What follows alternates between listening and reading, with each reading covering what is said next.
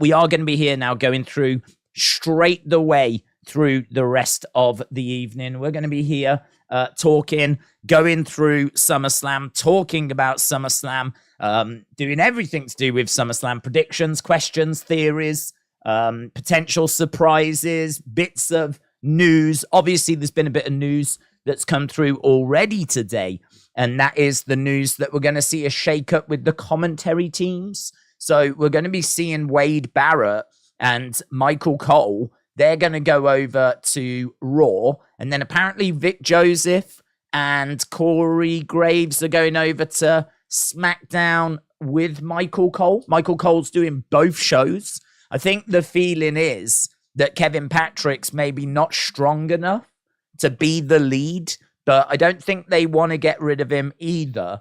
I'm wondering if Michael Cole has said, because he's the lead announcer, I wonder if he's come out with a comment, something along the lines of, we can get somewhere with this guy. We need to just stick with him. We need to bear with him.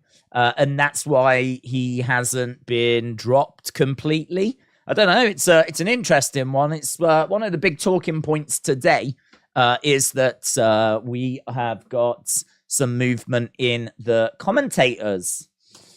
You are early, said Wrestling Dudes. Yes, always early for these streams, buds. Always. I mean, in all fairness, we're always an hour early when it comes to Raw and SmackDown. But when it comes to a premium live event, I mean, literally all I'm doing throughout the whole day is sat here waiting for it to begin. That is what I'm doing. So it's really no drama for me to start nice and early, get chatting away with you guys, get your thoughts, get your theories, see what the conversation is, throw a few ideas around, see what the news is, kind of box everything off as we get closer towards the big show. Samantha said, I live near Detroit. We drove to the city earlier today to check it out. It's absolute bananas. Had a baseball game going on, but there's so many people that are out and about. It is best to be home watching on TV, said Samantha. I'm loving that. I'm loving some of that behind the scenes in the local area type stuff. It was really cool for me, actually. I didn't get a chance to go to Money in the Bank, but I did get to kind of be in London at the time of Money in the Bank. And it was such a privilege to be in London when Money in the Bank was on and just get a taste of that vibe, because I've never had an opportunity. Well, I have, but I haven't had an opportunity to go to a pay-per-view, a WWE pay-per-view there, either in America, and the very rare ones that we've had over here in the UK. One was like, you know, when I was young, 92. And then the more recent ones, obviously, we've been streaming. So I don't want to not stream. So I'm at a point in my life now where I don't know if I'll ever go to a WWE pay-per-view. I suppose I should try and get to one at least once in my life. But I don't know when that's going to happen. So it was kind of cool for me to be in London when Money in the Bank was on and just get a taste of that that atmosphere. And I agree. It's such a special thing. It really is to be in the area where there's a pay-per-view going on. It's you just, as a wrestling fan, if you're in the area, you find yourself just being drawn towards wherever it's taking place because you just want to see the fans. You want to go to the shop. You want to see anything that WWE are doing. There might be some wrestlers that are floating around. You want all of that experience, and I can very much understand that. Riley, shout out to you. Hope you're well, my friends. Hello. I can see people joining us on TikTok, which is really, really cool. If you are on TikTok and you'd rather watch over there, then we are live on TikTok as well tonight. I'm going to keep that going. And basically we will be live on TikTok and on YouTube throughout the rest of the evening. It's going to take me a little while just to get comfortable, to be honest, because I have started a little earlier than even I was planning. But I'm only sat here waiting to begin, so I might as well begin. So, James Chadwick, shout out to you, my friend. I appreciate the support. Young Heath Ledger, shout out to you, my friend. I appreciate the support. Kieran, welcome. Shout out to you, buds. Ryan Gamba, said, Days, what is the best SummerSlam return ever? That's a good question. The best SummerSlam return ever. I mean, it's hard not to say. I think, was it Roman that came back at 2000, and he came back with a new attitude, and look what that launched. I mean, really the start of what we've had over these past 3 years. I mean, if you think about the pandemic, and you think about where we was as a product, the fact that there was no fans, the fact that everything was a bit flat, the fact that one of the most exciting things was fans being on screens in a Thunderdome, right? I mean, I don't know about you, but I don't look back on that very fondly. And so we were not in a great place. And so that's SummerSlam, where we get like Roman's return, and then it kickstarts everything that follows. Obviously, at Payback, he ends up getting the title. There was not sure if he was going to get involved in the match or not. He comes down to the ring, literally signing the contract. Maybe a few question marks as to, can you sign a contract to then enter a match that's already begun? Leave that to the lawyers. But I think for the sheer impact, it's probably got to be Roman. But I mean, we've had some really good returns in recent years. I mean, we've had Brock, we've had Becky, we've had Bayley. Obviously, the shock of Dakota. Wasn't expecting Dakota. I mean, she wasn't even in the company. She came like back to the company. So, but it's hard to look past Roman, isn't it? But it's hard to look past Roman. To boy123, hello my friend, I hope you're well. Said, Days are ready for tonight, hope you are well. I'm good, thank you. I am ready for tonight. We said that yesterday's SmackDown felt a little bit like a bonus ball. It wasn't the most exciting of shows, but it was fine. It served a purpose, gave us something to watch on a Friday night, but it's all about this tonight, isn't it? This is where the excitement is. And as we said, we can run through predictions, theories, questions, all of that stuff. So obviously we're primarily on YouTube, so I'm going to be spending most of my time in this direction, but I am not going to be ignoring TikTok. So I am going to occasionally keep glancing over and checking in with people over there. So yeah, I feel pretty ready. I feel ready. Technology wise, I feel ready. I've even sorted my sounds out again. So I've got the sounds up and running, because you deserve it. So yes, we've done a little bit of work behind the scenes. Mitchell, shout out to you, bud, said, I really wish that this Jey Roman match was just for the Tribal Chief title, not the belts. Jey winning Tribal Chief would be a perfect end to his story. Mitchell, shout out to you. We'll have to see how it goes. I was going to put the poll up asking people, who do you think wins that match? But instead I went with the question of who do you think's more likely to return? And I've gone with Bray, Big E, Randy, and Rock. So feel free to put in who you think is most likely to return. Who do you think is most likely? I know there might be a few names that you've got. You think, well, I think it's going to be them. But who do you think is the most likely? Who is the one that you think, yes, we're definitely seeing them tonight? Are we definitely seeing Bray? Are we definitely seeing Big E? Are we definitely seeing Randy? Are we definitely going to be seeing the other one who I can't remember? Rock, Rock. I feel like Bray is probably my pick of those four. But there's plenty of people thinking that there's going to be zero chance we see Bray tonight. So we'll see. We'll keep checking in with that poll. And then once the show actually starts, then I'll start doing polls for each individual match. So we'll do that as well. I saw Will over on... let me go up. There we go. I remember meeting you at the WWE pop-up shop in 2018. Will, shout out to you, my friends. Yeah, they did another one. We did another pop-up shop not long ago, Wrestling Shop Live. Did it for Money in the Bank. It was really good, really cool, really enjoyed it. And yeah, hopefully they do another. If they do another later in the year, I will definitely try and get to it. Jake Campbell said, are you expecting any returns? Well, I feel pretty good about Bray. That's one that I'm leaning towards. I feel pretty good about Bray. I feel like there's a chance that we could see. I mean, obviously the news came out about Big E, that he's been advised. This was brought up in yesterday's chat, but it dropped when we were live, so I hadn't seen it. And I have now seen it. So the news did come through yesterday that Big E has been advised by some doctors, not all doctors, some doctors, that he should not compete or should give up wrestling.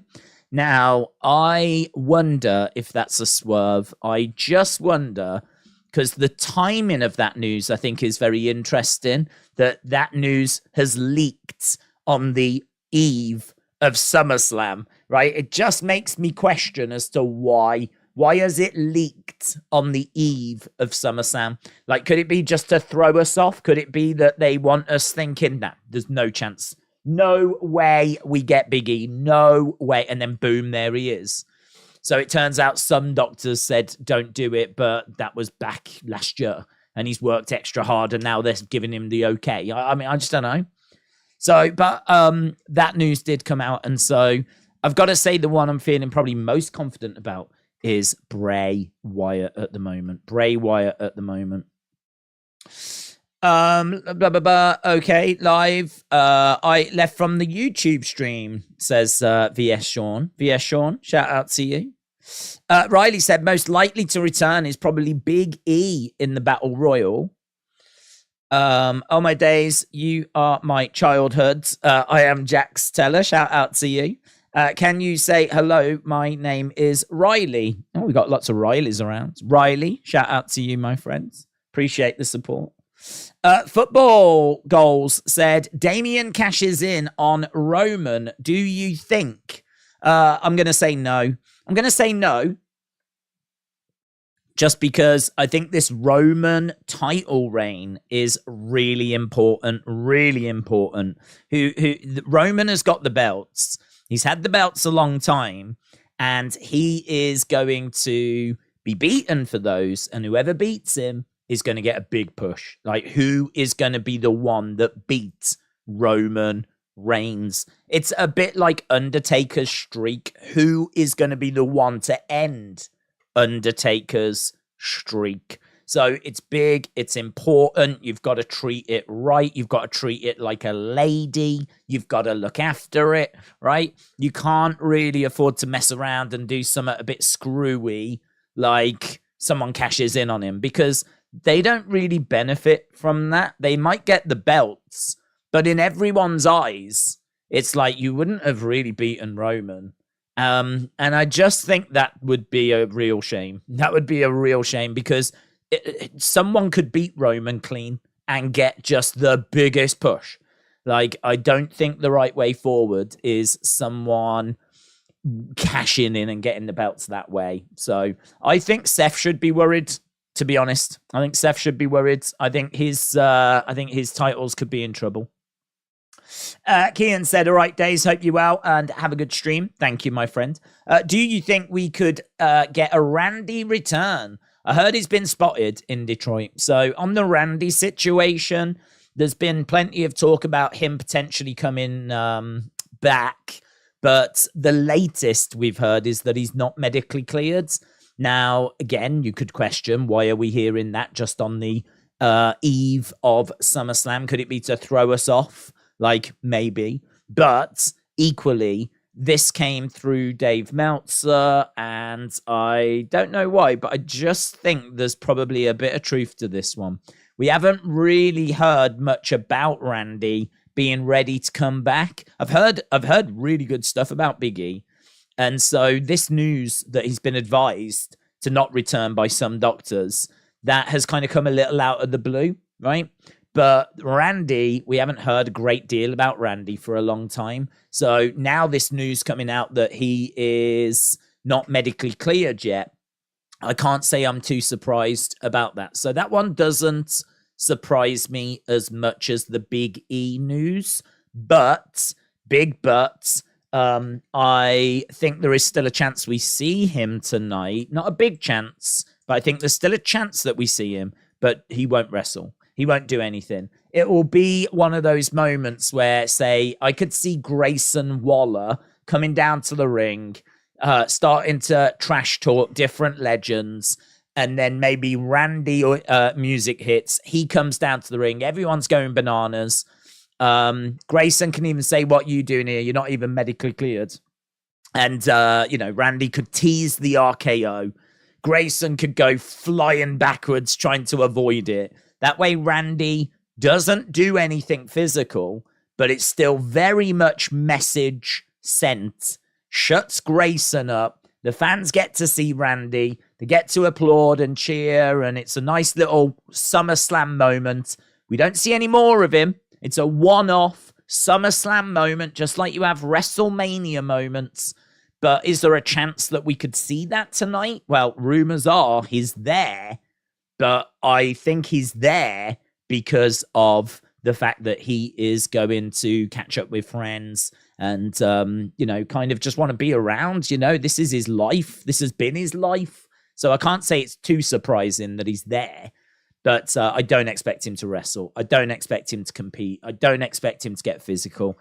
To be honest, I would say I don't even expect to see him. But I think there is a chance that we see him. So I remember when you were reacting to the WWE Championship on Blue Peter, says Marcus.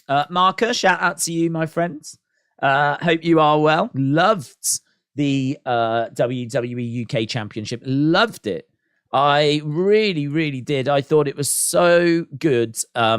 I loved NXT UK. I was a big supporter of that in the early stages. I think once it went to BT Studios and lockdown and all of that, and the crowd wasn't really around, they did start bringing a few people back, but just like I think everything in wrestling, it needed to get out of that. It needed to get back on the road. It needed to get back in front of crowds. It needed that energy. Wrestling without fans is nothing, right? The fans make everything, well, maybe not everything, but mostly everything about wrestling, like the atmosphere, the interactions, the energy. I think the fans kind of force the wrestlers to go to a different level as well. When the fans aren't around, I think the wrestlers can struggle to kind of find that extra motivation that sometimes is needed. And for me, I just think the pandemic, the lockdown, it was not a great time for any of the brands, not just WWE. But I think with NXT UK, I loved it. I was a big fan of it. I went to the takeover shows. I was there when Gunter made his debut when he was Volta. Went to the tournament, went to the Royal Albert Hall, watched the Royal Albert Hall shows as well. Went to a TV taping in Birmingham where I saw Rhea Ripley beat Toni Storm to become the first NXT UK women's champion. In fact, I was in the room. This is something I'm probably most proud of. I was in the room when the NXT UK champion was first crowned. That was Tyler Bate in 2017. I was in the room when the first NXT UK women's champion was crowned. That was Rhea Ripley in Birmingham. And then I was in the room when the first NXT UK tag champs were crowned. And if my memory serves me right, that was grizzled young veterans. So I was in the room for all of those. So I love NXT UK. Shame that it went away. Shame it couldn't get out of that studio. But apparently NXT Europe on the way. Triple H said there's been a slight delay to NXT Europe because of the sale and all that kind of stuff. But it is still happening and it's on the way. So NXT Europe apparently on the way. Henry Brown, shout out to you. I hope you are well, my friends. Ozzy said, I was at Money in the Bank. Amazing. I'm jealous. It was an amazing show. I am excited for tonight, says Henry. Noah said, I've watched you since I was 5. Now I'm 13. Noah, shout out to you. I know a lot of people at these kind of wrestling shop live events have always said to me, like, love the toy hunts, love the figure videos. And I did a wrestling shop live a little while ago, and that message was so received. I heard you, right? I heard you. And so you might have seen that I did a top 50 elite figure video that dropped on the channel. That's been getting some really good feedback. So I think people enjoyed that. I'm going to do a worst 20 coming up as well. I would do like a worst 50, but I've got to be honest, I don't really want to dwell too long on the bad figures. I know it's fun to look at the bad figures, but I think people are more excited about the good stuff because they want to get it for their collections. They want to grow they want to know what to buy. So I think people like to have a look at the bad stuff, but I don't think we need to like wallow in the bad stuff. So I've done a top 50 of the elites, a top 20 for the worst elites, but I'm looking at other stuff as well, other figure videos. We did the mystery truck video as well, monster truck, video that dropped on the channel the other day. And tomorrow,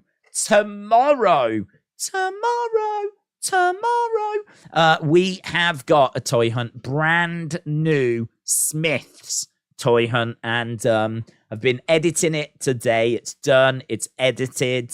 I really like it. I think it's fun. I think if you like the old toy hunts, I think you'll like this toy hunt. So I'm really excited about that. So as much as I'm excited for SummerSlam, I'm excited for everyone to check out tomorrow's toy hunt as well. So it's going to be a good weekend this weekend. Got a big pay-per-view, the fallout of that pay-per-view, and then the toy hunt tomorrow. And I know I keep saying it as well, but whilst I'm just thinking about it, we do a podcast on a Tuesday called the Wrestling Escape Pods. And that has always meant to be your podcast. That has always been meant primarily to be your podcast. But, and we do once in a while get in clips and videos and stuff like that. But if you want to send in your thoughts about SummerSlam and you want them to be played on the Wrestling Escape Pod channel on the episodes, then send like an audio or a video clip. Try and make like the sound as good as you can, the lighting as good as you can. Try and keep it about a minute, just because if we get loads, it's going to be hard to include them all if they're like all 5 minutes long. So try and make it about a minute. Try and make it as good audio, good picture as you can. If you want to just send audio, that's fine. But just send the clip over to wrestlingdays@gmail.com. And we'll do a big episode on Tuesday where we talk about SummerSlam, we talk about Raw, we talk about where we're going, what the future's going to look like. And it's not just me rabbiting away like I am now. It's going to be your thoughts, your comments, and we'll react to them, talk about them, throw them around, whatever. And yeah, that'll be good. So that's an opportunity for you to join in and take part of the Wrestling Escape Pods. Angel said, what time does it start? SummerSlam is going to be starting, I don't know, actually. I think, does the kickoff show start at 7? I think the kickoff show might be at 7 with the main show starting at 8 Eastern. We've started super early, but then we always start early for these premium live events so that we can get your thoughts. Jake said, I think there's genuinely a good chance Jey wins and then Damian cashes in. BB1980 said Rock is going to cost him against a guy at Royal Rumble. Cody Rhodes beats them at WrestleMania 40. Jake said, I've heard Bray isn't medically cleared either. UK people are about to fall asleep through the main event, said Oster. Oh, I think we're used to it now, buds. Yeah, pretty much every show when it comes to wrestling is on super, super late. So, yeah, in the UK, I think we're pretty much sorted for it. We know what to expect. Everbliss said, can you read my comments? Do you think if Randy returns, will we get Randy Orton, Grayson Waller? Well, I mean, if Randy comes back like full-time wrestling, say next year, then yes, I think there's a great chance we could get that match. But I'm not expecting that tonight. I'm not expecting Randy to be coming back and him, like, you know, getting in the ring and competing and all that stuff. So, but if he does come back, then yes, I think there's a great chance we could see that match. Right. Carlin, 1985, Gareth, shout out to you, my friend, said, have a great weekend and a great stream. Carlin, 1985, Gareth, appreciate the support, my friend. Williams said, I hope Triple T enjoys the show.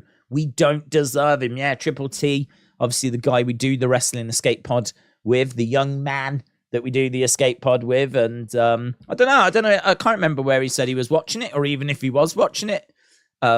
So he will certainly keep up with it so we can talk about it on Tuesday. But yeah, I don't know. I haven't heard from him, to be honest, as to where he's watching it, how he's watching it. But I'm sure he is somewhere, and I hope he enjoys it, of course.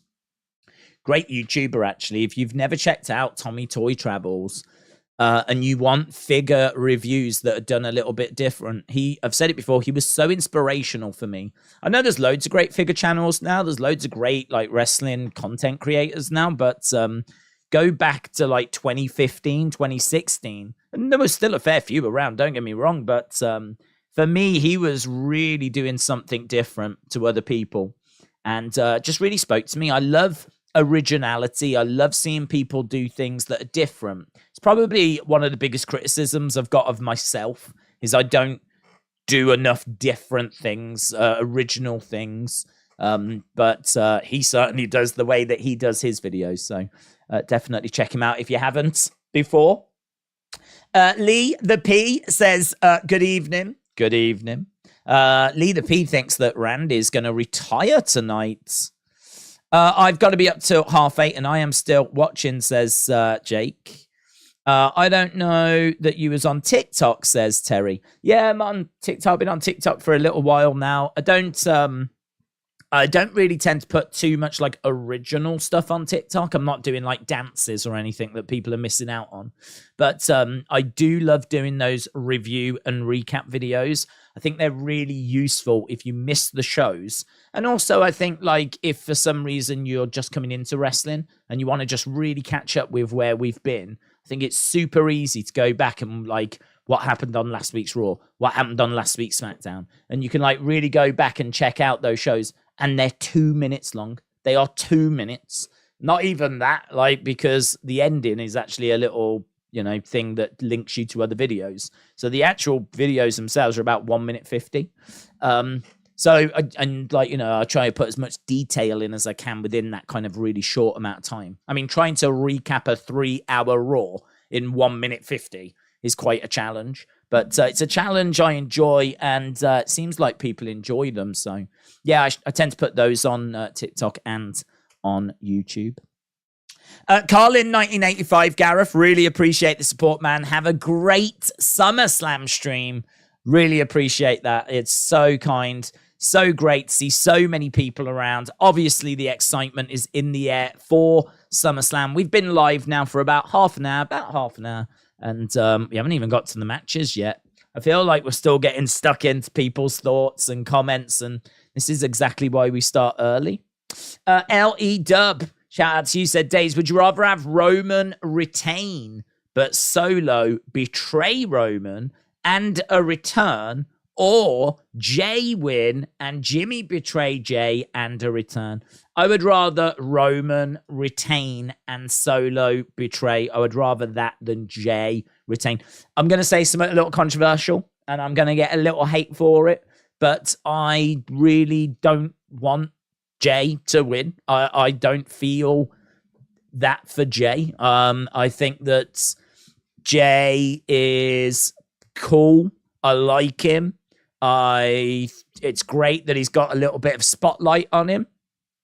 But like what we're talking about here is we're talking about him being the face of the company. We're talking about him being the guy, right? We're talking about him being the person with the belts, the tribal chief. He's like going to be the next Roman Reigns. And I can't be the only one that does not see that in him. I mean, like yesterday on SmackDown, he came down to the ring, interacted with the fans, blew himself up, right? He couldn't get a breath. He blew himself up when he came down and was like, gesturing to the fans. Got himself knackered. And then we had to wait for him to catch his breath. If you watch that segment again, he's like, there's even a bit where he goes on the microphone. He's like, I mean, it's not tribal chief stuff. And there's a couple of bits where like Paul Heyman has to jump in for him because he's struggling with the promo. He's just not quite got that ability that Roman has got. And it's unfair because when has Jey had an extended period of time on his own? He always comes in with a few lines in a little promo that he and his brother have done. Like, he has always been the other half of the Usos, right? So for him to now stand on his own, no Jimmy around, to have all this promo time and no one to bail him out, like, this is deep water stuff, right? This is deep water stuff that he's in now. And actually, I feel sorry for him because I just don't think he's been prepared for this. I don't think it's all well and good him going out with Roman and, you know, getting comfortable with that kind of a spotlight. But when does he cut these long promos? When does he get put into these high pressure situations on his own? Like, it's one thing if you're a solo star like Sammy or whatever, and you've done, like, you know, loads of different programs, different feuds. You had a run with the mid-card belt. You know, you know how you have to, you know, look after yourself and whatever as a solo star. I just don't see it in Jey, man. I just don't see it. I don't see it in him. I don't see that in him. If this was for like a mid-card belt, I think I'd feel a lot more comfortable with him winning. But this is to get all the titles and the tribal chief stuff and be the face of the company. And I don't know, man. I don't think they've done anywhere near enough to make me believe that he deserves this. Certainly not when I've just watched Cody lose and I've just watched Sami Zayn lose. Like, now all of a sudden I've got to get behind Jey being the one. So it might be a bit unpopular, but yeah, that's my feeling on it. If I was to choose, which way do you go? 100%, man. Roman wins. We go forward, and maybe next it's Roman Bray. Maybe next it's Roman Bray. I don't know if you do Roman solo as well at some point for the title. The only problem with that is that Solo might be a better option. I still don't think Solo's ready, but Solo might be a better option. I think he's definitely someone that you see being. It feels like he's a bit bigger. He's a bit, you know, meatier. He's got a bit more about him. We haven't heard promos, obviously, so don't know what he's like with that, but he's been having plenty of solo matches. So I don't know, man. We'll have to see how it goes, but I will be shocked if Jey gets the win tonight. I will be shocked. I'm really, you know, but then I said that about WrestleMania. I said I'll be shocked if Roman wins because it feels like Cody's going to finish the story. And I was certainly wrong on that one.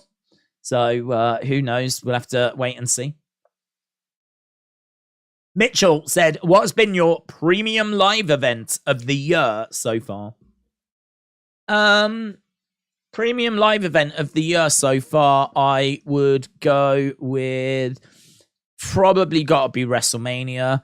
I mean, it's a bit unfair because that is 2 days. And, you know, I mean, there was so much stuff that went down at WrestleMania. I mean, we got that incredible Rhea Charlotte match. The tag match between Sammy and Kevin and the Usos was incredible. The single greatest moment in the history of wrestling took place this year.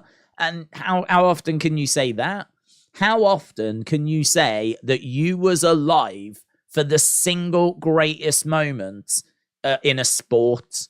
Like, it's incredible that we were all here, right? I don't think there was anyone that was born after WrestleMania that's watching right now, but we were all here when Shane McMahon came down to the ring, got into a match, and completely blew his quad, right? Went down. Everyone looked confused. No one quite knew what to do, apart from Snoop Dogg. Snoop Dogg, who took it upon himself after a bit of encouragement from the cameraman to get into the ring and then, like, finish the job and drop, like, the worst people's elbow that's ever been recorded in the history of not just wrestling, but anywhere. Even kids at home doing it in their bedrooms have not dropped people elbows as bad as what Snoop Dogg did at WrestleMania. It's the single greatest moment in the history of wrestling. I think it might be the single greatest moment in the history of television.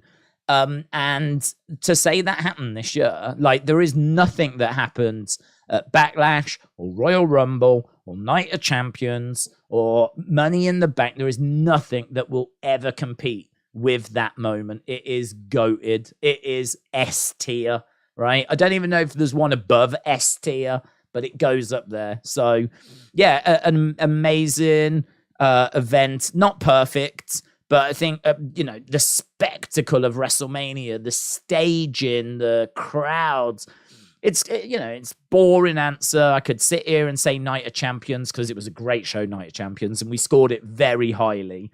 So I could sit here and say Night of Champions, but it's got to be WrestleMania, hasn't it? It's got to be WrestleMania. WrestleMania's 2 days. The King is Piers. Shout out to you. William said, what matches have been on? Nothing, William. You've missed nothing. So good timing. WWE Figs Collector said, I believe Roman is meant to be having a few months off. He is a part-timer. What time will it start in the UK, said Jordan? Well, in the UK, SummerSlam will kick off at about 1 a.m. So right now it's coming up to 20 to 10. Obviously, we've got a kickoff show to get through as well. So we've got a kickoff show to enjoy. We've got, obviously, we haven't even spoke about the matches, predictions, loads of stuff to go through. We always start at least an hour before the kickoff show. Tonight, we've just broken the doors down and gone even earlier. So, yeah, exciting. Jake said, Big E is rumored to never get medically cleared and get offered a commentary role.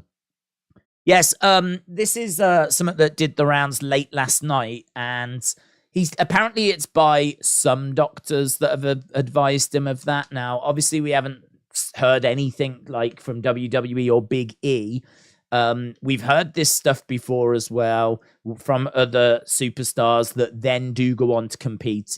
I think he's going to have to be super careful. He might have to work a reduced schedule. He might not return at all, but I don't know. I would be surprised if he never returned again. But then, immediately my brain goes to Jason Jordan of American Alpha fame, who was in American Alpha with Chad Gable. He picked up an injury and he has not competed again. He actually works as like a backstage producer now. So unfortunately, it is the case that this can happen. And it can be a case that, unfortunately, people do get ruled out. So obviously, we don't want that to be Big E. I'm hoping it won't be Big E. I'm still got hope for Big E. But that was not a good report to see last night. What's your opinion on how the main event will play out and the fallout of the match? I think that Roman is going to be victorious. I think that he'll then start beating up Jey, and then I'm guessing Bray arrives, comes back, stops Roman, confronts Roman, and then boom, that's how we get Roman away from the Usos. What Jey does next, I don't know. What Jimmy does next, I don't know. Maybe they just get a little bit of time off, which I think would be fine. We've had a lot of them over the years, so they definitely deserve a little bit of time, a little bit of a break.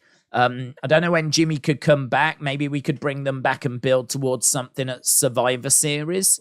But I think Payback, I feel pretty good. Roman, Bray at Payback. I feel pretty good. Roman versus Bray. Richard Jr., shout out to you, said no returns tonight. Spoiler, Bianca wins, plus Styles or Tommaso win the Battle Royal. Okay, this is interesting. Seth wins, Brock wins, Jey Uso is stopped by Styles, Jey talks to Styles. Huh? Bianca wins, okay.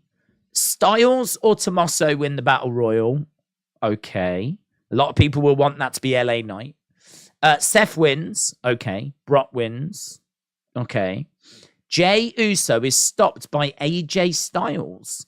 Jey talks to Styles. Don't know quite what you mean by that last bit, but can't see it.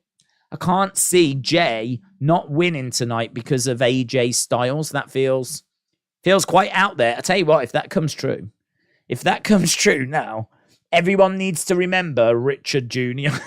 Everyone needs to remember Richard Jr. He definitely called it if that's what goes down tonight. Because that's not my prediction. But yeah, you've definitely called it if that's what goes down tonight, buds. So, Richard Jr., shout out to you, man. What's your prediction for SummerSlam? Are you watching Jake Diaz? My prediction for SummerSlam, which part of SummerSlam? I mean, I can quickly run through the SummerSlam cards and just give you my quick. I mean, my predictions are on the channel. Whenever there's a big show, I always put the predictions up about a week before. I put it up as a little short so that, like, you know, super easy for people. That went on TikTok as well, actually. So yeah, my predictions are out there. They've been out there for about a week, but I'm happy to run through the cards if I can find them. SummerSlam 2023. Here we go. So the matches we have got. This is what we've got to look forward to tonight. We've got the Battle Royal, okay? 25-person Battle Royal. We don't know everyone that's in it. But there was 9 names announced on the graphic last night. I'm thinking LA Knight, right? I'm thinking LA Knight wins it. If he doesn't win it, right, I'm not bothered. Because if he doesn't win it, first of all, I'm not the biggest LA Knight fan anyway, right? I don't hate him, but I'm just not a massive fan. So it doesn't really bother me if he wins it or doesn't win it. But if he doesn't win it, as long as it sets up a feud for him, as long as what comes next is something noteworthy, right? As long as he doesn't just get chucked out and that's it, like we go, oh, that's it, right? As long as it's like he's brawling with someone and it's clearly the start of a feud, then I think for me that would be fine. And then whoever goes on to win it, hopefully that will set some up for them as well. So I'd be all right if he didn't win it, but I just think the noise is so loud. I would be surprised if they don't go LA Knight, right? Ronda Rousey against Shayna. I'm going Shayna. Gunter against Drew. I'm going Gunter. Ricochet versus Logan. I'm going Logan. Reason being because I think he needs a win. Well, he doesn't need a win. I certainly don't want him to win. I want Ricochet to win, but I think that how many times can you just keep giving Logan L's, right? He lost to Roman. He lost to Seth. Is he going to lose to Ricochet now? I mean, I would have him lose to Ricochet, but are WWE going to have him lose to Ricochet? So I'm going to say Logan. Roman against Jey. I'm going to say Roman, but Bray appears after to set up that feud. Asuka, Charlotte, Bianca. I'm going to say Asuka because Charlotte can't be a 15-time champ yet. Bianca just had the belt. She had it for a while. Are we really going back there? You might as well, go with Asuka, who claims to have a plan. She's got a plan. So I don't know what her plan is, but she claims to have a plan.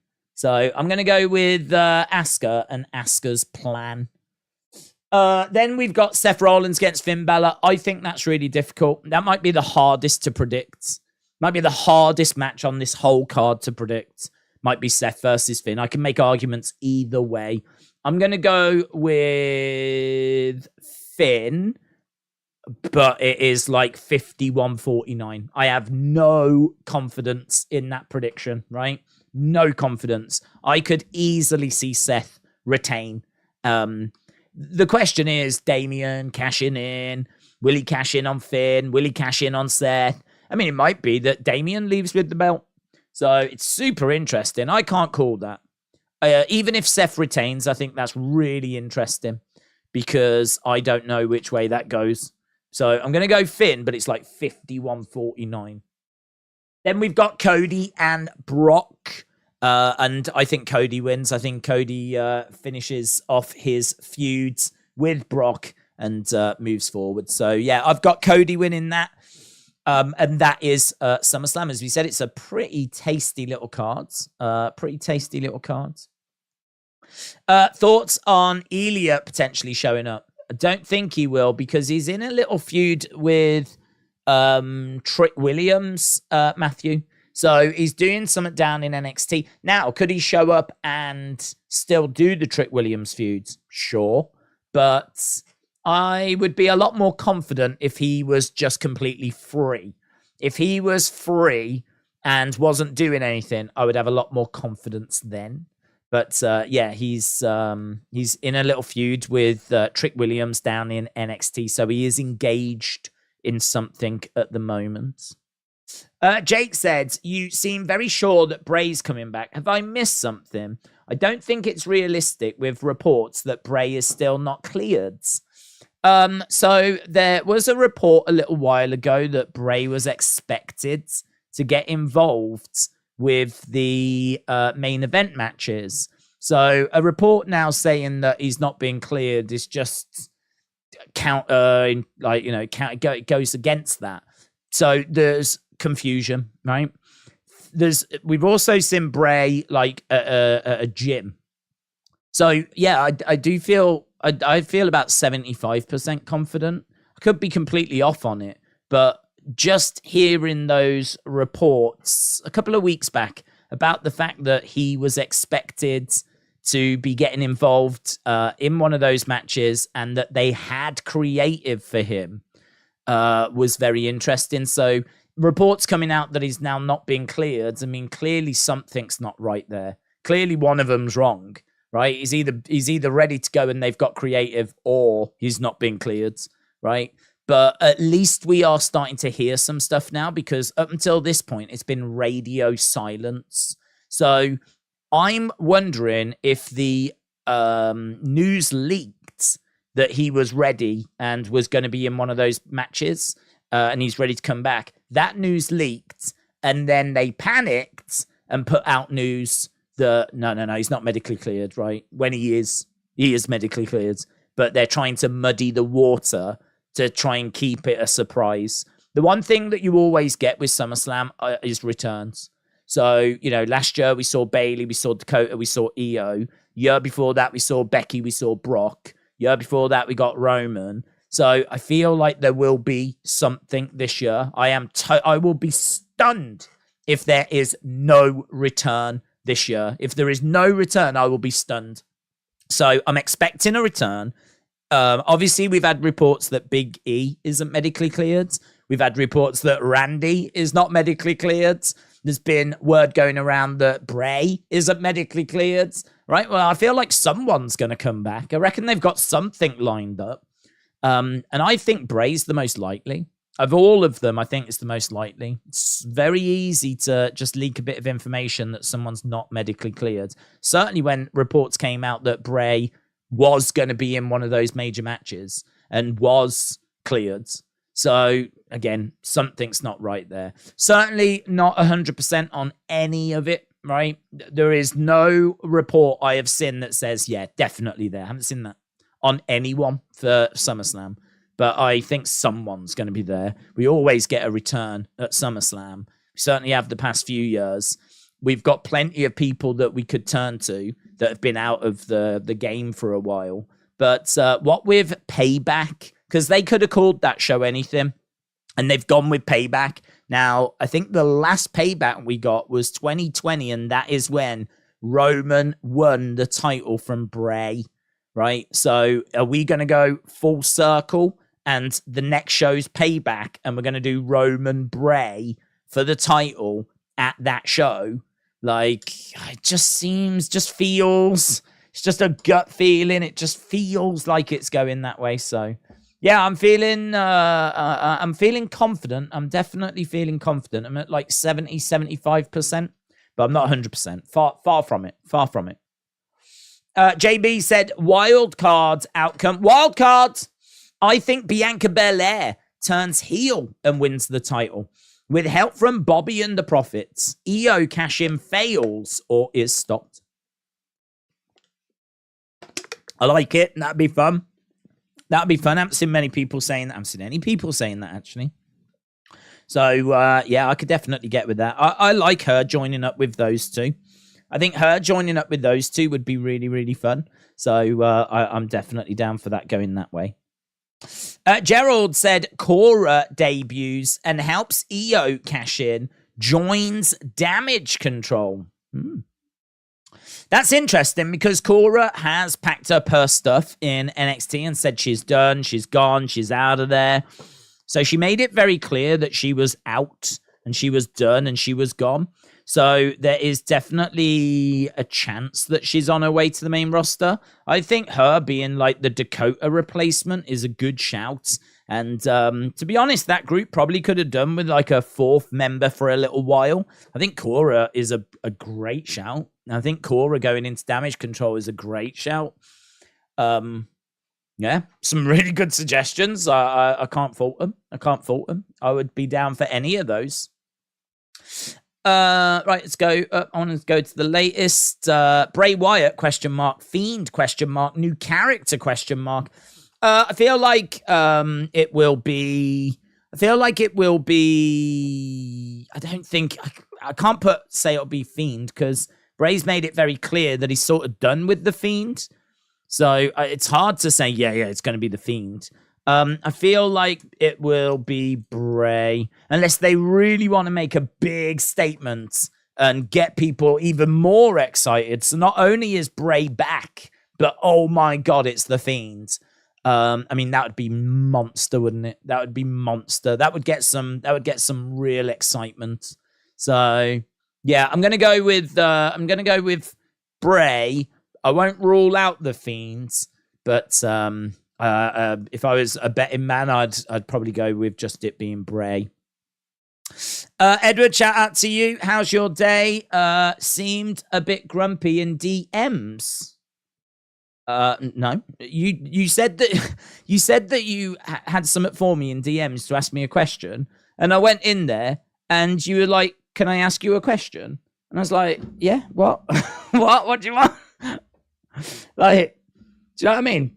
If you've got a question, ask a question. Don't go, I'm going to ask you a question. Okay, what's the question? Okay, well, can I ask the question now? Yeah, ask the question. Yeah, but are you busy? No, just ask the question. Yeah, but I don't want to disturb you. Yeah, but just ask the question. If SummerSlam does have a return, it has to be someone mind-blowing, said Jaden. Maybe someone hasn't been in WWE for a long time, says Jaden. Are you doing KSI Tommy Fury, says Mohammed. That's too far into the future. I mean, I'm interested in it, but right now I'm focused on SummerSlam. I tend to just really focus on this week. While I want Io to succeed, said Gerald, in her cash-in, a failed women's cash-in would be interesting. Jerry said, do you think The Rock returns tonight? I don't think he returns in the sense of he's back and he's going to do a few things. But could we see The Rock tonight? I think there's a chance we could see The Rock tonight. The reason why I say that is because I think there is a writer's strike at the moment, which means a lot of projects are on hold. They're being paused. Now, I think he is definitely not going to want to get injured, right? Because if he gets injured, it could really set back like film projects. It could derail different projects. I mean, it's just not worth it. It's not worth him doing a little something just to get injured. So no physicality, right? But if it was a case of like Grayson Wallace trashing The Rock and then, if you smell, could you imagine that moment? If you smell, and then like out he comes at SummerSlam after not being at WrestleMania, and we haven't seen him for a few years. In fact, I don't even know if we've seen him this side of the pandemic. So it's been a hot minute, man, since we've seen The Rock. So if there is that break in his schedule, I know everyone wants him and Roman. I want him and Roman, but realistically, if this is just going to be a one-off appearance because he's got a window of opportunity, then him getting in the ring with Grayson and Grayson doing a Grayson Waller effect at SummerSlam. Don't forget, this is the same Grayson that appeared at Money in the Bank and we weren't expecting him, and then out came John Cena who we obviously wasn't expecting either, right? This is the same Grayson that had one of his first match. I think it was his first match against Edge on the main roster. They see big things in Grayson. Clearly, they see big things. Look at the people they are putting him in the ring with. Look at the people that he is working with. It must be dreamland for him, right? So could I see Grayson coming out and The Rock interrupting? Yes, I can. I can see it. Do I think it'll happen? Well, that gets harder, doesn't it? Because, is he free? I don't know. Is The Rock available? He could be filming something right now and just not free, not available. Impossible. Not going to happen. Get over it, right? But I think with this writer's strike and the fact that he could come in and not have to do anything physical, just provide a little bit of a moment. Triple H has said as well, The Rock loves the energy, that feeling. You don't get that from Hollywoods. When you walk out into a stadium full of people, and like the hairs on your arms stand up and everything, you're not getting that when you're filming a scene, right? You might not even be getting that when you go to a film premiere. You might get a little taste of it, but it ain't the same as walking out in front of 60, 70,000 people going banana, right? So Triple H has said this is in his blood. He loves it. He'll be back. He needs this. Everyone just needs that. He said this about John Cena. Cena was in the area. He just needed that little hit. It was a great surprise for the fans, and Cena was around, and he needed that little, sometimes you do. And WWE are always happy to find room for like a Rock or a John Cena. So it's going to be interesting. Maybe I'm thinking a bit too big, but this is SummerSlam. This is the second or third biggest pay-per-view of the year. Second or third. You've obviously got WrestleMania, and then it's down to whether it's Rumble or SummerSlam, right, as the next biggest. But no one would disagree that this is the big three, right? It used to be the big four because of Survivor Series, but Survivor Series has fallen away hard, man. Survivor Series has fallen away real hard. I'd like to see what they're going to do with it. Needs to be in a stadium. Need to get Survivor Series. Treat it like one of the big four. Get it into a stadium. Treat it like SummerSlam. Treat it like WrestleMania. Hard because of the time of year, I would imagine. But I don't know. There must be somewhere hot in the world. There must be somewhere that's got the sun at that time that you can go to. I think we can dream big. I think we can dare to dream tonight. AWC Legends said, what time does the show start? Main show starts at 1. Kickoff show at 12. This is UK time. 1 a.m. 12 midnight for the kickoff show. Right now, it is just coming up to 10. So just about 2 hours. We've already done an hour. We've already done over an hour. So we are about 2 hours away from the kickoff show. And it'll soon go. Don't you worry about that. It'll soon go. Dave's thoughts on Rikishi betraying Jey, siding with Solo and Roman, telling Jey to acknowledge his tribal chief Roman Reigns, says Ronnie. Can't see it, to be honest. Can't see it. I don't expect too many bells and whistles like that. I mean, obviously I'm expecting Jimmy. I'm expecting Solo. I can't say that I'm expecting Rikishi to be involved. We wasn't seeing Rikishi. There's been plenty of opportunity for Rikishi to come in, and we haven't seen it. So I can't say that I'm expecting it tonight. We did get to see him on the video package. He definitely made a little appearance on that on SmackDown, but actually seeing him there in person, I don't know. I'd file that in the unlikely column, filing it in unlikely. If you are joining us on YouTube as well, big shout out to everyone over there. Obviously, shout out to our TikTok friends as well. But if you're on YouTube, leave a like if you haven't. We're trying to get to 1,000 likes tonight. So we're an hour in and we're at 348. 348. We're an hour in and we're at 348. We could smash this tonight, right? And it really helps the stream as well. It's really, really appreciated. Ash through that 1,000. Right, Miss Clown said, the cookie is crumbling. Let's go. Let's go. Shane said, are you watching Jake Paul Diaz? Nope. My full attention has to be on SummerSlam. There's no way that you can watch anything else at the same time as this show. I actually don't know if like Jake and Diaz might be on after SummerSlam. I actually don't know. I didn't even get as far enough into doing any kind of research to see what time that starts. But normally it's something we would cover. Normally I would be right there and we'd be watching it. But going up against the second or third biggest WWE show of the year, forget about it. What match are you most looking forward to, says L.E. Dub. Well, I think from a technical point of view, it's going to be Gunther and Drew. I think if we could only have to look at Clash at the Castle to see how amazing that was. With Gunther and Sheamus, and tonight can be equally as good as that, right? If you think about it, Drew was in the main event of Clash at the Castle, got cheated, right, and in the main event, and then Sheamus lost, obviously, against Sheamus. Gunther won against Sheamus, and so you've got arguably the two biggest matches from Clash at the Castle. Right, the two championship matches. You got two of the competitors now going up against each other here. Can Drew be the one to beat Gunther? I don't think he stands a chance. I think Gunther's breaking that record. He hasn't got to kind of keep the title for that long. So I think he's going to break that record. But I think that tonight could be an amazing match. I think back to Clash, and I think back to that match with Sheamus and how incredible it was. And honestly, we could be looking at a match of the year contender right there. So from a technical in-ring point of view, that's the match I'm most excited for. From a storyline, oh my God, what's going to happen point of view, there's a couple, actually.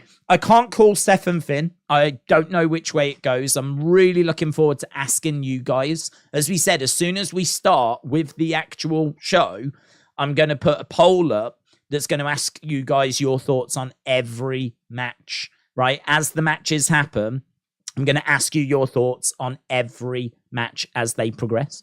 And so I'm really looking forward to seeing what you lot are going to say about the Seth and the Finn one. We'll obviously have to wait a little bit till we get to that, but it's all right. We've got plenty of time. So Damian might cash in, Finn might win, Seth might win. I think the match will still be good. I don't think it'll be Gunther Drew level, but there's so many different twists and turns. And then of course the other one is for the tribal chief and for the championships. What's going to happen there? Which way is that going to go? So like the main event, is Bray going to come back? Is Jimmy getting involved? Is Jimmy going to turn on Jey? Is Solo turning on Roman? Is Roman winning? Is Jey winning? Are we getting a new tribal chief?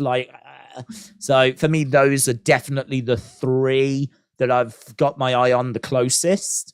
The two world title matches, the two world title matches and the Intercontinental title match. So the matches I'm most interested in, just by chance, are those major title matches. So it's going to be good, man. BBB Yipsy said, I want to see The Rock doing a video package. Send who he calls his uncle who lived with him and Aku. Watch Roman and Solo be very scared. I know it will not happen, but I would love that. So you want to see Haku come in, right? Jeff said, 8 million chatting with my original WWE lady again. This is Jeff. I need to start making money. I live in insane accommodation. Jeff, shout out to you. Macarai said, I'm going to sleep till SummerSlam. Okay, no worries. See you in a bit. Kyle said, Days, this question was probably asked before, but who do you think is returning? I'm going Bray. I felt pretty good for Big E. Then we did get those news reports that Big E was suffering some heartbreaking news that potentially he's been told by his doctors that it ain't happening for him. So I don't know what's happening there. Randy, I mean, I don't think he's been close to being medically cleared at any point. So Randy is someone that I didn't expect to see in ring. I mean, there's a chance he could come out and wave, or he could come to the ring and just do a promo.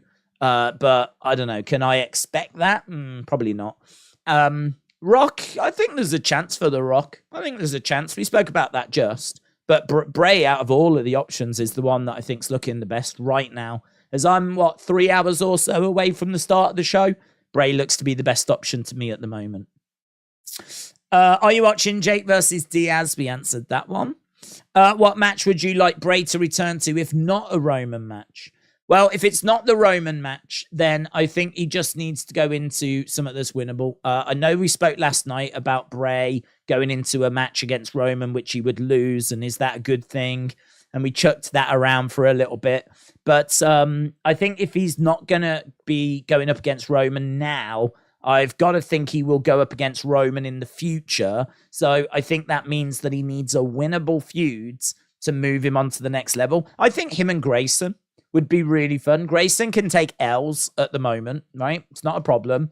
And I think Grayson is someone that is very cheeky, very animated. You can just imagine Bray doing some stuff that's going to freak Grayson out. And it's Grayson is a warm, beatable body with great reactions. He's a lot of fun.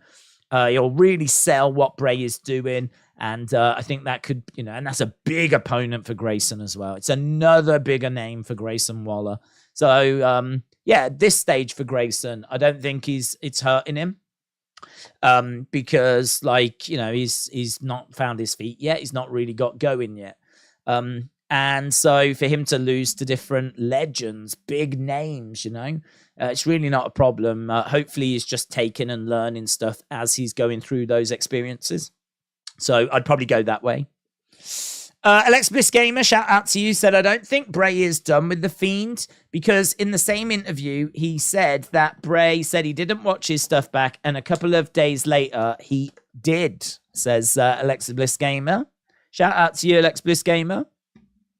Eben said, thoughts on switching Bray to Raw and have him interfere with the winner of Seth and Finn? I'd be down for that. Yeah, I don't mind which brand Bray is on. I don't think he has to go up against Roman, although it is a nice full circle thing. So, yeah, I honestly, I don't mind which way we go with Bray. I just want the story to make more sense. I think the problem with the Bray story was it's very confusing. To the point where you sort of felt like you had it. I felt like I understood it, but I still had questions. So the way I understood the story was that Bray came back, someone came back with him, and we don't know where Uncle Howdy came from. Then he was trying to say, you're a liar, stop trying to pretend that you're not the person that you was. And then it seemed to take one Sister Abigail from Uncle Howdy to change Bray's mind. Howdy got in the ring, delivered a Sister Abigail, and then the next week, Bray was acting all like, run and all that kind of stuff. And he seemed to remember who he was. And then he started saying, you've just got to revel in who you are and all that. And then we started to get the fun house. And then him and Howdy appeared to be on the same page and obviously worked together at the Rumble. They seemed to be working together when in the early stages of the Bobby feud as well. So the story doesn't feel like a very good story because we got no explanation as to who Uncle Howdy is. We don't know where Uncle Howdy came from. We don't know how long Uncle Howdy has been around for. I still don't know why the Uncle Howdy mask changed a few times, unless they just thought it was trash and they wanted to make it look better, because there was a full mask and then they cut this bit out here and they changed it. Then you've got that other mask, which is a completely different mask, which is the one that, do you remember when LA Knight got kidnapped and we saw someone that looked like Bray in the changing room and he had a mask on? And then you've got the other mask, which is the mask that Bray puts on in the Royal Rumble in the Pitch Black match, which is a different mask, seemingly a different persona, which we never fully got introduced to. And I know that you can sit there and say, yeah, but, all these questions would be answered eventually. I get that. I understand that. But when he came back in, was it September? And you've had like October, November, December, January, February. I think he goes missing in March. It's February and March. We're talking about 4-5 months of storytelling, which really didn't achieve a lot. It didn't achieve a great deal. It was very, very slow. Very, very slow, which I'm fine with. Fine with slow, right? Bloodline has been slow. Fine with slow. But if you're going to do slow, at least make sure that it is really compelling, really satisfying as you're going along. I mean, Bloodline, every time we watch a major Bloodline segment, you're just on the edge of your seat. You're super compelled. You're super like, oh my God, which way is this going to go? Did you see that look that he just gave it? And like, you're so involved and it is gripping. And I just, I cannot say that for the Uncle Howdy story, that it was like super edge of the seat, gripping, compelling, all that kind of stuff. So I've always said I applaud Bray for trying something new and trying something different. But that for me was a swing and a miss with the Uncle Howdy story. And the really frustrating thing is that we was really getting somewhere with it because he now remembered who he was. He was working with Uncle Howdy. We were getting Firefly Funhouse matches, or Firefly Funhouse segments, sorry. And we were getting all that stuff. And then he goes and he's done. And we haven't seen him since. And we were just getting to, we got like one proper Funhouse, which was great. Who opened the door, and there's like Undertaker versus Undertaker, the figures. And you got Uncle Howdy doing the weather, but the weather map's all altered. And then you've got like, old stories that are being told about serpents and things, which people had fun looking into. There's, you got like a good Funhouse. We've had one good Funhouse segment. And just as it felt like we were getting to the good stuff and we were getting somewhere interesting, bang, done. Gone. Don't know what happens. Hope he's all right. So, yeah, I want him to come back. And I want him to either, I don't mind, stick with what you were doing, but just, oh God, tighten it so much, right? Make it more compelling. Make it a bit snappier. Make it a bit more satisfying, right? Explain things. Who the flip is Uncle Howdy? Who is he? Where's he come from? Has he always been around? Does Bray follow him? Does he follow Bray? Are they brothers? Are we meant to know they're brothers? Right? He's called Uncle Howdy. Is it his uncle? Like, who is he? So, like, explain it. Tell me. Like, let me know what's going on. Fill in the blanks. Not all the blanks. I understand you're going to leave some blanks, being blanks, but give me something. So, yeah, if he goes back to that, fine, but do a better job. If he brings in The Fiend, fine, because people love The Fiend, and that's super easy. You will have to just answer where Howdy's gone, unless Howdy's going to be around as well. I mean, you could always just drop The Fiend into the current situation, but then what's the relationship between Howdy and The Fiend? What's that relationship? What's the relationship between Bray and Howdy? What are we doing with Alexa? Will there be a replacement for Alexa? Are we still doing Funhouse stuff? Is there a Wyatt 6? We've seen lots of little teases, lots of sixes. Is there a Wyatt 6? Are we going in that direction? So I tell you what, just about 1 billion questions and about, 5 answers to those 1 billion questions. That's I feel like that's the Bray Wyatt situation. So I really want him to come back. I really want to get going on really getting stuck into this. If I was producing this and in the creative team for this, I would sit down with Bray and I would just say to you what I just said there. I would put that to him and I'd be like, look, I know that you like people to, ponder things, question things. We can still absolutely do that. You do great work with putting little things in the background, the little quotes that you have, the signs and little messages, whatever, that you hide. I mean, if you want to do some more QR codes or whatever, we can explore all of these things. But the core of the story, the actual main part, the structure of the story has got to be better explained. You can't have big gaping question marks around who Uncle Howdy is, right? Anymore, because they got on the same page. If they still weren't quite on the same page and the whole thing was just trying to figure out who he was, I could understand that. But that's not the story, because they got onto the same page. They were working together, and it still was not explained as to who Uncle Howdy was. So, yeah, I just want better from all of that. But big credit to him for actually, like, you know, doing something that was original, and not just coming back and doing more Funhouse, more Fiend, more of the same stuff. You know, he was trying to be original, trying something different, trying to paint a new picture. I've got a lot of respect for that. Febin said Days wouldn't return in to cost or attack Finn after he wins the title, be in line with the full circle thing. We know Finn was the Fiend's first target. Yeah, I mean, like, it would be full circle going back to the Fiend's debut. I don't know if that's the circle people want completed, because there's lots of potential circles. The circles everywhere. I think the circle that people want completed is the one regarding the title. Bray lost that title in a triple threat.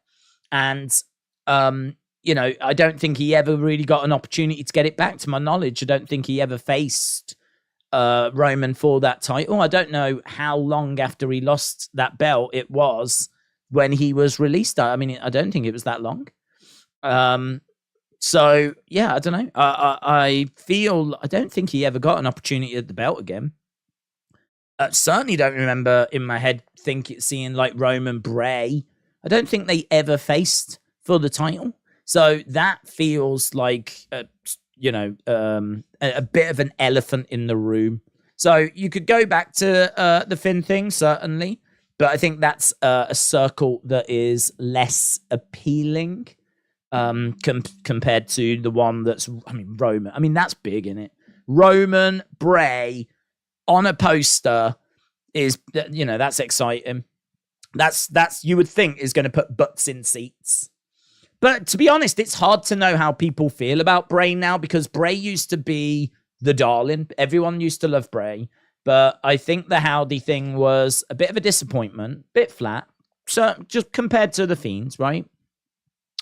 And then, like, obviously he's been away. And then you've got other people that have come along. I mean, like, flavor of the month right now is LA Knight. People are into LA Knight. So, you know, there's not the same clamor for Bray that we saw in the past, because he came back, did something that didn't knock it out the park. And then LA Knight has come and stole everyone's attention. So he's got a bit of work to do, Bray.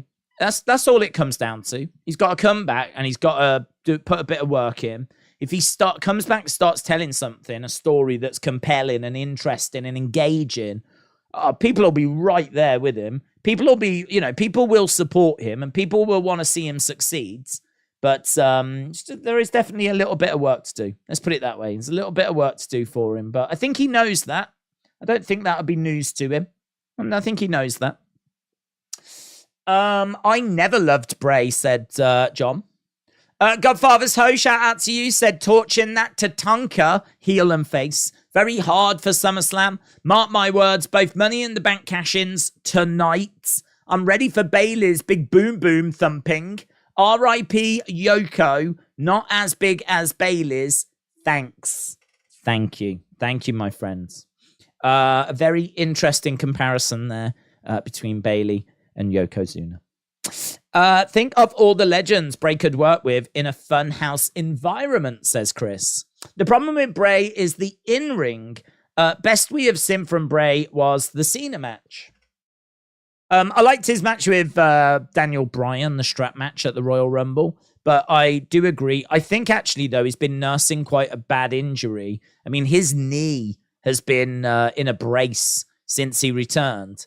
And it really wouldn't surprise me if his mobility was limited and if his in-ring was really severely limited, because we didn't see hardly anything out of him in-ring wise. I mean, we got one he came back like September, October. His first match was at the end of January. I know he was doing a few other like house show matches, whatever, but I think even those were not the lengthiest of encounters, right?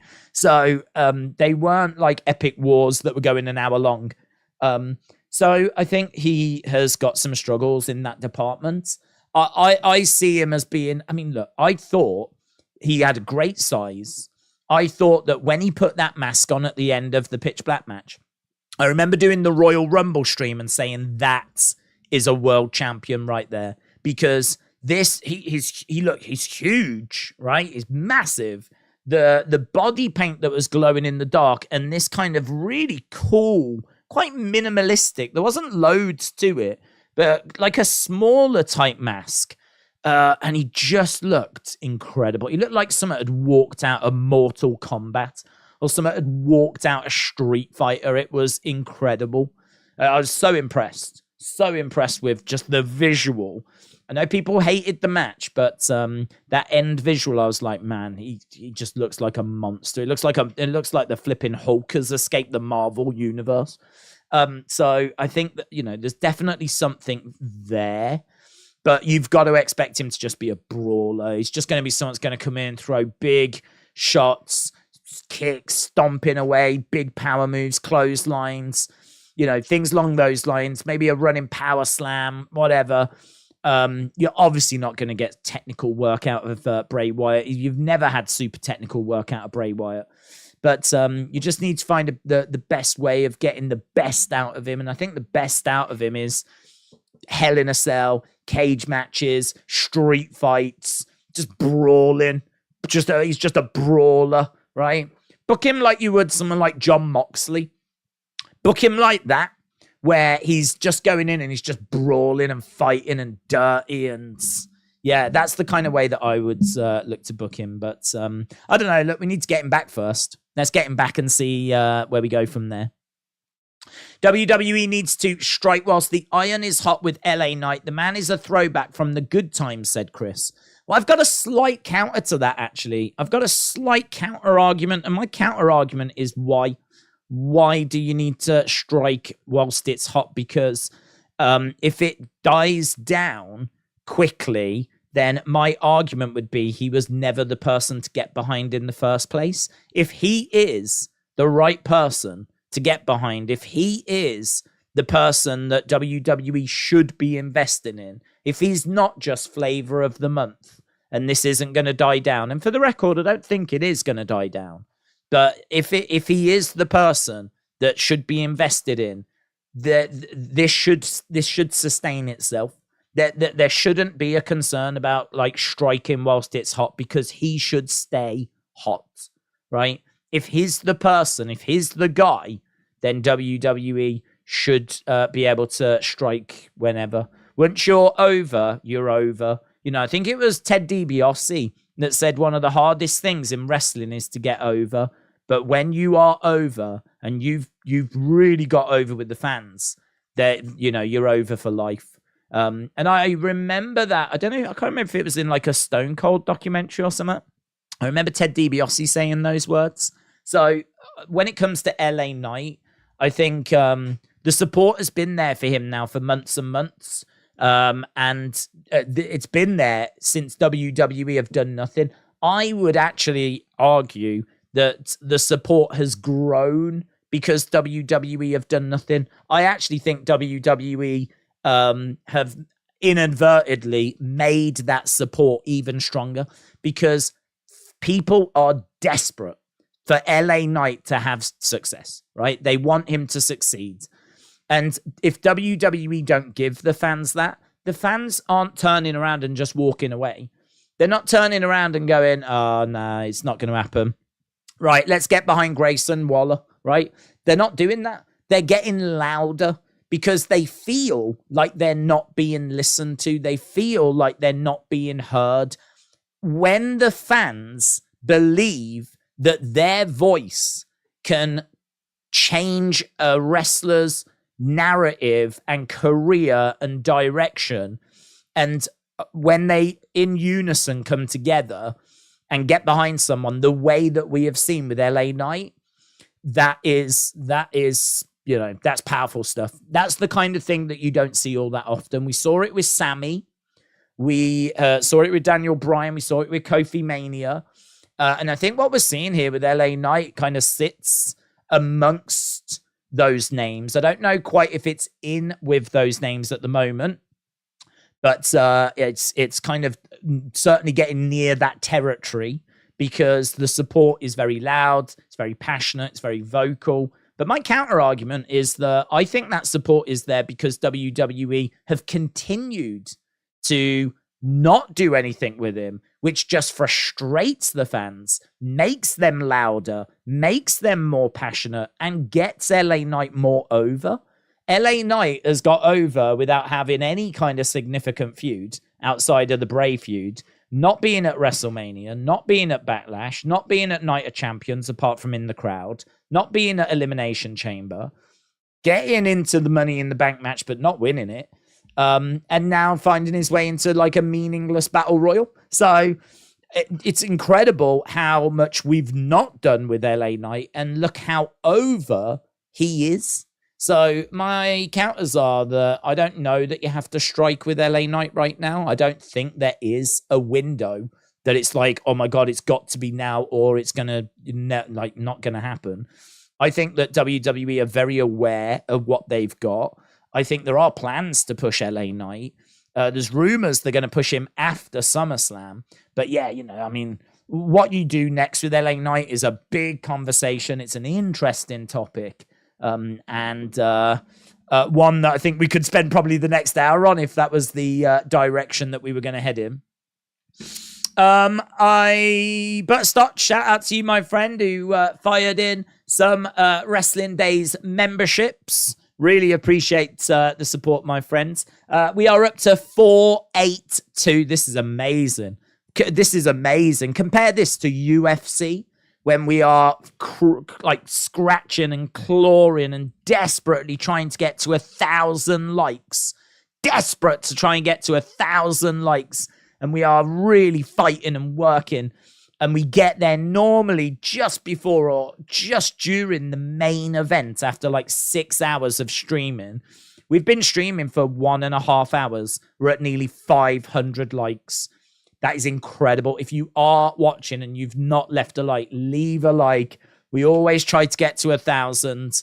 I didn't know if that would be possible tonight, but you lot have turned up, turned out, and you're doing an incredible job. The support is amazing and really is appreciated. So a big thank you to everyone on TikTok, my TikTok brothers and sisters. Keegan, shout out to you. Chris, no, it was a great conversation, but I enjoyed having these types of conversations. It's I always talk to people in the chat as if I would if I'm in the pub. That's the way I think about it. So, you know, when someone puts something in and we go, well, I'm not sure about that because, you know, what about this? What about that? What about this? That is exactly the type of thing I do with friends down the pub, have done with friends down the pub. It's where you've got a pint and you're just chucking ideas around, theories around. Yeah, I think it's, you know, that's what I like to bring in here when I'm talking to you guys. Bring that kind of a, yeah, but what about this? Yeah, but what about that? Yeah, but blah, blah, blah, blah, blah, blah. And you never quite know where the conversation's going to go, but normally ends up somewhere juicy. So appreciate you bringing that topic in, Chris. It was a real good one. As we said, one that we could have spent even longer on. Who knows? We might go back to it. Delwyn, shout out to you, my friend. That's an incredible donation. So supportive. Just amazing, Delwyn. Really appreciate the support, man. So, Delwyn showing so much love to the channel. And honestly, the channel really appreciates it. It really appreciates it. Days, I've DM'd you on Twitter the pictures I brought of an amazing Seth Ultimate Edition, Series 17. I love it. And WWE, WWF Hasbro figures, retro customs of Cody with the torn pec and without, Seth wearing dusty gear, Brock Roman with the new... Jeez, you got quite the haul, haven't you? You've had quite the haul. Let me have a look then and see what I can find. We have got... You say that... Did you say you sent it over at... where did you say you send it, Delwyn? On Twitter? Oh, yeah. I got them. Yeah, there's... Unfortunately, TikTok friends won't be able to see these. Because it is... they're the JPEG large images, which won't let me... won't let me save. Can I download them? Will that download them? If I click there, report, delete, no. It won't let me download them, but if I try to download them, the images, it saves as like either a web page, which is no good, or it saves as like a JPEG large, which is not a file that will let me go into this stream. So, and I don't want a window capture because then obviously it's going to show like DMs and stuff. I ain't got nothing in my DMs that I don't want to show, but there might be some stuff in there that people don't want sharing. That makes it sound bad now, though, doesn't it? That makes it sound bad. Oh, I'll just do it. Just do it. Let's go. Window capture. Yeah.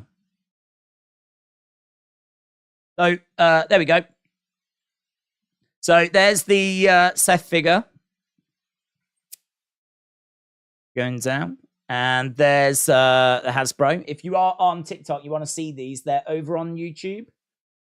So there's the Seth Hasbro custom. And there's the Cody Rhodes Hasbro custom. It's really cool. I love the injured boob. Injured boob! I mean, that is amazing. The paint job on that is incredible. And there's Brock, looks really good. That's really good, actually. These customs, who's done them? They're really good. Look at that Roman with the new title belt as well. That head is stunning, isn't it? And the tattoo detail and everything. Dude, that's awesome. That genuinely, they are really, really good. I can see why you, the Brock, yeah, the Cody. Someone's put a lot of work into those. Look at that. Amazing. And that's great. Yeah, I saw that at Wrestling Shop. That's Mattel one. So there we go. Boom. Did it. Right.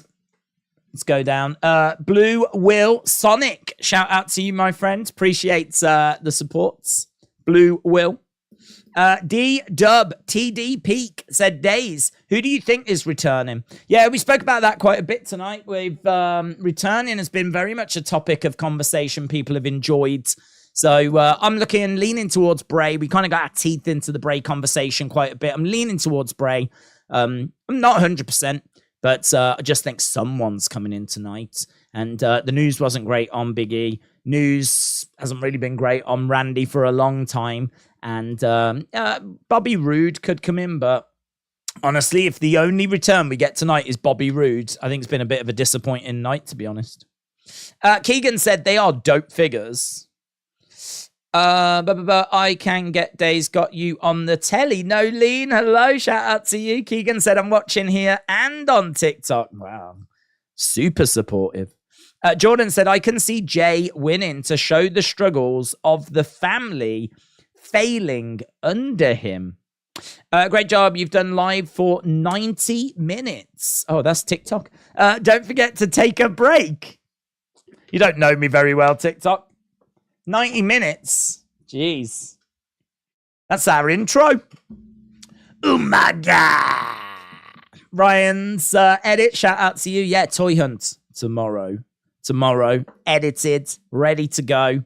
So any figure fans that are out there, I have got that dropping tomorrow. We did the top 50 elites. There is the worst 20 elites coming next week as well. So figure videos are there. I've turned that figure tap back on. So hopefully people who enjoy that. Hawkins Jr. said, if Big E can't return, what about using him to take one of the shows off Adam Pearce and be a GM? He is well liked and it would be well received. Love it. Sign me up. Little KSV said days WWE were teasing Bray, Roman, but never went with it. If you remember, Alexa was staring at Roman early on in his reign, but they never went ahead with it. Why do you think that is? Honestly, I don't know. In my head, I can't quite work the timeline out, so I can't quite work out when Bray left and when he dropped the title, when it was that he left. I mean, did he just move on to did he lose the title, then go into the feud with Randy, get burnt, really not do a great deal, come back at WrestleMania, and then that was it?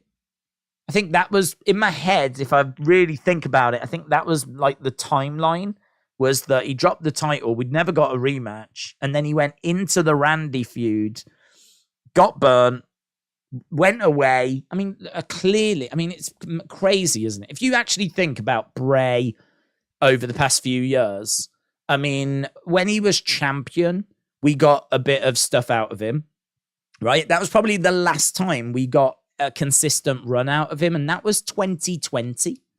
Because in 2021, he is not really around. He's doing the burnt fiend thing, and he's gone. I mean, it's Alexa that carries that feud. It's Alexa that's doing that work and, throwing fireballs at Randy Orton and everything. So I think he spoke about struggling with mental health during that period of time. I think he spoke about like that and losing a few friends and whatever.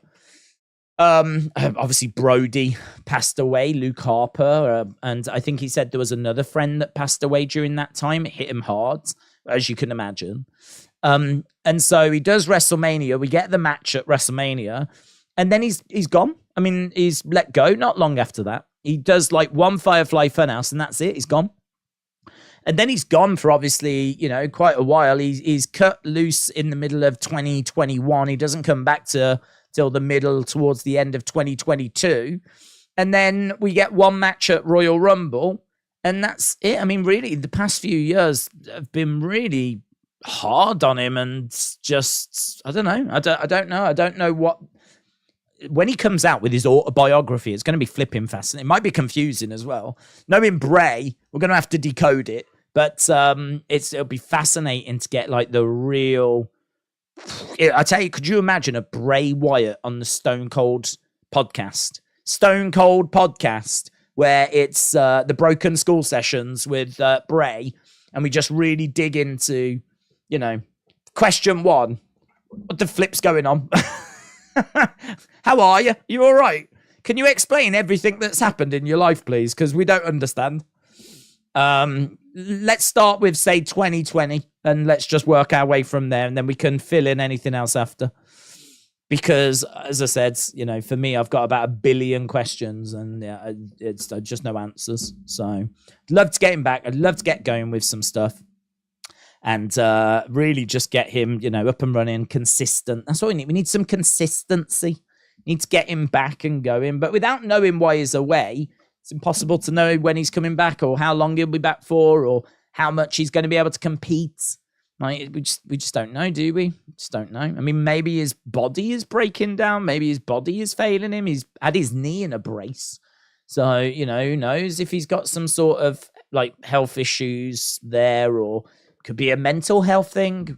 I just don't know. I mean, there was rumors doing the rounds that it was like COVID that had gone bad or something. So he got COVID and he wasn't dealing with it very well. But again, all of this is just speculation, and I just don't know. Don't know. What time is Logan Paul on, said Kyle. Logan is the first match, or believed to be the first match. And he should be on about 1, probably about 1:15, probably looking a couple of hours, 2.5 hours. I mean, obviously, we're going to have an hour kickoff show. That's going to be interesting. Get our teeth into that. So, we definitely got plenty coming up. And as we said, I mean, we've been live already for 1 hour 45. This thing's going to fly, man. It's going to absolutely fly. Alexa is pregnant. She won't be back for a while, said J Love. Miss Clown said the thing with wrestling is you never know the complete full story that often. Little KSV said, do you think the reputation Bray has got since the Seth feud that anyone who feuds with him is ruined is fair? No. No, I think it's rubbish. I mean, what I would say is I think that I think we've got to be honest, right? And being honest, WWE doesn't operate in a supernatural world, right? It doesn't, because there's no supernatural superstars other than Bray, and even Bray only occasionally dabbles in that, right? It's not that every time we see him is doing supernatural things, making things float, making people vanish, right? Levitating, or I don't know, whatever. He can fly in, whatever, right? I don't know. Turning invisible and stealing Michael Cole's pencil. I don't know, right? But what's difficult is we see Cody tearing his pec, and we see the recovery that Cody has to go through because he's human. And this is what happens when you get beaten up, you get injured. We see people getting attacked and beaten down, right? And they can't just come back because they've got to recover from it. You know, Liv Morgan's been attacked. She's got to recover from it. You know, we're obviously hearing a lot about Big E and his injury. We're hearing a lot about Randy, his injury. Like, this is where it is. This is where it gets difficult. This is where it becomes difficult to throw these people into Bray's world, because I think personally, and again, it might not be popular, but you know, if you can't share your honest opinion, then what we doing here? I think that there is a place for the gray area. I think there is a place in wrestling for things to happen where you can't quite find the answers straight away. You could explain them. They can be explained, but equally, don't know. It could be supernatural. I always felt Undertaker operated there. For me, Undertaker operated in that grey area. So, you know, the urn, for example, Paul Bearer would hold up the urn and Undertaker would sit up, right? Now, that could be just mind games. Doesn't mean that the urn actually had power. It could just be mind games. It could be a coincidence. It could be that Undertaker sees it as a signal, like it's time to go, right? Don't lie there, get up, fight, dig deeper. And all of that is symbolized with Paul Bearer holding up the urn. It doesn't mean that it's a supernatural power. It's just, it's go time, right? And even as a kid watching Undertaker, I never just outright believed that urn had a magical power. I always kind of, for me, it was in that grey area of, like, you know, they speculated, is he drawing power from the urn? But equally, it could just be, as we said, you know, motivation. It's go time. So I always felt that Undertaker worked best when he was in that kind of grey area. Could it be supernatural? Is it? No. I think Bray at times has gone a little too far into supernatural. And I think WWE is just not set up to be able to do that. When you see something supernatural, right, happening, and then you cut back to the commentators and they sit there and they're like, wow, I don't know what we just saw there. Coming up next, Dana Brooke, right? And it's like, what? They sell it for all of like 5 seconds, and then it's like, on with the show. It's like, no, you've just seen someone change a tire mid-match, right? They've changed their ring gear. Lights went out, they came back on. Now they're wearing something completely different, right?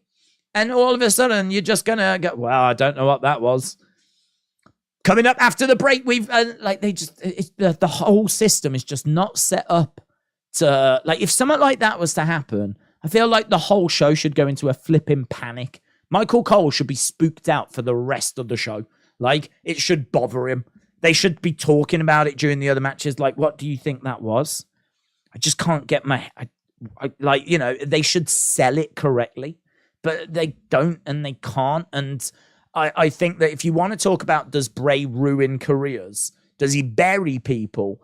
and this has come from Randy as well. This isn't just me saying this. This has come from Randy Orton, and this has come from, I think, even comments Seth Rollins made. It's a challenge to go into a feud with Bray, because if any of that type of stuff happens, how can you perform it and react to it and sell it and make it believable when it is clearly not believable? And then also the machine is not set up to make it believable. The commentators aren't freaking out about it for more than 5 seconds. It's treated like a, oh, what do you think this was type thing on social media, which, as I said, I think that works when it's a gray area. But when it goes beyond being a gray area and it goes into full-blown supernatural stuff, then, you know, oh, what's this? Doesn't quite work then. So I don't think he buries people. I don't think that it's a problem for people to recover after or anything along those lines.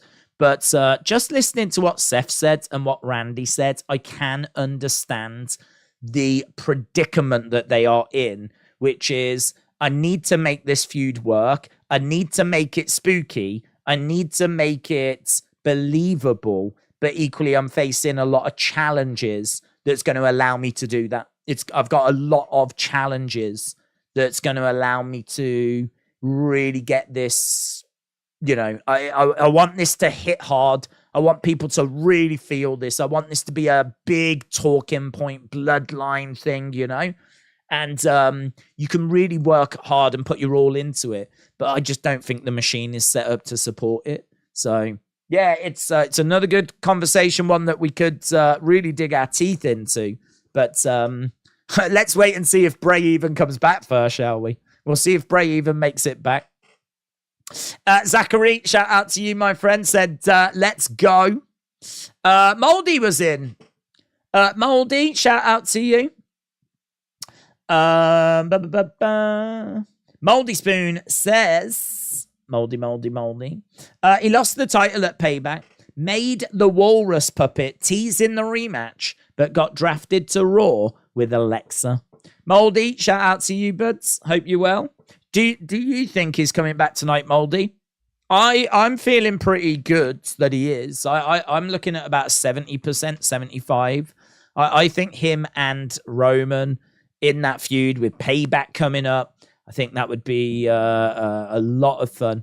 I think that even if he loses, and I think he would lose, even if he loses, I think it's a big challenge for Roman. I think the moment at SummerSlam would be epic. I think the build would be really good. I think there's ways of protecting Bray that he can lose, but not get too much, you know, on him, too much L's on him.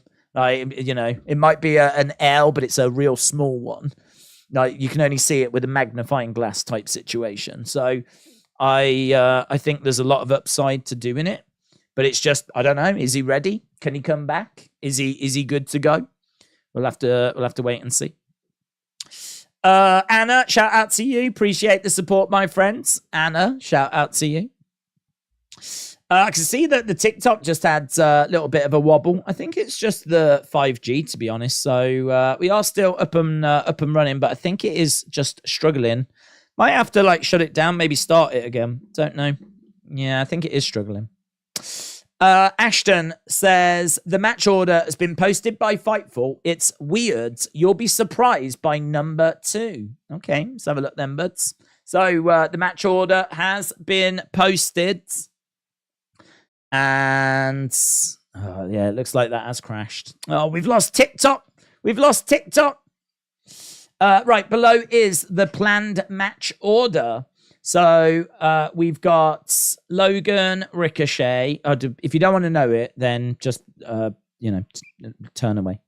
Logan, Ricochet, Cody, Brock, SummerSlam Battle Royal, Gunther, Drew, Seth, Finn, Asuka, Bianca, Charlotte, Roman, and Jey.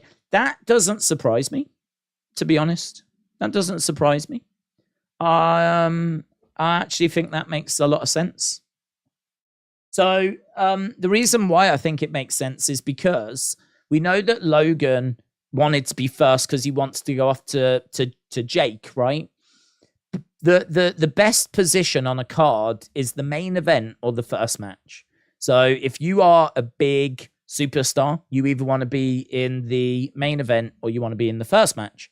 First match sets the tone of the night. Everyone's excited. Everyone's pumped. Here comes the first opening match, right? It's a big spot. Then obviously the main event's the main event. So Logan and Ricochet have took that opening match. They've got to, because of Logan going to Jake.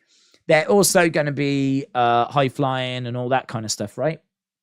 So fun, action-packed. It's actually a really good place for that match because it's going to be, all over the place.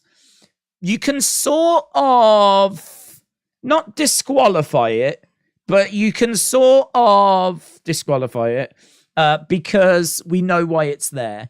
I think that I don't know that would open if he didn't have to get to Jake.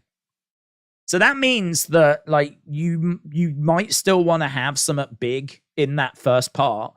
And if Cody Brock ain't going to main event, the next best spot is actually going to be first. We saw John Cena and Austin Theory open up night 1 of WrestleMania. We saw Brock and Omos open up night 2 of WrestleMania. So Logan, Ricochet are in that first spot. We know why they're there. And then they're following it up with Cody and Brock, right? That doesn't surprise me. I don't think that needs to sit in the co-main event spot. I don't think this is it. Wrestling isn't the same as like boxing or UFC. You don't structure it in the way that the matches get bigger as you go up the cards. There's actually a way that you do it. So the opening match is a big deal. Then you start to kind of go down and bring it back up into the middle of the show. So you might go, well, if the first match is a big match, you would tend to go down from there. Go down and then bring it back up as you build to the middle of the show.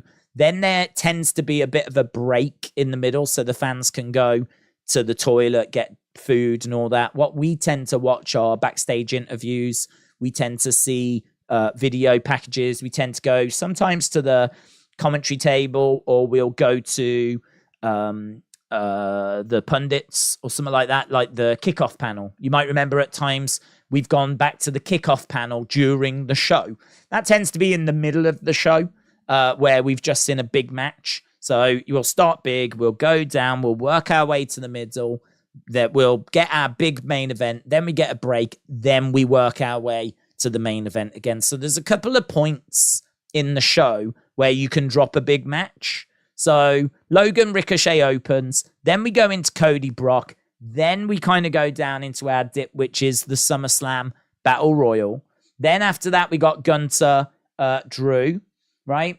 Then we've got Finn versus Seth. Then we go into Asuka, Bianca, and Charlotte. Then we go into Roman and Jey. What we don't really have a lot of is back in the day, we would have had Corbin versus Apollo Crews, right? We would have had a match like that on the cards, which would have filled out like a certain part of this. But instead, like all of these matches outside of the Battle Royal are quite big, to be honest. So it's not really the same pattern at the moment because we don't really get that decline too much. We kind of dip down to the Battle Royal, but there'll be plenty of people excited for LA Knight. So we kind of dip down a little. Gunther, Drew, I'm excited for, but you can make an argument it's not the biggest of the matches. And then Seth versus Finn, that's one of the main event type situations. I know they've advertised Asuka, Bianca, Charlotte as the main event. I think that's just going to be a fun spot-heavy match that's just going to be a little bit of a breather between Seth, Finn, and Roman versus Jey. Maybe that's where you would have liked Logan and Ricochet ideally. Again, just a fun match. You can kind of switch off to, just watch the spots as you get ready for the emotional, weighty storytelling that's going to be Roman versus Jey. So, yeah, the match order, I think it looks pretty good. I don't mind it. I think we're pretty stacked when it comes to big names. And we've got, obviously, a lot of juicy stuff to get through. Roman Jey main eventing is going to surprise no one. And then Logan and Ricochet opening ain't going to surprise anyone. And the middle bit looks all right. Looks all right. So that is the current lineup. That is the current situation when it comes to the card. Appreciate being given the heads up on that. Right, let's go down. TikTok crashed. I'll see if I can try and salvage it. So Ashton, Brown, Hudson, really appreciate you letting me know about that, bud, because I wouldn't have spotted that. So really appreciate that, dudes. Anna, shout out to you as well. Patrick O'Neill, hello. Hello. Patrick said, Days, do you think we see The Rock tonight? Will we see The Rock? I think that there is a chance. I'm giving it a 40% chance. I think it's more unlikely than likely, but I don't think it's so unlikely I'm going to sit here and say it's 0% or anything along those lines. I think there is a chance. I think there's a healthy chance. So yeah, I'm feeling all right about it. I will be surprised if it happens. I am leaning towards unlikely, but yeah, I mean, if there is a writer's strike, then I think there is a very real prospect that we do get The Rock tonight. Because if there's a writer's strike and there's a break in his schedule, he can absolutely make an appearance tonight. Corey said, I honestly can't wait. I've stayed up all night. It's going to be worth it, buds. It's going to be worth it. This is the second or third biggest show of the year. I know the cards has got people talking. Some people think it's maybe not the strongest cards, right? But I think that it is still a very good offering. I think there's still loads of potential. I think we're definitely getting a surprise of some degree. I think back to last year, and I think back to that show, and that was a show that didn't have the strongest cards. Even last year, I remember people saying, oh, I wish it was just a bit better. But, I mean, for me, I genuinely think that's one of the best SummerSlams I've ever seen. I mean, the imagery of Brock picking up the ring with that tractor was incredible. It's one of the biggest spots, best moments I've ever seen. In all my years, I have never seen a ring treated the way that a ring was treated at last year's SummerSlam. I have never seen it. I have never seen what happened last year with that ring. I've seen rings collapse, like where people have been suplexed, like Big Show and Brock, whatever. But I've not seen what they did last year. That was the first time. It was incredible. Add in the fact that the match with Brock was really fun. Add in the fact that we got a great Becky and Bianca match to kick it off. Add in Bayley and Damage Control arriving. Add in the fact that we got a fun tag match between the Usos and Street Profits. You got to give Logan his flowers for his match with Miz. Add in the fact that we got that match as well, and the frog splash to the outside. I think that was the first time we saw him do that, which was impressive.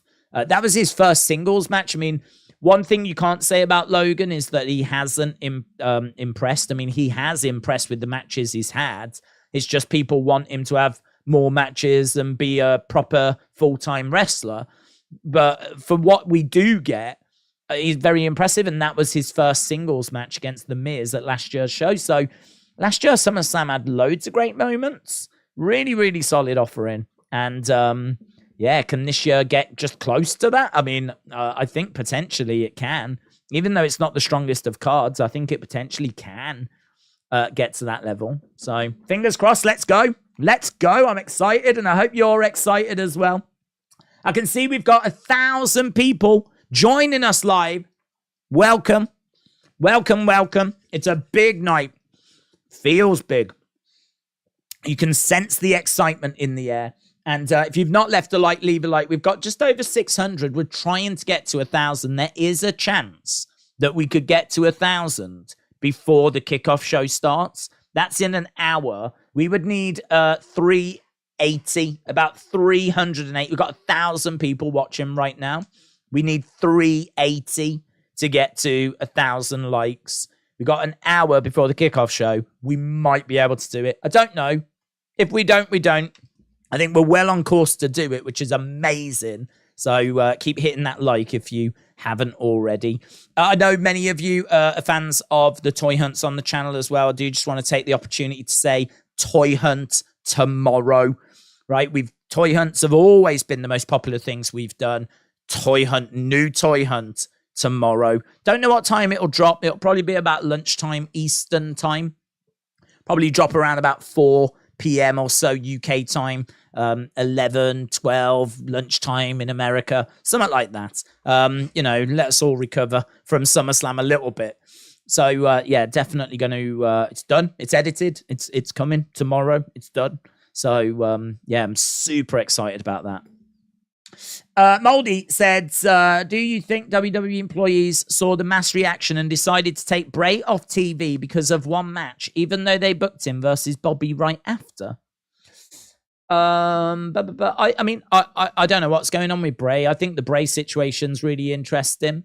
I certainly don't think he was pulled. I think it's something to do with like a mental health, or there was rumors of it being COVID, or something along those lines, like some sort of like an illness or some complication.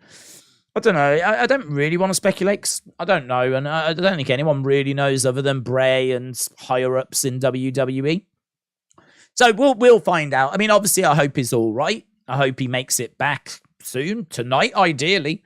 And I hope we can get stuck back into whatever story it is that we're going to be telling, because when he's away, there's not really anyone that provides what he provides. And I think that wrestling, definitely needs these different flavors, different characters, different stories, different approaches. And he provides a different approach. So I would like to get him back, get going with whatever this next story is going to be. And hopefully we get a nice moment and a surprise tonight. Days Ronda, Shayna wasn't on Fightful's match order. Oh, good. Well spotted. Well spotted. I wonder where that sits then. Well spotted. Delwyn said, psyched for tonight. Women's triple threat should be great. Brock versus Cody. Hope this match is going to be a classic. Like Big Van Vader versus Sting vibes. LA Knight is on. Roman versus Jey. I cannot wait. Expect the unexpected. Sit back. Relax. Enjoy. Delwyn, shout out to you, my friend. Really, I keep saying it, and I really mean it. Really do appreciate the support. These streams are the absolute lifeblood for the channel. The amount of money we generate from Raw and SmackDown, stuff like that, it's not really enough to keep the channel going.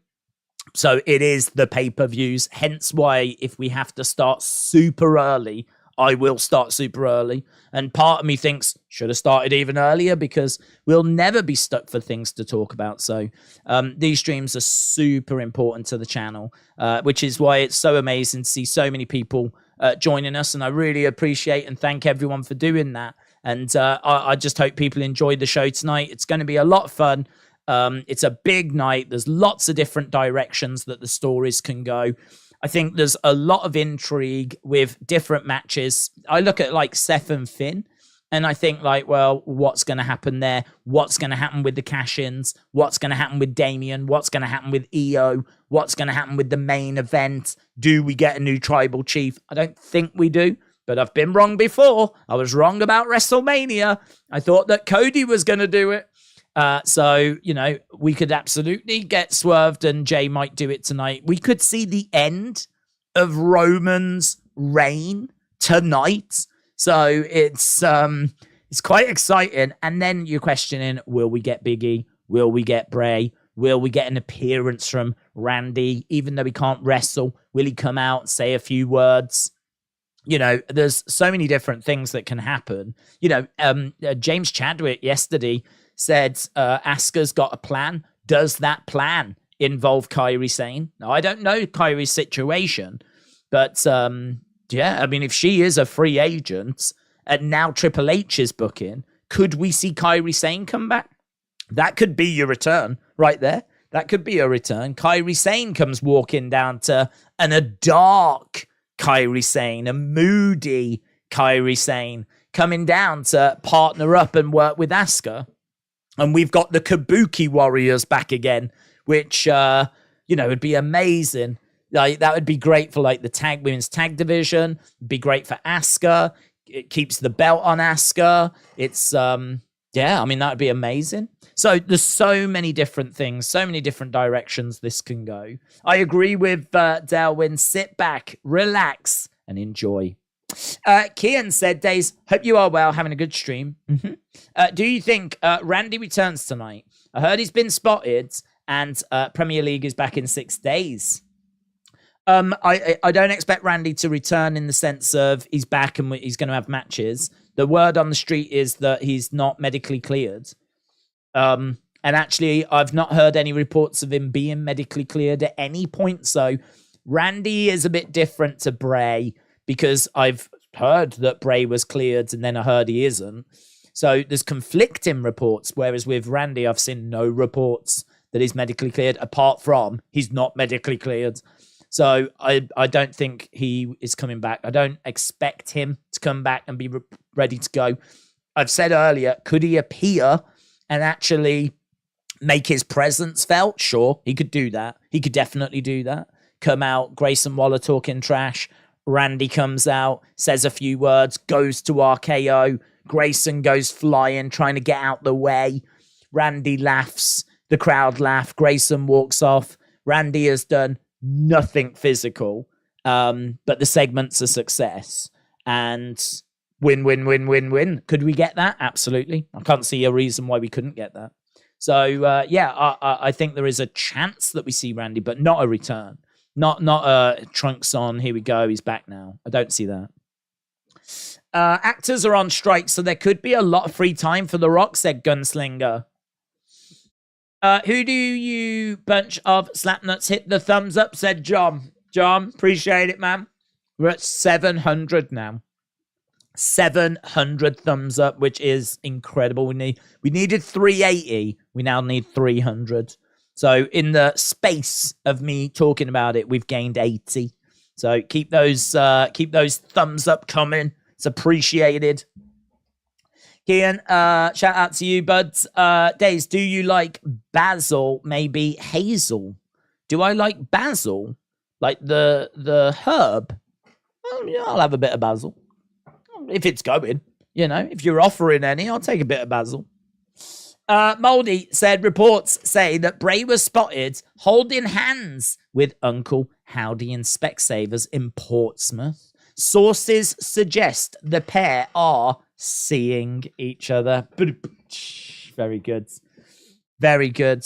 Well, I mean, it is the holiday destination of the world, isn't it? A lot of very rich people go to Portsmouth to spend their time, because if you want that authentic, run-down England seaside dock-like town vibe, and you want to experience, poverty, but also a little bit of the seaside, right? But not a seaside that you've got a nice beach, but like just a dock with boats, but poverty as well. Portsmouth is the place to go. Shout out to Portsmouth. Nothing but love. I've worked in Portsmouth and I know the area well. I'm joking aside, it's a nice area. I like all the south of England, actually. I used to live in Southampton. Days with Big E possibly wrestling again. I hope they give him something to do, like interviewer or manager. Oh, Big E possibly never wrestling again. Yeah, I just feel like we've got a few more hoops to go through there. I mean, I don't know. I'm not in on the story, am I? He ain't calling me up and giving me the latest. I just think it's interesting that he's been very positive and bubbly, and I've seen interviews with TMZ where he said that it's all looking good. He's feeling 100%. Results are looking good and all this kind of stuff. And then out of nowhere, like literally out of nowhere, this thing has dropped where it's like he's been told by doctors he probably shouldn't wrestle. I mean, I don't know. Is that doctors just covering themselves, you know? Is that doctors being doctors? Well, I don't blame them.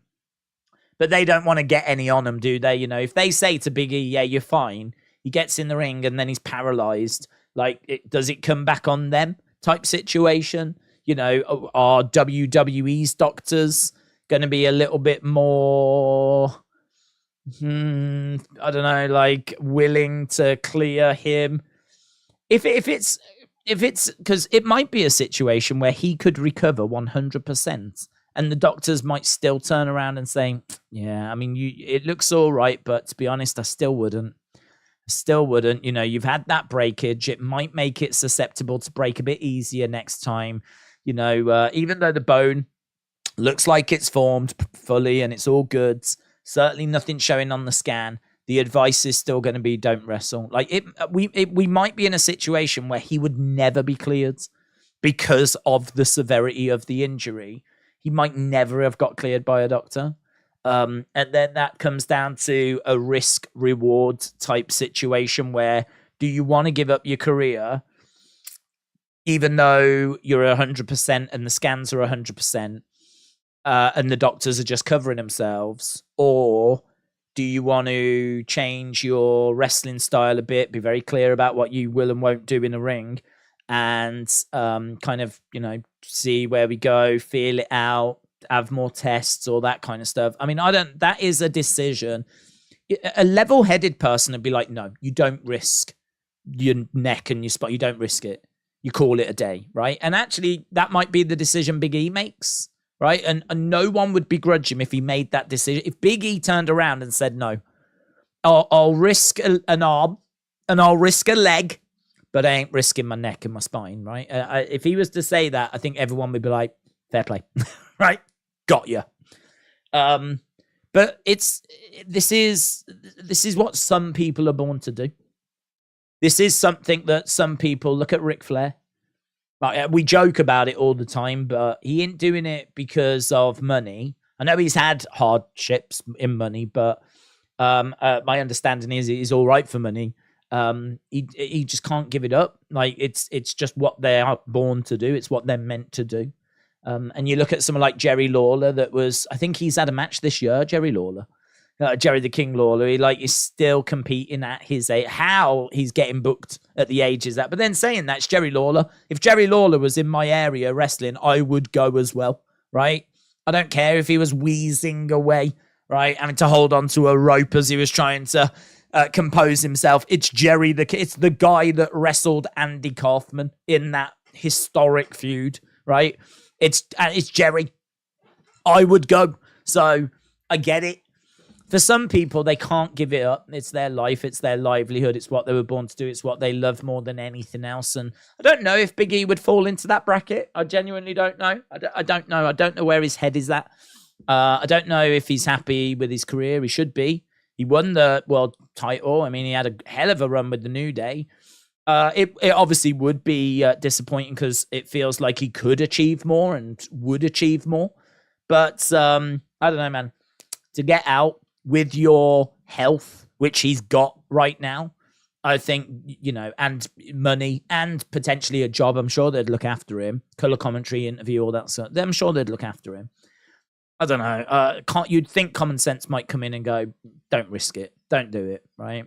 But I can't say that because I'm not him and I don't know what he'll choose. So I don't know. It could be one of those where he would never be cleared because doctors just protecting themselves. So let's see. Let's wait and see. I'm still not completely, maybe it's just me not accepting, but I'm still not completely sold that this is it. Defcon Eric said, happy Summerfest. Yes. Happy Summerfest, everyone. Over under 45% surprise NXT match tonight. Under. Did you see what I sent you on the thing Elon Musk owns? No. What does Elon Musk own? I don't really, when it comes to like Twitter and stuff like that, or X, whatever it's called, I don't spend any time on there now.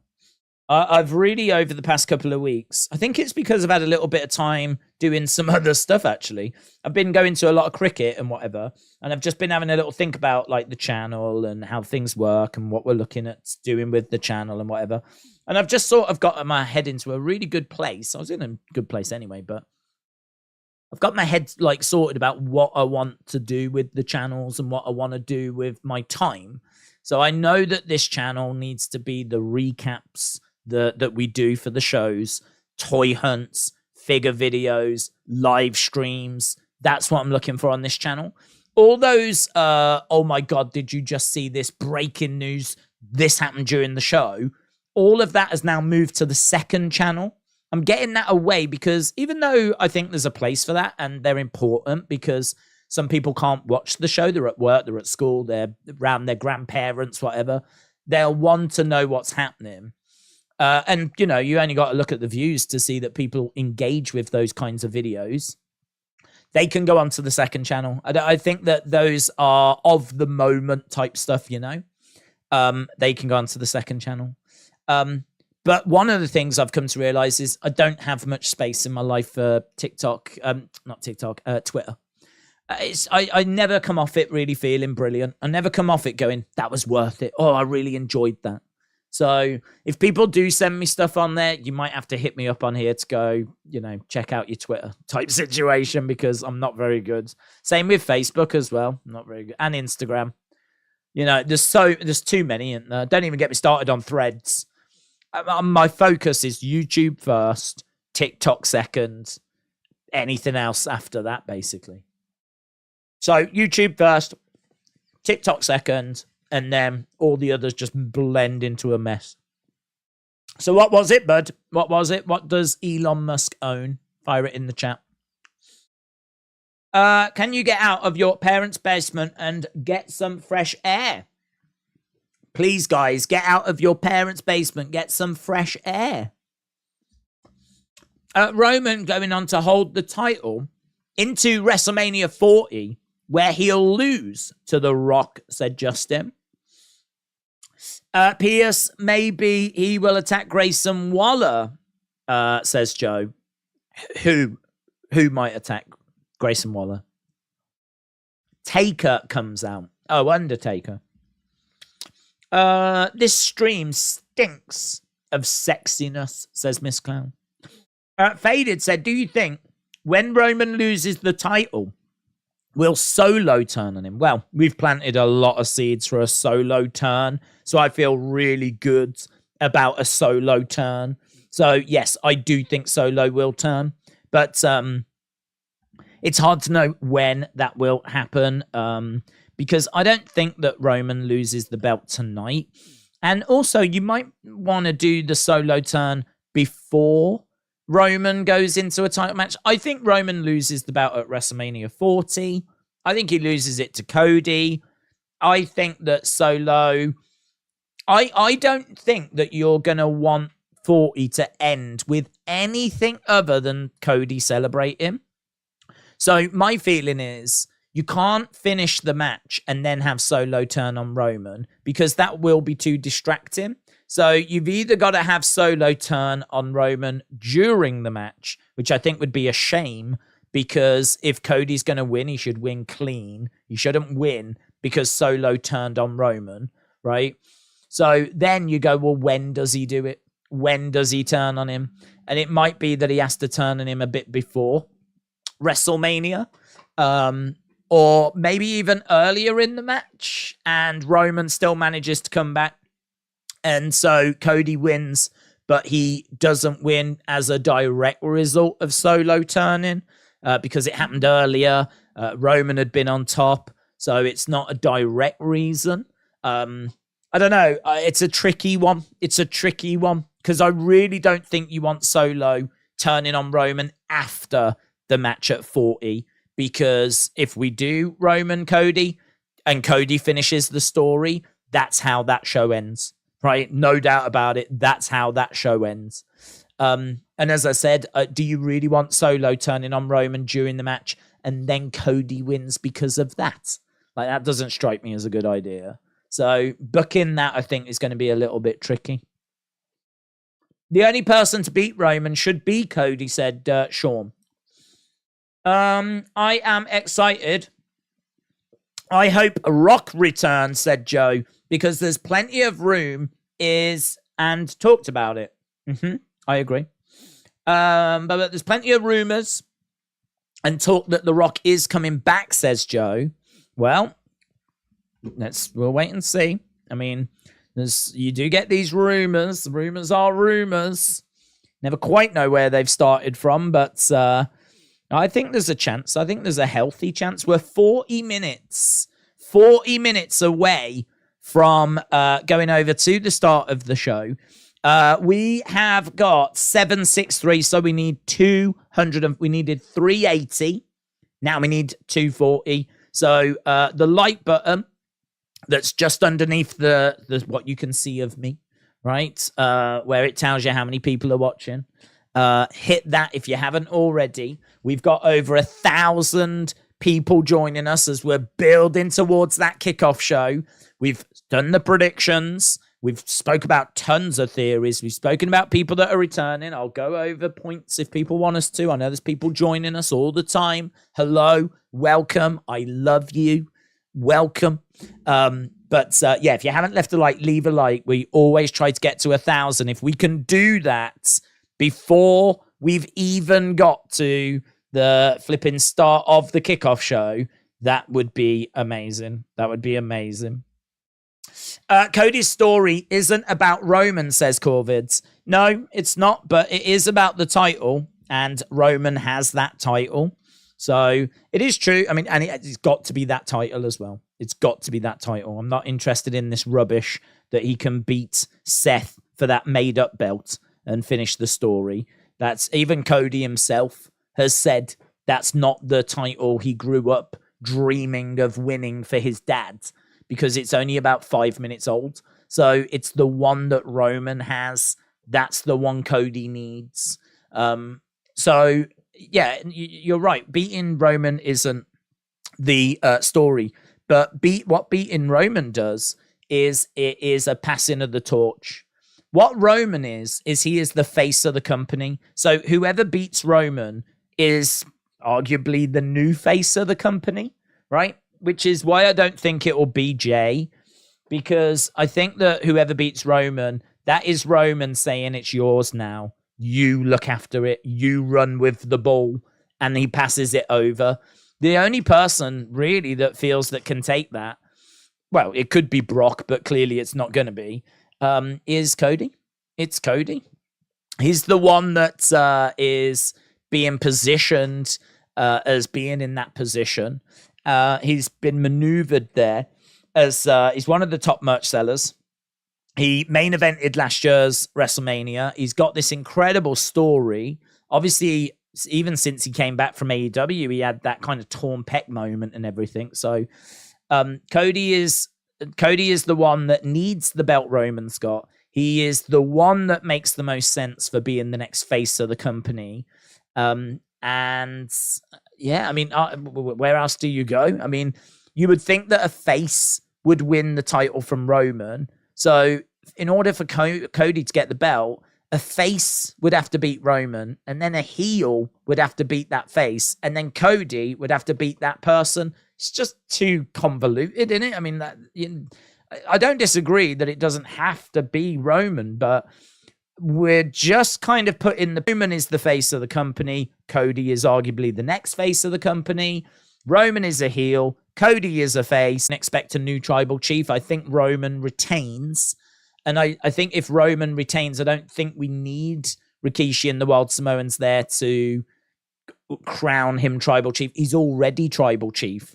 So I don't think they need to recrown him or anything. I think if Jey was to win, then you could understand the Wild Samoans coming out, Rikishi, and you could understand something then.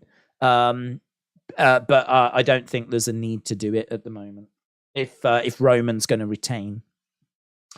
We answered that. Did you see RVD? I did see RVD, yes. I saw Rob Van Dam, one of a kind, in AEW.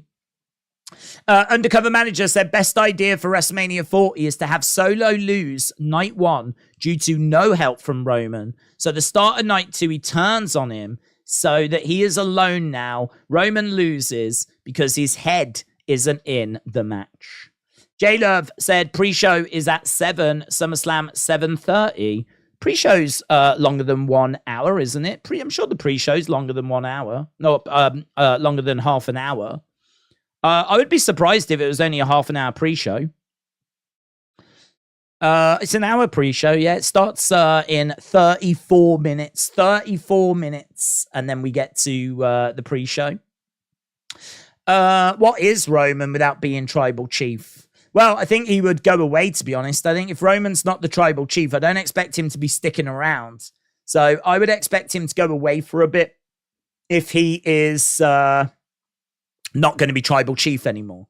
So, yeah, I don't know. It feels like a lot, doesn't it? It feels like a lot. It feels like we're asking a lot of Roman. Of Jey, sorry, for him to be tribal chief and the face of the company and carry all these titles. Like, it's a lot. It's a lot to put on him, which is why I'm just not convinced he picks up the dub tonight. But I've said before, I've been wrong. I could be wrong again. WWE has got a great ability to shock and surprise us. And I'm sure there will be shocks and surprises tonight. I've got very little doubt about that. Very little doubt. We've spent 72 million on Højlund and he can't even play yet, said James. Did you see your new goalkeeper you've signed? He failed to save the ball from the other team being scored, says Kian. Yeah, I mean, I don't care about friendlies, pre-season friendlies that don't mean anything. I've said before, I've watched United hammer teams in a pre-season and then really struggle in the league. So for United to do whatever they do, for me, these are just, we're starting to get a few relationships going. We're working on our fitness. The players do not want to get injured in these preseason games. There is no way they're going into tackles and stuff 100%. No way. Like a stupid, meaningless friendly when you've got like a full football season coming up. This is where players put their handbrakes on. So I don't give a flip what the goalkeeper did. I don't give a flip if there was chances missed. This is about fitness for me. So I really don't read anything into it. I will be a lot more interested in, did someone say 6 days next weekend? You know, if people want to start throwing some stuff around after the first round of games, then let's have a conversation. I think United play Wolves first. So, yeah, we sadly won't be covering any of the Premier League. We sadly won't be doing any of it, but doesn't mean that I won't be keeping an eye on what's going on. But yeah, I'm looking forward to the start of it. Definitely should be a good year. Hopefully closer than it's been in recent years. I don't want Man City running away with it again.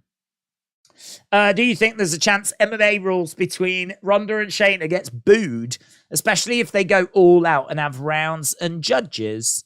Do I think they will be booed? I mean, I don't know, because I don't think people hate Shayna. I think that people don't have much time for Ronda, but I don't think there's a hatred towards Shayna Baszler. I think that there's a chance it could get booed. I think that this never really feels like it fits in a WWE environment. You know, that kind of MMA type stuff is fine if it's mixed in with a wrestling match, but I don't think it ever really works when it stands alone. I mean, I can't even say that the Fight Pit match between Riddle and Seth was really that great or well received, or yeah, I don't know. I had high hopes for that as well, and it didn't really do anything. So I know, like, the Lions Den matches back in the day are kind of fondly remembered, but I mean, that was the Attitude Era. It was a very different time. You know, even MMA was kind of new and exciting, and that was in a different place than it is now as well. So yeah, I don't know. I feel like this is, if you're going to be super technical with, your kind of in-ring stuff, I don't think there'll be the appreciation for it because, to be honest, I don't think there's really the appetite for it. So will they boo them? They might get a bit restless. Yeah, they might get a bit restless. I mean, they'll boo Ronda happily, right? But I think there's enough respect for Shayna, whereby I don't think they'll completely jump on the match and boo it out the building. So I don't know. We'll have to see. George Rubio said it would be nice to see someone knock Man City from their throne. I agree. Research with Thomas Flynn said, what impact will the Hurt Business make tonight? I don't know that they'll make any, to be honest.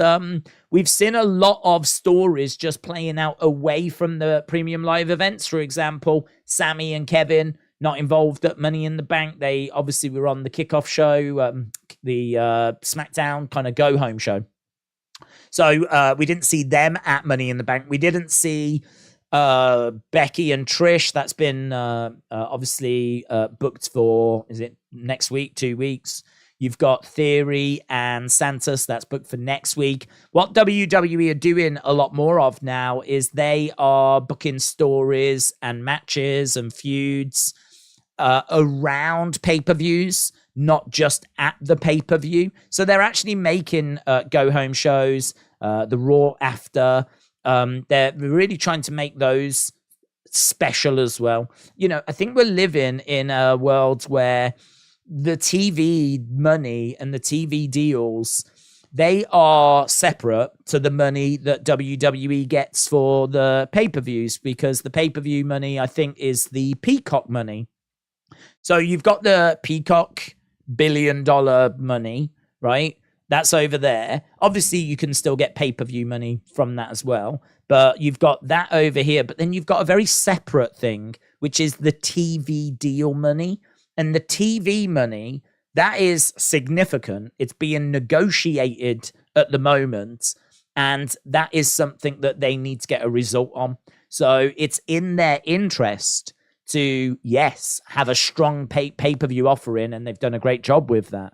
But it is also in their interest to ensure that the TV shows are not just stripped barren and have nothing going on with them. Like, gone are the days where we build up to a pay-per-view and everything goes into the pay-per-view, and then we come out and we build up to the next pay-per-view. What we're living in now is we're living in a world where the pay-per-views get booked, they're strong. When we actually get to them, they tend to deliver, but there's plenty of other things that go on outside of the pay-per-views. There's plenty of big names like Becky, Trish, no Kevin Owens, no Sami Zayn, no United States champion, potentially no Bobby or Street Profits. Potentially their story is going to just play out on TV at the moment and not interfere with SummerSlam. Or it could, it might. We might see them come down and recruit Bianca Belair. She might be that missing piece for them. So, we could absolutely see it go that way. But, yeah, I don't know. I can't say that I'm expecting anything.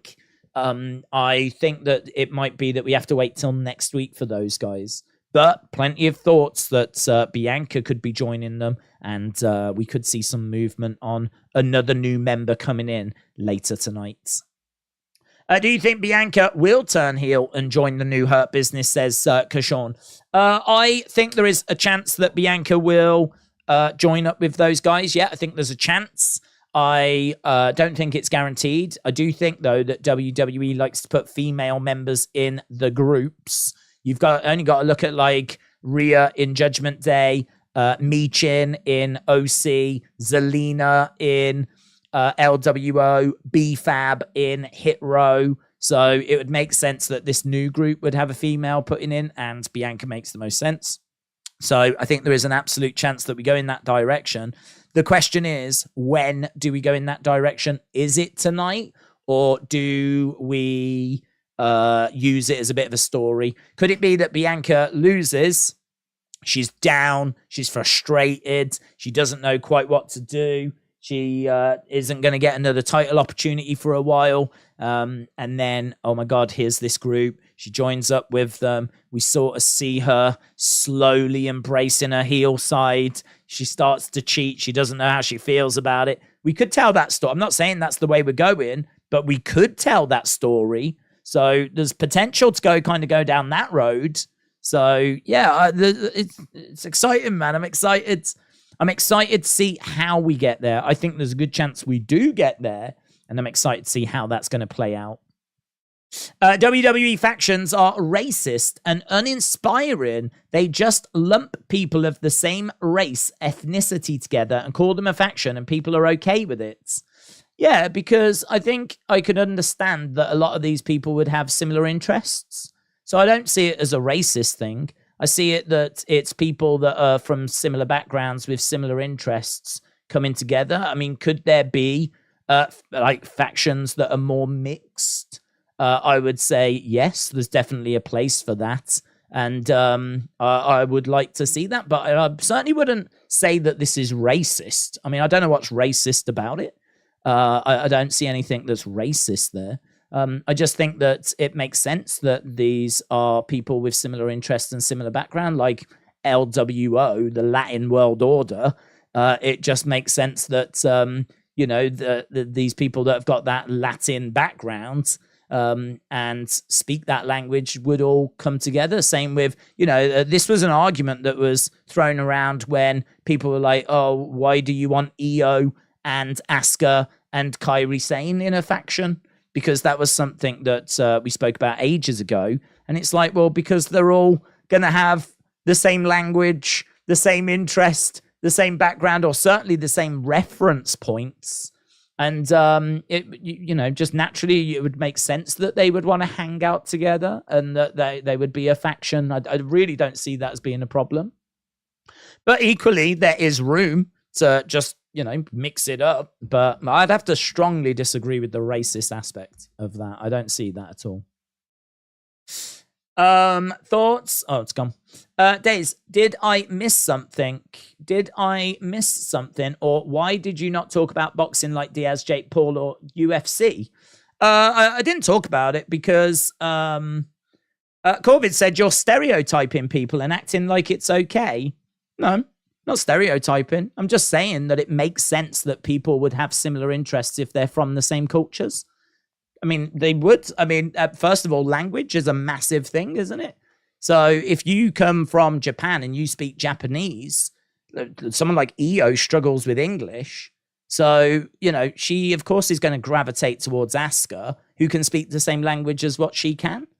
I don't see the problem in that at all. And I would stand by the same with LWO and Hit Row that are all into like hip hop and everything. They come together over that. I mean, you could put someone from a different ethnicity into that group that was into hip hop, but I can't think of anyone that comes to mind.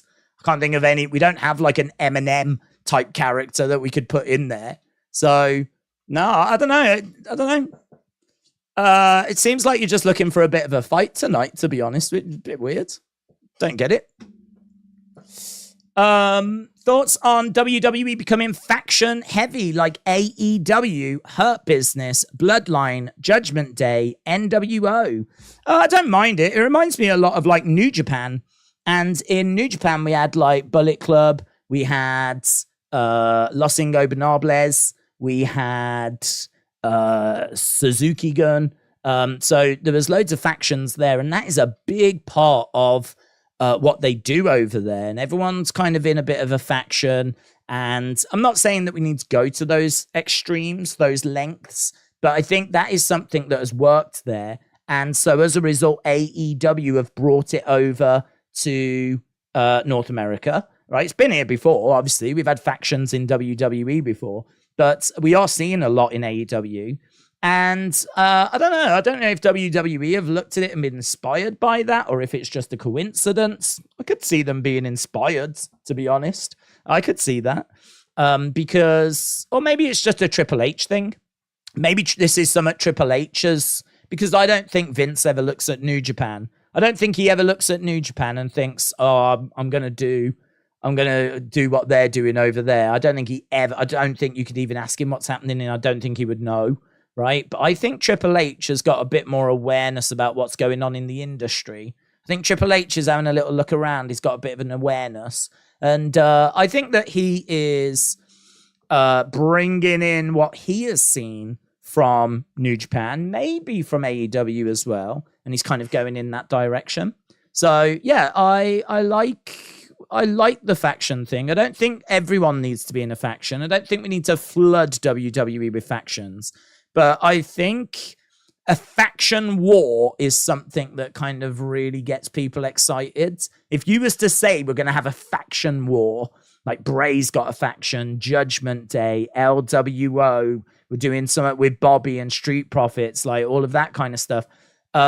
I think that you put them all in like a big brawl.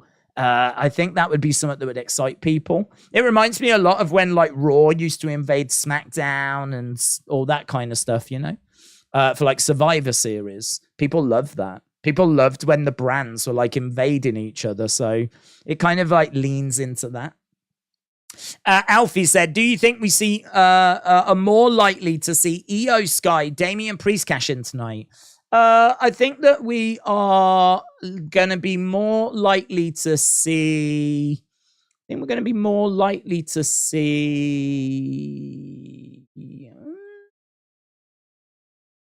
Tricky. I think Damian. I can't see Io cashing in because I can't see her cashing in on... I don't think Charlotte's winning because I don't think she'll be a 15-time champ. I don't think that Bianca's winning because I think that she's just had the belt. So I don't think they're going to put it on her again. And so I think we're going to stay with Asuka. I don't think Io, who's a heel, will cash in on another heel. Maybe we put the belt on Bianca and then Io cashes in. We could maybe do that. But I think if Io's going to cash in, it'd be more effective if it was on a face. So I think whilst Asuka's champion, I don't think Io cashes in. So I think it's more likely that we're going to be looking at Damian Priest cashing in. Sean says, I'm ready for SummerSlam. Have a great stream. Sean, shout out to you, buds. Appreciate the support. I hope you have a really great SummerSlam as well. The excitement is bubbling away. It's in the air. Undercover Manager said, I want to join a faction. We all want to join a faction. Mitchell said, you're going to be upset. A certain commentator you hate only tweets about WWE when he's going to return. And he tweeted about SummerSlam. I'm sorry. Don't be sorry. I mean, I ain't going to worry about anything until I have to actually sit here and suffer watching anyone. So, I'm all right now. I'm in good spirits. I'm feeling good. So, yeah. What, you're telling me that a celebrity only tends to talk about WWE when we get round to like a big show? What a surprise. Wow. No, unbelievable. This is where they come out the woodwork, in all fairness, you know. They're like rats. These celebrities coming out, scurrying out, trying to get a little bit of this shine on themselves so that they can just, you know, show their face, perform in front of the biggest crowd possible, and then they scurry off again when it's time for the house shows. Oh, honestly, I wish we could lay some traps. Some celebrity traps and trap a few of them. Do you think Jey or Roman will win? I feel like WWE is going to make Jey win, but I hope Roman wins, says Funkmaster. I think Roman's going to pick up the win tonight. I'm leaning towards Roman picking up the win. I think, as I keep saying, I just think it's too much for Jey. I think if this was a one-on-one match and there was no belts on the line, and it was just for the tribal chief thing, then I think Jey might be able to do it, and then Roman could go away for a bit. But that would suggest someone else has got the belt, someone else is carrying the ball. But the problem with this is, if you beat Roman, you are tribal chief, you've got the belts, you are the responsible for the incredible ratings that SmackDown has been getting, right? That's all on your shoulders now. That's the weight that Roman carries, right? That is the weight on his shoulders. He is the man. He is the guy. And that is the weight on his shoulders. And credit to the guy because he does a great job. He kills it, right? He's been killing it. He's been doing an exceptional job. So is Jey ready to take that weight? Could Jey even carry that weight? I've got serious doubts. This is why I think that it's going to be emotional. It's going to be close. I think there's going to be twists and turns, but I can't sit here and say that I think Jey's going to be the one to beat Roman tonight. I mean, it wasn't Sami in Montreal and it wasn't Cody at WrestleMania. So is it going to be Jey at SummerSlam? I just find it to be a step down from those other names. Cody could take that weight. I think Sami could take that weight, but I don't know if Jey could carry that weight. So yeah, I'm leaning towards Roman tonight, but I'm really looking forward to seeing what you lot think about it. And obviously when we get up and running, we're only 15 minutes away from the kickoff show. I think what we'll do is we'll end this poll and we'll flip it over to the Logan Ricochet match. Get your thoughts on who you think's going to win in Logan Ricochet. And then as we work our way through the evening, we'll just keep changing the poll topic over. I'll stream that said if Finn wins and Priest cashes in, this would be the second new title Finn has won and lost within a day at SummerSlam. Finn loses, Priest cashes in on Seth. Says, I'll stream that. Alex said, no UFC tonight. No UFC tonight. Yeah, I was talking, just was nice. Someone said, did I miss some? No boxing, no UFC. We're talking about the second or the third biggest pro wrestling show of the year. I mean, for WWE, obviously, all in London's going to be a big deal. But for WWE, you've got WrestleMania. And then just below that is either the Royal Rumble or SummerSlam. We are talking massive, major show tonight. Like, ring the alarms. This is a big deal. So it's a major, major show tonight. It's a big, big deal tonight. It's a big, big show tonight. And so like a Jake Paul Diaz boxing thing just ain't on my radar, to be honest. And I'm not even that engaged with that fight, if I'm going to be brutally honest, because I just think Jake's winning it easily. And I've seen a lot of people predicting it that think the same as well. I'm seeing like people say Jake Paul after 4 rounds. So I think, I haven't looked into it, but I've seen every Jake fight. And I know Diaz, of course, as well from covering UFC. So I feel pretty comfortable Jake gets the win. I think it'll be a straightforward win for him. In regards to UFC, honestly, I mean, it's just hasn't been on my radar. I love UFC, and we're definitely going to get back to UFC as soon as we can. But we are hitting some monster events. Saturdays, aren't they? They're just packed. Saturday, you're always trying to figure out what the big event is that Saturday. That's what I'm trying to do.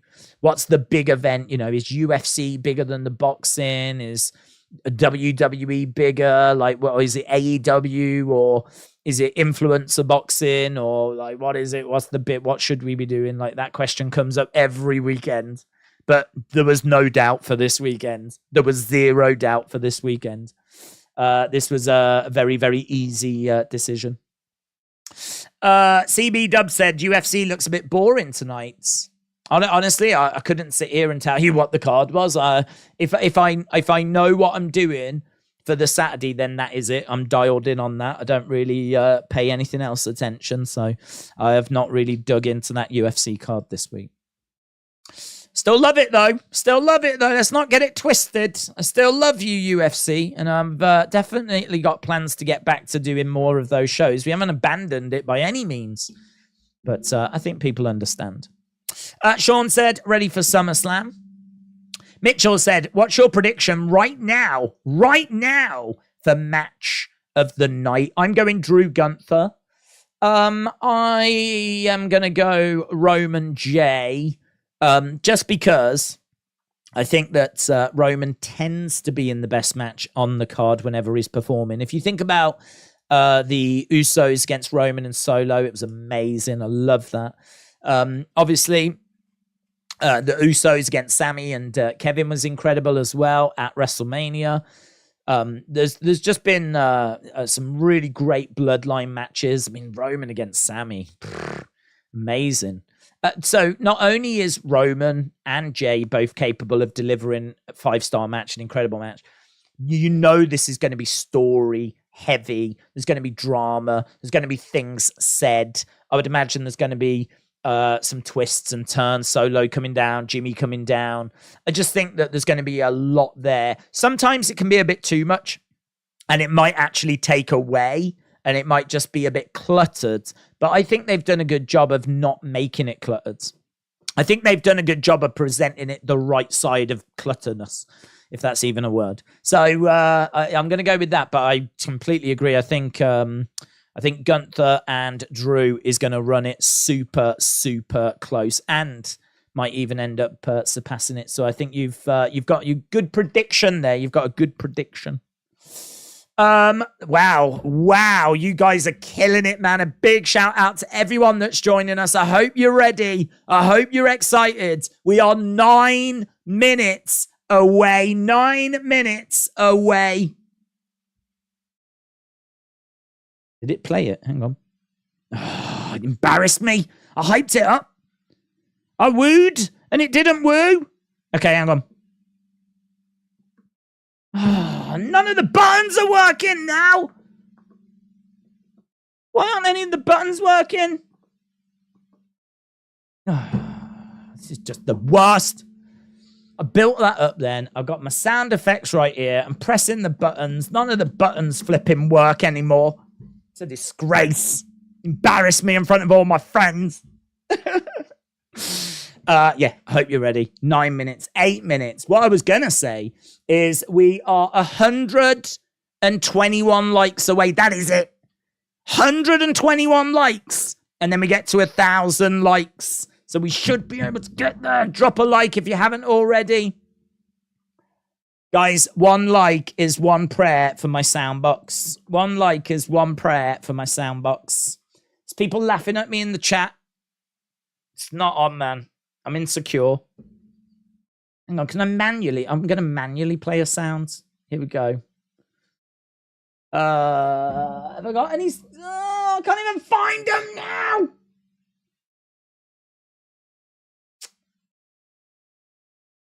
I can't find any. I can't even find a flipping sounds. Just any sound. Just give me any sound. Any sound. Hang on, bear with me. I know this is like the worst stream in the world. But my box ain't working. Here we go. Here we go.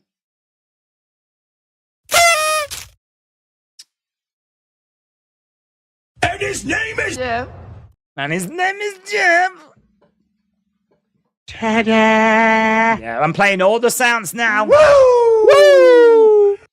Woo! Finish him! Stop the fight! Stop the fight! Nope. Nope.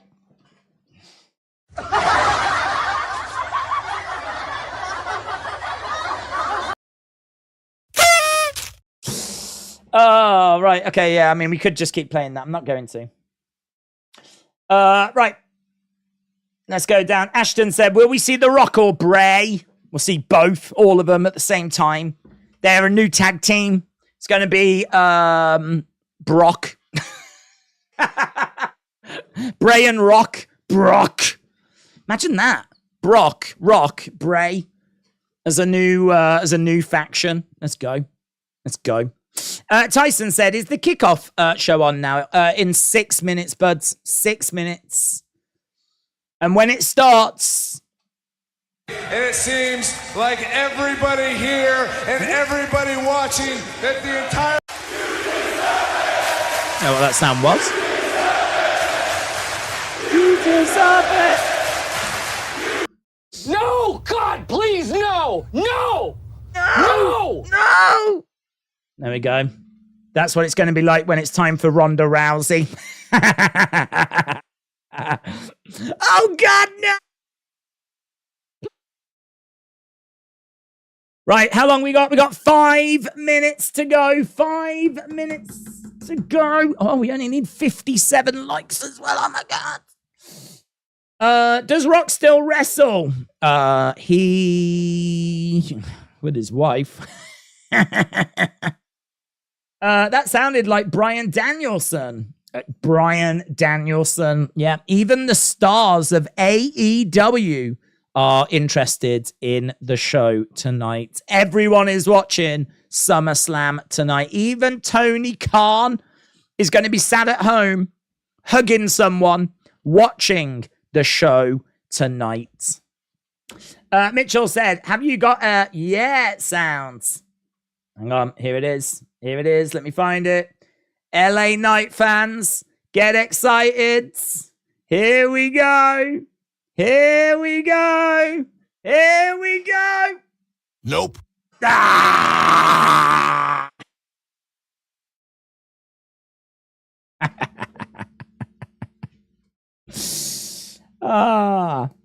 Nope.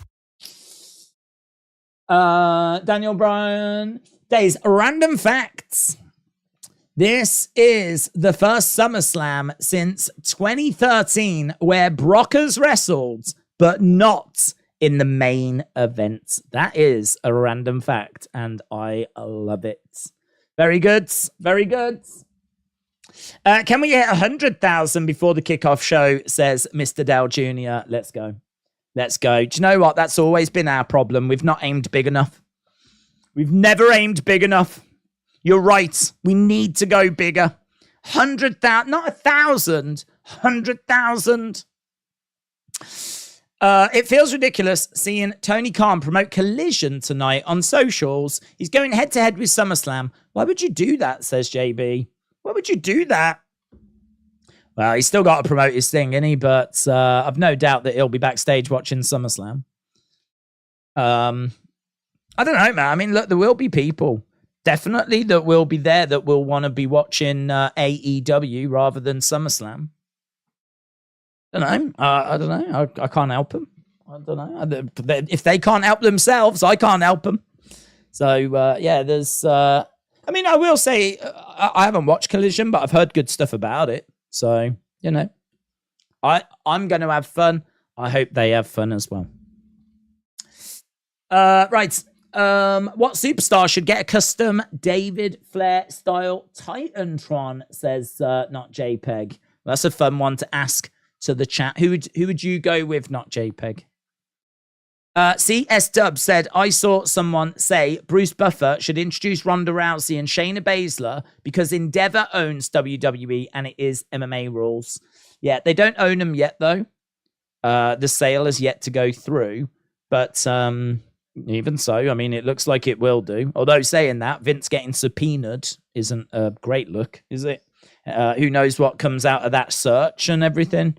So, don't know. I think the sale will still go through, but it's not done yet. LA Knight is not winning, but he can try, says Kewan. Michael said, AEW will find a way to win something tonight and will never stop talking about it. Has anyone ever cashed in on the tag belts? Not that I know of. No, Blake, no. Have you ever played AEW Fight Forever? No. I heard it was good, but glitchy. And my impression is that it's a good foundation for a good game. So I think it'll go on to be a good game. I think they've got the engine of a good game, but it needs a bit of work, a bit of refining. I could see LA Knight winning the Battle Royal, said Charlie. Till WWE sale goes through, Roman will always be champion, says Nitin. Yeah, you could be right. You could be right. Imagine Brock versus Brock in a 2-on-1 handicap match, says Sinan. So imagine what Bray and Rock versus Brock. I mean, imagine that as a triple threat. Imagine that as a triple threat. Corbett said, AEW Fight Forever is exceptional. It just needs some love. Dragon Slayer said, Ronda versus Shayna, worst match of the night. Flyboy said, we're a minute away. Dean is wooing away. Christopher said, just for you days. Yeah. Lol. Christopher, shout out to you, my friend. Days, have you ever seen a scenario where WWE would be forced to have LA Knight dethrone Roman like a Bryan storyline? Could I see a scenario like that? Well, nothing's impossible because he's a wrestler. He's there. He's signed. They're both in the same company. He's getting support. I think we're a long way off that, though. So, I mean, it would need to go up several gears. For example, you know, he gets very good views on YouTube, and sometimes he gets the most views, his segments. But if you look at the number of views, they're not like exceptional number of views. It's not like he's like undeniably, categorically the guy, he's killing everything type numbers. But, you know, his numbers are very good. And as we said, some weeks he has the strongest segment of the YouTube views. So, you know, he's in a good place. He's in a really good place. No denying or disputing that whatsoever. But for him to go on to become the face of the company, which, as we said, I think that's what, if you beat Roman, that's what you are. For him to go on to become that, it's going to need a lot more than what he's got going at the moment. But he could go on to be a world champion. I mean, I wouldn't rule that out, but I think it would be Seth's belt first. Okay, we are at the kickoff panel show. It feels a little bit WrestleMania-esque. You've got a big arena. We got Jackie Redmond. We got Kayla Braxton. We've got Booker T. We've got Wade Barrett, Pete Rosenberg. So 5 people on the kickoff show. 5 people on the kickoff show. We might get some interviews or something, but gone are the days where we get like a match. So unfortunately, over the next hour, we're not building towards a match or anything like that. So, but we do have the kickoff show up and running. They're just introducing the presenters. As we said, Wade Barrett is there. Jackie Redmond is there. Kayla Braxton is there. You can see the fans in the background. We're not outside the arena. We're inside the stadium. And we can see the fans in the background. So we'll keep an eye on proceedings. But I don't think there's anything too pressing for us to pay attention to just yet. There's going to be a lot of video packages, a lot of breakdown of the matches. I said that I would end this poll when we got going, and I will do that. We're also only 16 likes away. Keep those likes coming in. We're just 16 likes away, and then we'll smash through 1,000, and then on to 1,500 if we can do it.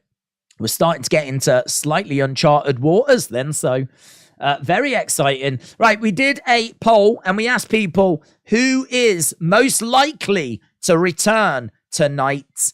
Who is most likely? And it is Randy Orton, 41%, Bray, 27%, Rock, 21%, and Big E, 9%. So Randy 41%, Bray 27%, Rock 21%, Big E 9%. So that was nearly 4,000 votes as well. Nearly 4,000 votes.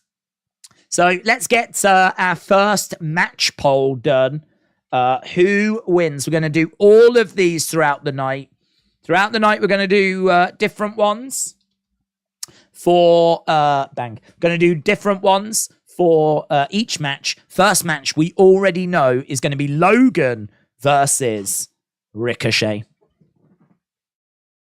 Right. Surprise of the night. Asuka backup plan. Kairi Sane, says Justin. Charlie said, I love to dream, and in my dreams I see Jey winning. But we know it won't come full circle as the first defense with Jey. With his last defense, Jey, but oh well, says Charlie.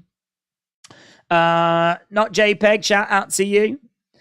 Paul said, does anyone know why WWE doesn't show pay-per-views on TV anymore? Well, no, I mean, they've got that deal with Peacock. So Peacock have spent like $1 billion to have the rights to show the pay-per-views. We've got a graphic here. I mean, there was a graphic that just showed a load of people that were going to be in the Battle Royal. I saw Otis. In fact, let's see if we can get that. That feels like a bit of a talking point. I did just get a screenshot of it, but I might be able to quickly find... There it is. So we've got a screenshot of the Battle Royal. There's 25 people that are meant to be in the Battle Royal. I've not counted them, but we can count them together. So what I'm going to do is I'm going to show on screen the Battle Royal graphic, and we'll have a look and see. Okay, right, so I'm going to count them. 1, 2, 3, 4, 5, 6, 7, 8, 9, 10, 11, 12, 13, 14, 15, 16, 17, 18, 19, 20, 21, 22, 23. Is that 24? 1, 2, 3, 4, 5, 6, 7, 8, 9, 10, 11, 12, 13, 14, 15, 16, 17, 18, 19, 20. Oh my God. The 25-man Battle Royal has got a graphic that's got 24 people on it. That means we might be getting a surprise. Go. Let's go. We might be getting a surprise. I mean, unless let me count it again. One more time. I'm going to count it one more time. 1, 2, 3, 4, 5, 6, 7, 8, 9, 10, 11, 12, 13, 14, 15, 16, 17, 18, 19, 20, 1, 2. It's 24.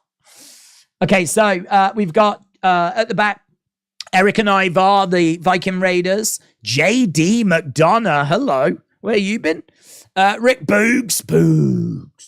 Alpha Academy. We've got Imperium. We got the Brawling Brutes with Sheamus. We got Riddle. We got Grayson Waller. We got Shinsuke Nakamura, Bronson Reed, Tommaso Ciampa, Apollo, LA Knight, Santos Escobar, AJ Styles, Miz, Austin Theory, Karrion Kross, and Cameron Grimes to the moon. But that is 24. It's meant to be 25. That means The Rock confirmed. It's going to be The Rock. It is going to be The Rock.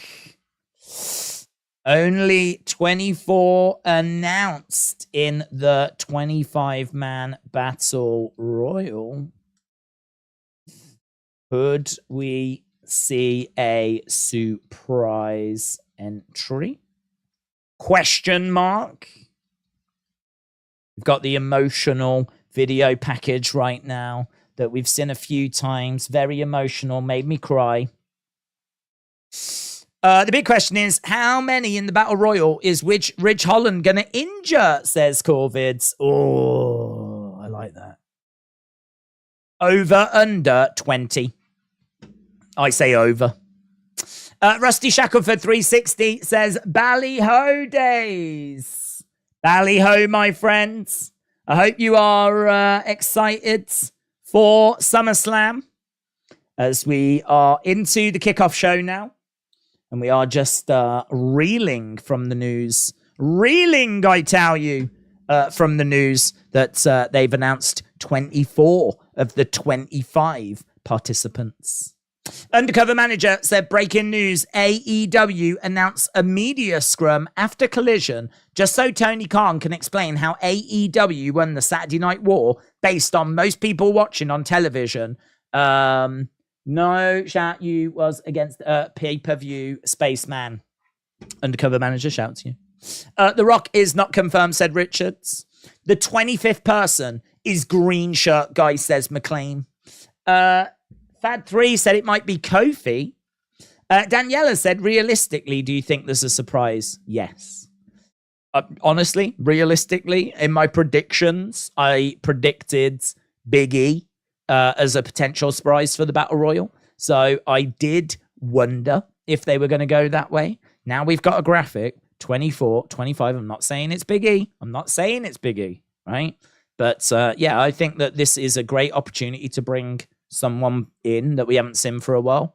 I mean, it might be like a Kofi or an Xavier. It might be like someone that's not all that exciting. But it's, you know, I think there's a chance that it could be a little moment, definitely. 25 will be the Brooklyn Brawler. Well, we can hope. We can hope. Tony said, look at the size of the place. It always excites me to see the arena. Well, right now, you can't. It's just a video package for Brock and Cody, but the excitement is real. Who is the 25th man in the Battle Royal, said Sean. Feel free to put in your predictions and thoughts.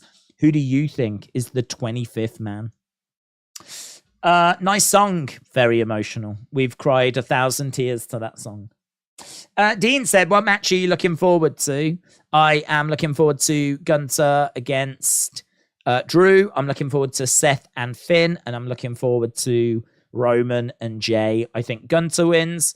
I've gone with Finn, but I don't feel great about it. It's the one match I just cannot call. And I think Roman wins. Was there an article that came out advising Big E never wrestle again? Yes.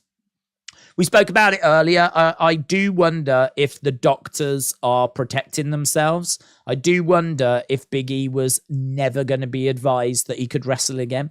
Because with neck and back injuries, even though they can fully heal up and repair, and even though Big E has said he feels stronger than he ever has before, and with his neck and his range of movement and everything, no problems. He's working out. Everything feels great. Scans look great. I do just wonder if it's a case that the doctors obviously would want to protect themselves. If they give him the all clear, he comes back and then paralyzes himself. Is there a degree of liability that they would be susceptible to? So, you know, them not clearing him, I just don't know. I'm not in the room. I don't know if it's them being cautious and it's a legal thing, or if it is actual proper medical advice. I mean, I'm sure it is proper medical advice. But, like, if the scans and everything say that he is A-okay and everything is healed, and it is them just being cautious, then maybe he's got a decision to make, you know, because the WWE doctors might clear him. Because I think the article I read, I think said some doctors, not all doctors, some doctors said he should consider maybe not returning to the ring. So I don't know. We're going to have to wait and see. Could Big E be that surprise entrant? If it is, it'll be huge. It'll be massive. Could you imagine? Y'all want to go big? Can you imagine the reaction if Big E comes out? Y'all want to go big? I explode. I might go just actually explode. Just like we should, because of love it. The likes, you lot have hit 1,037. Keep them coming in, though. It really is appreciated as we continue down that road, marching down that road. We've smashed 1,000. We normally have to, like, cry blood to do that. And there's been no crying yet, which has been great. So, but yeah, just keep smashing that like button if you haven't already. It makes a massive difference, and it really is appreciated. We've got Cody against Brock, and it's being predicted. Wade Barrett has gone Brock, Booker T has gone Cody, and Pete Rosenberg has gone Cody as well. So only Wade Barrett went for Brock Lesnar. Samantha said, being from Detroit, I think the background should be Ford Field, even though this current Greek town photo is amazing. Well, it was the aesthetic that I was looking for. I was trying to get one that was like, because the vibe of this SummerSlam has been like the cars speeding. And I was trying to find a picture of Detroit. I wanted Detroit. And I wanted, like, you know, that kind of blurry car, bright lights, excitement.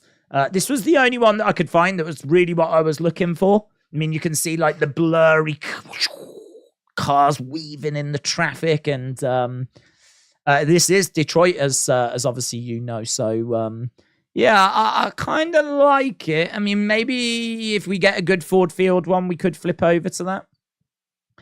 We've got Otis with some Slim Jims. Otis oh yeah, he is loving it. I tell you what, there's something really weird about watching people encouraging other people to eat food like that. It's just so weird. Like, he's there going, oh yeah. And like Maxine, like, what is she saying? Go on, Otis, keep eating. Have another bite. Yeah. Why does she care? You perv. Why are you being a pervert? What are you feeding him up for, you perv? Oh, that's it, Otis. Keep eating. I love it when you eat. Oh, yeah. Don't know. It's just weird. I find it weird. I know it's like just like a sponsor thing, but it's still weird. Okay, I'm still writing it down, though. Otis eats a Slim Jim.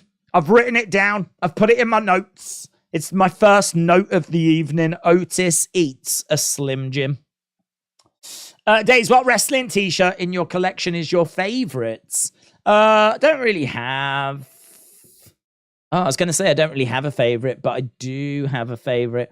There's an Andre the Giant one that I got from Hogan's Beat Shop, which is like a cartoon drawn Andre standing in a ring, and he is obviously exaggerated. The ring's tiny. He's standing in it, and there's like all these little people around, and it's like an Andre the Giant one. I absolutely love that. It's official. It was from Hogan's Beat Shop. And I've never seen it anywhere else, and I love that shirt. And I also love, it might be a bit weird because I'm not, but I love the American-made Hulk Hogan shirt. I think that's awesome. It's one that he used to wear in like the 80s. And again, Hogan's Beat Shop. I'm really fascinated by Hogan in white, because white trunks or even blue trunks, we never saw that. We never saw that. If you think about all the SummerSlams and the WrestleManias, I don't recall ever seeing Hogan in like any color other than yellow.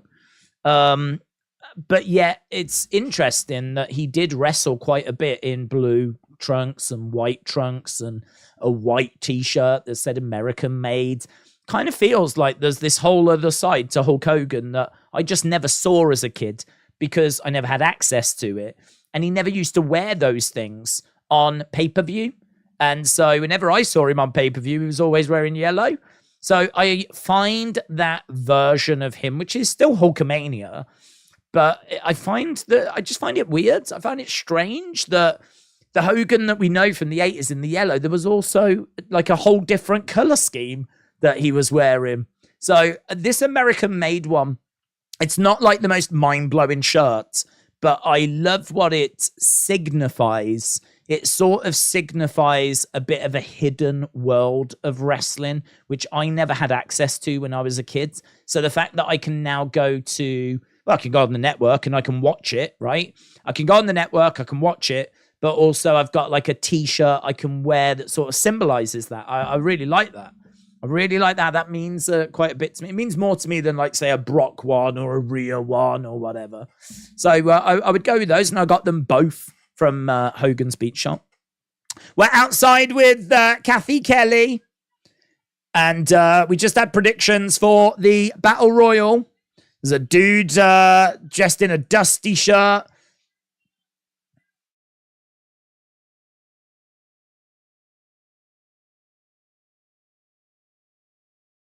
Jey Uso.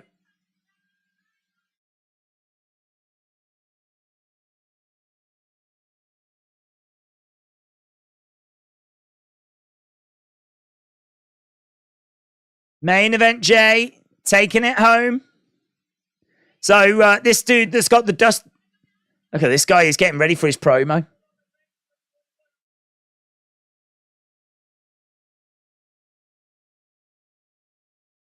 We don't need two tribal chiefs. We've already got one tribal chief, and that's the one, Roman Reigns.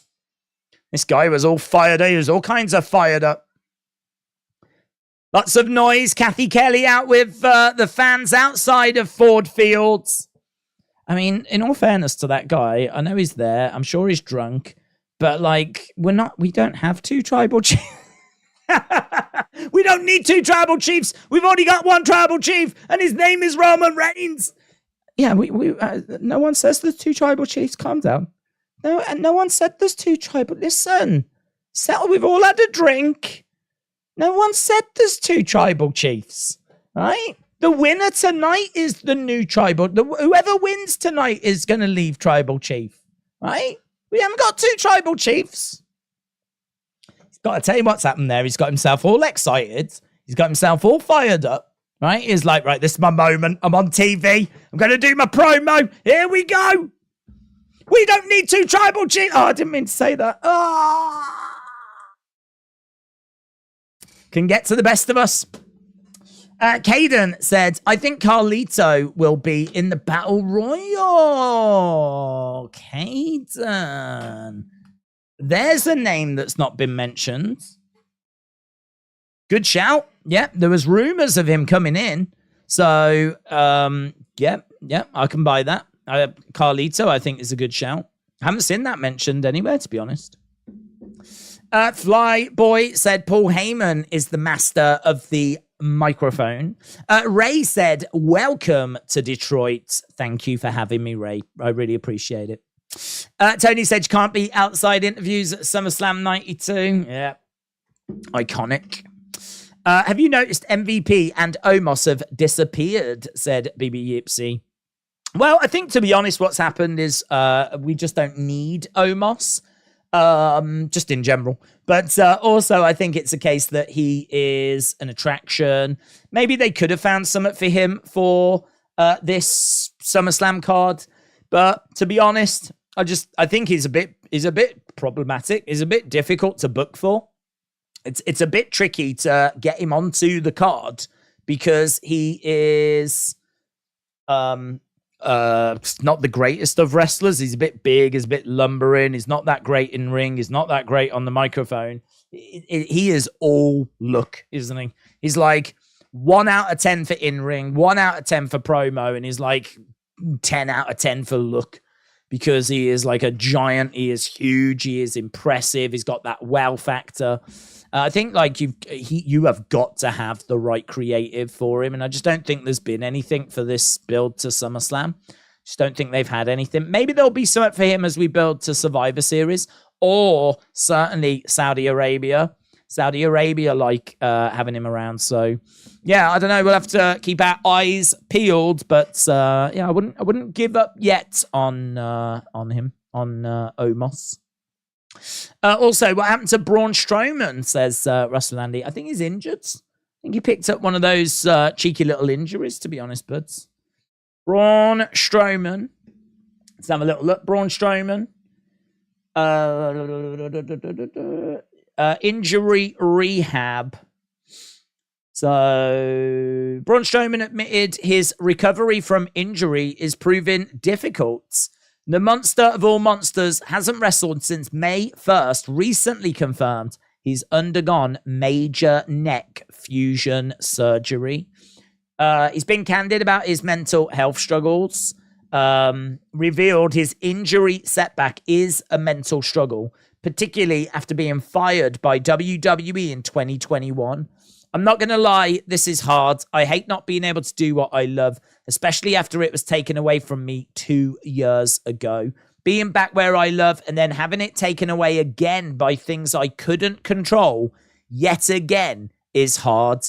I just want to wrestle. Do you know what? He's a lovely guy as well. He's a lovely guy. Met him in Argos in Sheffield when he was doing like a sign-in. And I've said that story before. He's a lovely guy. I've got a lot of time for him. So hopefully he makes a speedy recovery. Caden said, Days, Kyrie has re-signed with the company per PW Insider. That's a shame, isn't it? That they have decided to spoil that so close to SummerSlam. Thank you, PW Insider, for telling us something which in a few hours' time we might have found out naturally ourselves. So I officially hate them now. Good evening to you. I've got a lovely bottle of wine for the show tonight. I am looking forward to the MMA fight later, said Stephen. Stephen, shout out to you. Bit refined for this community, a lovely bottle of wine, but, you know, hey-ho. We welcome all comers. He's gone for another year. He is very proud of his girlfriend, Raquel, says Jeremy. Right. Women's Championship triple threat. Wade Barrett has selected Charlotte Flair. Booker T has selected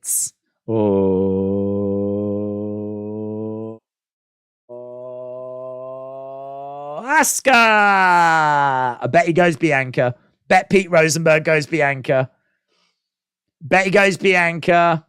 Just to mix it up. The 3 predictions. They all go with someone different. Pete Rosenberg goes. Oh, he went Asuka. I was wrong. Oh, the pain. I honestly thought he was going to go Bianca and then each one would have gone for someone different. It's like, well, you're going to have to watch the match to find out who it is. But he went Asuka.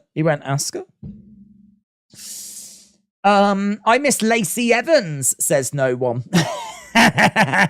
Says BBB Yipsy. Days, my nephew, Rusty, who's 8, wants a shout out. Always Big O, shout out to you. Shout out to Rusty. Hope you're well, my friend. I hope you're excited for SummerSlam. SummerSlam, man. So excited. This is, absolutely one of the biggest shows of the year. Serious stuff. We're talking serious stuff. So, the hype is real, baby. I wonder if they bring in Kyrie tonight, if she re-signs, says Macca Rice. Well, it was a theory that had done the rounds. There was a lot of excitement about it. And, I think there's a good chance of it now. I'm a bit bummed that they've ruined it. I really am. I think it really sucks. It's difficult because it is news. And I understand if they find out that news, they're going to report it. But it's like, this is the side of wrestling that benefits no one. That benefits no one. It only benefits them. Only benefits PW Insider. Because if they do bring Kairi Sane in tonight, what? Why did we need to know? Why did we need to know a few hours before the surprise that was going to happen? You didn't need to know. I didn't need to know. You didn't need to know. We would have found out soon enough. So if they do bring her in tonight and now we go, oh, yeah, okay, here's Kyrie. I just think it really sucks, man. That's the kind of news that, if someone's got an injury or if there's a bit of a backstage dispute or there's a bit of a creative idea floating around, they're thinking of doing this. Anything like that, I think, has got real merit and value. And, at least then you can talk and speculate. Are they going to go that way? Maybe they're not going to go that way, blah, blah, blah, blah, blah. But I think when it comes to like returns like that, if it's the day of the show, I think there's a big difference as well. Like if the report was WWE are interested in Kyrie, that's very different to WWE has re-signed Kyrie. Because that's it. It's a done deal, apparently. If it is that she's re-signed, then, you probably will see her tonight. And it's probably not going to hit as hard now. I just think that's a side of wrestling. I there's no way of putting that genie back in the bottle. But that's the side of wrestling that really frustrates me. I get really frustrated with it. Because, Sean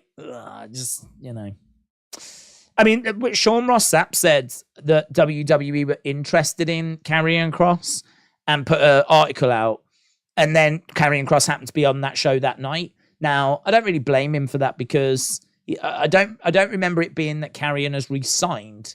And the same with like Dexter Lumis, like they were interested in Dexter Lumis and then he was on the show. But I think where it's like, yeah, it's the done deal. I think like, I don't know if they should be reporting that, but then equally I understand that's their jobs, innit? That's how they make their money.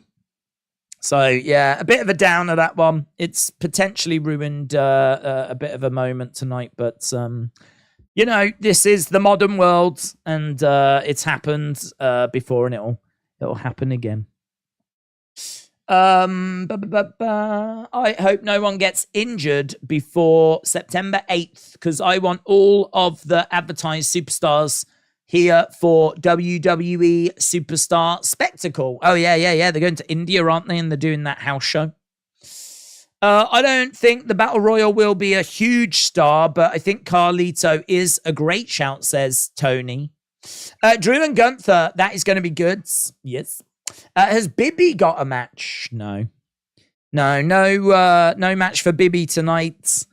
He is doing something with a new group, a new faction, the Street Profits. So, but hasn't made it onto the cards. They are talking about Gunther and Drew right now. That's where the conversation is. The winner of the women's belt tonight will be Io. Sky said BBB Yipsy. Amy said if Randy Orton is there, who will he help? I don't know that he'll help anyone, to be honest, but because the rumors about Randy are that he is not medically cleared and is still carrying an injury. So the thought is that he is, if he is going to make an appearance, probably going to come out and not do anything physical. So I don't know that he's going to be able to help anyone other than maybe be a distraction. Whether he comes out, stands in the entranceway and just distracts and that allows someone to get the advantage, maybe he could do that. But I don't know. There's a chance. I'm leaning more towards we don't see him at all. But I think there's also a chance that we get Grayson Waller in the ring at some point, doing a bit of a Grayson Waller effect, but without the set. I could see him coming in saying you can't do SummerSlam without the Grayson Waller effect. And talking, saying that he hasn't got a guest lined up, but it doesn't matter. As long as he's on the show, that's all that matters. And then he starts laying into legends or something, and then someone interrupts him. We could maybe see something along those lines. There will be surprises tonight. I've no doubt about that.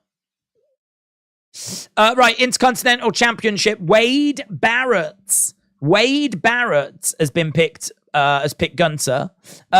Booker T has picked Gunther, and now Pete Rosenberg is going to pick. He'll go Bianca Belair. Intercontinental Championship. Pete Rosenberg selects.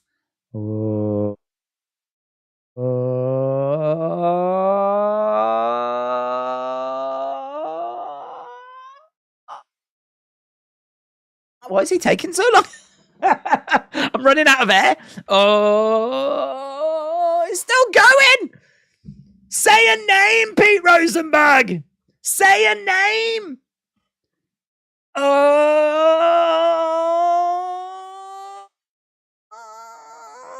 Jeez, I've passed out twice.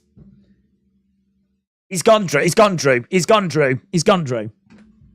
Wrestled Andy said Rock, Big E, Bray, Uncle Howdy, Randy all appear, form a new faction on the Grayson Waller effect, and give him their finishers. What a moment. What a time to be alive. Matt says Jimmy to cost Jey. Jimmy and Jey to have a long feud with 2 matches along the way to WrestleMania, where they have their third and final match, an I Quit match, Jey to lose and go to Raw. Smurfy said, will there be a Priest cash-in sitting? Will Priest cash in? I think there's a chance of it. I think Priest is more likely than Io. So, and it doesn't matter who wins. If Seth wins, but he's down, I can see Priest cashing in. And I can see him cashing in on Finn as well, which is why, because it doesn't really matter who wins, I can see Priest cashing in on either of those. So, yep, I think that there's a chance that we do see that tonight. I'm putting that at 60%. 60%. Max said if Kairi is here, she'll probably help Asuka escape if Bayley and Io attack her. Last SummerSlam was good with returns and superstars coming up. I am pumped for this, said Johnny. James said, no one mentioned Kairi until I did. Perhaps you gave him the idea, but last night. Cal Dub said, Kairi is the first main roster signing of 2023, if true. I don't count Carlito, as we don't 100% know or have seen him since. Cal W, hope you're well, my friends. Hope you're excited for SummerSlam coming up tonight. 26 minutes. We are 26 minutes away from SummerSlam. SummerSlam in just 26 minutes time. Yeah, man. Exciting. Have you ever sent a resume to WWE to be an announcer? I think it'd be awesome. Jack, shout out to you. It's very kind. No, buds. I haven't. WWE know where to find me, though. They know where to find me. So if they wanna fix some of their announcing problems, then I will answer the call. Let's put it that way. Would I drop this community and drop all of these watch-alongs to go and be an announcer for WWE? Would I do that to you? Literally in a second. I wouldn't even think twice. In a second, I would be gone. I would be out the door. I don't even know if I'd have time to turn the computer off. So, it might just be a chair that's like spinning around slowly as I've bolted out the door, So, other than that, I love you guys. You know that. I love this community. It'd be joking aside, it'd be a very difficult decision for me to make. But no, I'd be out the door and I'd drop you lot like a bad habit. Charlotte said, Days, what time does this finish? Do you know, that's a good question. I think we're looking at a start time of about, in 25 minutes. So 1 UK time, probably going to be pushing about a 3-hour show, maybe 3.5 hours. So probably looking for 4:30, which is 11, 11:30. Probably looking at something like that. Days, is your stream behind? Is my stream behind? I don't think so. I've got live. I've got World Heavyweight Championship right now. Wade Barrett, Booker T, predicting who's going to win. Both Wade and Booker T have gone with Finn Bálor. So that's where my thing is. It all says it's live, so I don't think I'm delayed. I might be delayed to a little bit because obviously YouTube put a little delay on, right? And then also the image coming over to me here in England does result in a slight little, like we're talking seconds delay. So you in America are going to be getting the feed a bit quicker than me over here in England. What is your hype out of 10, said My Phenomenal Figures? It stayed steady at an 8, actually. Stayed steady at an 8. I mean, it is maybe an 8.25. Oh, hello. What's this? There's a Snapchat. There's a Snapchat filter. Oh, look at Wade. Look at Wade Barrett. Wade in a Cody Snapchat filter. Oh, there's an Asuka filter as well. So people have got like an Asuka face that's been put onto their faces. Oh, look at Booker!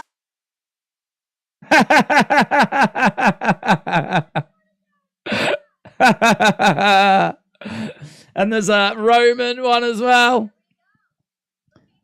Is Pete Rosenberg gonna be the Roman one?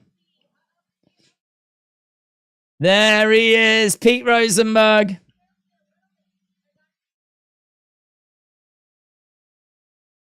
Roman has... so there's a Cody one, an Asuka one, a Roman one on Snapchat right now. They were pretty fun, actually. Do you think it would be a good idea if when someone cashes in, they get to choose the stipulation? No. I think it stacks it a bit in their favor. I mean, maybe if you cash in and announce in advance, then because you've not took the option to surprise someone and get them when they're down, maybe then it triggers you can either cash in whenever you want or cash in advance. And if you cash in advance, you get to choose the stipulation. I wouldn't mind that. I could see a logical reason why they would do that, because the alternative is you could cash in whenever you want. If you're going to do the honorable thing of not attacking a champion when they're weakened, then maybe we could add that in. But I don't think we need it, to be honest. I don't think it would really drastically. It wouldn't make it like more exciting or better or anything. Like, I just think it would be a little extra thing that we could do if we wanted to. But I don't think we need to. Cal Dub said, I don't know if you've discussed it, but WWE have announced 24 participants for the Battle Royal with one missing. Any thoughts? Who? I like the Carlito shout. Carlito was mentioned. I like that. I in my predictions last week said Big E. Now, obviously, there's been some news that's come out since saying that Big E might not be cleared, might not be possible for him to return to the ring. So maybe that one's a little bit unlikely now. But even so, I'm not going to completely rule it out, because it could be that news came out or got leaked, which is old news, or it is news that has been ignored, right? Because they said some doctors have advised him not to return, but some doctors apparently have cleared him. So I think that Big E is still worth a shout. I like the Carlito one. I think that's a really good shout. Kofi, I think, is a pretty good shout as well. So those are the kind of names that I'm thinking. I'm certainly not thinking Bray. Not in a Battle Royal. I'm not thinking Bray. And I'm not thinking Randy. And I'm not thinking Rock or anything like that. But I think a Carlito, maybe a Big E. I don't think a Robert Roode. Robert Roode doesn't really feel big enough for that kind of a spotlight. Maybe a Kofi. We haven't seen Kofi in a while. So, yeah, I'm thinking someone along those lines, buds. Nick Aldis. Oh, my God. If it is Nick Aldis, I'll poop myself. I will actually poop myself. Yeah, that'd be amazing. That would be amazing. If it is Nick Aldis, that would be amazing. I love Nick Aldis. I'd be so happy for him if that was to come true. Febin said, suppose Cody gets a serious injury before the next Rumble and misses Mania. Would you still keep the title on Roman? Who would you choose to dethrone him?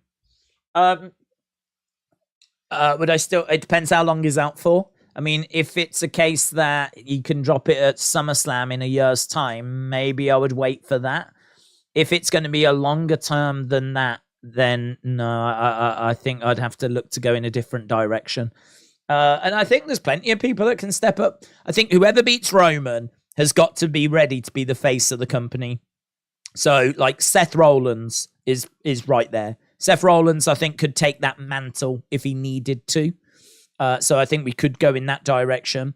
I think AJ Styles, you could always look to lean on him again.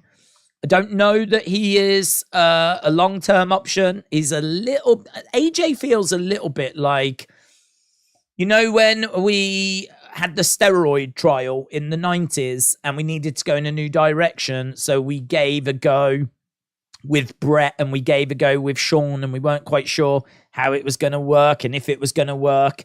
This would be similar to that. So it would be like, Roman's down. We need a new face of the company. For some reason, we're not going with Seth. I don't know why. So you've got to be looking at someone like Kevin Owens. You've got to be looking at an AJ Styles. It'd be those kind of names. But the number one pick, if it's not going to be Cody, I think would probably be Seth. I mean, I love Sammy, but Sammy is not face of the company stuff. He's not. He's someone that I think can have a world title. I think he's perfect to hold Seth's world title. I think he's perfect for that. But I can't say that he should be beating Roman to be the face of the company. I actually would have had Sammy beat Roman in Montreal, but then equally, I would have had him lose to Cody. Cody has always been the long-term pick. Cody has always been the one that I think should have got the title and carried that ball forwards. But I was quite happy for Sammy to win in Montreal, and then for us to do a triple threat, Roman, Sammy, Cody, and for Cody to pick up the victory. I was quite happy for that. I was quite happy for us to go in that direction. Sammy leaves Montreal with the title. Cody leaves WrestleMania with the titles, finishes the story. I thought then Roman was going to go away. There was lots of rumors about Roman going away. And even though he works a reduced schedule, he hasn't really gone away. So, yeah, I think where we are now, now that things have settled down a little for Sammy, is it feels like it's Seth. You could maybe look at Finn Balor as well. But, yeah, for me, it would be one of those.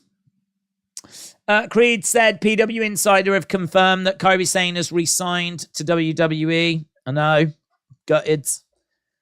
Not about the news. I just think it really sucks that it's been spoiled. I think it really sucks. Really sucks. I think it's the side of wrestling right now that I don't know if I hate it the most, but it's one of the sides of wrestling I really hate. I think we imagine we could have sat here in a few hours, could have seen Kairi, would have been a big moment, would have been really exciting.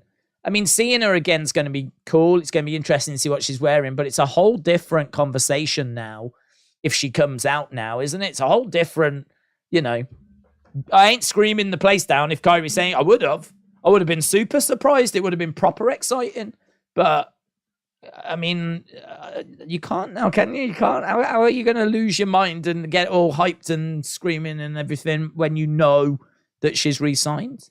It takes that enjoyment away. That takes an edge off it. I don't know, man. It really sucks. It really sucks.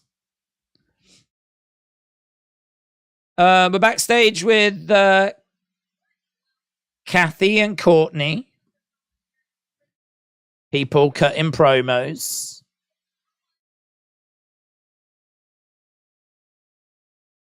Okay, so this guy's going to do a promo.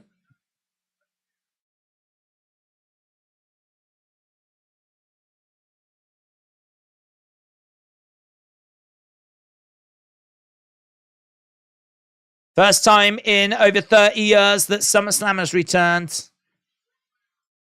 back to the Motor City. There's a guy here that's cutting a bit of a promo on the kickoff show. People are booing.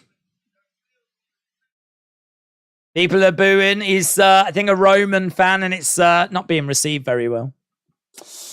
Days, remember what Asuka said last night on SmackDown? She's got a plan. It makes sense for it to be Kairi. Flyboy said, my guy got it wrong about Roman. We want Jey. Main event Jey, said Flyboy. Johnny said, that dude next to him is dressed like Cobra Kai. Yeah, he has got like a... Is that what the skull is? Right, Kath Kelly. Throwing it back over. Now they're talking about Logan Paul, Ricochet, and we are only 13 minutes away. Keep the likes coming in. If you haven't already, fire a like in. We are 13 minutes away. 13 minutes away. Keep your likes coming in. It's really appreciated as we are over 1,000 likes, man. It's mental tonight. Over 1,000 likes, but we can keep pushing. Keep moving forward. See if we can get to 1.5. It's not really a goal or anything, but it really helps the stream. And it's really appreciated. This is such a big, important stream for the channel. So everyone's support is really appreciated. Let's try and blast down some of these comments then. We got 13 minutes until SummerSlam really kicks off. LS Dub said, is the guy talking on behalf of Roman? I think he was. I think he'd been took over by the Wise Man or something. Channeling his inner Wise Man. Febin said, Days, Karrion Kross for Triple H was what Roman is for Vince, as evident by his NXT booking. He's been horribly booked by Triple H in WWE. What do you think has happened? I think NXT and the main roster are two completely different things. I think you can be a big fish in NXT and you go to the main roster, you are a small fry. You are nothing. You are so... I mean, you think about the fact that in NXT, they are churning through people all the time. So if you are the best in NXT, you are the best of your class, basically. You are the best of that era of NXT, right? But that era of NXT, it's not massive. It's a few classes that he has, got the better of. Whereas once you go to the main roster, you are banging heads with people that have been on that roster for 20 years, right? You are banging heads with people that have kept their jobs when other people lost theirs because they are deemed like, important. They are deemed like we want to keep this person. You are going up against the best of the best in the industry. Now, I know that you can point to some people in AEW, of course. Absolutely. You can point to some people in New Japan, whatever. But by and large, WWE is the market leader. They are the biggest, most profitable wrestling company or sports entertainment company. And I think to go from being the best in NXT to then going onto the main roster, it is so drastically different. It is so much bigger. It's just not a case that like you get booked strong in NXT, you get the title, so you're going to go to the main roster and you're going to be champ. We've seen it time and time again. Like, look at Neville. He was the best of his era in NXT and did very little on the main roster. Had some fun matches, but I mean, he was nowhere near a world title. Bo Dallas was a champion in NXT. Look at his run on the main roster.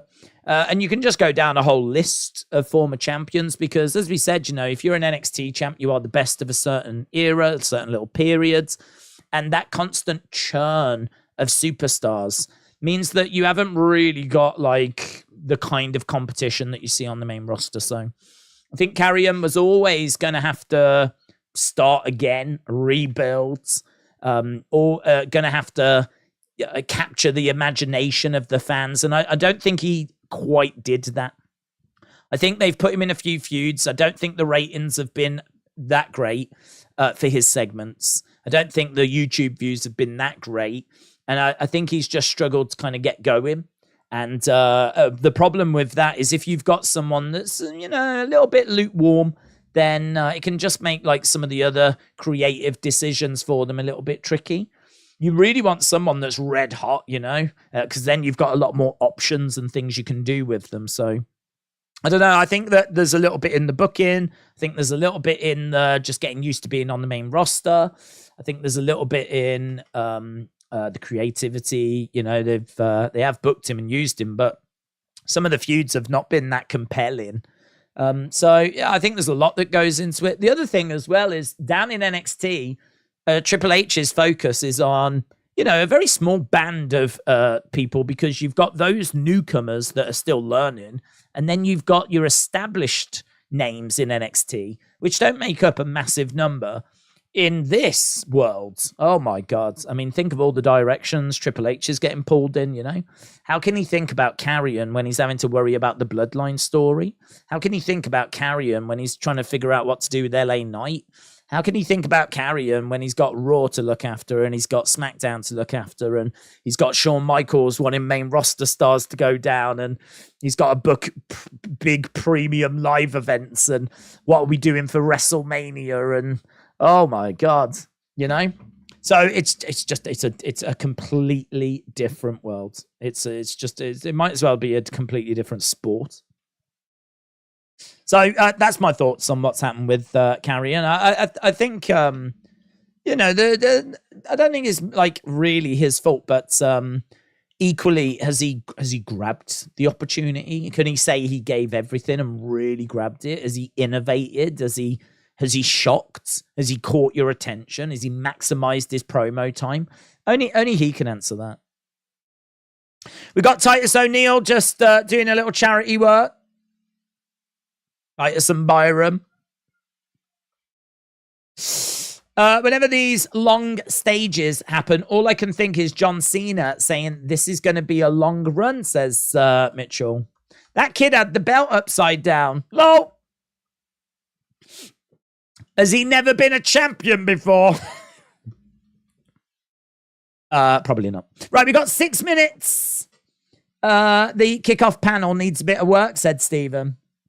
1,133 likes. Keep those likes coming in. We could do 1.5 tonight. Easy. 1.5 tonight. Easy. We haven't looked at the poll as well. And it's close. 59% of people have got Logan winning. 60% now. 40% have got Ricochet. So it's 60-40 in favor of Logan Paul. And that is 1,000 votes that have come in there. 1,000 votes. So 60-40 in favor of Logan Paul. Don't forget, if you are a fan of the channel as well, you've joined us before, there will be a toy hunt tomorrow. Going to drop it about lunchtime. So that'll be a fun way to round off the weekend. Had a lot of requests for toy hunts, so I know that there's quite a few people looking forward to that. Caparoin said, please acknowledge the real Chief. Do it. Big shout out to Chief Jey Strongbow, the real chief of professional wrestling. Much love. They wouldn't release his figure because of cultural appropriation. But still nothing but love to Chief Jey Strongbow. Represent. Kyrie had no issues with Vince or Triple H when she left, says Kirby. I hope Jay wins, but you never know, said Suzanne. Vira says, yay, toy hunt. Yay, toy hunt. It's on the way, buds.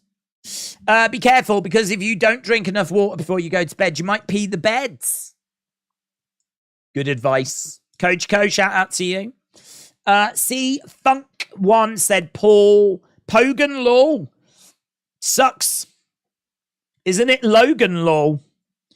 Doesn't he get all the L's? Logan Law. Is the event started yet? No, the event starts in 4 minutes. That number again, 4 minutes. 4 minutes. And we will be underway with SummerSlam. So, born to be wild. Right, we've got the CGI graphics. We're going to be starting very, very soon. They're just breaking down. I don't think they got much time, but tribal combat and main event. Roman Reigns, Jey Uso. Who leaves with the dub? Will it be Roman Reigns or will it be Loman Lames? Which one is it going to be? I think Butch Pete Dunne deserves the Gunther treatment, as he was with Gunther in the NXT UK, fighting at the same level. It's sad how he's been treated, says MMA Joe. I agree. Suzanne Bakerfield has a Strongbow Stadium. I used to live there. I saw a veteran named John Tolos. I was 10. Whatever happened to EC3? He got released and then started a new promotion called Control Your Narrative, which had Braun Strowman in it because he got released as well. They did a few shows. I don't know how they performed, to be honest. I didn't really hear much about them, but I know they did a few shows. And then, of course, Braun Strowman went back, and that was that. Shucky ducky quack quack. Shucky ducky quack quack moments. Obviously talking about Roman and Jey, Tribal Combat. Frost said, have you got Jake Paul, Nate Diaz on? No, I don't. My full attention is on SummerSlam tonight. I would be watching Jake and Diaz. That if SummerSlam wasn't on this week, that would be the stream. I do have to admit, though, I am a little bit relieved that it's not, dare I say, a slightly better fight. I mean, I love Diaz. Amazing. He's going to definitely bring eyeballs. I'm sure that event's going to do very well, but it feels like it's going to be Jake Paul. Feels like it's going to be quite comfortably Jake Paul that's going to win that. In fact, I don't even think I've seen a single prediction predicting that Diaz will win. I don't think I've seen a single one. So I've gone with Jake on that. I think he gets it by finish as well. I don't know. The one thing you'd say about Diaz is he is definitely tough. Hard to put away. I mean, you can just keep punching him and he just stumbles, but just keeps coming forwards. So if Jake's going to be able to put him down and put him out, it might be a TKO, actually. It might be that Jake's all over him and that Diaz doesn't look good and the ref just steps in and calls it. I mean, I could see that. TKO win, Jake Paul, round 5, something like that. Yeah, middle rounds feel pretty good. Right, they're predicting tribal combat. Who wins tribal combat? We've got Wade Barrett, Booker T, Pete Rosenberg. They're about to make their picks.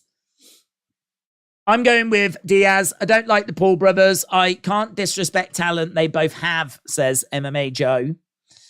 Tribal means anything goes. Bring back the barbed wire and the thumbtack, says Bob. Wade Barrett has gone with Roman. Booker T has gone with Jey Uso. Pete Rosenberg has gone with Roman Reigns. Diaz is going to kick him and get DQ'd, said Johnny. Diaz is a beast, said Brian. Diaz is going to choke him out, said TJ. He's been talking about that as well, hasn't he? He's been saying that Paul can't defend a choke. He doesn't need to. Does Diaz know what's going on? I mean, probably not, in all fairness, but he doesn't need to. He doesn't need to defend a choke. Right, here we go then, guys. The Open has already been doing the rounds, of course. It's Kid Rock that's part of the Open. So that's been up for the past 24, 48 hours. Let's go! It's exciting, isn't it? I hope they just bring out Kairi Sane at the start, because honestly, I just want to get it out the way now. Now that I've heard that news, I just want to get it out the way. If that turns out to be the only surprise tonight, I'm going to riot. I'm going to flip him riot. I'll burn down PW Insider's headquarters myself. And if there are police watching, yes, I just said that. That's how angry it's made me. They've ruined it. Oh, I really hope there's not a fire at the PW Insider headquarters now. Because I'm going to be flipping suspect number one, aren't I? Although, in all fairness, I would have done it as well, so probably right they look in my direction. Day's 25th man in the Battle Royal, Nick Aldis. I'd love it, man. I'd love it. I hope they do. Daisy's going to riot, says Sonny. Let's go, Sonny. Are you going to join me? Are you going to join me? Let's go. Let's all riot together.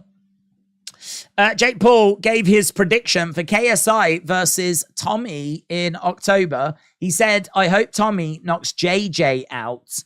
Not gonna lie, KSI is a cheater. His ego is over his head. Thoughts? I think that KSI's got a lot of weaknesses to his game. In his fight against FaZe Temper, I did a little breakdown of the openings that KSI presented. It was a very short fight.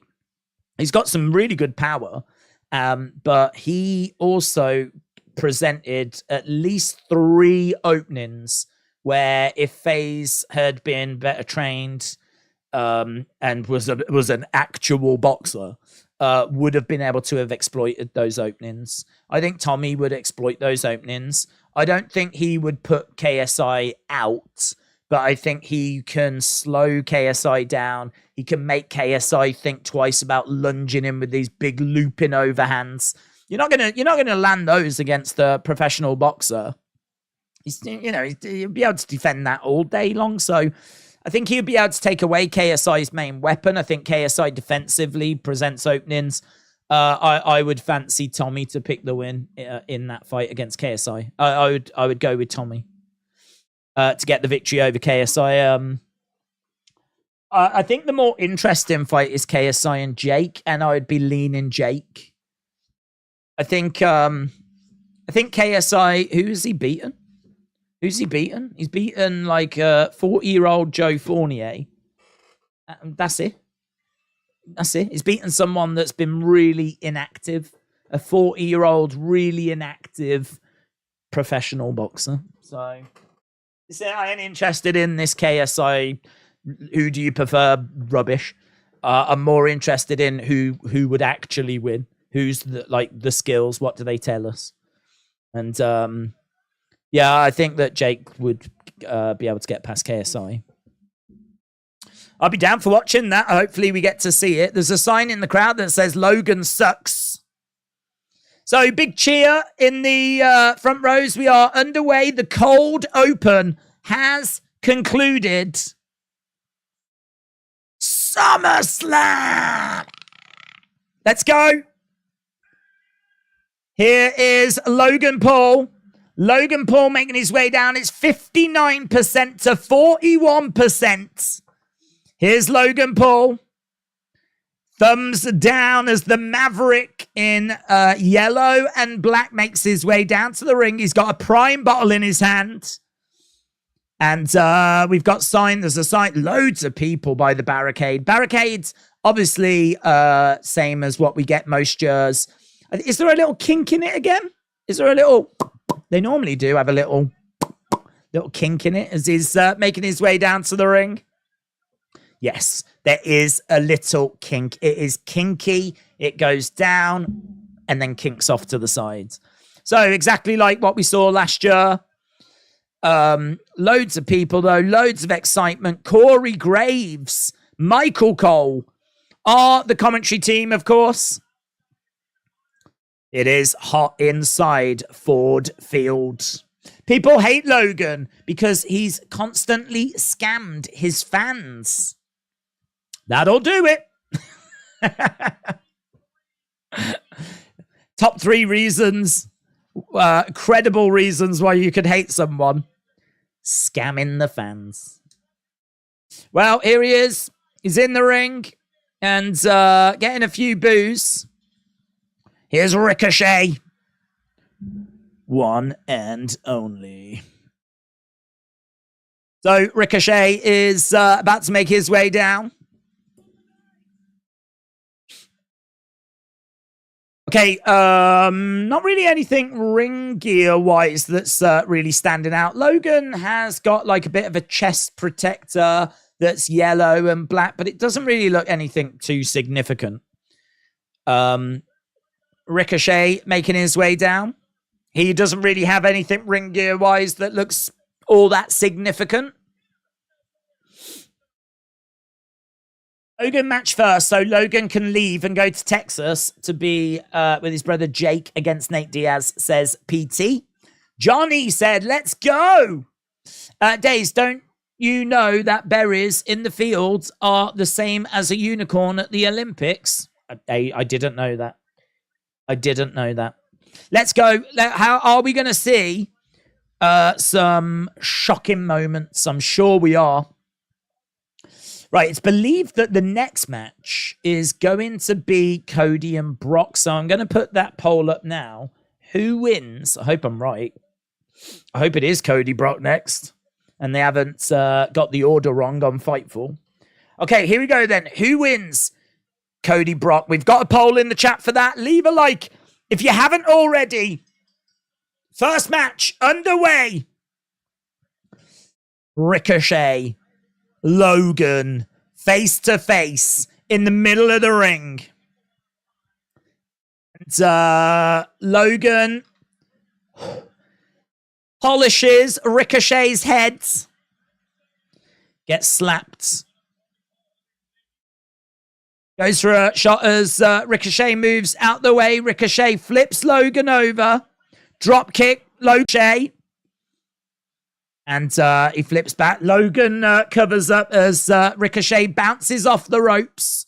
Goes back to the middle, kips up. I mean, this is where Ricochet can just show out and show off. Ricochet, I mean, he is absolutely incredible. Ricochet should be in the conversation for the world title. He really should.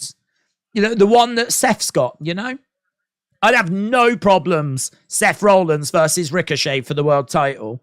I'd have no problems, but the problem is he has really struggled with consistency and momentum, and I am worried that he's going to take the L here. I would give him the dub, but we're seeing Logan leapfrog. Logan rolling up Ricochet. Ricochet looking for a kick. Logan goes down. Again, back on his feet. Back elbow. Back elbow by Logan. Ricochet goes down. Logan throwing the headband away. Ricochet goes back in the corner. Smile on the face of Logan. So, nice impact. I do like it when we mix in this high-flying style with some power moves. And even though that was just a back elbow, it just broke it up a little bit. It was just a bit of a, yeah, your flipping stuff is good, but here's an elbow in the face. How are you going to deal with that? Right, now we've got Logan and Ricochet locking up. Takeover by Logan. Logan with a headlock. Headlock by Logan. Good old-fashioned heel work, keeping the high flyer grounded. That's what you like to see. Shooting start for the win, says Blake. Let's go, Logan. Ricochet was perpetually boring until this feud with Paul, said Miss Clown. One of these days, Logan's wig is going to fall off. Oh, man, could you imagine? Imagine if it did.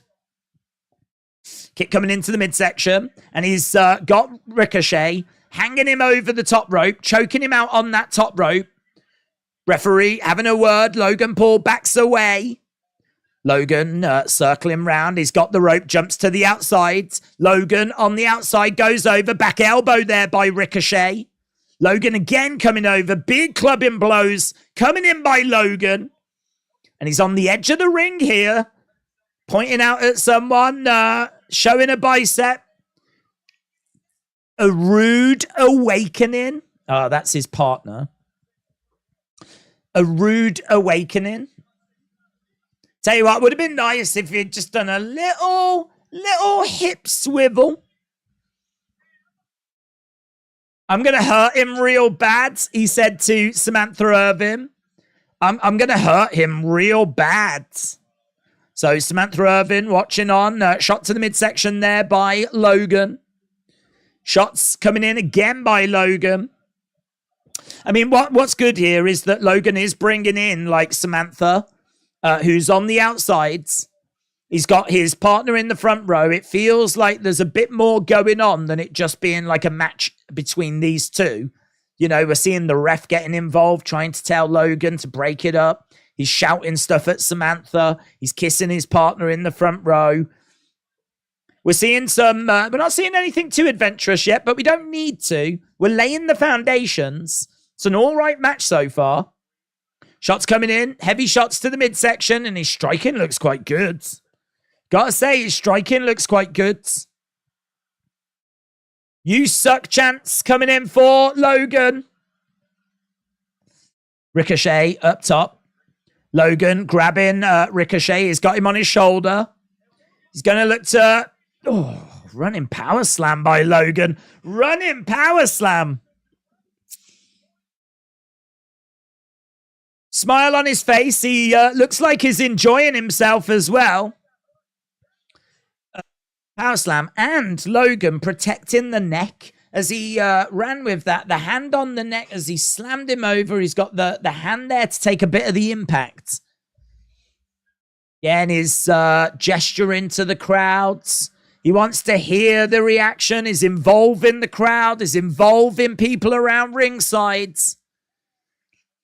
He is absolutely infuriating because everything about him says that he would be a fantastic professional wrestler if he was to do this on a permanent basis rather than just rocking up for the occasional premium live event.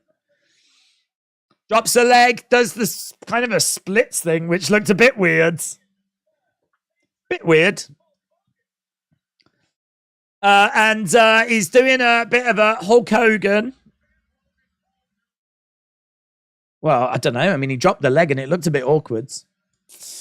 Lol. Your mic is broken, is it?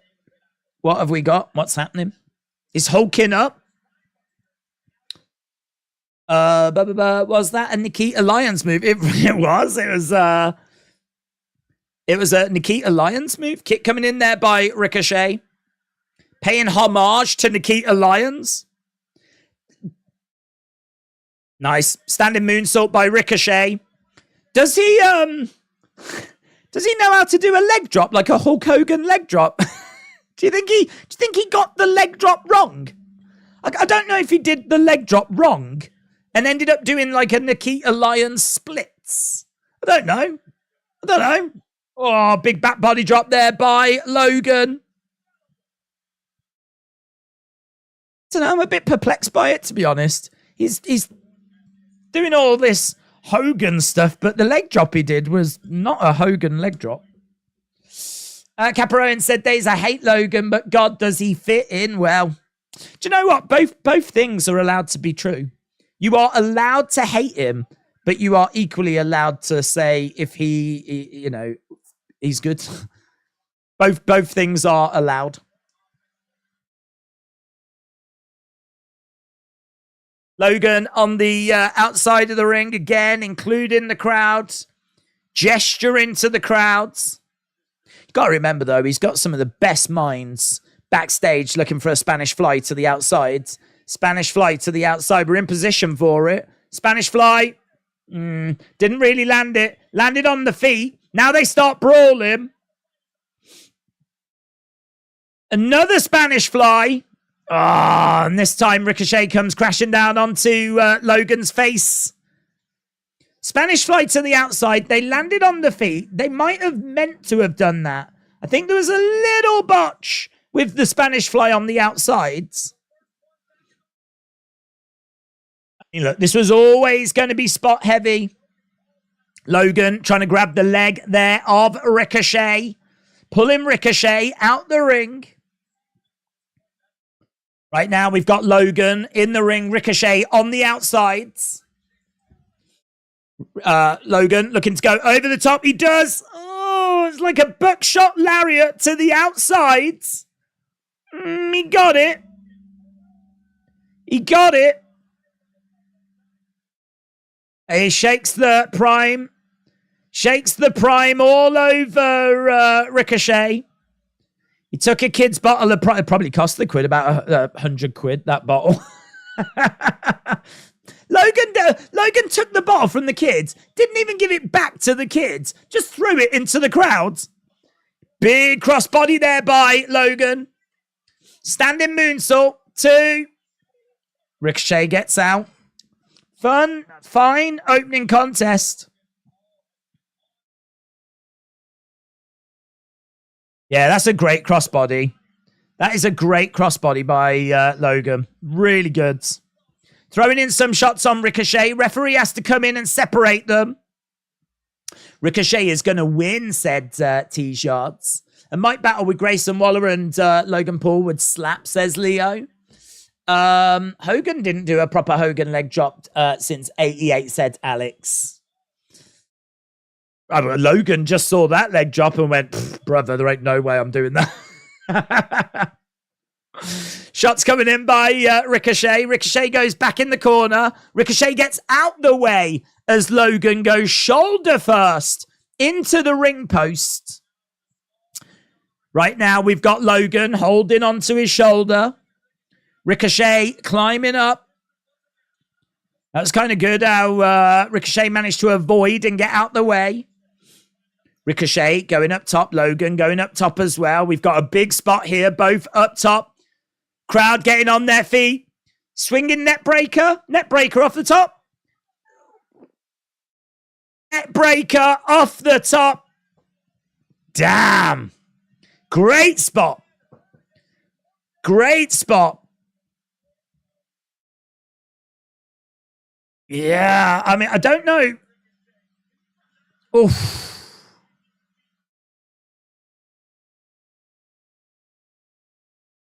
I think he took it well, in all fairness. I don't know if he maybe could have rotated a little bit more. Referee just checking on him, but I think he's all right. It didn't look like it had been botched. He's back on his feet, though, Logan. He's the first one back on his feet. Ricochet throwing in a kick. Kicking again, either side. Chop coming in there by Ricochet. Logan against the ropes. Ricochet reversed. Lovely. Springboards, handstands, into a back elbow. Gets the ropes, goes Ricochet. Again, collides into Logan. Logan goes down. Logan into the corner. Ricochet charging over. Shoulder tackle. Ricochet's got the momentum right now. Springboards. Crossbody. Ricochet in control. Logan goes down. Ricochet charging over. Shooting star. 1, 2. Shoulder up. Shoulder up. Wes said, puff, puff, pass, Wes. Hope you're enjoying the action. Dragon Slayer said, look under Logan's eye. It's swelling hard. I can see a nick under here. Under the, is it the right eye? I'll be honest, I haven't seen a close-up of Logan's face. I think definitely he took a collision with a Spanish Fly, I think on the outside, where Ricochet came down on him. Referee again coming in, just check him. Goes for a kick. Logan trying to pick up Ricochet. Ricochet back in the corner. Logan with a big right hand back elbow by Logan. Looking for a moonsault. He gets caught. Oh, into a tornado DDT. Tornado DDT by Logan. Shoulder up by Ricochet. Shoulder up by Ricochet. Damn, that was good. That was good. That was good. Look at this. Look at the height. Amazing height by Logan. He gets caught onto the shoulder of Ricochet. He manages to turn it into a tornado DDT. Logan is showing out right now.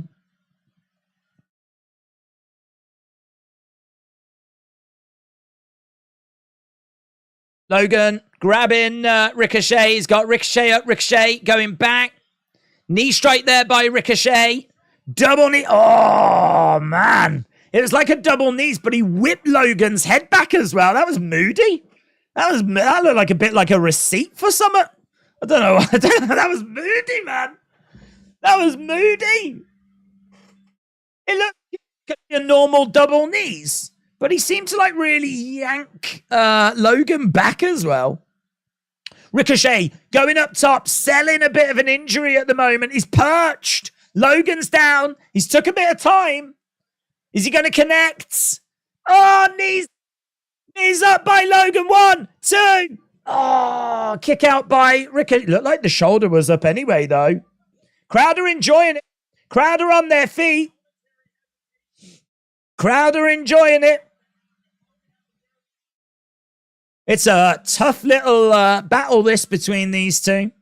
Tough little encounter. Knee strike there by Ricochet. Look at that. The way that he goes to the thing and pulls his head back.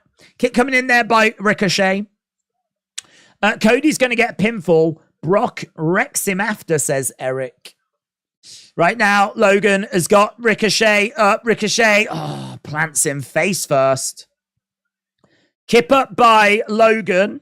Smile on the face of Logan. Logan gesturing out to the fans. Logan going to the outsides. Logan, top rope. Big splash by Logan too. Kick out by Ricochet. Ricochet survives. Ricochet survives.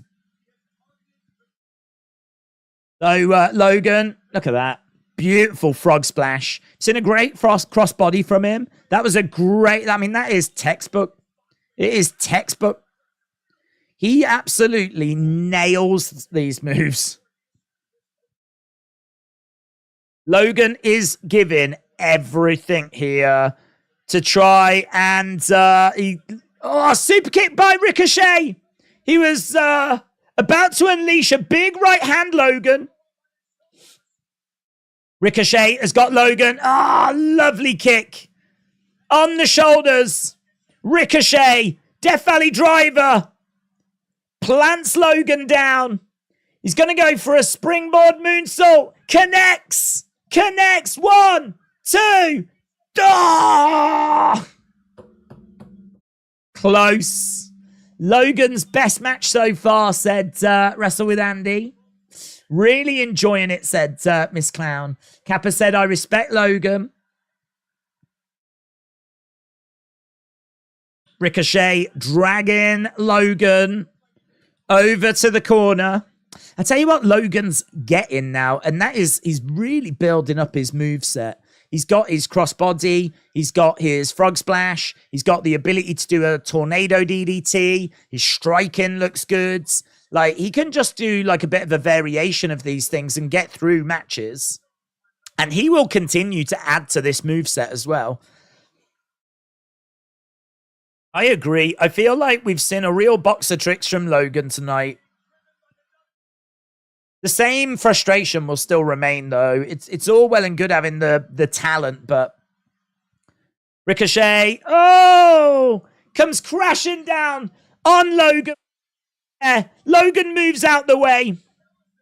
Who's that? Security. Someone has given Logan some brass knuckles. Someone has given Logan brass knuckles.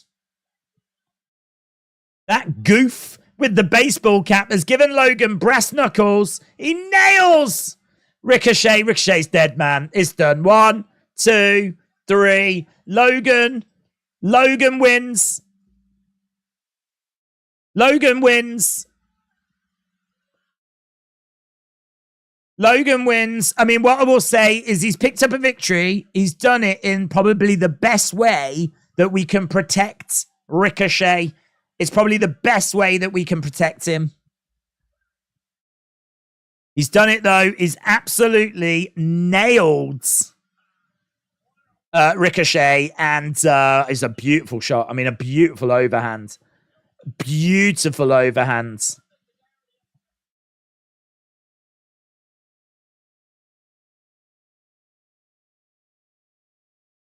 Logan Paul picking up the victory. So Logan winning, I don't think it's the biggest surprise, to be honest. I think it was kind of expected that he would be able to get a win because he's picked up a few L's. Well, he's picked up a dub now. And as I said, he's done it in a way that protects Ricochet as much as possible. So I am okay with it. I know there'll be many people that aren't, but I am okay with it. Let's do a quick little video. And there's Samantha Irvin shaking her head. Breaking news coming out of SummerSlam. Logan Paul, you can see the image here, was handed these brass knuckles. These were passed to him towards the end of this opening contest at SummerSlam. He nails Ricochet with a massive overhand and those brass knuckles, goes on to secure the victory. Here you can see Logan celebrating that win. Ricochet absolutely knocked out cold. And this is how our opening contest ends. It was a great match, really enjoyable. Logan with a great performance, crossbodies, frog splashes. We saw tornado DDTs, Spanish flies, great striking. He's got a lot to his game, and he seems to be getting better as well. So I know we don't like him. I know that the criticism is that he should wrestle more and not just do these shows. But every time he performs, he just keeps impressing. This is another impressive performance from Logan Paul. And he picks up a win in a way that still protects Ricochet. So there we go. That's our opening contest. And it is a victory for Logan Paul. Backstage, we got a monster truck. A monster truck. Sheamus arriving in the monster truck. Oh, that probably coincides with the Mattel monster truck. We did a review on the channel. You can get that in Smith's right now. So there we go. There is a monster truck that has brought Sheamus to the show. Obviously, Sheamus is going to be competing inside that battle royal. I agree. JJ needs to stop fighting. Goes, he doesn't make him look like a proper boxer. Kian, shout out to you. Okay, Brock and Cody next. Brock and Cody.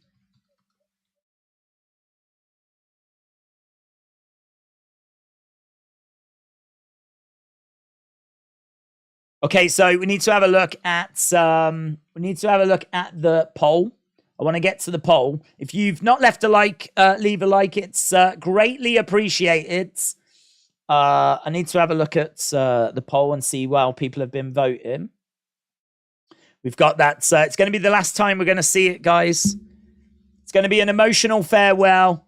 The most emotional video package WWE have ever produced, with a beautiful song in the background. We've cried 1,000 tears to it. And after today, we'll cry no more, as this very emotional video package bids its farewell to us. Right.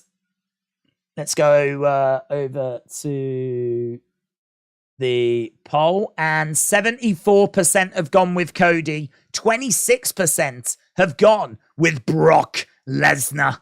So there we go. Cody, the firm favourite for this next match. King Yeti, shout out to you, my friend. King Yeti said, who saw a justice for Katie Vick sign? I didn't. Is there a justice for Katie Vick sign? What a time to be alive. Okay, so no, I didn't see that. King Yeti, shout out to you, my friend. Really appreciate the support. Cody, Brock coming up next. Cody can't lose. I'm crying again, says Shaquem. Shaquem, we're all crying again. We're all crying again. There should be the music for Ronda Shayna. There should be the music for every video package. I'm going to use this song for funerals, said Mr. Dell Jr. Thing is, he's had time there to hit him with the punch, which is meant to knock him out anyway. John said, you can't say Summer is one match of a 4-match main event when it's the second match of the cards. Who is Katie Vick? Oh, it's one of the most infamous storylines. Triple H and Kane. And apparently Kane murdered, I think it was his then partner, girlfriend, who was Katie Vick. And there was a doll and it was in a casket. And like Triple H goes to see it and it's all awful. And it's one of those where we probably don't need to get into it right now. But let's just say it is one of the most questionable storylines WWE have ever told. I think if you was to rank the worst storylines ever from WWE, I'd feel very confident Katie Vick would come out at number 1. Mitchell said, this song is the definition of OMG, kiss already. Brock Lesnar's going to win, said Elijah. I Am Famous said, I hope to hear Randy's theme song at SummerSlam. Randy Return and Bobby Roode, said Jokebed. I'll do you one better. Why is Katie Vick, said 17 Fresh? That's a great question. A great question we've been asking for over 20 years. Undercover Manager said, Theory, how about the reason we've had no explanation for this feud? Nick Aldis comes out and he has paid Brock to ruin Cody. So there is space for Aldis on Raw leading to a Cody Aldis feud. I would love it, but I sadly think it's unlikely. The rumors about Nick Aldis coming in was that he was going to be a producer. I don't think they were looking at bringing him in as a wrestler. I would love it, though. You can certainly put me down for that theory, for us doing that.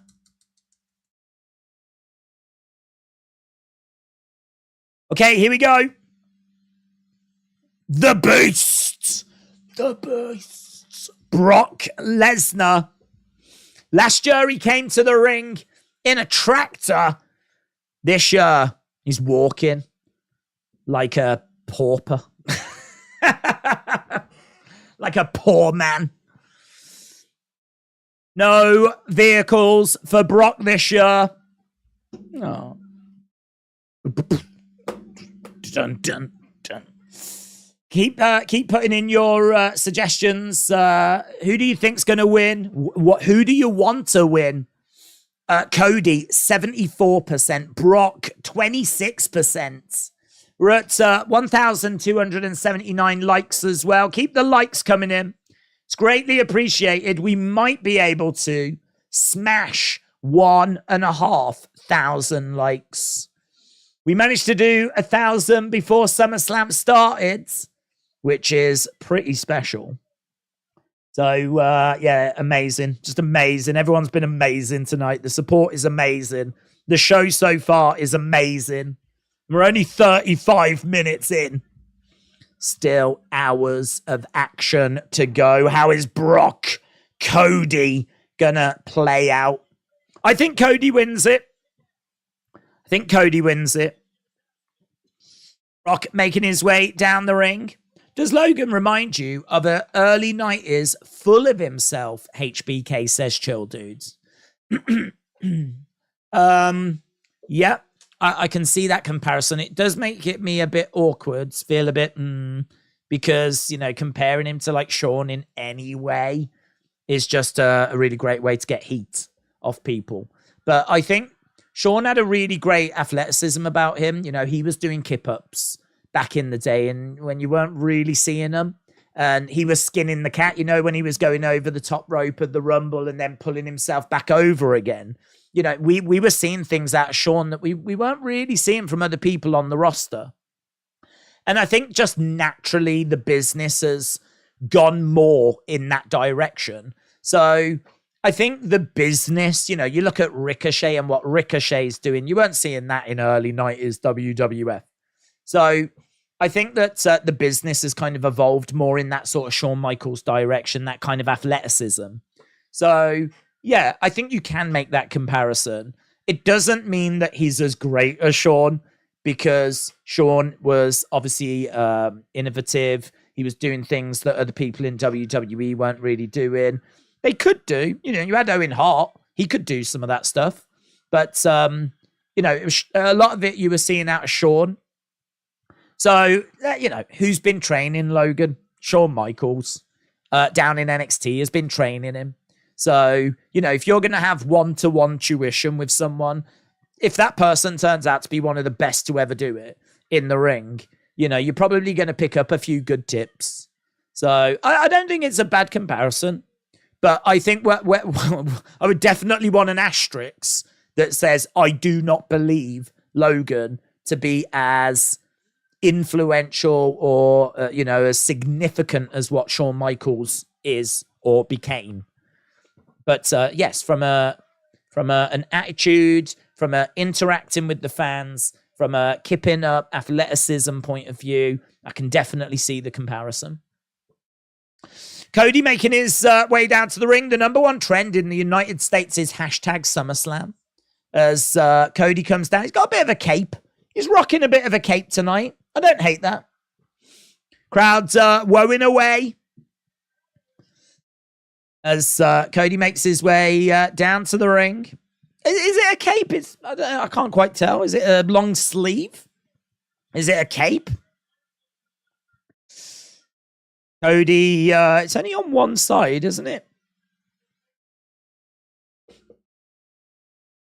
Cody looking at the Beast. Beast making his boobs wobble momentarily. Cody taking the jacket off. Staring at Lesnar. This is the fight he wanted. That kid's getting a lot of love tonight. That kid that had the Prime bottle just got a little cuddle off Cody. Cody is on the ring steps looking to get into the ring. Let's end our poll. I can't remember what the next match is meant to be. Let's just have a quick little look. I think it might be the Battle Royal.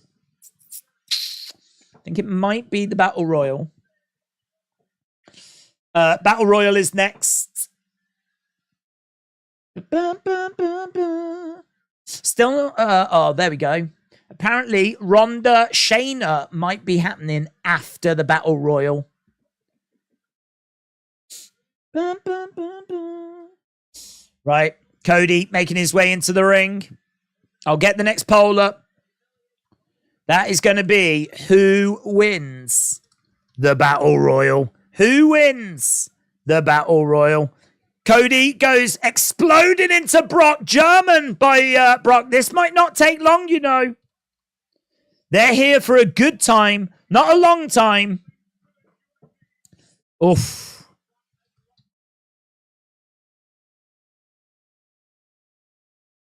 Drop down. Super kick. Okay, I didn't know who to put for the Battle Royal. I've gone with the two that I think have had the biggest kind of spotlight on them as we've headed towards this. And that has been Sheamus and LA Knight. Then obviously there's a 25th person. We don't know who it is. So whoever that 25th person is, it feels like a surprise. It might be Big E. It might be Carlito. I've gone with them as the third option, a mystery person, the 25th person. And then obviously, you know, there's another 20 odd people that are in it. So maybe you think it's someone else. So yeah, Battle Royal coming up next. It'll be a bit tricky. I would imagine most are thinking LA Knight, but let's see. Suicide Dive, Tope Suicida by Cody Rhodes, who throws in a forearm strike. Cody, the ultimate underdog, said Slick 81.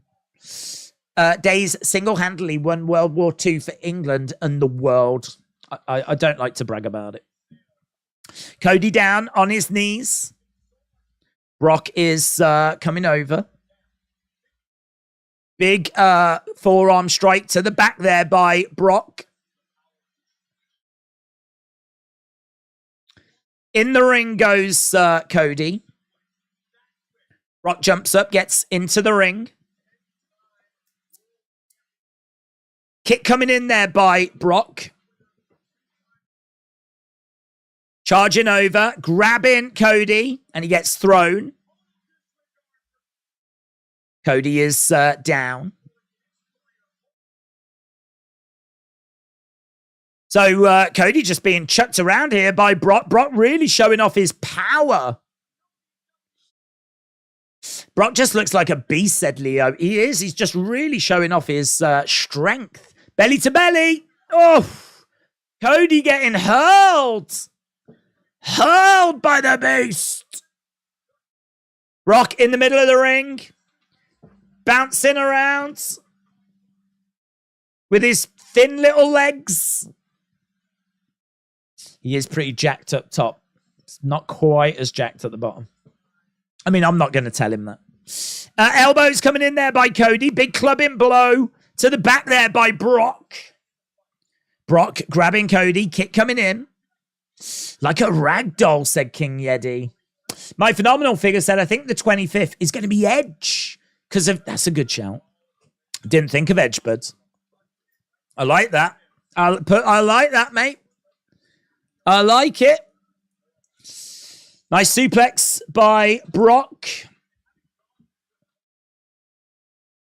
Brock is going for the cover on Cody. Cody gets shoulder up. Shoulder up. Smile on the face of Brock. Lovely suplex.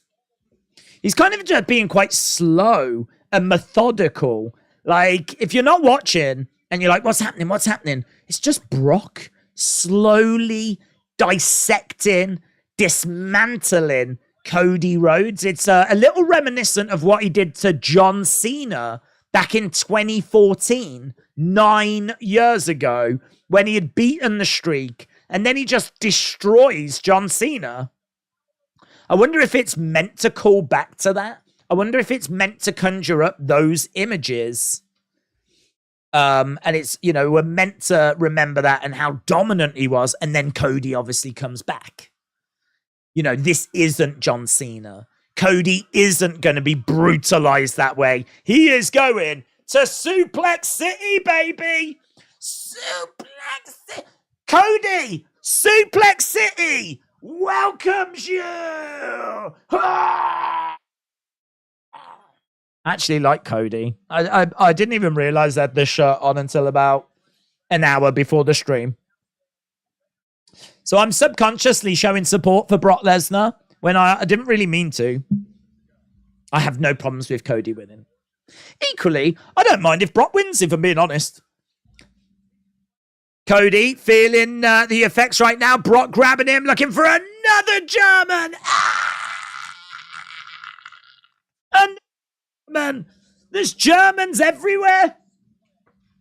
Are we in Detroit or Munich? Because there's Germans everywhere.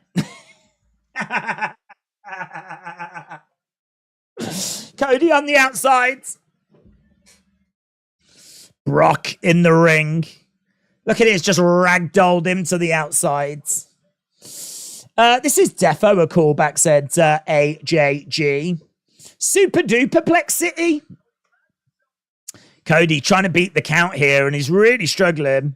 Managing to climb up the ropes and get back in the ring. Brock Lesnar shaking his head as Cody just hanging on, trying to get back in. Brock charges into him. Cody goes back down again. Stay down, says Brock. Stay down. So, in my notes, I'm just going to put Brock destroys Cody. Cody won't stay down, though. 6. Cody's back on his feet. 7. Cody gets back in. Could have waited for 9. Could have made it more dramatic. Brock is very upset, though. He's very upset. He's looking at Cody like, when will you learn? When will you learn? I tell you what, he's beating Cody so much that I'm sure Dustin can feel it.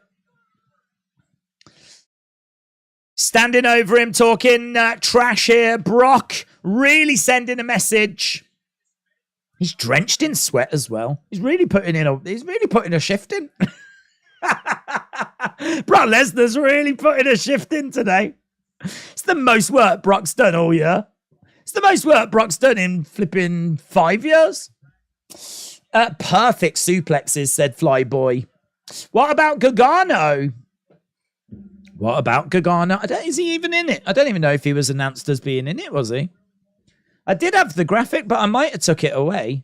No, I still got it. Is Gargano in it? No. Unless he's going to be the 25th person. So he could still be in it. He's not in it, is he? I mean, I really did look then. I really did scan.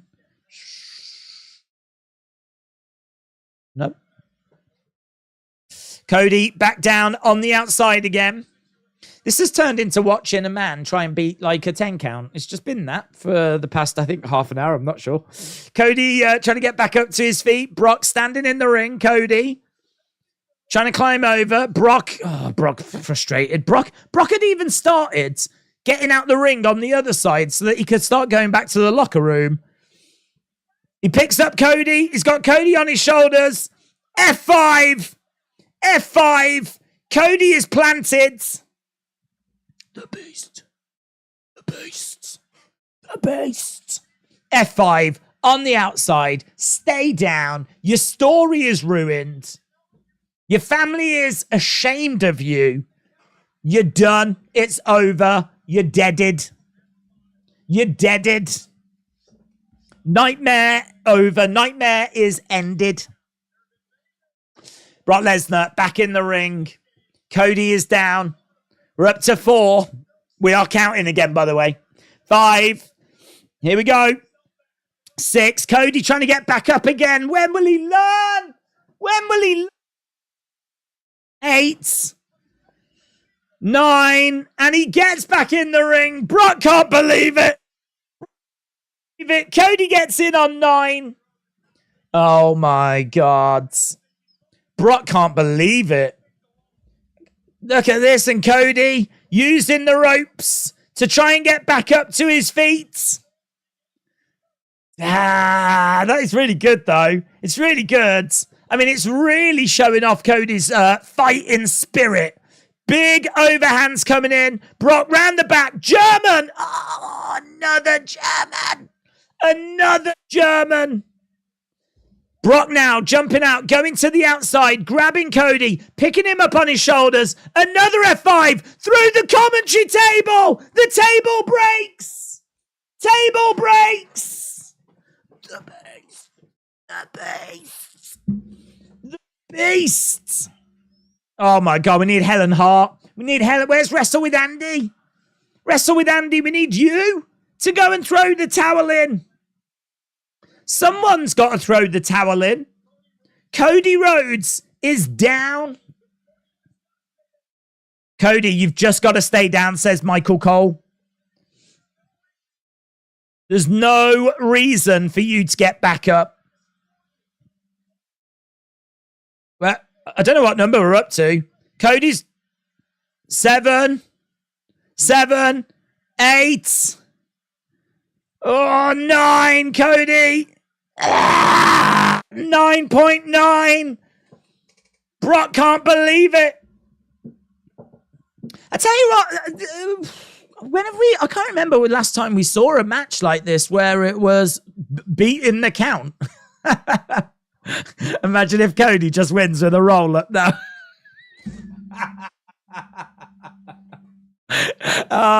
He just schoolboys Brock Lesnar, wins with a roll-up in the least satisfying victory ever.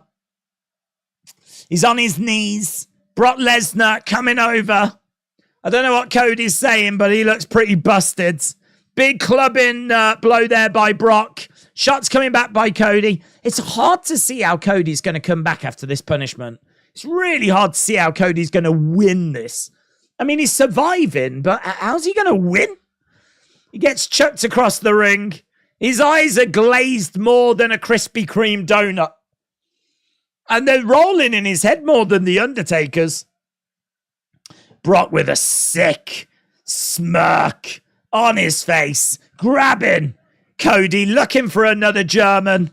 Cody, oh, that's how he gets back into it. Grabs the turnbuckle pad, and the turnbuckle pad comes off the top turnbuckle. The turnbuckle is exposed. The turnbuckle is exposed. Just like your mom on a Saturday night, it is exposed. Cody grabs the ring step. Big boot there by Brock. Kicks the steps right out of Cody's hands. Picks up Cody, looking for another F5. Cody rams Brock into the ring post. Grabs Brock again, hurls him into the ring post. Grabs the ring steps, drives them into Brock. Brock gets in the ring. If he goes into the corner now, this is going to feel very Home Alone, as all of these things just perfectly come together. Jumps off, kick there by Cody. Cody going against the rope, springboards. Cody Cutter. Cody Cutter connects. Cody Cutter connects.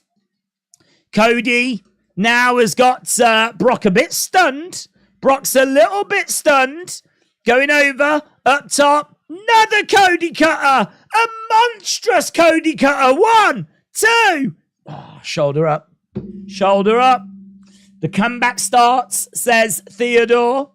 That Cody Cutter, it was sick, wasn't it? Look at the height, man. That was sick. That second Cody Cutter deserves to be put in a frame and put in the Louvre. Cody is all kinds of fired up. Seeing a lovely shot of the crowd right now. They're enjoying the action at the moment. Cody standing behind Brock, grabbing Brock, looking to plant him. Brock grabbing a Kimura. Kimura being applied. Brock Lesnar with a Kimura. Cody suffering, struggling, pulling at his hair. Will he tap out? He probably should tap out. The amount of damage that he's taken. Now he's in a flipping Kimura from a former UFC heavyweight champion. I mean, he probably should be tapping, but he's trying to reach over to the ropes. He's trying to get to the ropes. I don't know which match I preferred, actually. Don't know. It doesn't feel like there's loads between them at the moment. Cody desperately trying to get over to the ropes. They're very different matches, aren't they? The Logan Ricochet match and this Brock Cody match. They're very different. He's trying to get over fingertips, and he gets there. He gets there. He's got to break it. Ray said, come on, Cody. Channel your inner Tiffany Stratton. Let's go. Cody's mom is going to throw in the towel, said Chris. Cody is going to win. This is an 8 out of 10, said Slick. Why tell Brock to break the hold? I thought it was no DQ, said Mark. I don't think there was any stipulation that was put on, to be honest. I think it's just a standard match.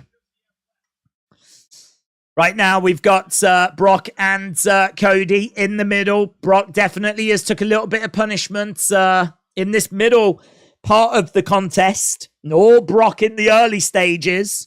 Right now, we've got Brock on his feet, grabbing Cody. Cody on the shoulders of Lesnar. Oh, wow. Into the corner.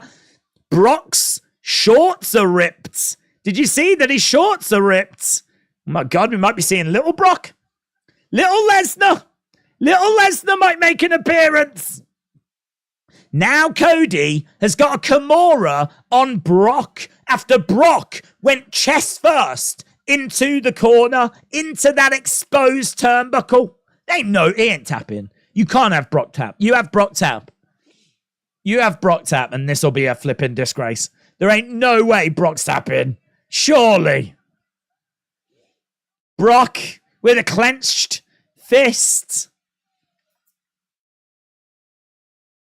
Punch him in the ribs, Brock.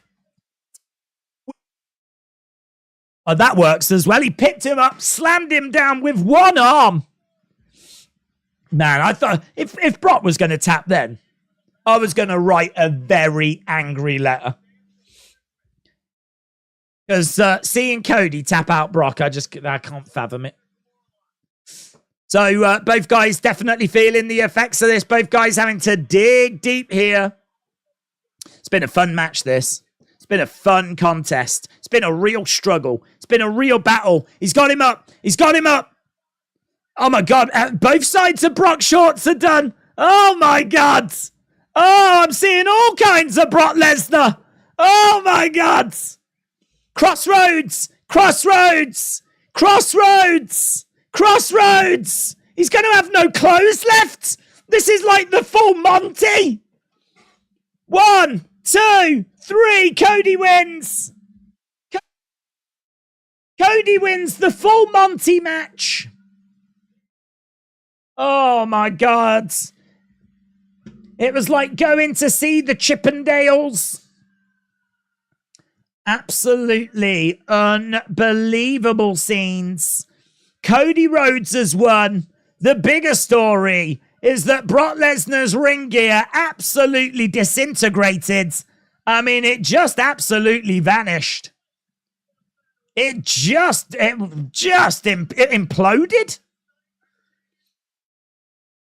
Whoa! I've got the graphic. Oh my God! That is a bad day at the office for Brock Lesnar's ring gear. Hey, well, it could have been a bad day at the office for all of us if any more of it had ripped away. That would be a SummerSlam moment that I wasn't expecting. I built my kingdom. Brock needs to retire now. Brock gets up to his feet. He looks at Cody. Cody has picked up the dub. I don't know what's gonna happen now. Whoa! Brock staring at Cody. Don't know what we got. Are they going to embrace? Are they going to hug? Are they going to kiss? What's happening? Whoa! Brock going over. Cody telling the referee, stand back. These two have thrown down. The Beast going over to Cody. Brock, look at the size of his head compared to Cody's head. They are face to face, and Brock puts his hand out and he shakes and he embraces Cody Rhodes. So Brock shakes hands with Cody. He embraces Cody.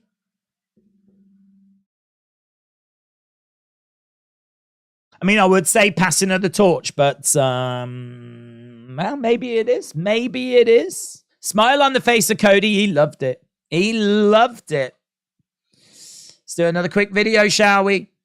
More breaking news coming out of SummerSlam. Look at this moment. Cody Rhodes going for a crossroads, one of many. And you can see that Brock Lesnar's shorts gave up long ago. Long before Brock Lesnar did. His shorts gave up. And he would get planted after dominating the early parts of this. He destroyed Cody. But Cody hung in there, kept beating the count, kept getting back in the ring. Brock was screaming at him to stay down, stay out of it. Cody came back, though. It's a real battle. It's a real fight. It's a real struggle. But the victor would be Cody Rhodes. Cody Rhodes would pick up the win, would defeat Brock Lesnar. And these two would actually shake hands and embrace afterwards, a real show of respect, maybe a little bit of a passing of the torch, but a big moment for Cody, a big statement win for Cody. And yeah, this was good. Another good match. We've had 2 matches at the time of recording this, both of them absolutely delivering. Brock Lesnar, Cody Rhodes putting their stamp on proceedings as we continue to move forward tonight with this epic SummerSlam event. Right now, what have we got? We got an eye. We got some hair standing up on someone's. Is this an advert for Payback? Is this an advert? We haven't seen a Payback commercial yet. We're seeing Austin Theory, Brock Lesnar, Roman Reigns, Bianca Belair. Do you feel that? Payback is coming. Payback is coming. Our first advert for Payback. It's on the way. Coming from Pittsburgh. It's on the way. Right. Cody Rhodes beats Brock Lesnar at SummerSlam. Let's go. What was the first match? First match was Logan against Ricochet, and it was really good. Just what we expected. Lots of high-flying spots. I don't know, actually, if there was a spot that was kind of as viral as when they collided mid-air. Do you remember that? I don't know if we got that moment, if I'm going to be brutally honest. But it was still a really good encounter, and it still had plenty of high spots. Plenty of great moments. And it was a win for Logan. And we just had our second match, which was a win for Cody Rhodes. Right, third match coming up is going to be the Battle Royal, I believe. Just seeing the fans. Now we've got Becky, so I'm guessing this is a commercial break. It is total respect between 2 wrestlers that Brock never did with anyone else, says Michael. That's a good point. Brock Lesnar, not really known for doing that, is he? So, yeah, good point. Where in the hell is Dexter Lumis? Yeah, well, I think they're waiting for, like, Johnny Gargano, and we're going to do something with him and Dexter and... but Johnny's just had a bit of an injury that he's just been trying to come back from. So I think it's that. The match made no sense. Allowed to use stairs, but stopped Brock when Cody grabbed the ropes. Brock has shaken hands with people, says Corvids. My Phenomenal Figure said, I think the 25th is going to be Edge because it's 25 years of Edge. Kieran said, Cody used the steps during the match. It doesn't make any sense. Does Bray show up? I think we see Bray. I'm gonna lean towards yes, we see Bray. I'm gonna say we see Bray. I think we could see him during the main event. So I am leaning towards yes on that. Right now, we've just got a video package for Becky. Yeah, feel free. I can see people putting in their scores for that last match. Put in your scores as to what you thought about that last encounter. Really, what you're thinking about SummerSlam so far. Like, are you enjoying it? When it's Roman Jey, it's going to be the main event, bud. So we've got a little way to go for that. Draco's Dragon said Zayn will show up after Asuka wins triple threat match. Godfather So said Taco Bell always has a major payback on my butt. Thank you. I think WWE are preparing Cody to be the next undisputed WWE Universal Champion, says Zoo. Scott said, good Becky Lynch promo, but wish that her and Trish was tonight. Shannon said, using stairs has always been non-DQ. It's part of the ring. Chris said, what's the difference between using stairs and F5ing someone through a commentary table? I think, to be honest, this stuff, if we're going to be brutally honest, is down to referees' discretion. So on the outside, I think you can get away with things a little bit more on the outside of the ring. I always remember the point being made by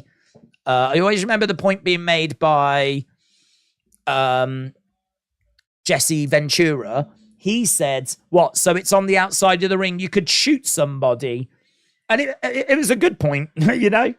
Just because it's on the outside of the ring, it doesn't mean that it should be legal. But, I mean, look, we're going back to the 80s where objects have been used on the outside of the ring. And because it's the outside and not the inside, people have been allowed to get away with it. So it's certainly nothing new. Here's LA Knights. Delwyn said, that was a great match between Cody and Brock. I've asked for this, given them 4 minutes and slow build a good classic match. 4 minutes last match between them. Respect. 4 out of 5. What about you? Yeah, I would agree. I think like 3.75 to 4 for me is very fair there. Very, very fair. I don't think it's a 5-star match by any means. But yeah, I think that's very fair.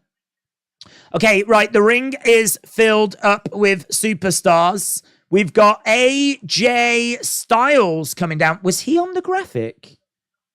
I don't know if AJ was on the graphic. Is AJ the 25th person? Oh, I hope not. I hope not. I can't remember if AJ was on that graphic or not. Can I find it?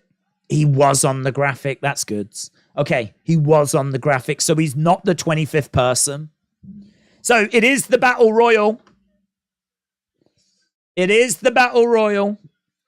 Which way is this going to go? So there's 24 people. We're trying to work out, or we need to find out who the 25th person is going to be. I think the next match is the Ronda Shayna one after this. So I'll get the poll up. For you guys. Miss Clown said, seeing Rude set to be a producer now. Miss Clown, I appreciate that. Appreciate the update. LA Knight gets an entrance. He came down to the ring. We've got AJ who got an entrance. 24 people on the graphic for a 25-person Battle Royal. Who's going to be 25? Roll in the ring. Whoa, whoa, whoa. Here we go.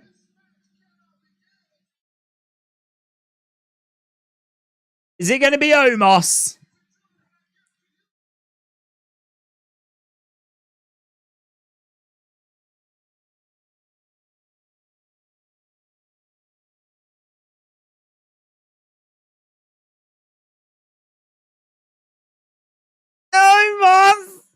No Moss! No Moss!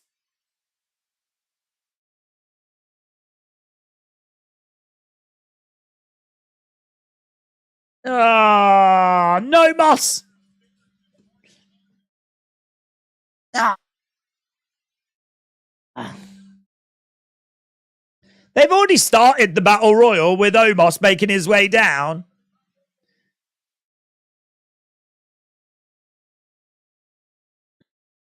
Eliminated before he gets in there.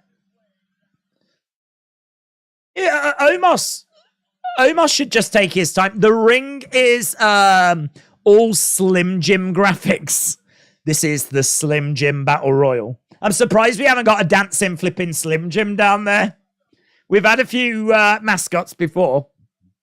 Omos jumps up, steps into the ring, and surely everyone's going to gang up on him. Starts eliminating people. Don't worry, LA Knight is still in there. JD McDonough comes over. Big clubbing blow. Omos picks up JD. He's going to go flying. He's going to go flying. He goes flying. I think he lands on Apollo. Apollo should have gone flying. Now we've got shots coming in by Boogs. Go on, Boogs. Pick him up. Go on, Boogs. Go on, Boogs. Go on, Boogsy. Go on, Boogs. Oh, he's eliminated. Boogs. Boogs. Butch and Ridge, and now here we go. Now everyone's ganging up on him. Everyone's ganging up on Omos. Omos over by the ropes. Now they're doing 10 beats of a battering, but there's about 3 people that are laying it in. Omos battling away. A missed opportunity to not use Macho Man. Oh, totally. Totally. This should have been the Macho Man Battle Royal. Shouldn't it? With like, if you're going to have like it all Slim Jim. Snap into a Slim Jim. Yeah, I agree.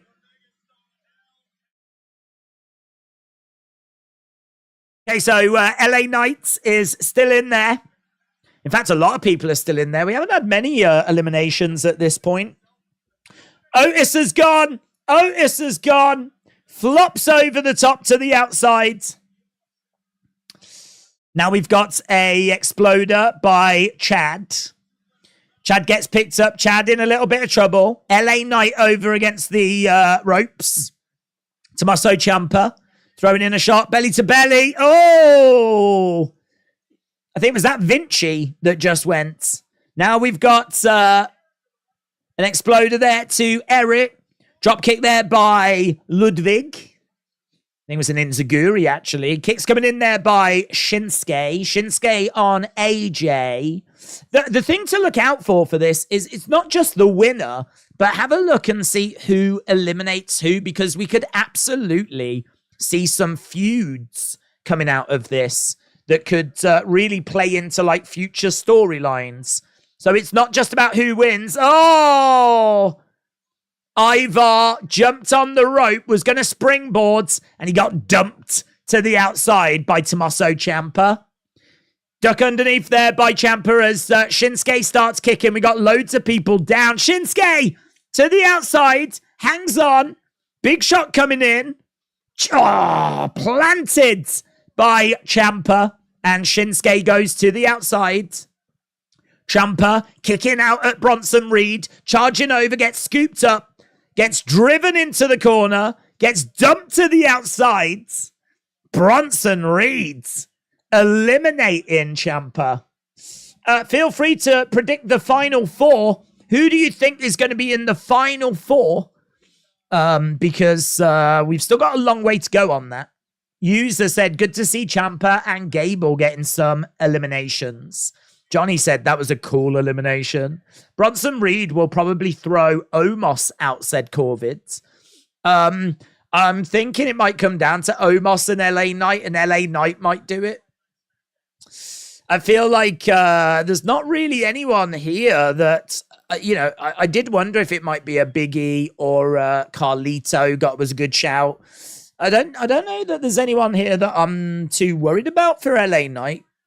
I think LA Knight might have this. I think he might have it. Over the top rope goes Karrion Kross. Kick up, nice enziguri kick there by Santos. Big boots by Karrion. Karrion with a smirk on his face. Kicks coming in. Big boots. Big strike coming in there by Ludwig.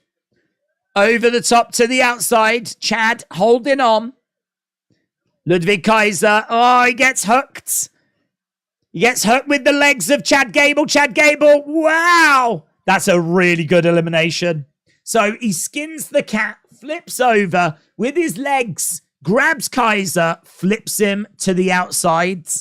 Got to be really careful with that, but they both did it really well. Shots coming in there by Butch to Omos and Riddle trying to throw in some strikes as well.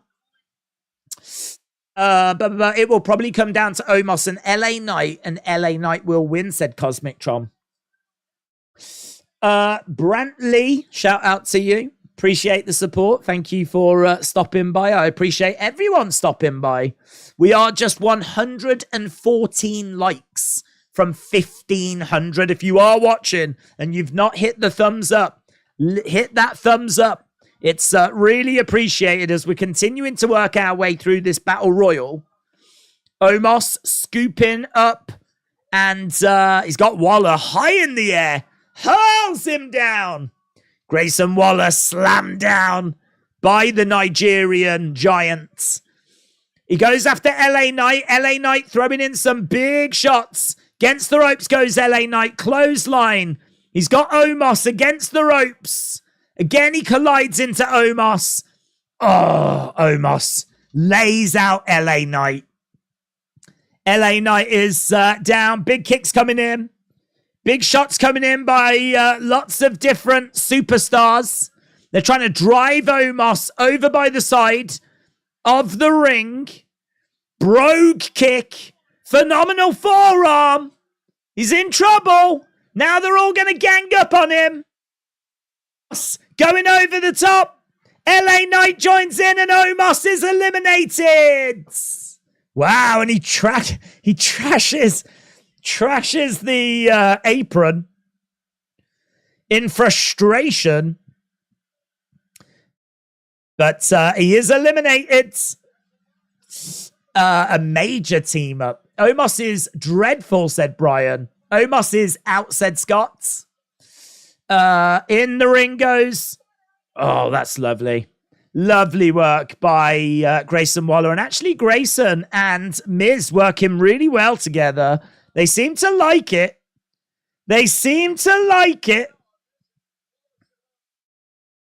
So these two are working together. I mean, knowing them, one will probably turn on the other at some point. But right now, they're enjoying it. Over the top rope goes LA Knight, but he holds on. LA Knight survives. He thought that he had eliminated him, but The Miz gets eliminated. The Miz is thrown to the outside. So Miz goes to the outside. It's all action right now.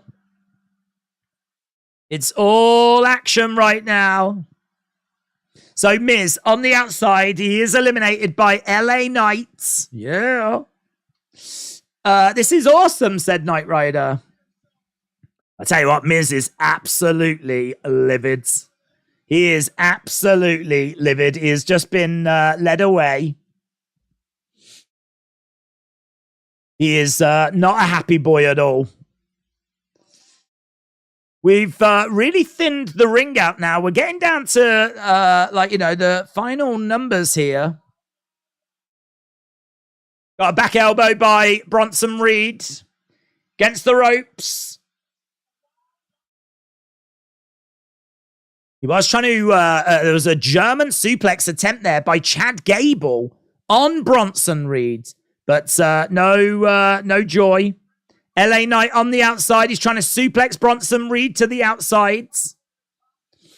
So Chad is eliminated. Bronson is eliminated. Are we down to AJ and LA Knight? Is that it? AJ and LA Knight? No, we got Sheamus in there as well. AJ, Sheamus, LA Knight. Got a Irish curse, backbreaker. He picks up LA Knight, plants him down. Now, we did see a little tease between Sheamus and AJ. Big shot. I think these two are going to take each other out. I think they're going to brawl. I think LA Knight will eliminate both somehow. AJ to the outside. He hangs on. Big shot. Because we did see last night on SmackDown, AJ and, Big Brogue. AJ eliminated. AJ eliminated. Carrion getting involved. This just means that we're down to LA Knight and Sheamus. Sheamus is planted down. Sheamus and LA Knight. LA Knight. Against the ropes goes LA Knight. Looks to drop the elbow. Sheamus is trying to get back up to his feet. LA Knight has got him scouted. LA kick. Looking. No joy. Oh my God, that's a horrific knee strike by Sheamus. Wow. I think he really knocked him silly. He's got LA Knight up in the air. LA Knight lands on his feet. Hurl Sheamus over the top. Sheamus on the edge of the ring. LA Knight thought he had got it. Sheamus climbing up. LA Knight charging over. They're going for that spot again. He just gets it this time. Oh, it was flipping fingertips again. But he did get it this time after not quite getting it yesterday. And he just hurls Sheamus across the ring. It's Sheamus. LA Knight. LA Knight clothesline. Sheamus eliminated. It's LA Knight that wins. LA Knight wins. He gets a lifetime supply of Slim Jim. So LA Knight picks up the victory.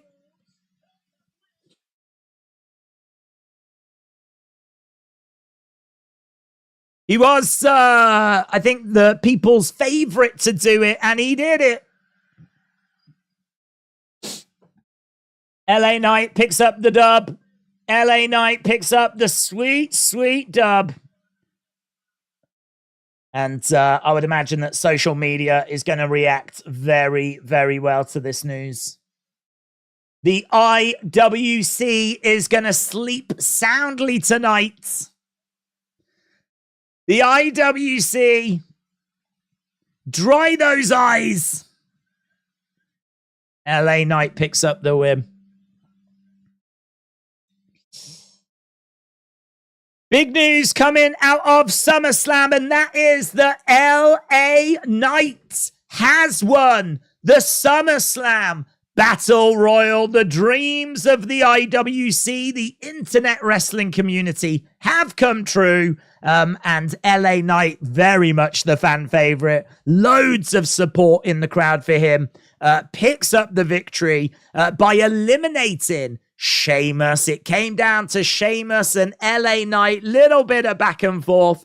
But LA Knight picking up the victory and celebrating with the fans. This is obviously one of the biggest moments, probably the biggest moment for him during his main roster run. And big rumors, big reports that a push is coming for him after SummerSlam. So this is definitely going to please the masses. LA Knight wins the SummerSlam Battle Royal.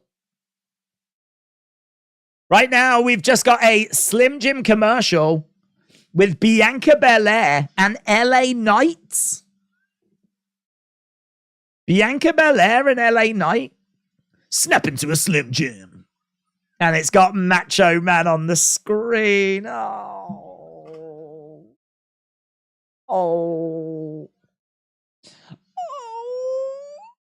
Slim Jim. You know how to get to my heart. Don't you, Slim Jim, you cheeky little thing? Yeah. Snap into a Slim Jim.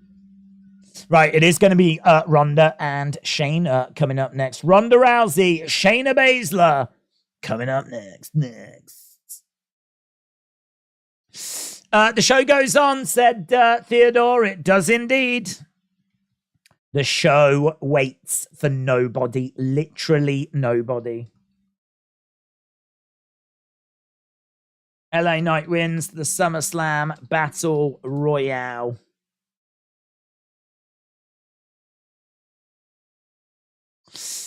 King Yeti said, Days, let me talk to you. Go for it, King Yeti. Go for it. What do you want to say?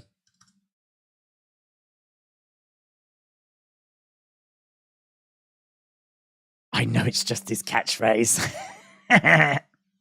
I'm being cheeky. Bang, bang, bang. Shayna is wearing a CM Punk shirt. Is she? Is she? Perhaps she's an AEW fan. AEW, AEW, AEW. He's sending a message to Triple H like, book me right, otherwise I'm out of here, baby cakes. I'm out of here, baby cakes. Baby cakes, I just don't know. Days, will Solo betray Roman tonight? There's a chance of it. There's definitely a chance of it. We've had a few little teases, haven't we? So, yeah, I would say there's a chance. Right, Ronda, Shayna, the match that everyone has been salivating for, the match that everyone has been so excited for. This is the one. This is the one. Coming up after this is Gunther versus Drew McIntyre, though. So I don't think we're going to have to wait too long till we get to some good stuff again. And who knows, this might be all right. These two know each other really well. There could be a lot of good chemistry. Ronda versus Shayna. I tell you what, it does feel like it's been very paint by numbers tonight. It does feel like it's been a very straightforward night. I do feel like there's not been many twists and turns, you know? I mean, I know that Logan got handed some brass knucks by someone in security. I don't think anything much is going to come of that. It's just he got someone to pass him some brass knucks. Then Cody got a win over Brock. They shook hands. Then LA Knight won the Battle Royal. That's going to please a lot of people. And now we're moving on to this. So far, it feels like we've been taking the very straight and obvious roads. I think I've got all three predictions right so far. Yeah. I'd imagine you lot have as well. Here's Ronda Rousey. I've got Shayna in this one. Got Shayna Baszler picking up the dub here. Ronda making her way down with a gi. And has she got the stupid M on her forehead again? I hope not. I know it's something to do with Dragon Ball Z, but she looks like an idiot. She's making her way down. She's got some MMA gloves on. Red MMA gloves. So white gi. She's got panda eyes. And making her way down to the ring. Ronda Rousey. Right, in our poll, we have had 994 votes. That'll hit 1,000 soon.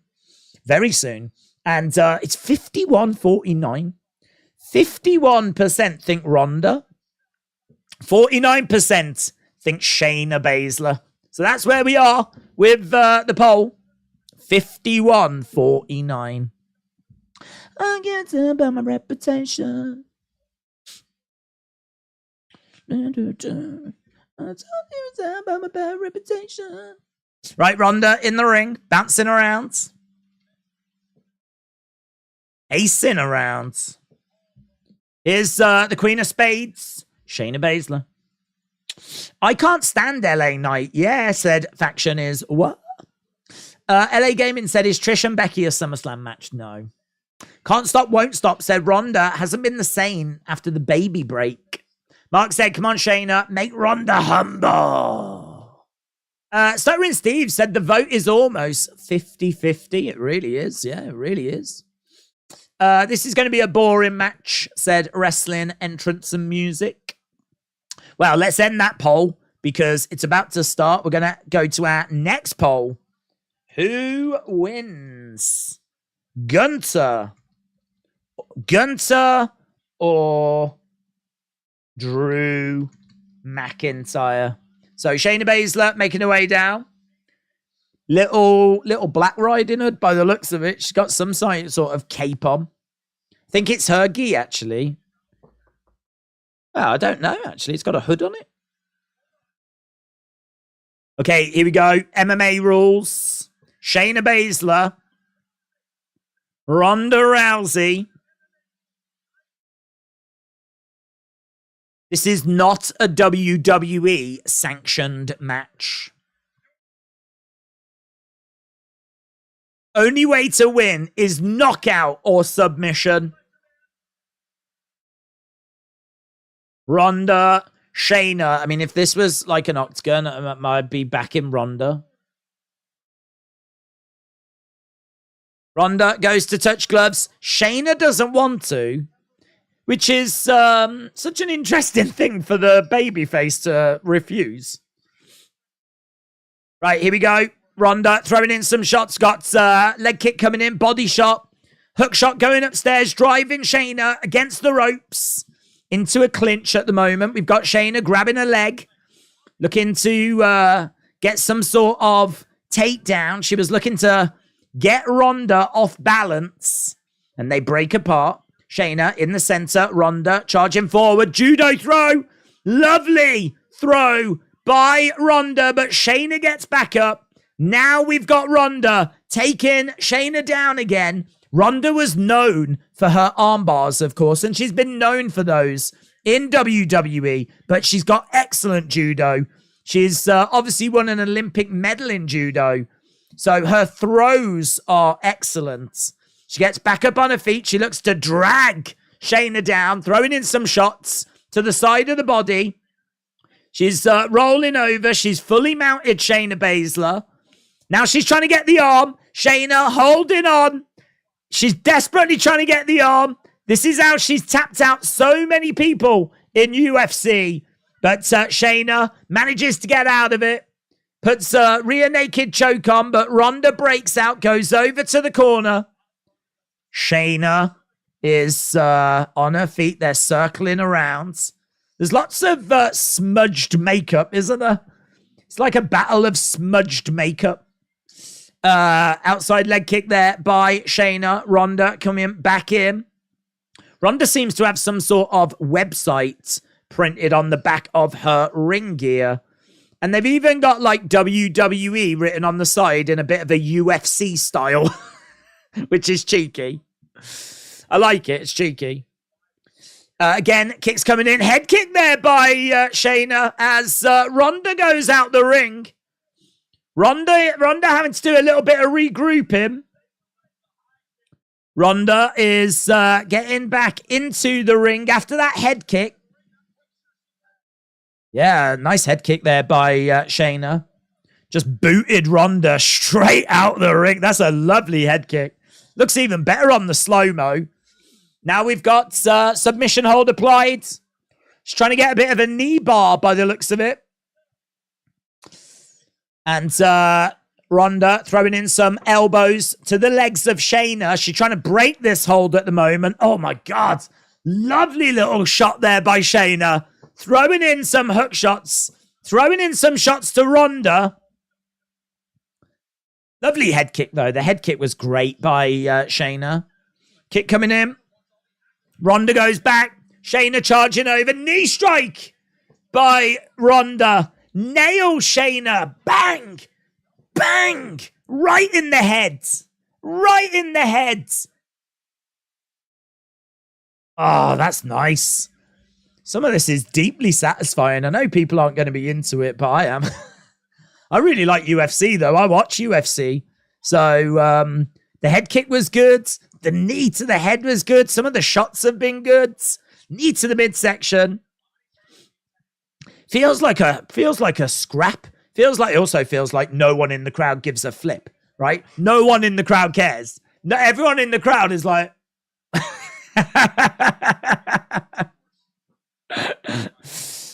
she's got a head triangle applied here, Ronda.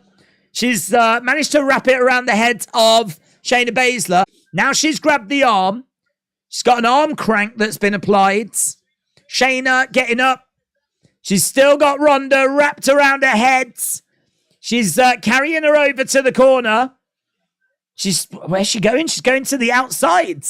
Spill to the outside and it breaks it. She managed to kind of just chuck both of them to the outside. That broke the holds. But Shayna in a little bit of trouble there. Right now she's down on the outsides. Ronda's legs are exposed compared to Shayna's, said Erase Your Minds. Them having this match, they might as well have had booked Diaz versus Jake on SummerSlam as well, said CJ. Let's go, Ronda, said Abdul. Right, we've got Shayna down in the corner. We got Ronda pacing around. I think there's an injury here. Shayna's saying, I don't think she can continue. MMA rules. MMA rules, said Ronda. Shayna's arm might have popped out.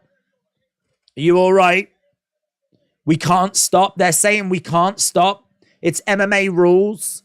Although, if there is an injury in MMA, we do have doctor stoppages. So, I mean, you could stop. It is absolutely fine for this to stop. I just want to point that out. There would be no problem with this stopping. This is MMA rules. Yeah, but in the UFC, they do have doctor stoppages, quite often, actually. Right, we've got Shayna getting up to her feet. She throws her mouthpiece. She throws her mouthpiece at Ronda.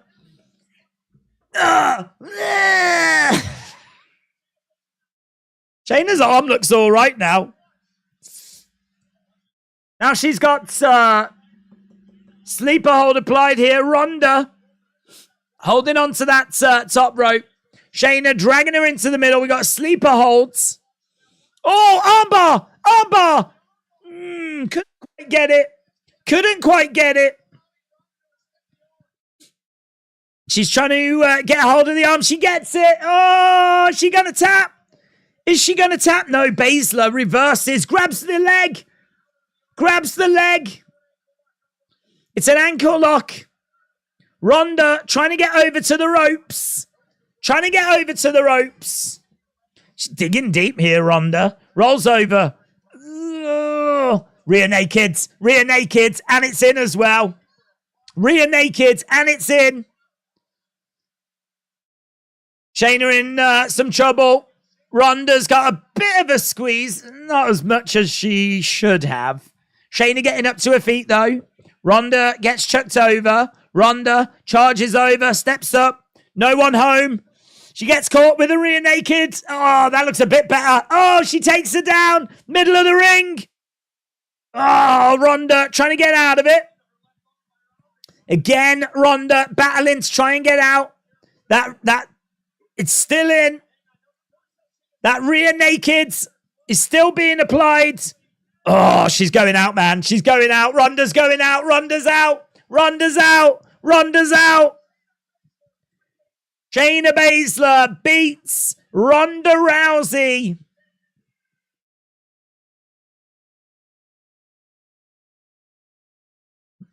I didn't hate that.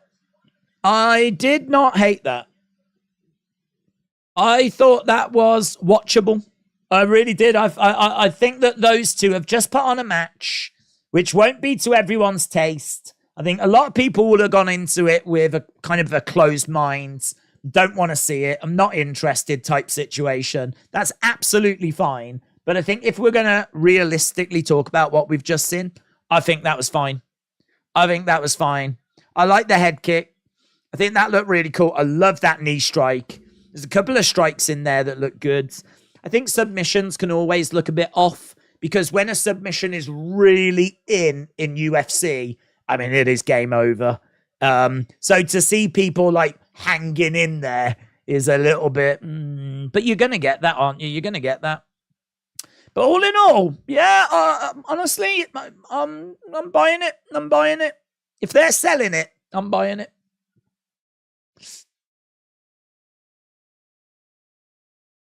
Shayna Baszler with a big, big win at SummerSlam. This was pretty much expected.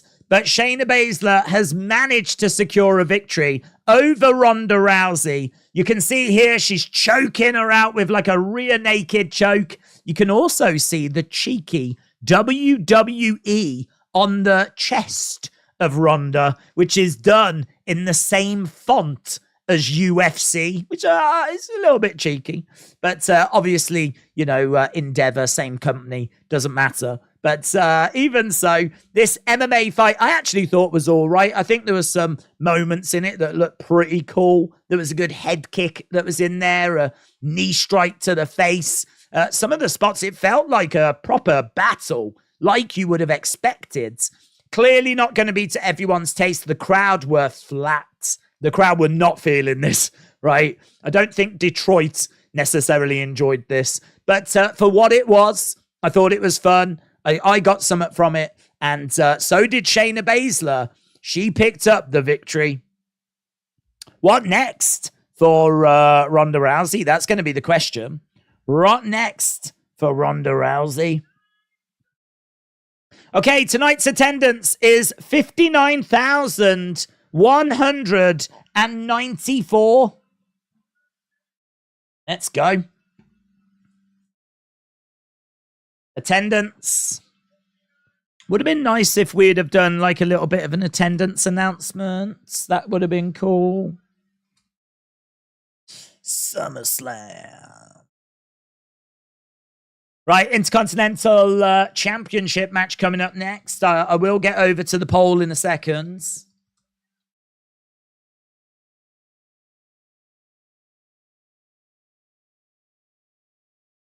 The Ring General.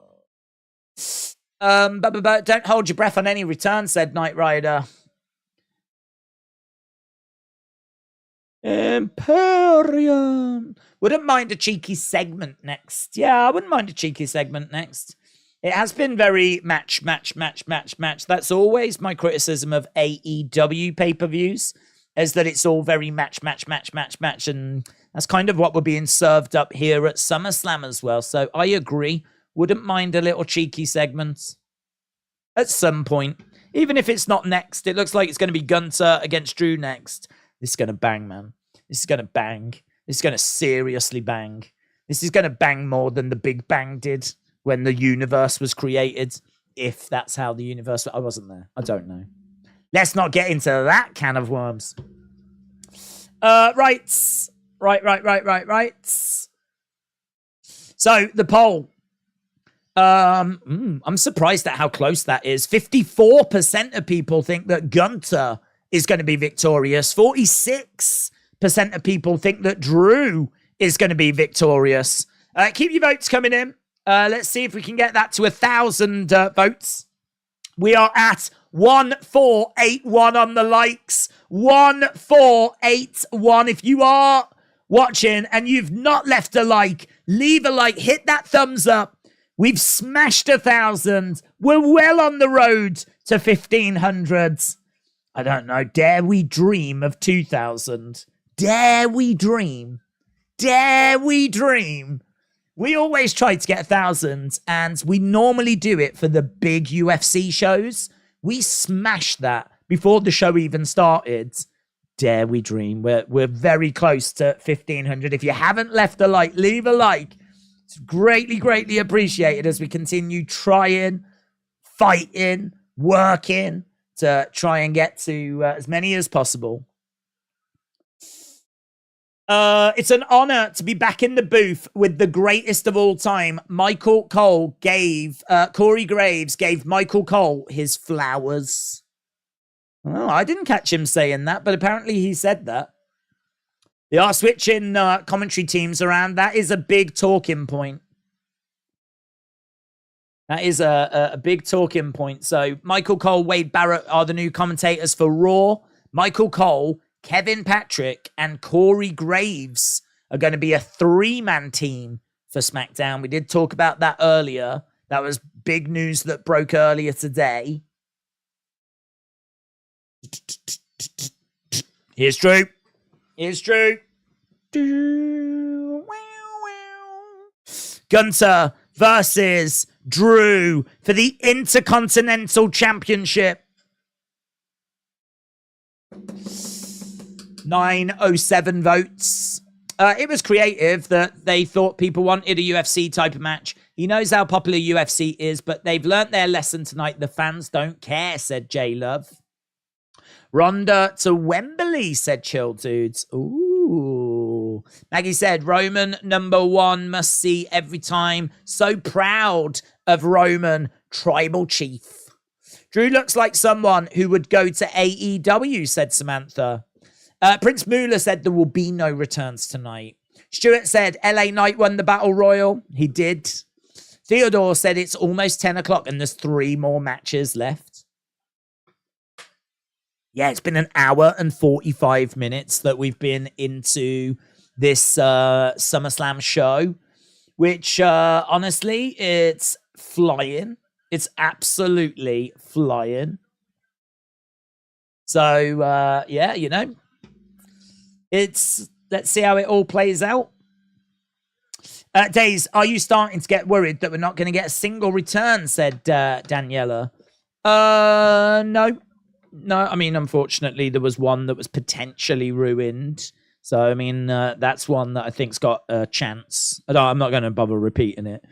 And then I'm definitely looking at Bray. I mean, if anything, these returns and us not getting any so far is just making me look at the Bray one even harder. I'm just looking at that even more thinking, you know. But I mean, I reckon we're only halfway through the show because I think this show goes 3 hours, maybe 3.5. Well, here we are, 1 hour, 45 minutes in. So I think we're only about halfway. Here is Ludwig and Giovanni. Ladies and gentlemen, I demand all your attention. Let's go. Let's go. So proud of the tribal chief. Is going to win again, said Sean. Gunter against Bray, said Unmag. Jeremy said, Gunter, I want to see him break the record. It's been a long time coming. Ring General. It's time to do away with the sword. Bring back his old theme, said Can't Stop, Won't Stop. I agree. Here is Gunter, the Ring General. Gunter making his way down. I must admit, I'm still not in love with his music. I loved what it was before the dun dun dun dun dun dun dun dun dun dun dun. I mean, it was perfect. It was perfect. I just don't think this music is as good. He's making his way down. I like his kind of burgundy coloured jacket. Making his way down. Drew already in the ring. This could be a banger, man. This could be a banger. King Yeti said, the Ring General. The Ring General. Sign said, Claymore Gunter's head off. Claymore Gunter's head off. Right, Drew in the ring, waiting. This is going to be quite the challenge for Gunter. Don't forget, it was only last year that Drew looked to have Roman's number. Looked like he was going to get the dub. But there's Drew. Gunter on the edge of the ring. Getting into the ring. Gunter and Drew. Face to face. Drew looks great, doesn't he? I mean, look at the definition of his body. Like the pecs, the pectoral area. He's got a great physique. He's even got a slight tan. Incredible considering he's Scottish. Incredible. He might be the most tanned Scottish person in history. He might be the only tanned Scottish person in history. Drew in the ring, staring at Gunter. Go on, lads. Go on, lads. Go on! It's time. It's time. They've put it on after a match that no one gave a flippity-doo-dah about. Intercontinental Championship on the line. Gunther versus Drew McIntyre.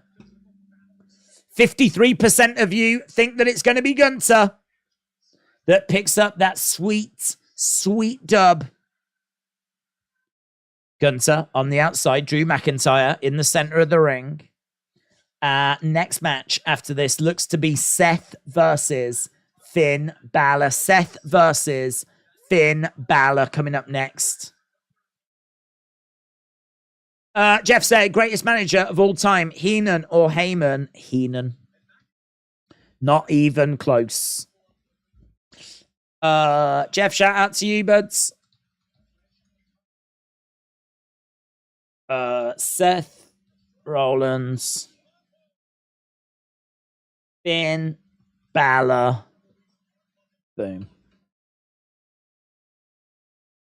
Okay, shoulder. I think it was a shoulder tackle, was it? Gunther went down. Gunther back up on his feet. Maggie said he's been in America for 18 years. I'm Scottish, and a tan to us would resemble a lotto win. Very good. Take over there by Gunther. So Drew is down. Drew in the middle of the ring. Side headlock at the moment here by Gunther. I don't know. I mean, look, I'm sure they're going to get the crowd going. Crowd have just had a little bit of a break with the Shayna and Ronda match. Gunther is up on his feet. Side headlock. Drew picking up Gunther. Oh, plants him down. Gunther rolls out the ring. We've got Rocket Mortgage being advertised. Makes me dirty just saying it. Into the barricade goes Gunther. Edge of the ring as well. Gunther is being chucked around at the moment, but chucked back into the ring by Drew. Drew goes in after him. Big boot to the midsection there by Gunther. Uppercut coming in as well. European uppercut. Another one for the road. Headbutt coming back, though, by Drew.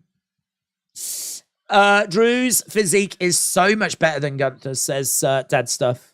I mean, what I would say is that if you look at the journey that Gunther's been on and how big he was and the size of him to where he is, like, you know, the amount of work that has to go into that physique is mental. So Drew has been doing this for a long time. He's clearly got it down. He knows what he needs. I feel like Gunther's still on that journey. He's not the finished article when it comes to this. I hope he continues with it. I really do. Because the transition, the transformation of him has been incredible. And I'd love to see that continue, because for him to like just stop now, I think would be a bit of a shame. But you compare him. I mean, I went back and looked at a picture of him when he first arrived, because as I've said before, I was there. I was in the room. It's one of my proudest moments, my proudest claims to, not fame, but I saw him when he made his WWE debut. It was in Blackpool. It was during a takeover, NXT UK takeover. He came in, and I went back and looked at it, and it's like, considering what he looked like then to what he looks like now, it's a hell of a change. It's a hell of a change. Shot coming into the midsection there by Drew. Shots coming back. Big chop there. Drew goes down. Gunther just taking a moment, walking around. Laid in a big chop. Drew got planted. Gunther doesn't throw chops. He swings battle axes. Down goes Drew again. I don't like Finn. Don't forget about Money in the Bank winner Damian Priest. I really think Damian is going to cash in tonight. Finn turns babyface. Days, let me know. Damian cash in could happen. Finn turning babyface could happen. If he cashes in on Finn, could happen. Yeah. I really struggle with the Seth Finn match. This is the one, actually. This is the one. This is the one I wanted an answer to the most. We did like a 3-hour chat before the show, even before, did we do 3 hours? We did 3 hours before the kickoff show. We were live. And I was saying, I just cannot call Seth versus Finn. I cannot call it. I think I'm 51-49 that Finn wins. But I was like, I'm really looking forward to doing a poll and getting your thoughts. And this is the one. Get your thoughts in. This is the one. Big collision there by Drew. Clothesline coming back there by Gunther. These two exchanging shots back and forth. Legend Killer says, come on, Gunther. LS Dub, shout out to you. Mr. Hensey in the chat as well, chilling out. Right now, we've got a German suplex. German suplex. German suplex by Drew. The ladies' names are on screen. Yeah, well spotted. Let's change that over. This match definitely deserves having the graphics on screen. Gunther versus Drew. Keep your votes coming in. I saw the likes are at 1571. That's amazing. We are well on the road to 2,000. Well on the roads. Keep those likes coming in, man. Keep those likes coming in. 2,000 likes would be a massive, massive dub, man.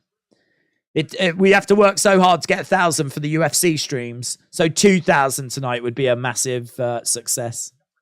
Now we've got Drew driving Gunther back in the corner. He gets thrown. Drew charging over, drives Gunther into the corner. Belly to belly by Drew. Drew going over again, grabbing Gunther. Gunther. Big chop there by Gunther. Drew, duck underneath. Net breaker. Net breaker by Drew. Net breaker by Drew. Crowds. They've settled down, this crowds. I don't know if they're a bit burnt out. Kip up by Drew. Kip up by Drew. Vintage. Vintage, that is. Absolute vintage. He's in the corner. He's waiting for Gunther to get up. He's going to go for a Claymore. Claymore. Claymore. Here we go. Oh, and he moves out the way. Gunther moves out the way. Gunther drop kicking Drew into the corner. Grabs him. Middle of the ring. Picks him up. Looking for a power bomb. No joy. Reversal. Power bomb. Oh! It's Gunther gets planted. Future shock DDT. 1, 2. Shoulder up. Shoulder up. I tell you what we've done. We've just turned it up a little. Simmering. That's what we're doing. A little bit of simmer. We're not bubbling. We're not boiling.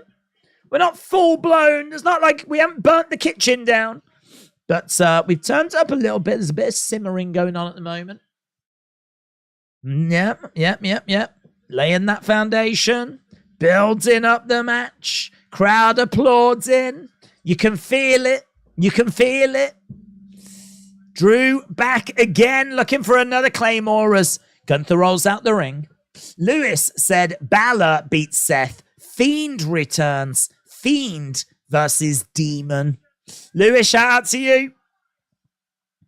There are reports of Bray coming back during one of the big matches. I selected the Roman Jey match, but it absolutely could be the Seth Finn match. One charging over, drop kick by Gunther. Gunther grabbing Drew, picking him up. Power bomb. Gunther, 1, 2. Kick out by Drew. Kick out by Drew. Gunther. I think we've laid some good foundation work here. He's grabbing Drew, turning him over, driving a knee into the side of his head, going to the outsides. Gunther climbing up. Gunther going up top. Perched. Big splash by Gunther. Big splash. 1, 2. Shoulder up again by Drew. Shoulder up again by Drew. Look at this. Gunther in the air. Comes crashing down on top of Drew McIntyre. And that shoulder up there by Drew. Gunther looking on. Head in his hands. Come on, Drew, said Victoria. Shayna won, she did.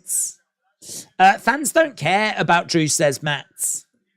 Bálor wins, and The Fiend isn't going to return to attack Bálor. He's going to attack after the Reigns match to get revenge on Roman. Don't forget, he is on SmackDown, said Meme Worlds.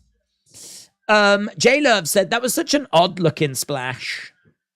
He does tend to keep his legs dangling a little when he jumps, doesn't he? He does have a tendency to do that.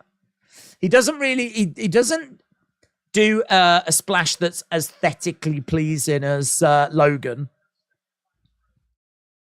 Chop coming in there by Gunther, but Drew catches it. He responds with a chop of his own. Gunther comes back with the chop. Drew felt that. He responds with the chop. We're exchanging chops. Another chop coming in there by Gunther. Chop coming back by Drew. Gunther with a chop.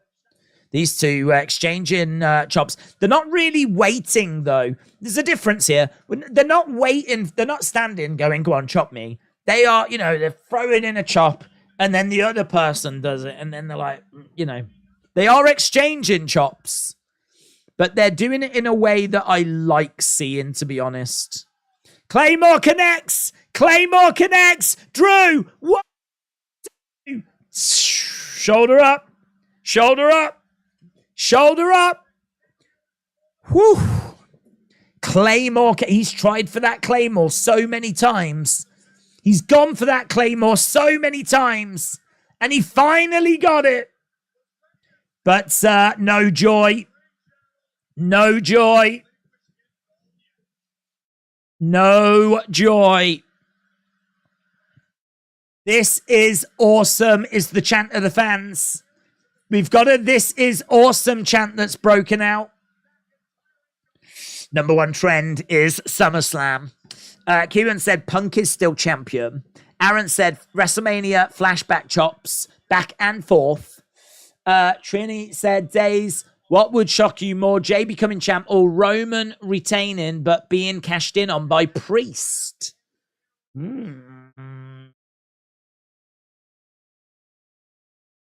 Probably the Priest one. Probably the Priest one. King Yeti said, you should press that like. King Yeti, man, so supportive. Really appreciate it, man. King Yeti been just firing in the support tonight.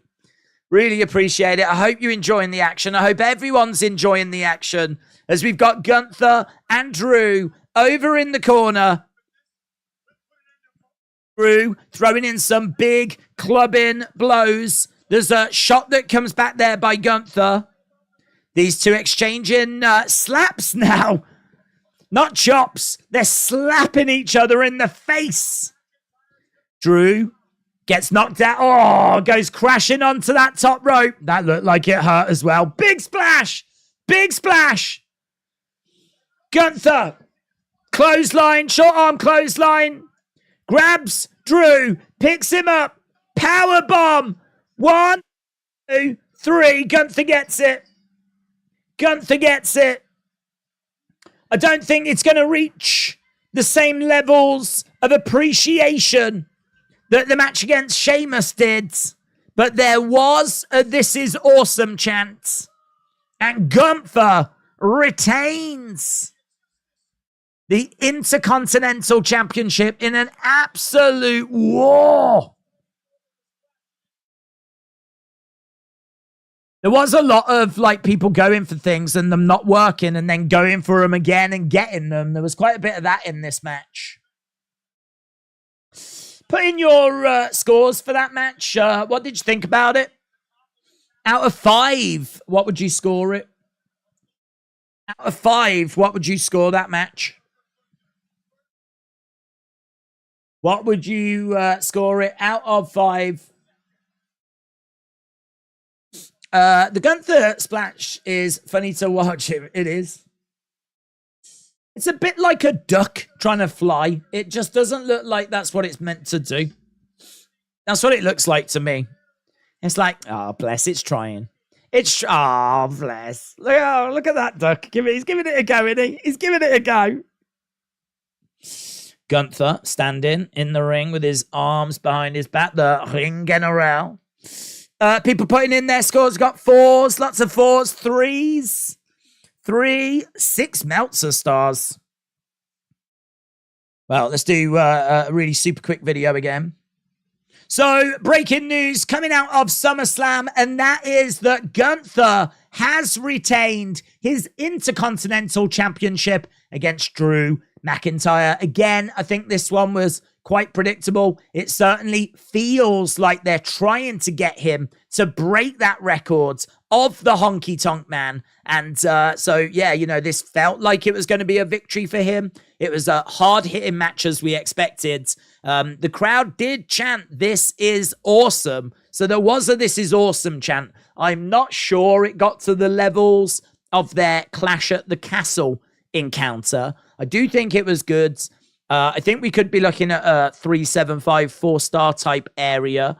But I don't know. It's going to be interesting to see what people thought about this one. But the big story is, regardless of the match score, it is a victory for Gunther, who retains his title and takes that next step forward towards becoming the longest reigning Intercontinental Champion. Right, coming up next is Seth versus Finn Bálor. Now, we've already had someone saying they think that we might see The Fiend, we might see Bray Wyatt getting involved in this match. There is plenty of potential for this to have some skullduggery. Even if it's not Bray, we could absolutely be looking at this being a cash-in. We could absolutely see a cash-in. We could absolutely see Damian Priest cashing in here. So how is this going to play out? Gunther retains against Drew McIntyre. I feel like Asuka and Seth are doomed. It's been very straightforward. It has been very paint by numbers, hasn't it? Very straightforwards.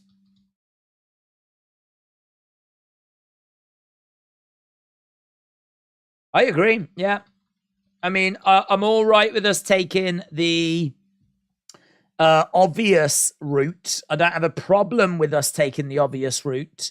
I do want something tonight to surprise me, catch me off guard. I'm sure something will. I've not lost hope. I feel like something will, but it hasn't shown itself yet. So far, everything is going the way we predicted. And that's not me going, "Oh, look at me. I called it. I'm amazing." Absolutely not. I only said what a lot of other people were saying. I only went really with the obvious route.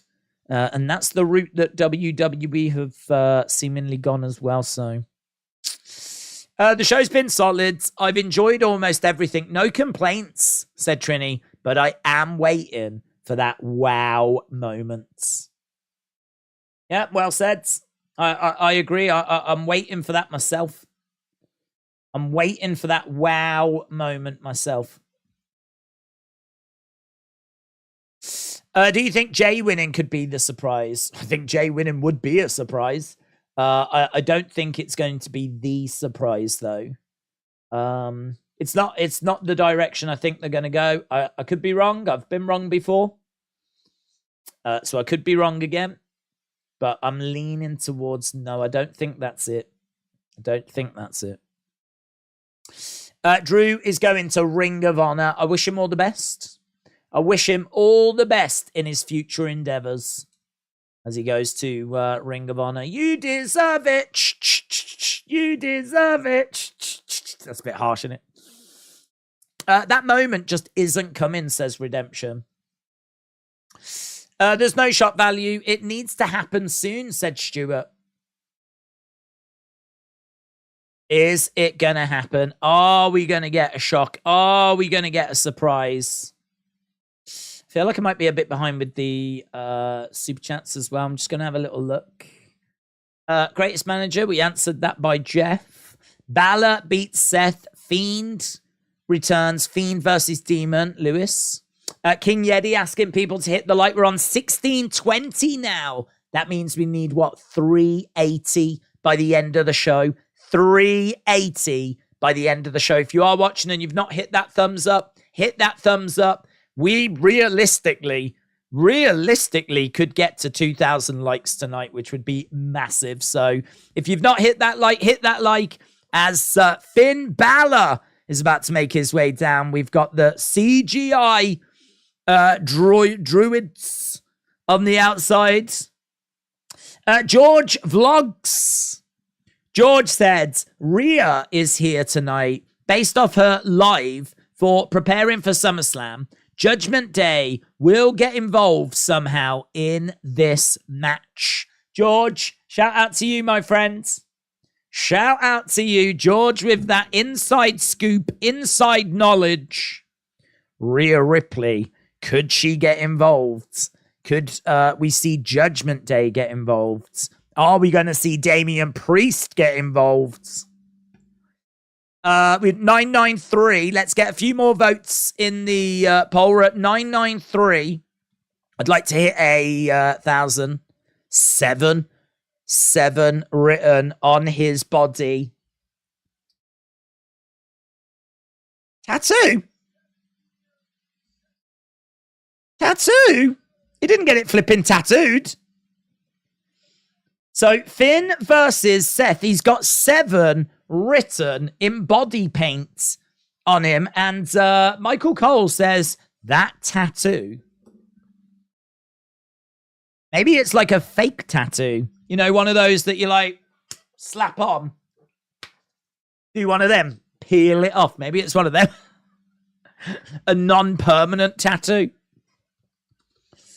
Seth Rollins versus Finn Bálor. Let's go.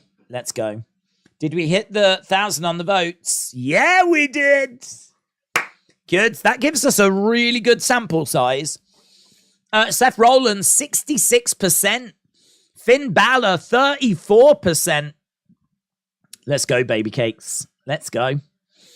Was it a no DQ match? Or which one? What one? This one?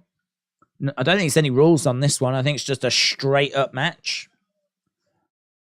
She might show up tonight. Tattoo for the win. Let's go. Let's go. Burn it down. Oh my God, this whole place is going to do that song, aren't they? I didn't even think about that. Oh my God, what's he wearing? I didn't even think about that. What's he got on? Whole crowd are singing away. There is Seth coming down in beautiful looking entrance attire. It's very gorgeous, George. Burn it down. Big, puffy sleeves. Absolutely feels like somewhere that Elton John would be buried in. It's pink, purple, gold. I don't know. Is it in like local sports team colors? It's quite the look, as you would expect from Seth Rollins. Making his way down to the ring. Priest might think of cashing in Money in the Bank briefcase during Rollins Bálor when both are knocked out, said Digis. That's a good point. That's a good point.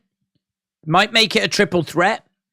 He's taking it off, and underneath, he's got on that top. Now, is that the ring gear he wore at SummerSlam? Is that what he was wearing? Is that the top he wore? Mind games may be here from Seth Rollins. I think it is, you know. I think that is the ring gear he wore 7 years ago.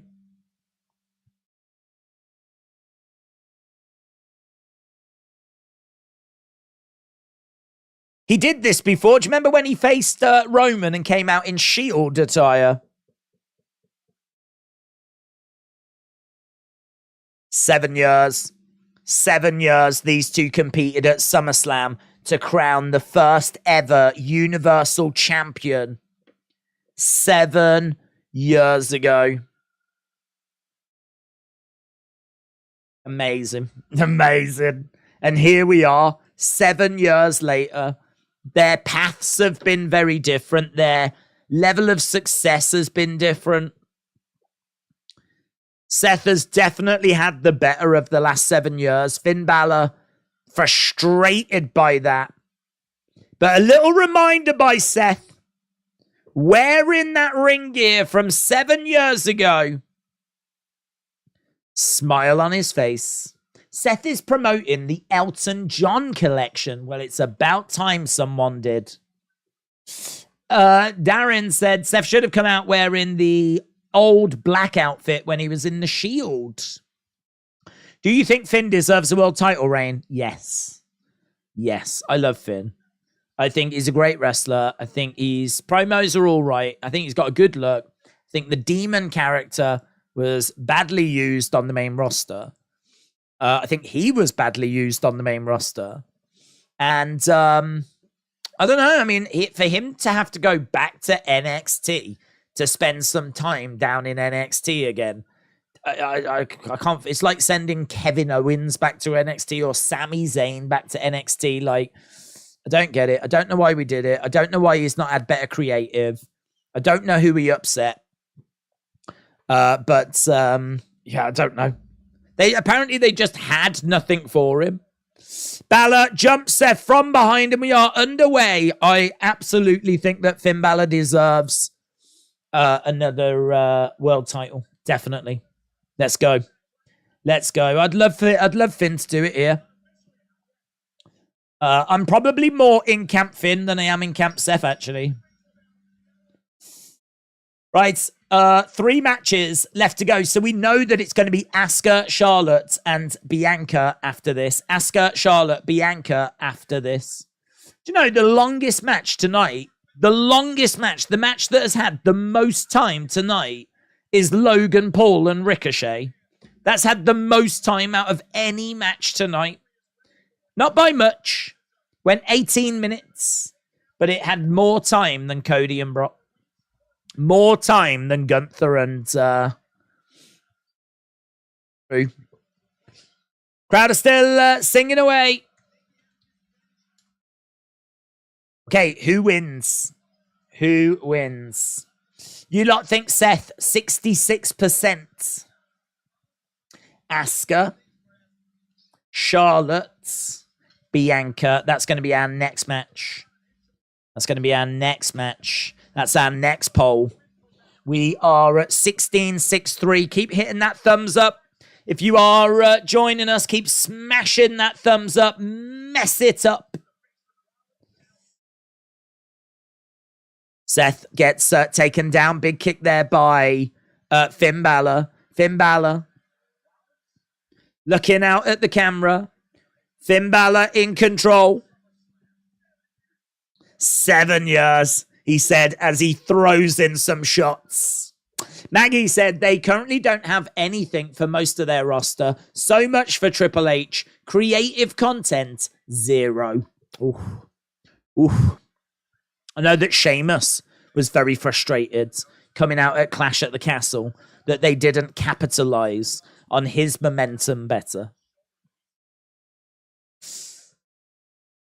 Wrap round the ropes. Balor in control. Balor having a word with the referee. Referee backing away a little bit. Finn grabbing Seth. Forcing him down to the mat. And pulling back on the arm. He's working the... Oh, look at that. He's got the arm behind the back of Seth. In a bit of like a Kimura. And right now he's keeping him grounded. Keeping him grounded. Doing a bit of work at the moment. Down on the ground. That tattoo already looks like it's starting to come away. It's not a very good tattoo. Working on the arm here, Finn, as Seth's getting back up to his feet. Gets picked up. Finn's ring gear makes it look like he's wearing socks. I keep thinking he's wearing socks that are like pulled up. But it's not. It's just his ring gear.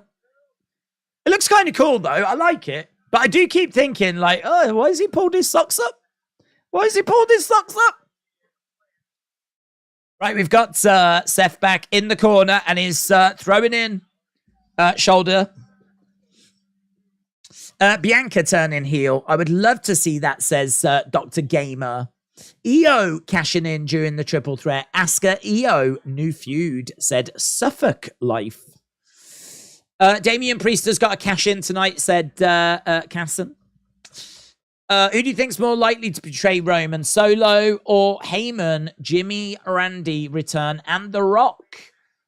Who do I think's more likely to betray? I think Heyman would do it, but it feels like we've been teasing Solo doing it. So I'm going to go with Solo. Bálor on his feet, working on the arm of Seth. Geordie316 said Roman and Jey are meant to have the longest time slot, but we've still got another match to go. And there's only about 45, 60 minutes. Yeah, we probably are being a bit pushed for time. I mean, to be honest, this could go 20. Then the women could have 20. That'll get us to the hour, and then Roman and Thingy can have half an hour. I mean, maybe we're looking at 3 hours 40. You know, maybe it's just going to go that little deeper. But, yeah, I mean, it's true. I mean, we're already underway with this match, in all fairness, so I don't know. This will probably end up being like 15 minutes, 16 minutes, maybe 18 minutes. I can't see it being 25 or anything like that. It is for the world title, though. I don't think they'll skimp on time. You know, if anyone's losing time, it's going to be the women. It just always goes that way. Right, girls, we did plan on you having a 20-minute match, but unfortunately it can only be 3 now, so good luck. Good luck. Elbow coming into the head there by Finn. Finn's still very much in control. Dad Stuff said, Days, what if Roman mimics Royal Rumble Elimination Chamber, hands the chair to Solo to whack Jey, who is wrapped in the ropes? Oh, that's some of that deep thinking, innit? That's some of that deep. That's some of that like deep space. That's you know, that supercomputer that played chess against Kasparovich. Was that his name?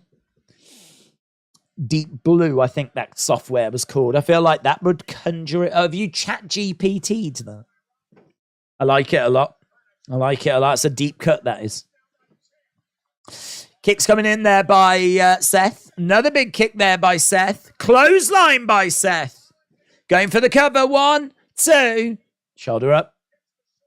Oh my God. Jimmy won't betray Jey. He will show up out of nowhere and help Jey, said Robert. Dr. Gamer said it's going to take 7 minutes for Roman to walk to the ring. Sorry, girls. You've only got 2 minutes now. That time is ticking. I'm afraid we're going to have to... You can't have entrances either, girls. We're going to come back from a commercial break and you'll already be in the ring. Kick coming out there by Seth. Bálor charging over. Picking him up. Falcon Arrow. Gets it. 1, 2. Kick out by Bálor. You know that Damian's going to come walking down and we're all going to be like, oh, what does this mean? Is he going to interfere mid-match, after the match? We haven't got to that point yet. We haven't seen Damian yet. Big Time said, this show hasn't been a bad show, but do you think with the lack of a surprise and talking point, it feels that All In will capitalize on WWE's shortcomings? I don't know, to be honest. We'll have to see how it plays out. I mean, I don't think we can really compete against All In because All In is 80-odd thousand. They're going to put everything into that. That is not just, this is just another SummerSlam, right? I know I shouldn't think that way, but we've been in a stadium for Royal Rumble. We've been in a stadium for WrestleMania. We didn't do a stadium for the UK, but we did Clash at the Castle last year. I mean, we're tripping over stadium shows for the WWE. So it's very difficult to make each one feel like the biggest thing that we've ever done. It's very difficult to like keep outdoing yourself, you know? For AEW, this is their first, man. They are going all in. And everything will go into this. And it's going to be just an amazing spectacle. I've no doubt about that. Surprises, moments, Tony Khan crying. It's all going to happen. I don't know. I don't think WWE should look at that and try to compete with that because I think WWE learnt their lesson a long time ago that you look at your lane, you stay in your lane, yeah? You worry about the bumps and the things that are in your lane. Don't worry about what everyone else is doing. That's something WWE learnt during the Attitude Era, and it served them well. So I think just stick with that. I don't think they should look to compete with All In. Seth planting Finn on the edge of the ring, throwing Finn back into the ring. Seth popping up as Bálor comes over, throws in a kick.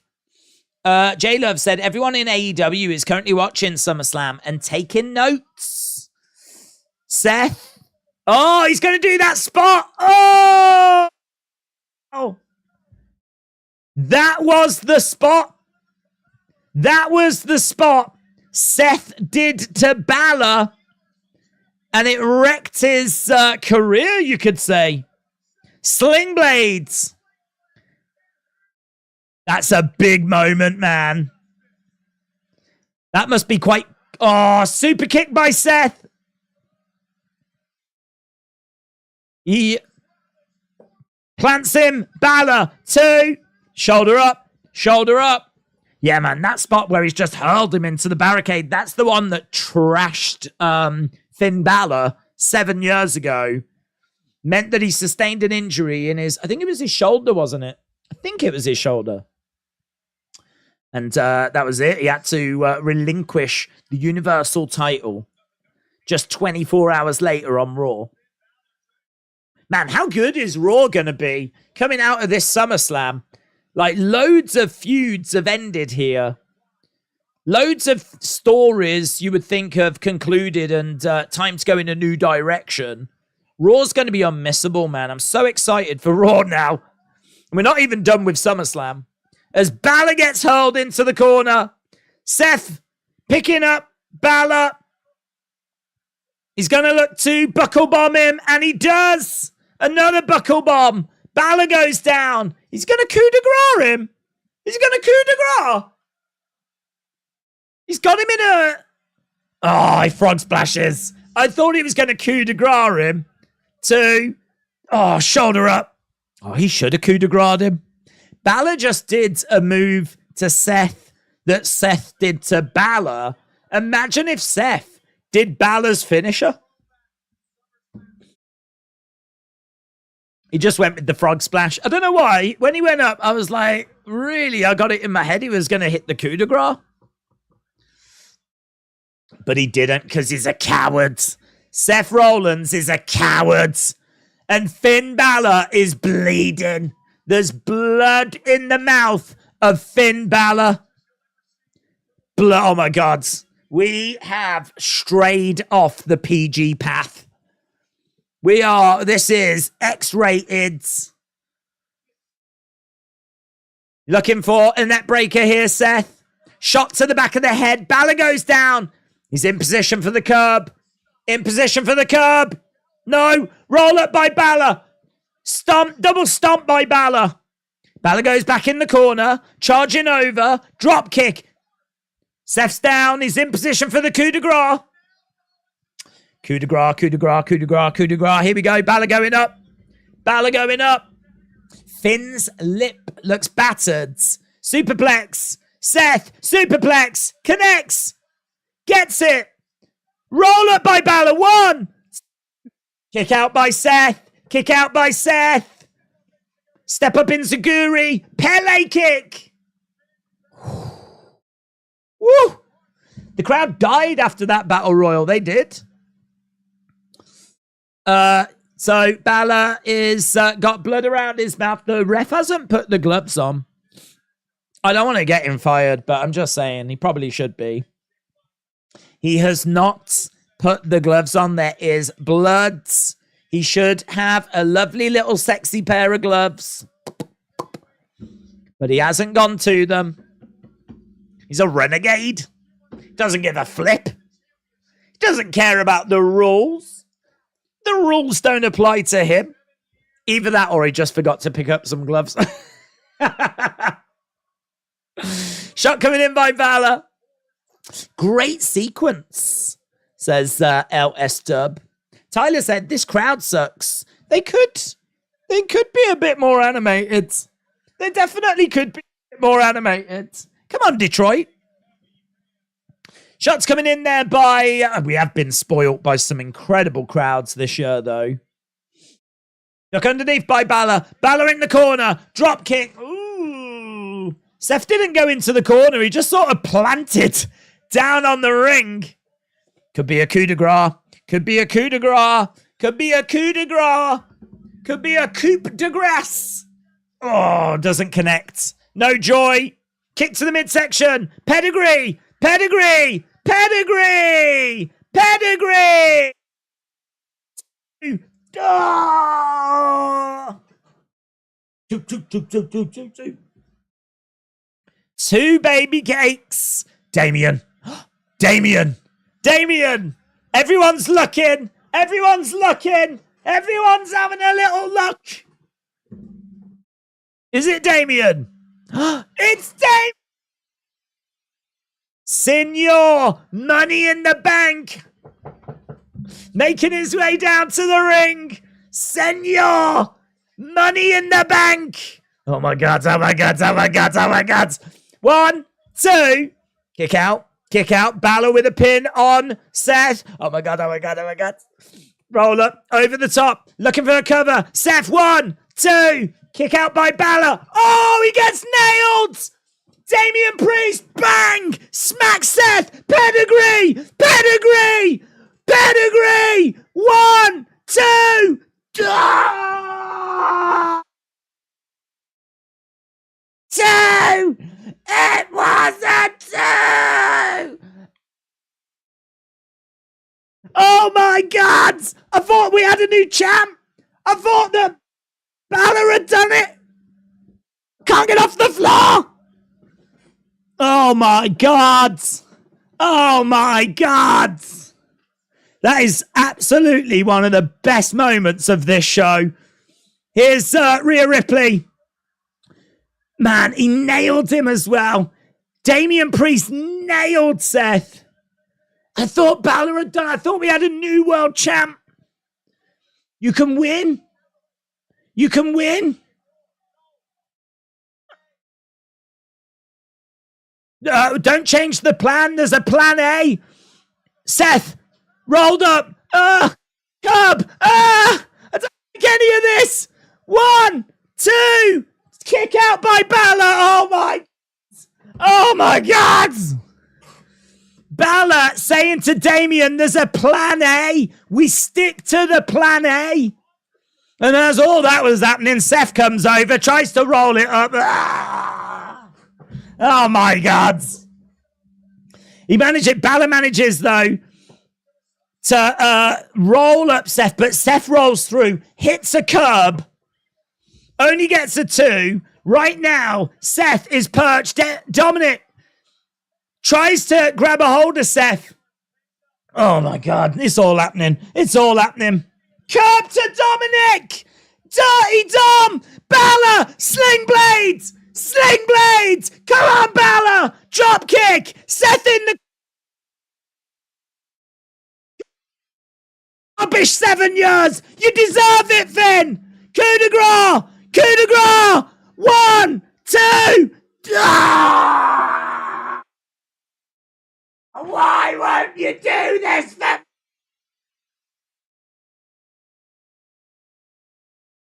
Ah! God, how close? How close does this have to be? Jeez. I can't believe it, man. I can't believe it. This is electric, man. This is electric. This is electric. You can. Damian Priest is walking off. He chucks his briefcase in the ring. Damian Priest is distracting. Balor's gone over to get the briefcase. Oh, curbed onto the briefcase. Curb. No. 1, 2, 3. Oh, no. Seth wins. Seth wins. Oh. Seth wins. Seth Rollins. And I think he's got too much about him. I don't think there'll be a cash in. Damian Priest is staring at Seth. He's staring through Seth Rollins. But Seth Rollins, I think, has got just a bit too much about him here. Oh, God. Finn Balor. The wait goes on. The wait goes on.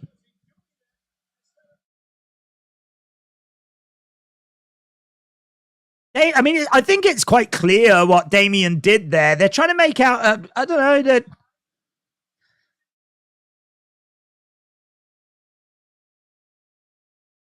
Damian slid that briefcase in. He then distracts the referee. I mean, to me, it's a no-brainer what he's doing. Use the briefcase. I'll distract the ref.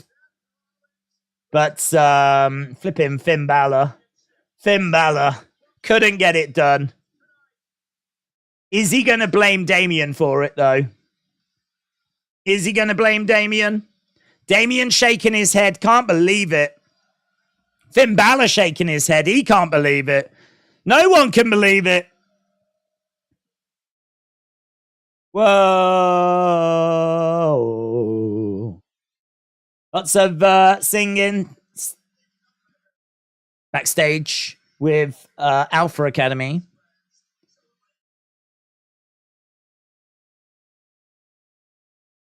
Mike's Harder Lemonades. That was great. That was great, wasn't it?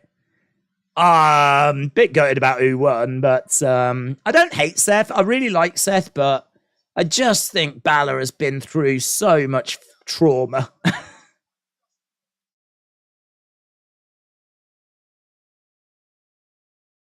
Okay, so they're talking about they're just advertising this. Let's do a quick video.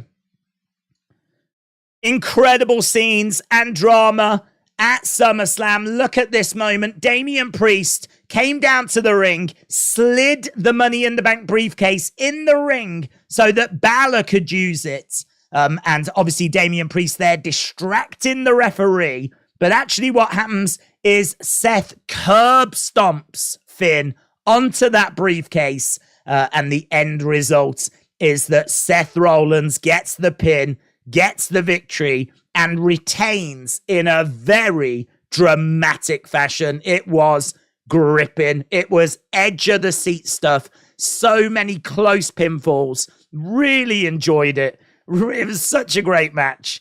But disappointment because Finn Balor wasn't able to get it done. 7 years he has waited, and that wait, sadly, is going to continue.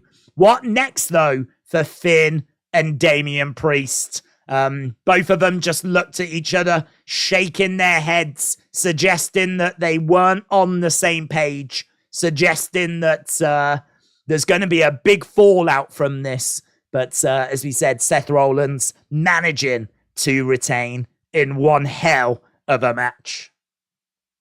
Coming up next, then, we have got our next match.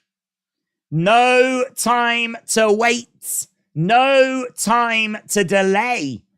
Next encounter's coming up. It's going to be Asuka versus Charlotte versus Bianca Belair. Disappointment to all the Judgment Day fans. Yeah, man. I didn't realize how much I wanted Finn to win until like it got really close. And then I really wanted it. I really wanted it. And I didn't even realize I was that bothered. But yeah, I really like Finn. I've always liked Finn. I've always liked him when he was in NXT. It's very Sammy-esque, actually. You know, you're seeing people down in NXT that killed it. And then they've come up and you know they're good. You know they're good enough. But they just can't ever seem to get the breaks. And I don't know, this was his opportunity. I mean, when's he going to get another shot? I'm sure he will. And I really think he'll get another title match. But it probably won't be for a long time now.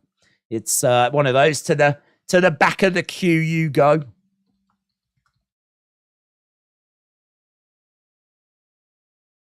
World's Heavyweight Championship is retained by Seth Rollins. Burn it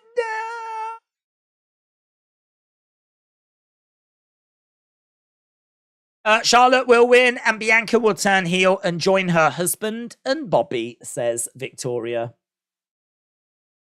Okay, we've just got the video package right now, if you're wondering what's going on, right? I mean, the thing with this is we do just keep moving forwards. What else we got right now is a video package just showing how we got to this match between Charlotte, Bianca, and Asuka. I don't think the build was really all that great for this one, but they are kind of showing how we got here. We need a surprise tonight.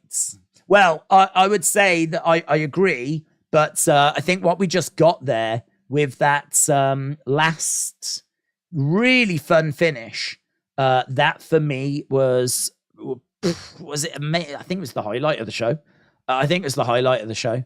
That not quite knowing which way it's going to go. Damian Priest coming down. That bit where, in particular, he nailed Seth. That for me is the highlight.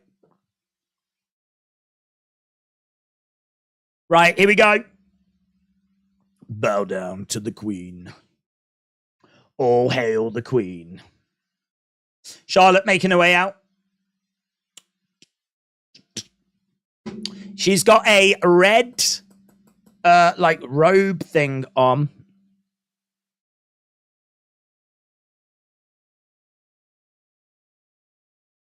Tell you what, that ring gear looks a bit this is going to make a sick Mattel figure, man. That's all I'm thinking right now. It's going to make a sick Mattel figure. What she's wearing seems to be a little different underneath it.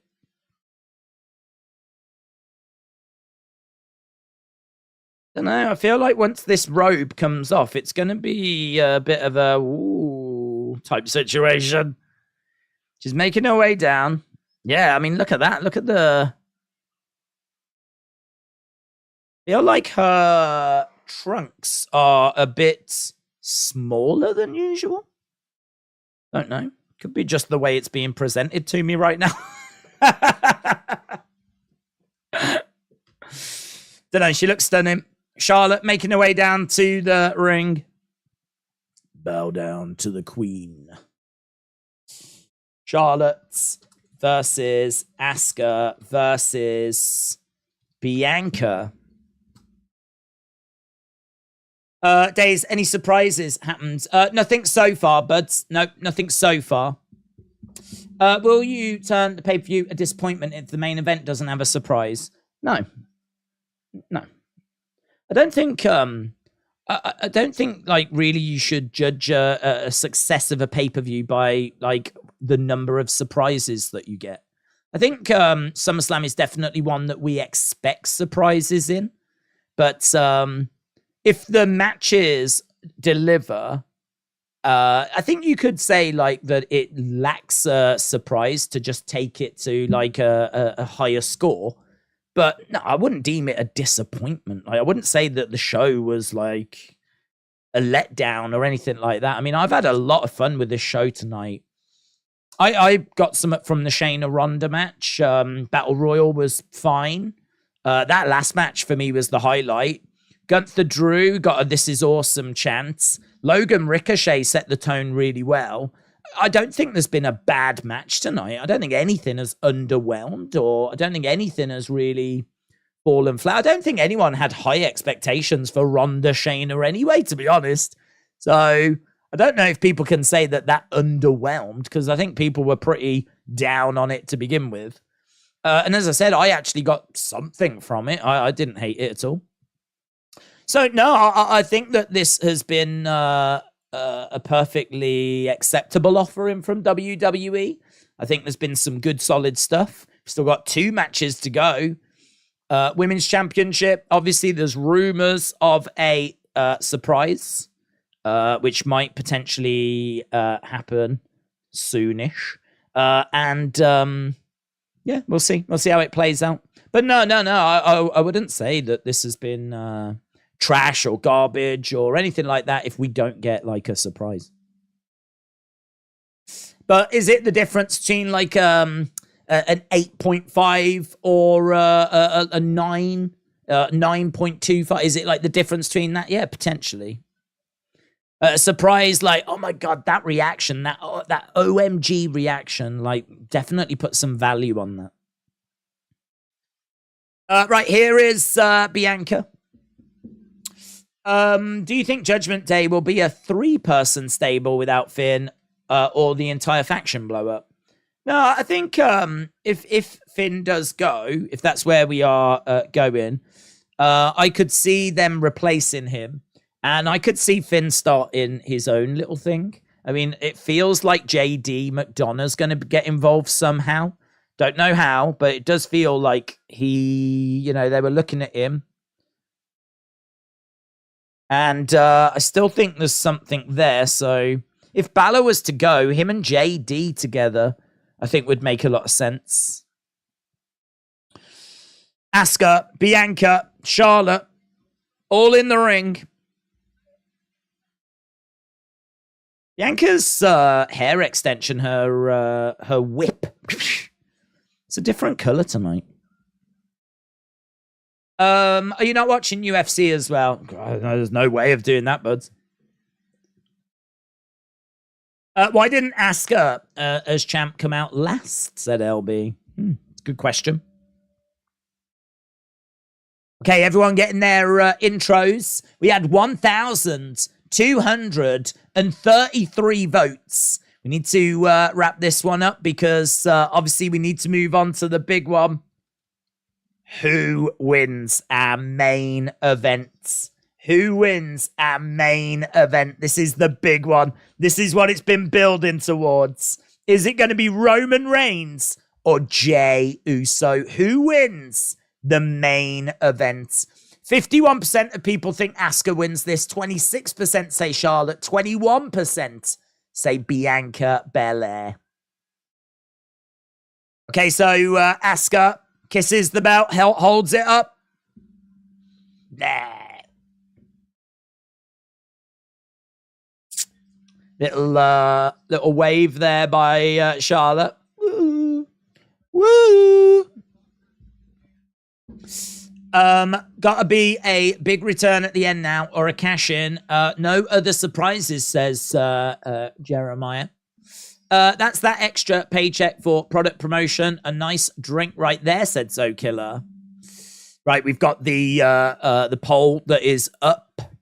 And you can vote right now for our main event. Who is going to win Tribal Combat? Is it going to be Roman Reigns or Jey Uso? Who wins Tribal Combat?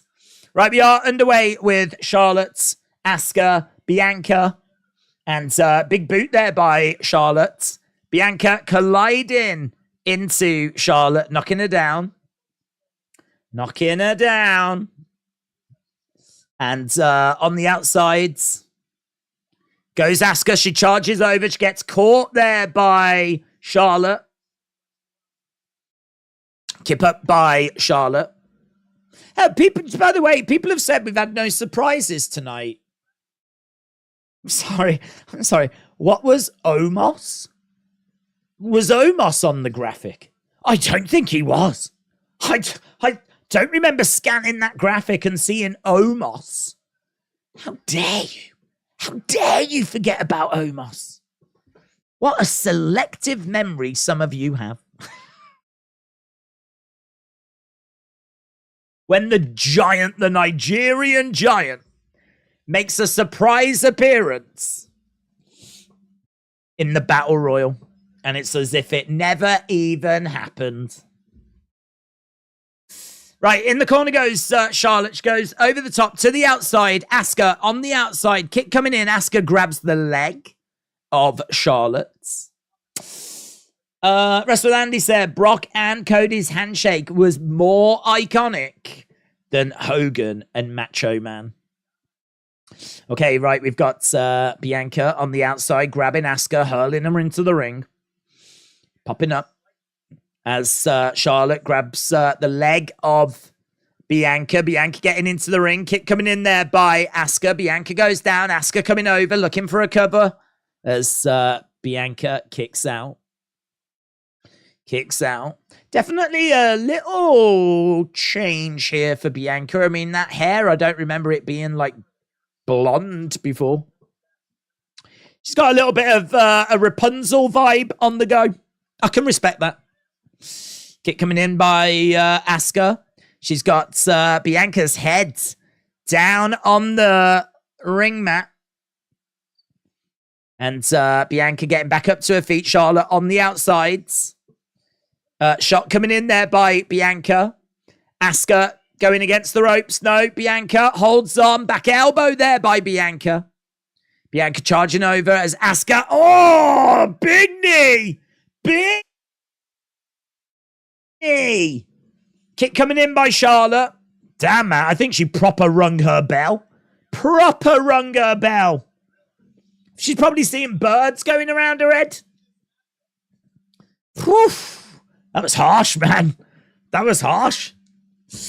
What if Damien cashes in on Roman, says E. Leon. Gobbledygooker is a better surprise than Omos. That would have been sick, actually. If the 25th person to come out for the Battle Royal had been the Gobbledygooker. That's more a Survivor Series thing, though, isn't it?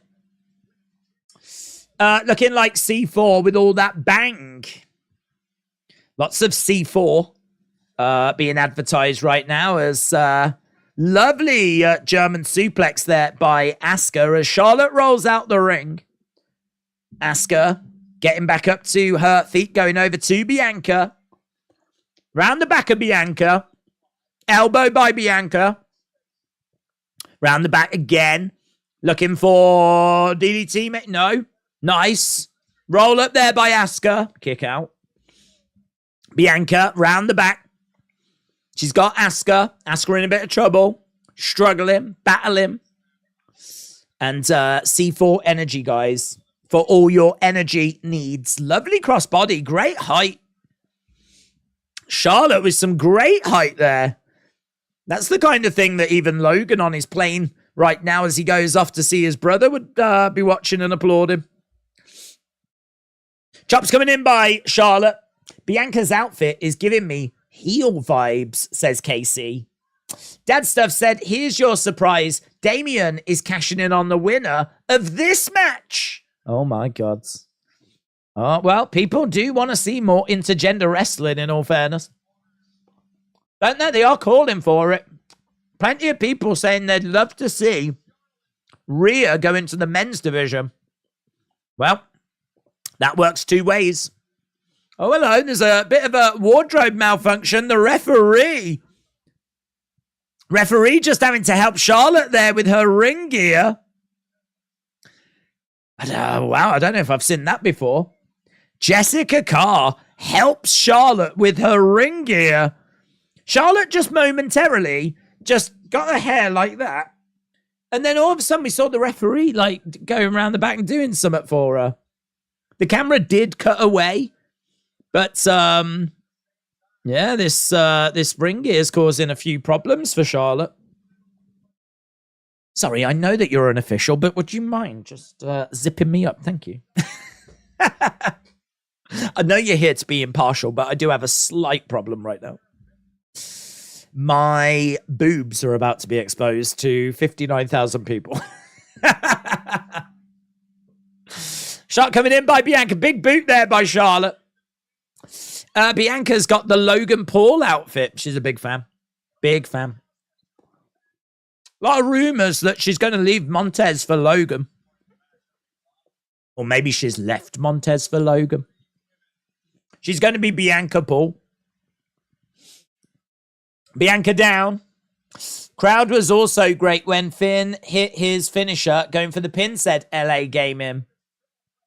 This crowd is dead, said Daniel.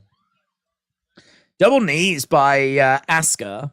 I feel like this match has probably got about 5 minutes left in it.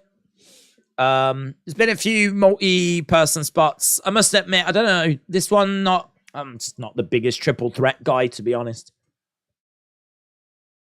They're battling away. Shot coming in. Crowd are really a bit quiet for this. Chop coming in there by Charlotte. Duck underneath by Asuka. Clothesline there by Bianca. Asuka grabbing Bianca by the hair, dragging her back to the corner. Now Charlotte's coming over. Asuka again, hurling Bianca out the ring by her hair. Going over to Charlotte. Charlotte with a forearm strike. These two exchanging shots back and forth. Kick coming in. Yeah, kick to the outside of the leg, and Charlotte, I think, really felt that. Now we got Belair jumping over the top. Kick to the midsection. Grabbing Charlotte. Charlotte, net breaker. Kick to Asuka. Looking for a net breaker DDT. Bang. Gets it. 2 for 1. Have you heard about Kairi Sane? I have, Jonathan. I was there in London and Wales. Never same since being there live, said DB Mikey. Going over, Charlotte in the corner. Bianca throwing in some shots on Charlotte. Charlotte trying to cover up, protect herself. As these blows are raining down. Bianca gets out the way. Backbreaker. She's looking great here, Bianca. Great. Spinebuster. Really good. She's feeling it. She's feeling it. She's bubbling away against the ropes. Knees up. She went for that handstand. Springboards. Oh, kick coming in by Asuka. Grabbing Asuka lock. Asuka lock applied on Charlotte. Asuka lock applied. Asuka lock applied. Bianca on the outside. Asuka lock applied. Is Bianca going up top? Because we're staying very focused on these two. There she is. Against the ropes. Moonsault, and she lands it this time. Right, all 3 women are down. All 3 women are down. Bianca holding onto her leg. I think she might have hurt her knee a little bit. Don't really like that hair extension. I don't like the different colour. Going to the outsides. She's looking to climb up.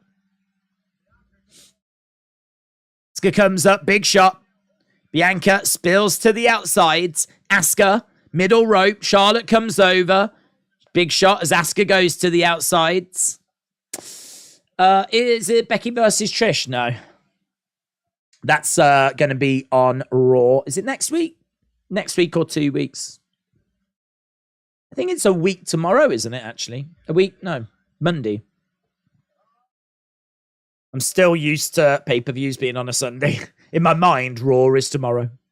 Charlotte's going up top, looking to a moonsault to the outsides.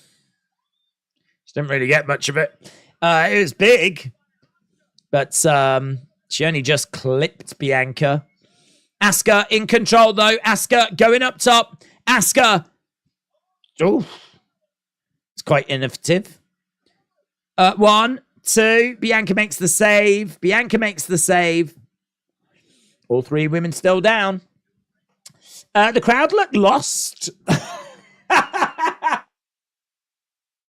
I love the idea of the crowd just wandering around going.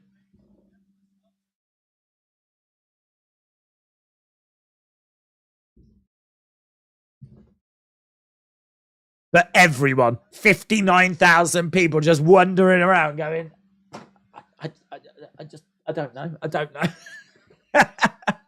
just had a mental image of it. It tickled me. King Yeti said, and you've been super supportive, man. Thank you so much for the support. King Yeti said, Jey Uso is going to lose and Hulk Hogan is going to beat Roman for the title. Do you know what? I'd take it. I'd take it. It'd be a hell of a talking point. Big boot there by Charlotte. Charlotte with a big boot. Bianca has got Charlotte on her shoulders. She's going to look to KOD, but Charlotte lands on her feet. Goes for a big boot. Over-rotated, but it was cool. She gets planted. Chest first. Bianca gets thrown out the ring. Charlotte 1, 2. Shoulder up. It does take someone out when you see them talking. Oh my God, that armbar looks vicious, man. Oh my God. She's ripping her arm off. That armbar looks sick. Looks sick. Asuka's shoulders are down. The referee counts. She's right there, the ref. I can see the shoulders are down. Why can't you see the shoulders are down? She's smacking her in the head at the moment. Why did she not count? What's she doing? Is she DJing?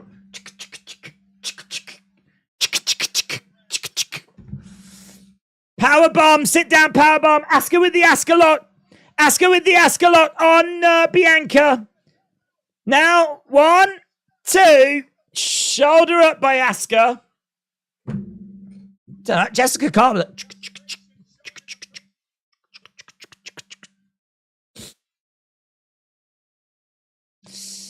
Oh, it's all going it. Oh, eyelash on the arm, yeah. There's an eyelash on the arm. I feel like this has been more for the things that haven't gone right than the things that have gone right. I mean, God bless them. They're trying. They're trying. But like the moonsault to the outside that didn't really hit anyone. The shoulders that just looked like they were down and like Jessica didn't count it. The ring gear that started to come undone and the ref had to do it up for her. The eyelash that's come off and has gone onto the arm. It's quite the catalogue. Bianca goes into that middle turnbuckle. Yeah, so King Yeti, I'll definitely take that, Birds, if Hogan wants to come out. One more run. He's got one more run in him. What you gonna do? Charlotte climbing up. Charlotte climbing up. She's going to look for a moonsault. Lands it. Lands it. 2. Kick out. Kick out. Charlotte grabbing both Bianca and Asuka. Looking for the figure 8. Kick there by Asuka. Another kick coming in. Charlotte going back to the corner. Bianca charging over. She gets... I love it, man. I love it. She's in a lot of pain, though. She's crying. Have we got one of them? Is it one of them? Is she properly injured? She might be properly injured here. I'm not sure. But the way that she went charging over and Charlotte just went and dumped her to the outside... Bianca just got dumped to the outside. We've got officials coming down. I don't know. It's hard to know if it's legit. I don't know if it's legit. I didn't see if it was one of them. We have got officials that have come down, though, to check on Bianca. But it's just the way she went over. Charlotte just picked her up. She didn't put her on the edge of the ring. She was just like, bye. And she went crashing to the floor. If she's selling, she's doing a great job. If she's selling, she's doing really well. Bianca does have good selling, though. It's a fake injury, said Seattle. I hope it's a worked injury. It was a hell of a spot. Hell of a spot. It's just another example of something that's not gone right in this match if it is a real injury. Big superplex. Charlotte's being led away. We've got the camera on Bianca. She's looking back. I don't know, man. I don't know. I'm struggling to buy it at the moment. The crowd are applauding as Bianca is being led off. The crowd's applauding as... she did go hard, man. She did go hard. If she's selling, if it's real, I can believe it. I hope she's selling. I agree with everyone in the chat. I hope she's selling. If she's selling, she's done a great job. I don't know, man. I don't know if we would. I think she would just go, wouldn't she? I don't think she would keep looking back. If it was a real injury, I don't know that she would keep stopping and keep looking. I don't know. And would they make her walk? Would we? I don't know. Would we stretch her it? I don't know. It's a tricky one. It's a tricky one. It's a little tricky one. I'm thinking it's not real. I'm thinking she's selling. 1, 2, kick, shoulder up. I'm thinking she's selling. She would still be screaming if it was real, said Johnny. But if she sold, it is a good sell, said Theodore. She is doing a great selling job, said J Love. Okay, they're still faffing around in the entranceway with her, so yeah, no, look, she's fighting back. I've got to go, says Bianca. Oh, don't hold me back. I've got to go. She's being a hero, guys.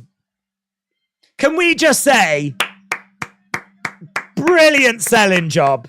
Can we just give credit where it's due? She killed it, man. She killed it.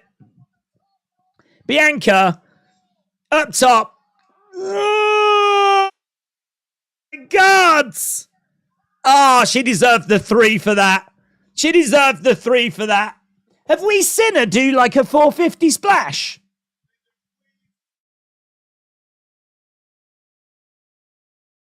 Oh my! How is Charlotte not dead?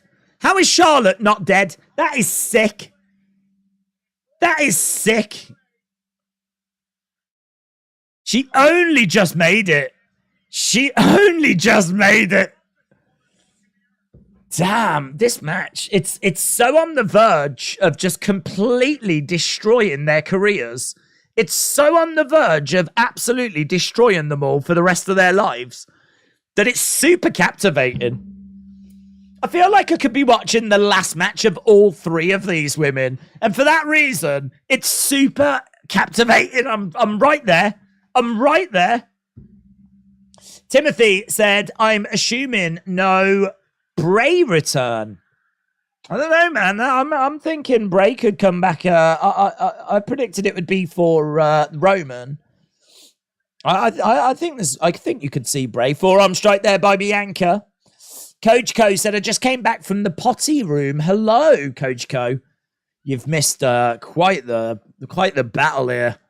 This has been a mixture of spots, silly looking spots, slightly botched spots. But plenty of drama as a result. Now, Charlotte is in a torture rack. She's on the shoulders of Bianca. KOD? No, not yet. Timothy said, I meant Bray. Yeah, I got you, buds. I got you. Asuka goes down to the outsides. Roll up by Charlotte. This match has gone way longer than I expected. Way longer. Figure 4. Trying for the figure 4. Figure 4, she's got it. You know what comes after the 4? It's not a figure 5. It's a figure 8, baby. Here's the figure 8. Figure 8. Bridges. She does it better than her daddy. Oh, missed. Missed in the face of Charlotte. Missed in the... Belair rolls up Asuka. Does she get it? Bianca wins! Bianca wins! Oh my God! What? What? She was in a figure 4. Oh, is this because Asuka's going to go to the women's tag division now?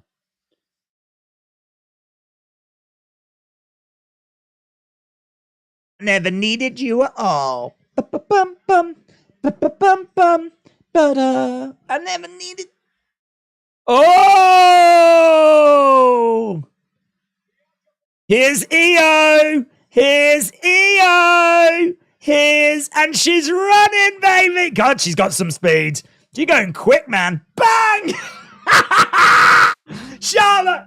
Boom! Get out of there! Everyone's getting nailed with the briefcase. Oh, right in the leg. She goes.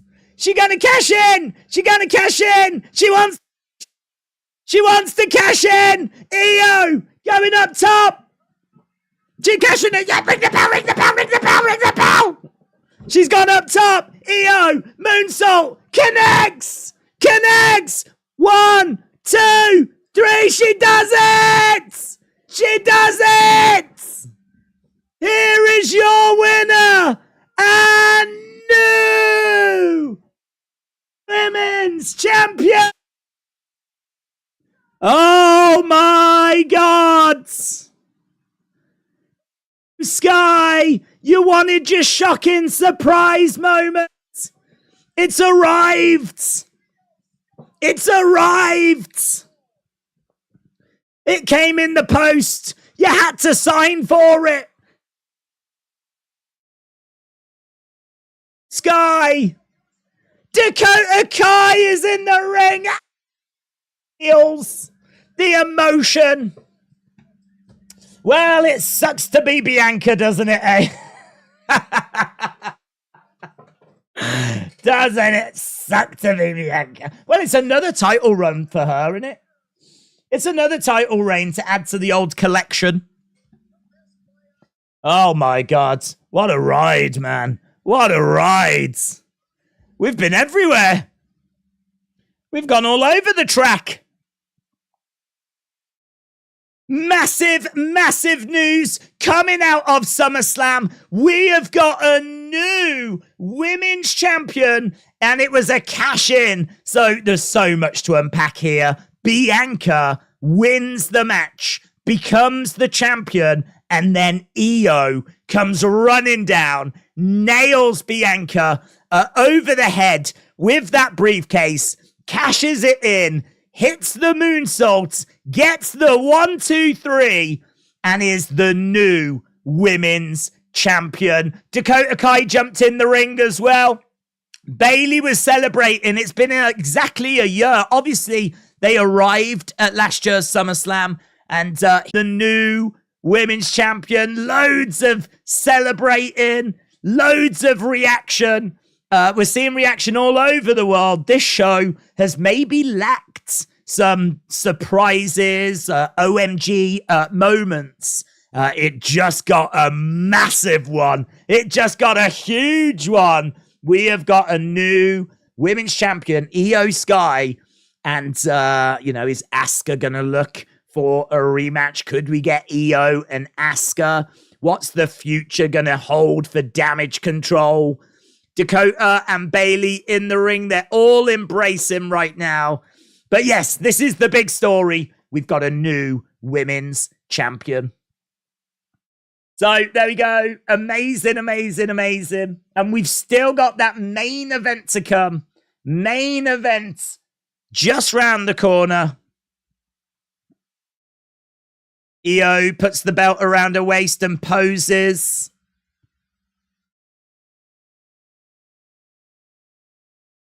She looks a bit lost. She doesn't look like she knows what to do. I don't think she knows if she was like, am I posing? Am I not posing? And I think they were like, bit more, bit more, bit more. She was like, okay, yeah.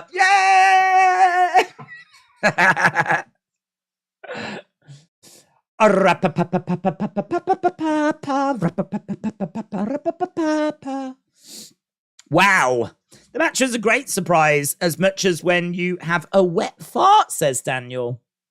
I tell you, I mean, it's quite similar to a wet fart in the sense of, some of it can be enjoyable. It's quite a relief, I would say, but some of it can be a bit of a disaster as well. And I think that does sum up that match. Io Sky wins the WWE Women's Championship. Io Sky cashes in.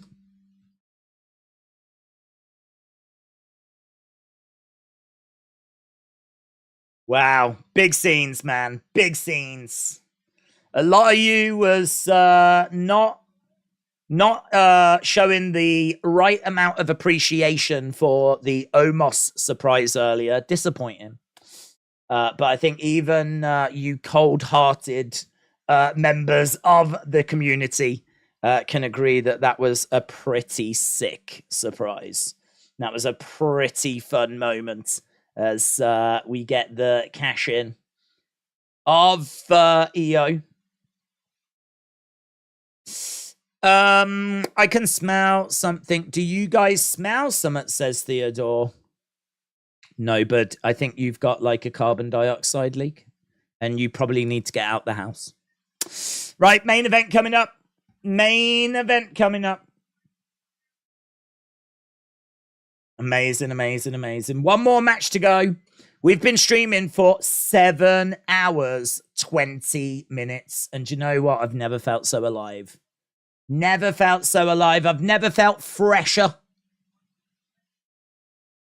Amazing. Do you think Dakota Kai will win the title one day? Yeah, I would be surprised if she never won a women's title. I would be surprised.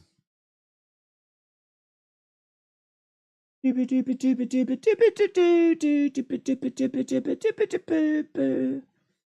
get the surprise I was expecting, to be honest. EO Sky cashes in.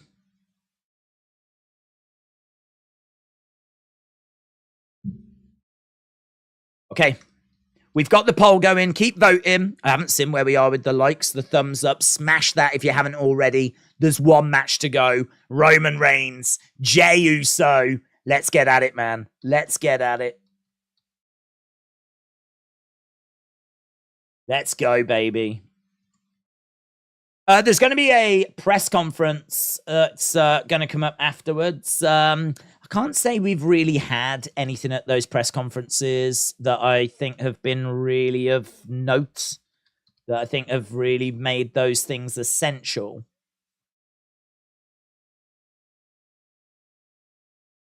Bianca Belair loses the title moments after winning. I mean, I did say it sucks to be Bianca, but in all fairness, she does have another championship to her name. You know, still counts.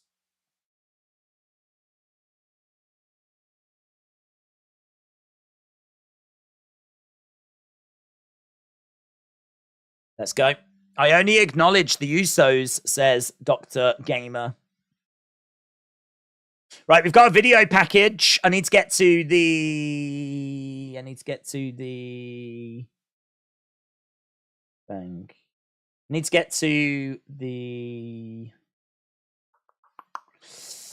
a few things. That's what I need to do. I'm a busy boy. I've got a few comments I need to get to.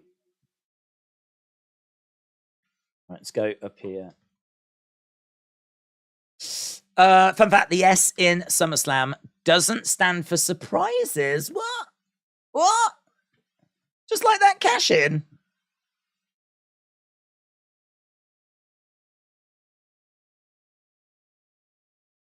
I run things. This is all mine, says Roman.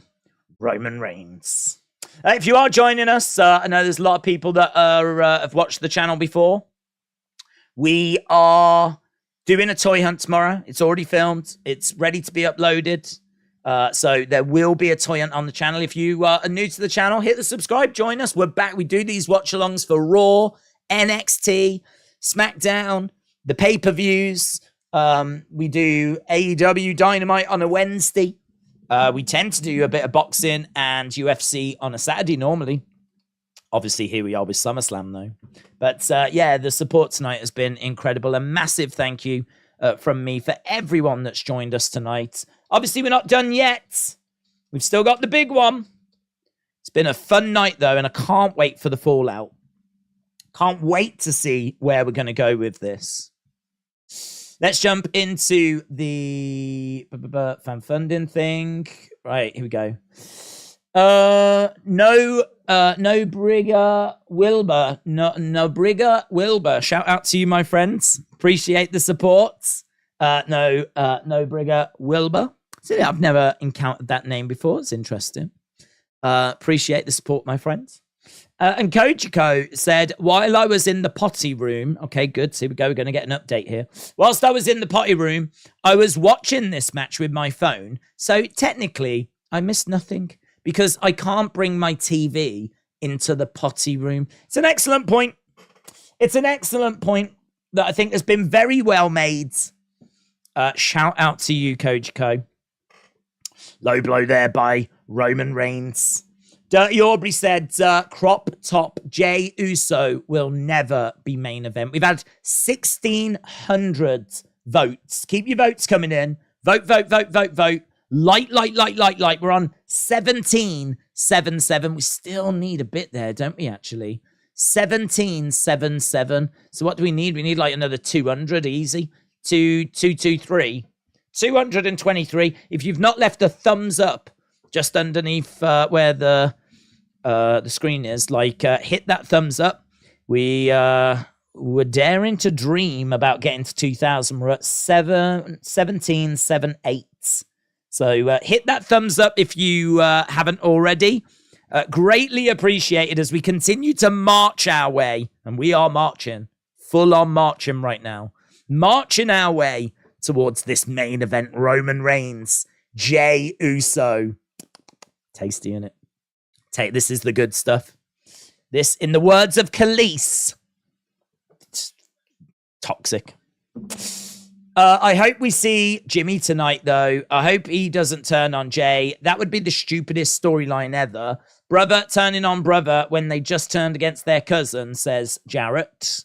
JMB said, this SummerSlam has been insane. Thank you, Triple H. De Ape said, what do you think about Rock Roman? I'd like to see it, but to be honest, I think we've sort of missed the boat a little, because I think if we were going to do it, then this year at Hollywood was maybe the place to do it. I think if Roman doesn't lose the title here, it's hard to see where he's going to lose it before WrestleMania, because, I mean, he might not even defend it at Survivor Series. I don't think he'll lose it in Saudi Arabia. And I don't think he's going to lose it on a B show like, Payback or something like that. So I feel quite good that we're looking at WrestleMania if he gets past tonight. And I don't know that that's going to be Rock Roman. It'd be fun if it is, but I don't know that it's going to be Rock Roman. I feel like that's more likely to be Roman and Cody. So I think Rock Roman might be one of those matches that we just sadly never get over the line. It might be a dream. Here's Jey Uso. Juso. Oh, Paul Heyman's Juso. Here's Jey Uso. Tribal Combat. Already been live for 3 hours, 20 minutes. Looks like we're going to sneak our way to 4 hours. Is Jey Uso making his way down to the ring? We've been down since day one-ish. Jey Uso continuing to make his way down.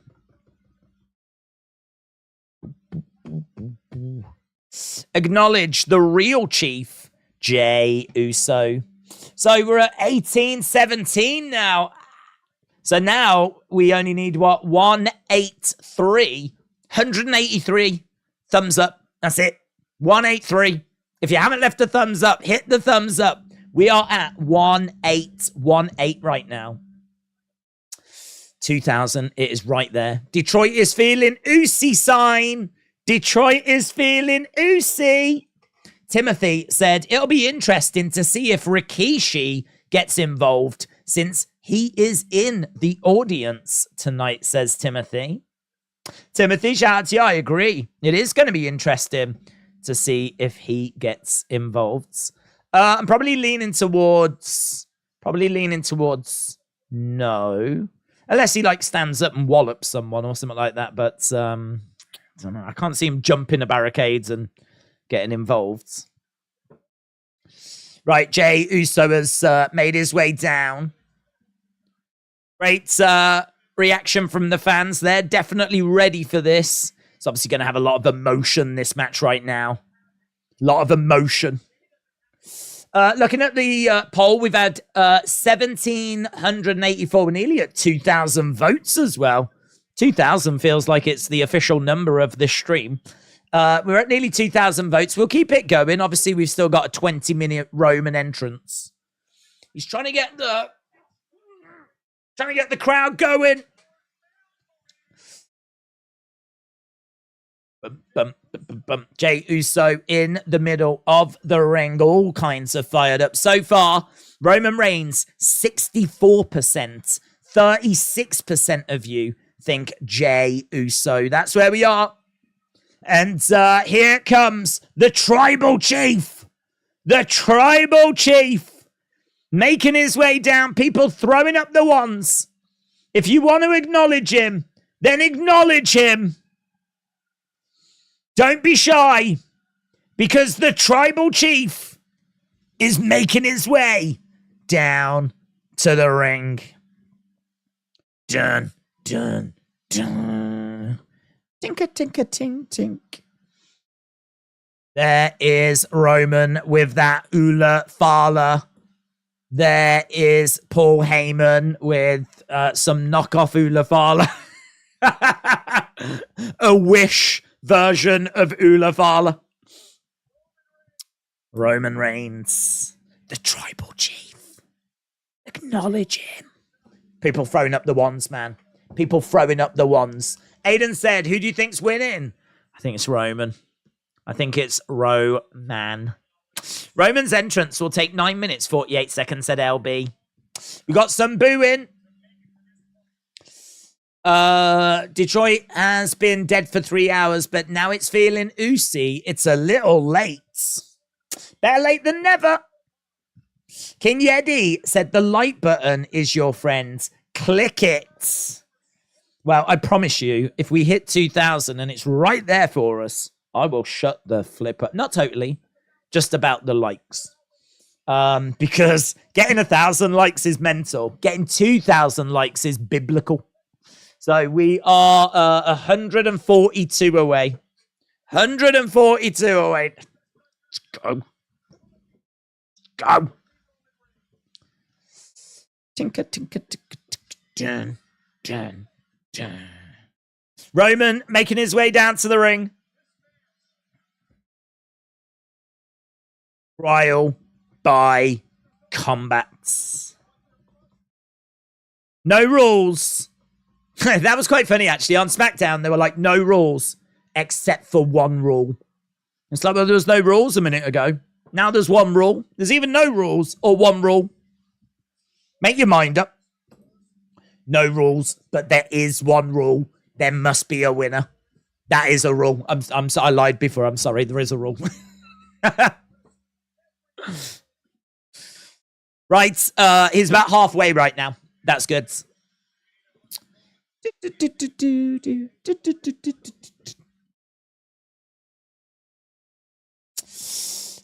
is going to be great, said Scott.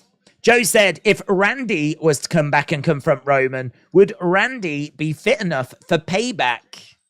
No, don't believe so.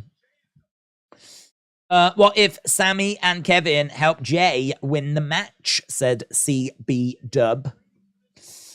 Roman wins and Bray returns. We need a return at SummerSlam. Surely Omos isn't going to be the big return. The Omos disrespect is unreal. I can't get my breath at the Omos. Did you not see Dakota Kai as well? I mean, yeah, all right, she's not back, but she got in the ring. Kappa said, don't worry, Roman lovers and Maggie. He will still be the sexiest man alive as a regular wrestler, second to the new Tribal Chief. Acknowledge Jey Uso, says Kappa. Kappa, I feel like you sent that message directly to Maggie. I feel like even if she's not in the chat right now, she definitely still heard that message. She felt that message.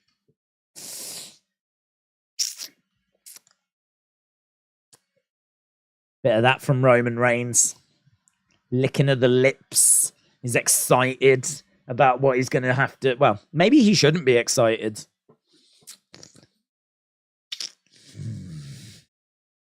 He certainly knows what he needs to do. Debatable if he's excited about doing it.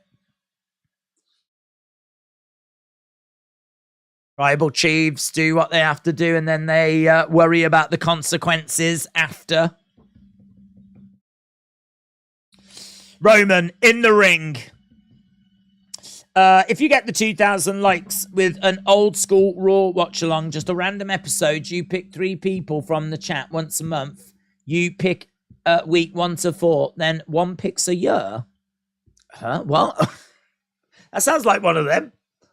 You know those things where you like pick a color and you go blue, B-L-U-E. Pick a number 4. Your mum smells. I never could make those.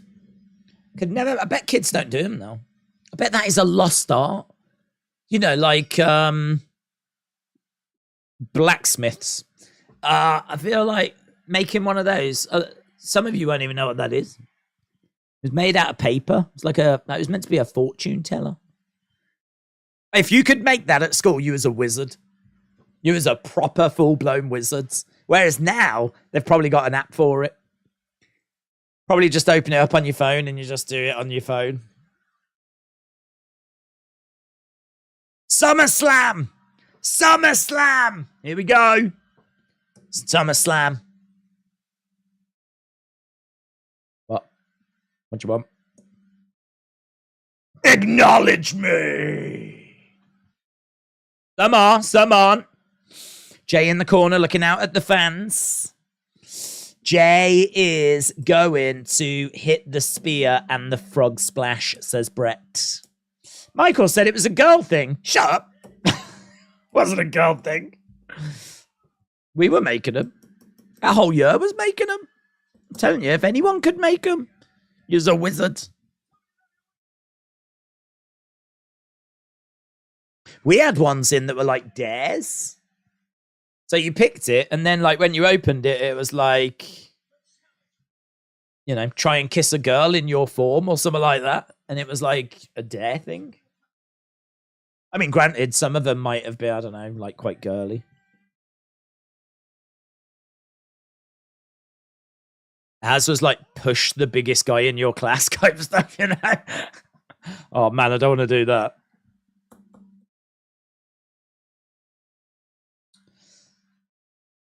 Anyway. Jey kisses Jimmy's Island Boys. Oh, hello.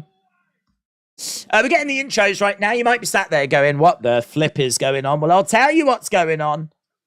Roman is getting his intro, and we are all waiting for this thing to kick off. And we are sat here 3.5 hours into SummerSlam. 3.5 hours. And the main event is just about to begin. SummerSlam brought to you by AEW.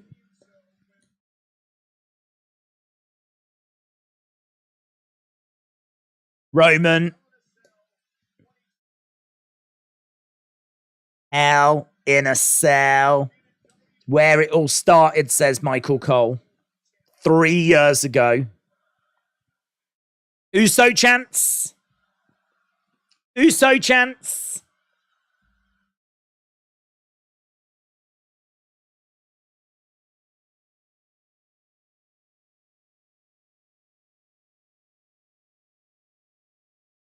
He's got the Ulafala. Roman with the Ulafala. He goes over to the middle of the ring. This is our full attention now. I'm right there. I'm dialed in. He's got the Ulafala. He looks at Jey. You beat me. I'll give you this. Not him. Not him. If you beat me, I give you this. Not him. Not him. Paul Heyman. Roman having a word with Paul Heyman here. I love you, my tribal chief. I love you, my tribal chief. If you beat me, I give you this. Not him. Not him. Bell has sounded. The stakes are pretty high here, aren't they? The stakes are pretty high. Roman in one corner, Jey in the other. There is going to be thrills, spills, twists, turns, and we are here for every single one of them.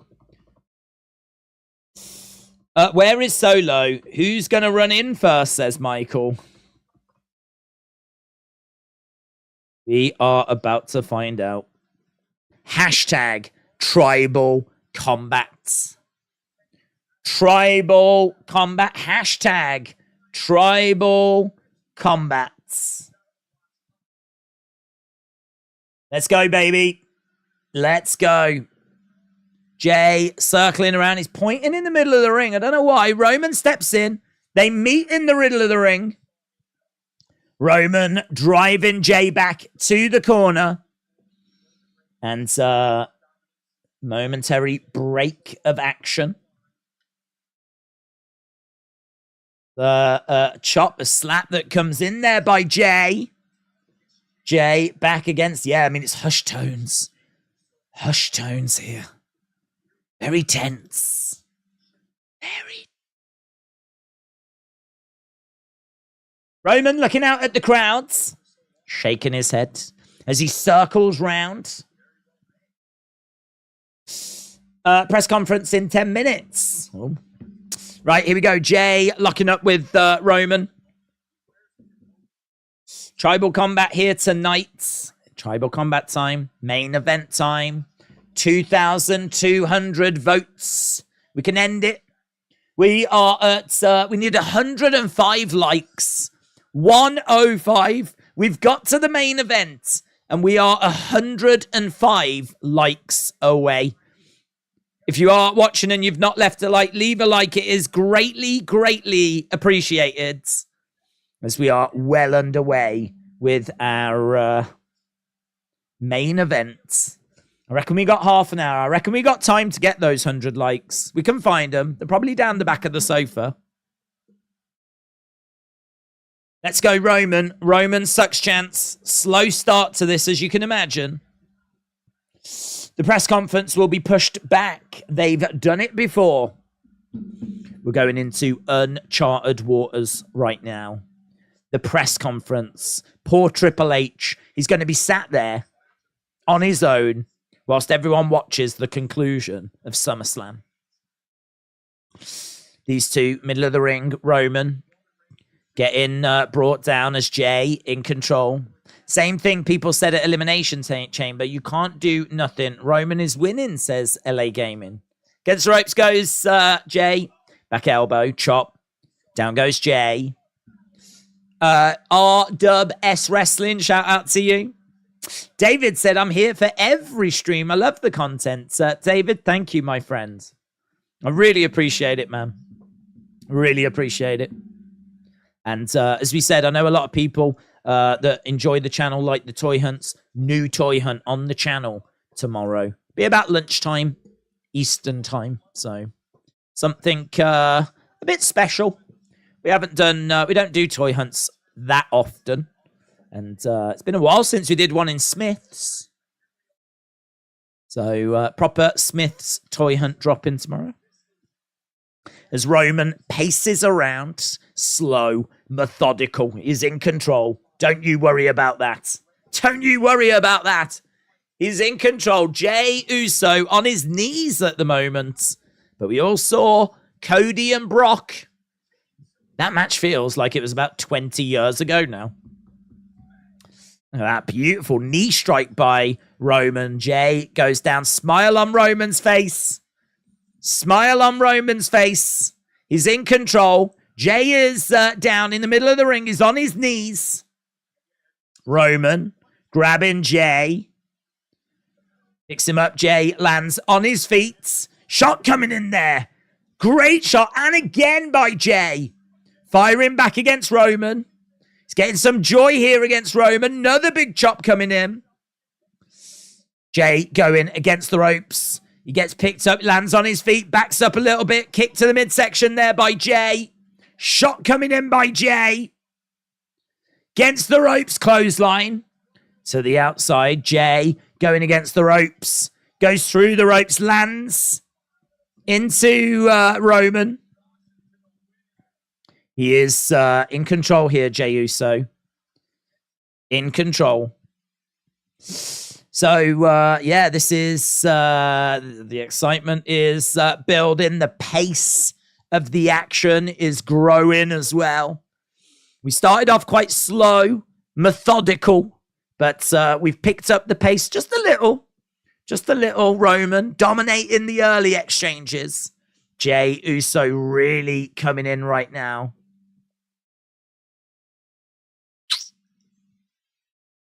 Jey on the outside is rearranging the furniture. Paul Heyman on the outside saying, is this necessary? As Roman is down against the barricades. Who's winning? Jey is in control. If Jey doesn't win, I'm going to unsubscribe, said Philip. Right, he's going under the ring. The crowd want tables. There's lots of drinks. My God, there's more drinks under there than there is at the bar. Table has been brought out. There's a whole stack of chairs under there as well. You see that stack of chairs? About 8 chairs under the ring. Is your blood? He loves you. Paul Heyman is pleading here for Jey to not use this table. Pleading for Jey to not use this table. The table is set up. Setting up the table, but Roman nails Jey. Jey gets hurled into the ring steps. So Roman's starting to come back now. The Trinidad guy in the front row. I love Trinidad guy. He's my favorite. I like green shirt guy, but Trinidad guy is clear of green shirt guy. Trinidad guy is a lot more animated than green shirt guy. Plus also, green shirt guy always gets that center seat, whereas Trinidad guy, he has to go all over the place. He's constantly moving around, but he's got himself a good spot there, Trinidad guy. He's got himself a good spot. Into the barricades. Into the ring post. Sorry, goes Jey over the other sides. We want tables, says Robert. Chill Dude said, what about Solo? Roman at Mania. They go the Batista road. Jey, get the table. Says Hart Twins Wrestling. Nail him, big boy. I think, Maggie, you're on the wrong stream. You're on the wrong stream, Maggie. You want Babe Station. Roman is in control. Roman versus Jey. I'm very conflicted, said Yash. I don't want Roman to win, but since Cody is chosen, Roman reigns as champion till the next Mania comes around is non-negotiable. Roman is telling everyone to keep it down. Keep it down. Keep it down, everyone. They were just starting to get a little bit noisy. Starting to get behind Jey. Roman going to the outsides. Going to look for a drive-by. Looking for a drive-by. Boom! Connects. Connects. Drags Jey into the middle of the ring. 2. Kick out by Jey. If Jey doesn't win, I will never watch SmackDown again till Roman loses the title, says Dr. Gamer. Drive-by there by... I just hope everyone has fun. That's all I want. I just want everyone to have a lovely time. Drive-by by Roman. If you smell what The Rock is cooking, says GLY. As per reports, Roman will walk as a champion, says Mohammed. Main event, Jey Uso signs. Roman looking out at the crowds. I mean, honestly, it's like they're working a match that's going to be an hour long. I know this is SummerSlam, but are we going that long? Are we going to like another 45 minutes or something? I don't know. To be honest, if this goes another half an hour, I wouldn't be surprised. I really wouldn't be surprised. The pace of it has been quite slow. Kick there by Jey. Roman goes down and he goes out the ring. Still got that table set up on the outside. There's a smile on the face of Jey. Roman on the outside. Jey on his feet. Timothy said it's time for the head of the table to go through the table. Oh, that's good. Oh, kendo! Roman nails Jey with a kendo stick. Now he's in the ring. There's no rules except for one rule, and that is there must be a winner. Jey is getting nailed with a kendo stick. He's getting battered, mate. He's getting battered. Mitchell said, what happens if a Samoan doesn't get one of those ridiculously large tattoos? Are they exiled? Is that why Samoa Joe isn't acknowledged? I mean, actually, those tattoos, I think, do have cultural significance. So, actually, I have no idea what the rules are around them, but there actually may be a rule. Don't know. Have we got any Samoans in the chat that can answer that? I feel like there probably is something to it.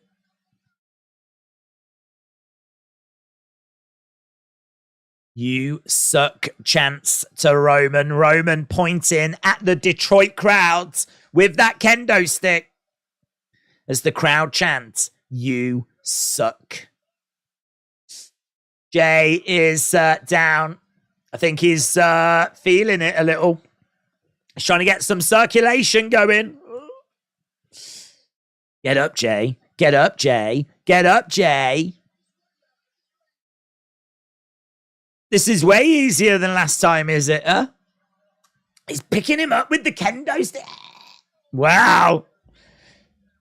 And now he's going to try and nail him, and it's a shot that comes in by Jey.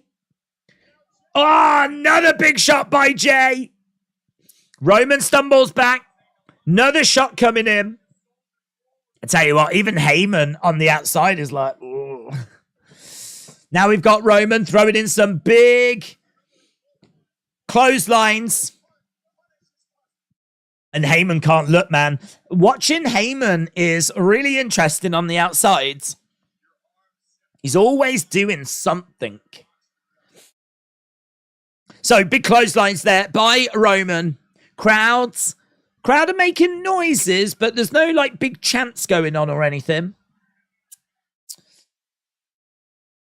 What if Jey wins? Do you think Jimmy will turn on him due to jealousy, said Lazy Boy. I think we got a few things hoops to jump through there, but, I mean, no would be my answer. I do think they'll have a match. But I do agree with, I think, was it Godfather So? Someone said earlier, like, you know, there's a lot of turning on each other. There's a lot of, like, people turning on people. Like, Jimmy turning on Jey now would just be like a bit of another, you know, this family. Do they just not like each other? For a family that are supposed to be so united, they're all turning on each other. He's absolutely destroyed that kendo stick, Jey. Smashes it into Roman. Roman goes to the outside. Jey going against the ropes. Jey over the top. Comes crashing down on Roman. Roman just got battered with that kendo stick. He just got battered. That kendo stick was like hanging by a thread after what Jey had just done. Battered him, mate. Battered him. Roman is getting cooked. said Almighty Turbo. Theodore says, great match so far. The Fiend return let me down, said F-City. Well, he could still show. Back in the ring goes Roman. Roman back in the ring as Jey Uso climbs up to the top. He's perched. He's ready. Oh, Superman! Superman punch! Midair! Shoulder up. Man, that was good by Roman. Boom! That was really good by Roman. Look at that. Midair. Big air. Boom. Boom. He nailed him, man. He nailed him. Timothy said, I heard Jimmy's plan is going to Impact to be with his wife. That's a good plan. That's a good husband right there. Right, just seeing this crowd, they're really into this. Starting to make a bit more noise. Trying to cheer on Jey. There's a few people getting up to their feet. There's plenty of signs. I do think that this crowd have been a little quiet, all things considered. Sometimes, though, it can get lost with a stadium of this size. I know a lot of superstars have said the sound, it just goes up. Like, you can't hear it. If you're in the ring, it might sound like nothing's happening. And it's because the sound just goes up. Inside, like an arena, it bounces off the walls. Whereas with this, the sound just might go up. Although there is a bit of a roof. Super kick by Jey. But that might be playing a factor. Splash by Jey. Lands on Roman. 2. Shoulder up. Shoulder up. Shoulder up by Roman. A fraction of a second. Do you know what? You can see a wound on Jey's hand where the kendo stick has walloped him. So Jey definitely has took some punishment here. To the surprise of nobody. Jey Uso definitely feeling the effects of this. So a big splash by Jey.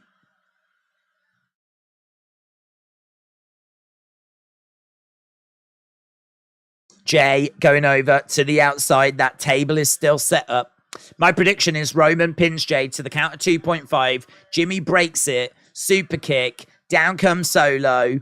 Jimmy splashes Solo. Jey pins and wins, says Ismail. Right, now a chair has been brought into the ring and green shirt guy is nodding. Green shirt guy approves. He likes it. Green shirt guy likes it. Paul Heyman doesn't. Heyman on the outside pleading. Ow! Chair shot. Big chair shot. Jey Uso is walloping Roman. Please, says Heyman. Please.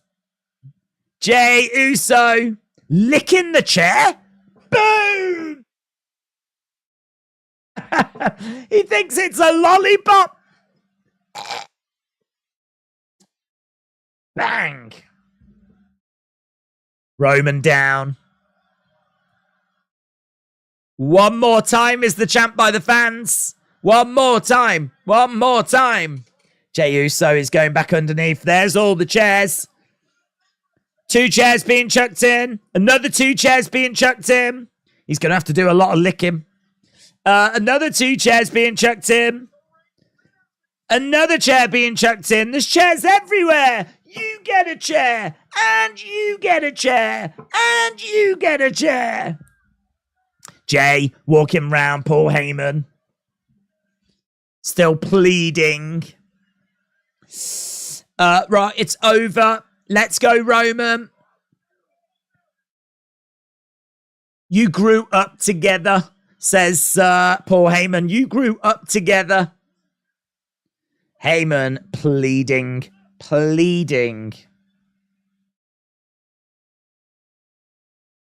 Right, Roman is up top. Up top, Jey is climbing up. The kendo stick got absolutely destroyed, man. Now there's a load of chairs scattered around the ring. Jay's going to look for a superplex.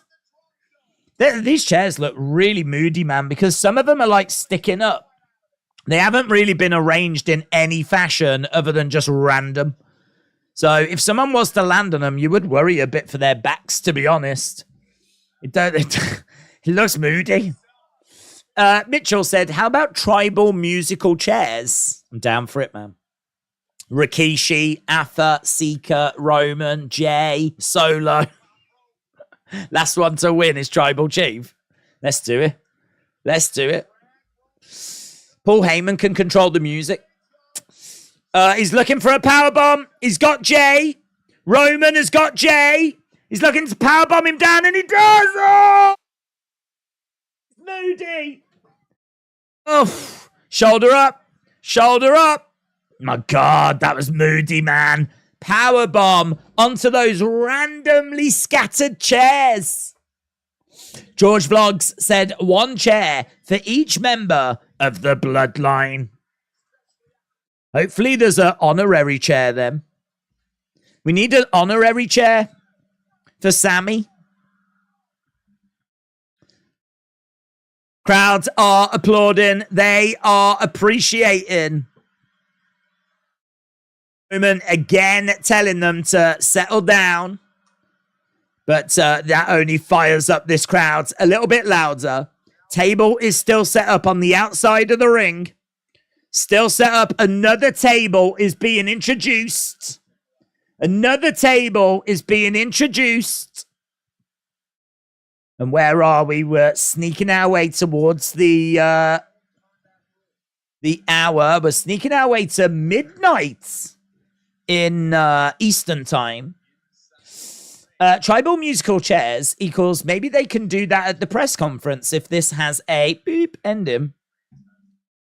First, it was the kendo. Then it was the chairs. Now it's table time, says Knight Rider. Table time. Let's go. Let's go. Roman setting the table up. Jey is ready. Charges. Gets picked up on the shoulders of Roman. Roman. There's a table on the outside. Jey on the edge of the ring. And he hangs Roman over that top rope. Roman in the middle of the ring as Jey gets back up to his feet. Roman with a big shot.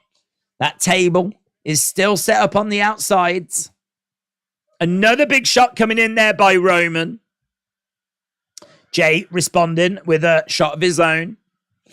Roman with a big right hand. Jey holding on. Another big shot. Oh, he's holding on with one hand. Oh. Shoulder to the midsection by Jey. Oh, up and oh my God. Jey tried to get in the ring. Roman, Hadouken. Oh.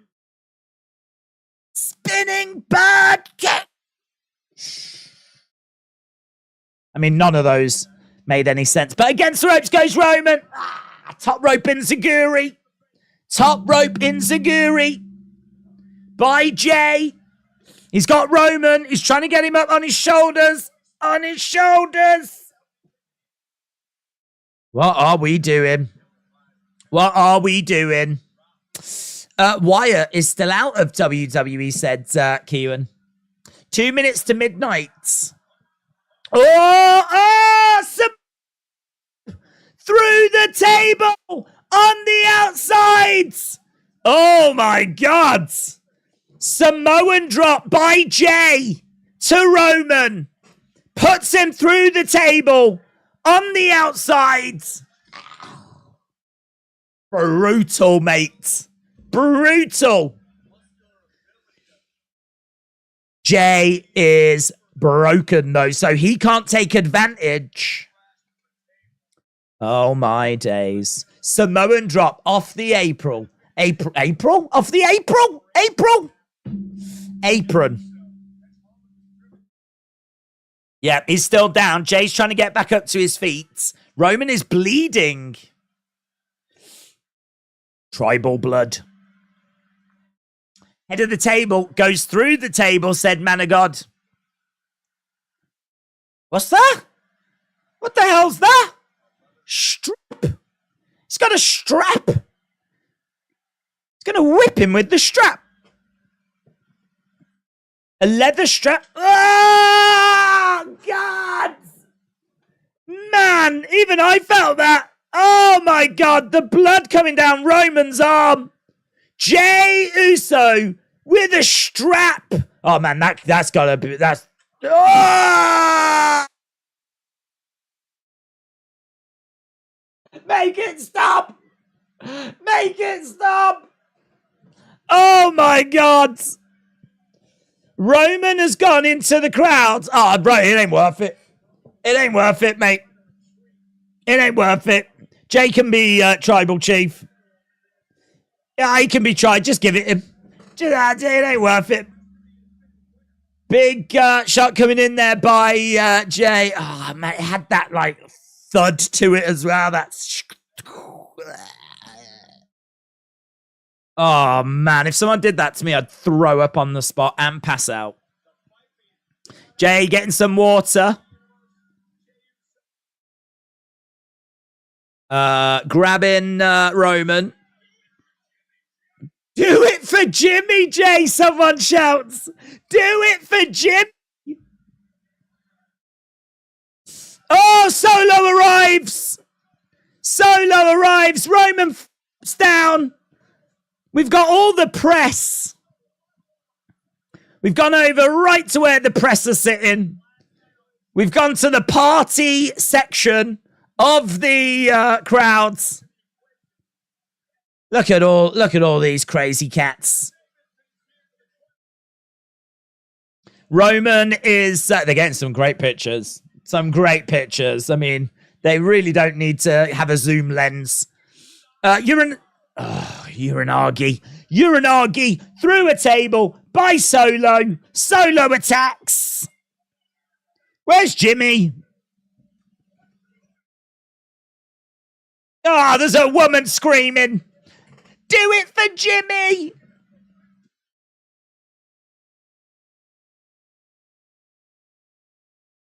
Solo dragging Jey. Roman's like, put him over there, would you, mate? Put him over there. Pop him somewhere over there for us. Dragging Jey over. Jey is the real chief, says that sign. Didn't need Solo, says Kewan. Solo's just dragging Jey. He is just dragging Jey. He whooped him. Trying to drag him again. Roman is directing Jey on the shoulders of Solo being carried. People cheering as he's being carried over to the ringside area. Let's go, says Roman. Let's go. Getting a bit... He's losing his patience here. Let's go. Come on. You're taking too long, Solo. I mean, thanks for your help and everything, but come on. Jey is being picked up. Chucked into the ring. Solo is doing... Look at the marks on Roman's body, man. Let's go. Look at the marks. Do it for Jimmy. Roman giving Solo orders. Solo has got Jey in the middle of the ring. Spinning Solo connects. Roman on the outside. Points to the heavens. Roman getting in the ring. Someone's going to help Jey. Who's going to help Jey? Someone's going to help Jey. I can't do it. I'm streaming. Right now, Solo has got the spike. Roman. How's this going to play out? You feel like you're on the verge of something here. Like it wouldn't make sense for Solo to just turn on Roman. think Jay's going to somehow reverse this. Yeah. Bang. Roman spears Solo by mistake. Roman spears Solo. Jey, spear by Jey. Spear by Jey. 1, 2. Oh! Roman spears Solo by mistake. And then, oh man, he got him good as well. He got him real good. He got him real good. You just sensed that something was going to play out like that, you know? Just sensed. Both guys are down, though. Roman down. Solo down. Jey with a couple of steel chairs. 2.999999999 said DG, yes. Oh, Solo gets walloped with a chair. Roman gets walloped with a chair. Solo gets walloped with a chair. Give one to Heyman as well. He deserves one. Now he driving the chair, the edge of the chair into the midsection of Roman. Oh. Jey surviving an attack from Solo. Standing tall. He's proven difficult to put down here, Jey. As he goes out the ring with the chair. Go Jey! Lots of go Jays. Lots of go Jays. Lots of support for Jey. Jey walking around on the outside with that chair. Roman. Yeet. I think, oh, that's his son. That's his son. His son in the front row. Kick coming in there by Solo. Roman down. Jey goes down. Solo. Oh.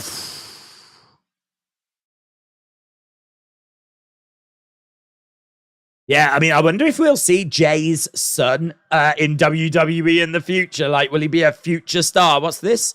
Oh, Solo's upset with Roman, isn't he? Solo's upset with Roman. I forgot about that. He speared him. Solo staring at Roman. Oh, my God. Oh, my God. Oh, my God.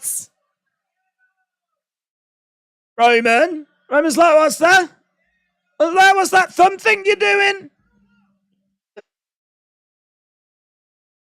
Solo. Ah, spear by Jey. Jey spears Roman. Oh my God.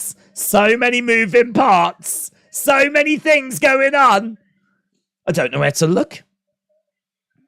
Solo really, really teasing that he was about to deliver that Samoan spike. Big thank you to everyone that's left a thumbs up, man. We've had over 2,000. We did it. A big thank you. But obviously we can't celebrate that right now because we are at the business end of this show. As Solo clears the commentary table, grabs Jey Uso. He's picking him up. He's going to plant him into that commentary table. Jey moves, edge of the ring, super kick. Super kick. Yeah, Hyper, appreciate it, man. Jey, up top. Jey, big splash to Solo. Drives him through the commentary table. Solo through the commentary table.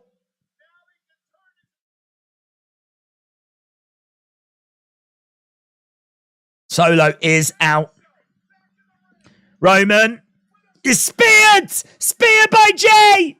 Spear by Jey. Jey going to the outside. Climbing up. Connects. Splash connects. 1, 2. Mystery person. Oh, is it going to be Jimmy? It's gonna be Jimmy. It's Jimmy. It's Jimmy. They've done it. They've done it. Jimmy has pulled Jey out the ring. Jimmy has pulled Jey out of the ring.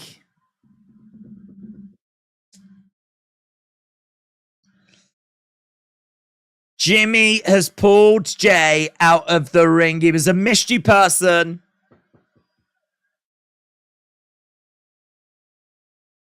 Well, we're building then. It's going to be the matches. They said in an interview not long ago that they did want to do matches against each other. F you, Jimmy, is the chant.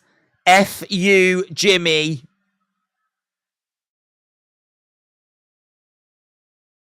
Yeah, F you, Jimmy chants. Jimmy looks good moody, though. Jimmy looks good moody. Super kick there by Jimmy. In the ring goes Jey. Jimmy walks off. Jimmy walks off. Roman's going to win it now. Muhahaha, says I. Why, said CB Dub. Why? Roman watching as Jimmy walks away. Spear! Jey goes through the table. He drags Jey into the middle of the ring. 1, 2, 3. Roman reigns. Roman reigns. Jimmy turned on him. Both guys are down in the middle of the ring. There was some really great stuff in that match. Really great stuff in that match. Makes no sense. This ruined the show. Joy Marie said, why, Jimmy, why? Face palm. Right, we're going to do a quick poll because I know as soon as the show ends, people are going to likely run away. Don't run away because we still aren't done and we don't know if someone's going to make their presence felt. Maybe not, but let's get a quick poll. Do you like the Jimmy turn? You might not like it in the sense of, oh, I really wanted Jey to win, but do you like it as a story? Do you like it as a story? Story-wise. I understand that a lot of people will be upset because they wanted Jey to win it. But as a next step in the story, do you like what they've just given you? Put in your votes. Put in your votes. Hell no, it's a stupid turn. Stuttering Steve said it was a fantastic pay-per-view up until that moment. I just don't know, man. I'm not... now that we're here, I don't think... Because of that turn, I don't think Bray. Jey is down, rolling around. I think he's saying no. I think he can't believe it that his twin brother has turned on him like that. Roman's going to have some problems with Solo as well now. There's been a few little moments there. Is Solo the one that's going to beat Roman?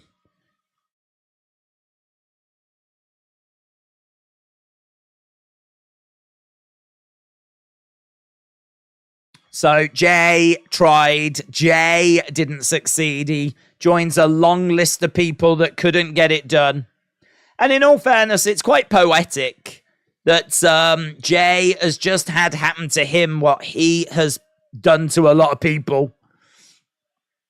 He's done it to a lot of people in the past. 3 years of cheating, someone just shouted there. 3 years of cheating. You cheater. Roman makes his way out the ring. 3 years of cheating, you cheater. Roman Reigns still remains champion. We're still watching to see if anything's going to go down. I don't think it is. Don't think it is. Good night from Detroit. Good night. from SummerSlam.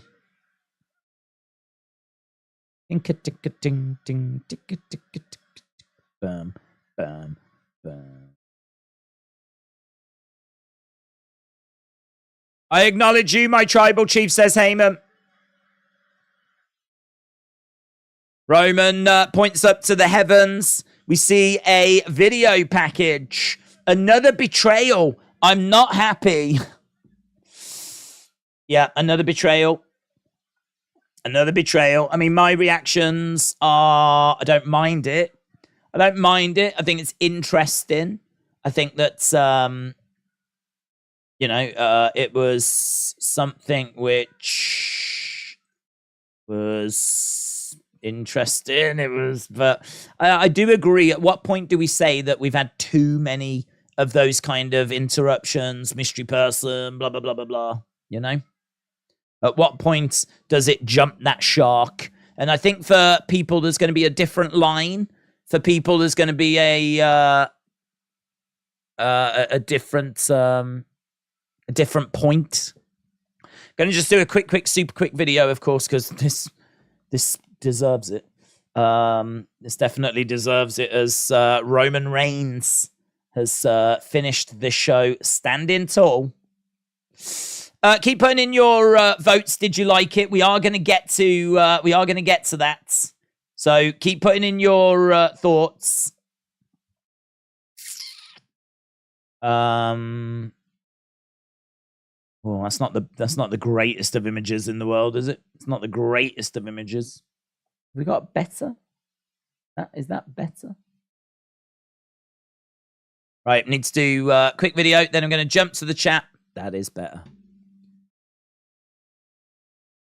So, SummerSlam has ended, and it's ended in shocking fashion because Jey Uso had that one. He was right there to pick up the victory. It just seemed like we were moments away, seconds away, maybe even a second away from Jey Uso becoming the new tribal chief and becoming the new WWE Undisputed Universal Champion. Then a mystery person drags him out of the ring. That mystery person is revealed to be Jimmy Uso. Jimmy Uso prevents his twin brother from winning this match, beating Roman Reigns. And this one, I think, is going to divide opinion.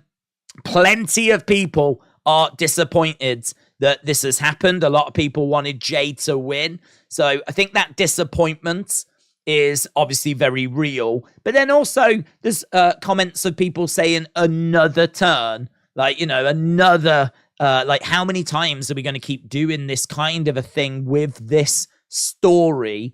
So, there's a few people as well out there that think this has been done enough times already. So, I don't know. It'd be interesting to get people's thoughts on this. I think the idea of Jimmy against Jey is very exciting. Like, that's my biggest takeaway. I think that Roman staying as tribal chief makes sense. I always felt that Cody would be the one to end it since Cody came in. I would have liked Sammy to have done it. I was a big Sammy fan. But Cody right now feels like he's probably in the best position to be the one. Maybe a little bit of Solo. Solo's making steps. He really stood up to Roman tonight in the main event because there was a miscommunication between them. But I think my big takeaway is Jimmy and Jey having a singles match, which they're bound to have now. Maybe at Payback. That is going to bang hard. That is going to be one hell of a match. One hell of a match. But that's for the future. The big takeaway right now is that Jimmy costs Jey in the main event of SummerSlam. Right, people putting in their thoughts. I'm going to chuck this video up, then we'll get into the chat. Obviously, we are nearly 8.5 hours into this stream. I'd imagine my voice is going to be trashed. It's going to be trashed. The stream on Monday for Raw is just going to be me whispering. Hey guys, Did you enjoy SummerSlam? Jey Uso. No, let's go. Jimmy Uso denies Jey Uso from beating Roman Reigns at WWE SummerSlam.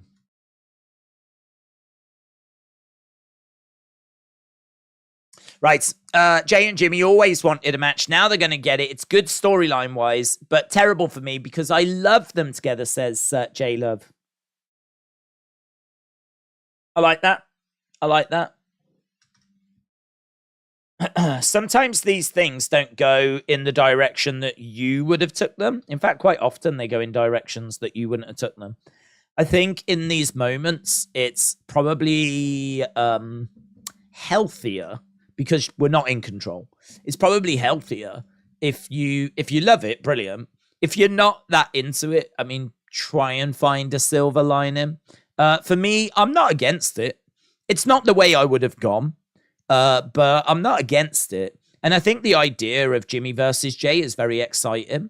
So that for me is my little takeaway, if you will, is that we're going to be getting a singles match between these two, which I think is going to really, as I said, it's going to go, man. It's going to really bang. I mean, these two have put on bangers with each other. Imagine what a match is going to be like with them going against each other. Like, could be really good, man. Could be really good. I'll tell you another takeaway, though, one that people are definitely going to talk a lot about, and that is the fact that we didn't get Randy. We didn't get The Rock. So, you know, all those teases that Grayson Waller has been making about The Rock and referencing The Rock. There was plenty of people, plenty of thoughts that was going to lead to something. It hasn't. It's another example, just another example of someone kind of trolling the fans, if you will. So no Roman, no Rock, sorry, no Randy, no Big E, no Bray.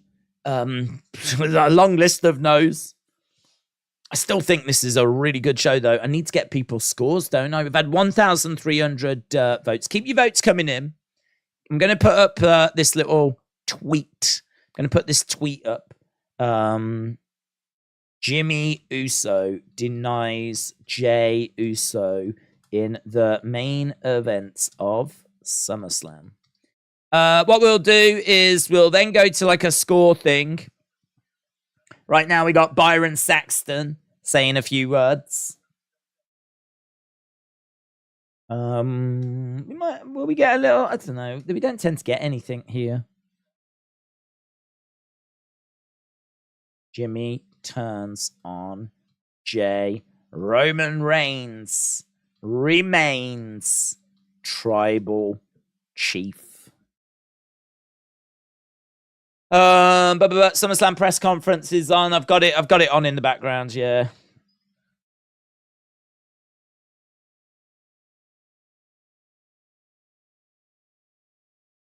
Right, sometimes Summer is so good that you have to keep continuing it.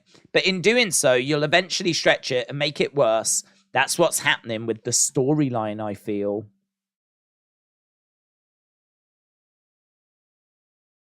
Okay, let's end the poll. So, do people like it? No. Wow. No. 50. Wow. Look at that. 1,500 people. An initial reaction. Do you like it? Storyline wise. No. Edges it. No. Just edges it. That is very interesting. It'll be interesting to see where we are after a little time has gone under the bridge. Little water's gone under the bridge. JP Ville said, didn't Jey give Jimmy a couple of backhanded compliments in his promos before SummerSlam? Otherwise, this is very M. Night Shyamalan. M. Night Shyamalan. To be honest, I think they've done it because you need to have Roman move on to something else and you can't have the Usos around. You know, if Jey had lost, what would be next for Jey? You need something for Jey to do next, and it not be Roman. And so I can understand that this has solved that problem. I do still think, though, who is Roman facing at Payback? I do still think, and it ain't going to be Jey, and it ain't going to be Jimmy, and I don't think it's going to be Solo. So unless he's going to sit it out, and he won't be at Payback, I don't know. I still can't let go of that Bray Wyatt thing. Bray could rock up on Friday and make his presence felt on Friday. But maybe they just didn't want anything to get in the way of the Jimmy J story tonight. And then on Friday, Roman's talking about how he beat everyone. There's no challenges left. And boom, there we go. Out comes Bray Wyatt. Don't know. I'm not letting it go. I haven't given up yet. Timothy said, could Bray return on Raw and feud with Cody? I mean, I don't think Bray was drafted anywhere, was he, in the draft? I don't think he was drafted. So I think he can go any which way. So, oh, hello, what's going on here? They're trying to fix the C4.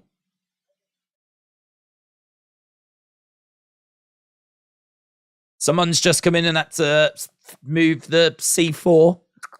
Make sure it's being seen. Right, let's get a poll up, shall we? I really want to get into the chat. I don't think Jimmy turned on Jey to realign with Roman. I think he turned on Jey because he was jealous of Jey getting the opportunity, says Pokemon Pedigree. I agree with that. I agree. Scores. Right, I feel like this was good. I think people are going to be high into this, so I'm going to change it. So we've got 9 to 10, 8 to 875, 7 to 75, or 675 below. Right, get in your votes. It's going to be interesting to see what people thought about this. 2,122 likes as well. That's mental. Mental. Big thank you to everyone that fired in a like. Can't bring Bray back and have him lose. So no Roman, Cody, or LA Knights. Philip said, Jimmy, I'm sad, crying. I won't sleep because of you. Hagen-Dazs said 5. Dan said 7. Kieran said, why was there no returns? We got Omos. There were reports that Roman's next challenger is going to be Solo at Payback, says Macarice. Stacey said, Bray has been sick for 4 months. Probably was never sick. Jey needs full-time therapy. I think there'll be quite a few fans that are going to need full-time therapy after this. King Yeti gives it an 8. Overall, I'm giving it a 4, said Dr. Gamer. Well, I tell you what, there's a few passionate thoughts about how this should be scored. So make sure you vote in that poll. I did put it up, didn't I? Did I put it up? I did put it up, didn't I? Got a little circle that's like doing the rounds at the moment. I think it's struggling a little bit. I thought, I'm going to refresh it. Going to refresh it and see if that makes a difference. Live streaming isn't available right now. What? What does that mean? What does that mean? Live streaming's not available right now. I'm doing it. Stupid YouTube. Huh? I don't think I've ever had that before. I don't think I've ever had that before where it said live streaming is not available right now. I'm sorry, but live streaming is not available. But I'm actually doing it right now. But I'm doing it. And there's people in the chat I don't understand. Is that Bill Apter? Yeah, man. Bill Apter. We've got a proper journalist in the room. That makes a change. Right, there. It's back, baby. It's back, baby. Right, I don't think it did put the poll up for some reason, so I'll do it again. Scores. I don't know why. It seemed like there was just a bit of a YouTube technical problem momentarily. I've never had it say live streaming is not possible right now when I'm actually doing it. What a time to be alive. 675 or below. Right, vote. Is it going to go up? Yes. Yes, Queen. Yes, Queen. Right, Cody's just saying some words at the moment. The Jimmy turn was done to move Jey from Roman and focus on Solo, said Chill Dudes. YouTube is sucking tonight, said John. Yeah, I don't know. Jake is beating Diaz, says Colin. I've noticed Triple H loves sour endings. Must be something in his youth. Mustn't it? He must have had some sort of trauma. He does love ending these shows on a downer. He does. You're right. He loves it. My overall score for SummerSlam is 4.5 until the ending, says Kian. I don't know how anyone would be in the 9 to 10, said Randy. Terry's 10 out of 10, though. TJ said 7.3. AD said it was an amazing ending. Dr. Gamer is asking why Jimmy. 9 out of 10. Overall, a really great show, said Ray. Dr. Gamer said, I hate the storyline. I don't get no Bray, no Randy, no Rock, said Joe. Well, to be honest, I don't think any of those are free to come back. I mean, The Rock must be busy. He's always busy. Bray, I don't know if they're just saving him for Friday. Or maybe he's not ready to return. I mean, we haven't seen him since before WrestleMania. It's been months and months. The hope was that he was, there was a big rumor that did the round not long ago that he was expected to be involved in one of those major matches tonight. And so that was my thoughts. That was my belief, was that he will be involved in one of those matches tonight.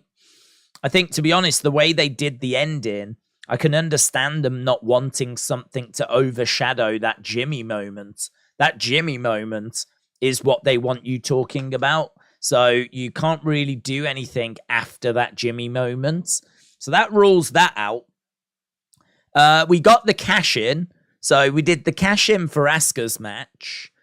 The Damian Priest, he came down with the briefcase. They don't want him cashing in yet. But obviously there's going to be something that comes out of him and Finn. And there'll be something that happens there.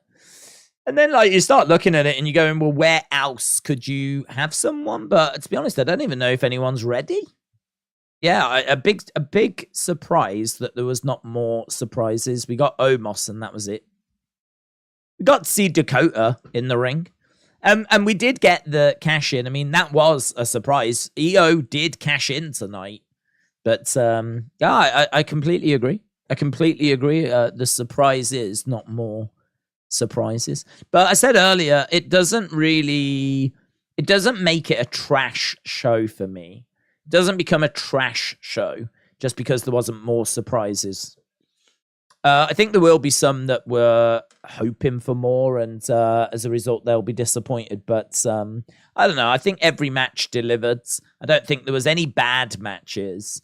I think you still got a cash in. You still got Jimmy turning on Jey. You still got plenty of dramatic moments. We still got shocks like Bianca became champion, and then EO cashed in on Bianca. So all of that was pretty crazy. And as we said, the main event with Jimmy, lots of dissension between Solo and Roman. I feel like there's plenty to talk about in the review. Considering this was a very straightforward show, I feel like we did at least take a few little swerves in the matches towards the end. Right? The matches at the start feel very straightforward. But towards the end, I think we did go down a few interesting roads. So, yeah, I think this is solid. But I want to know what you think. We've had 294. I know that a lot of people have run away. It is midnight.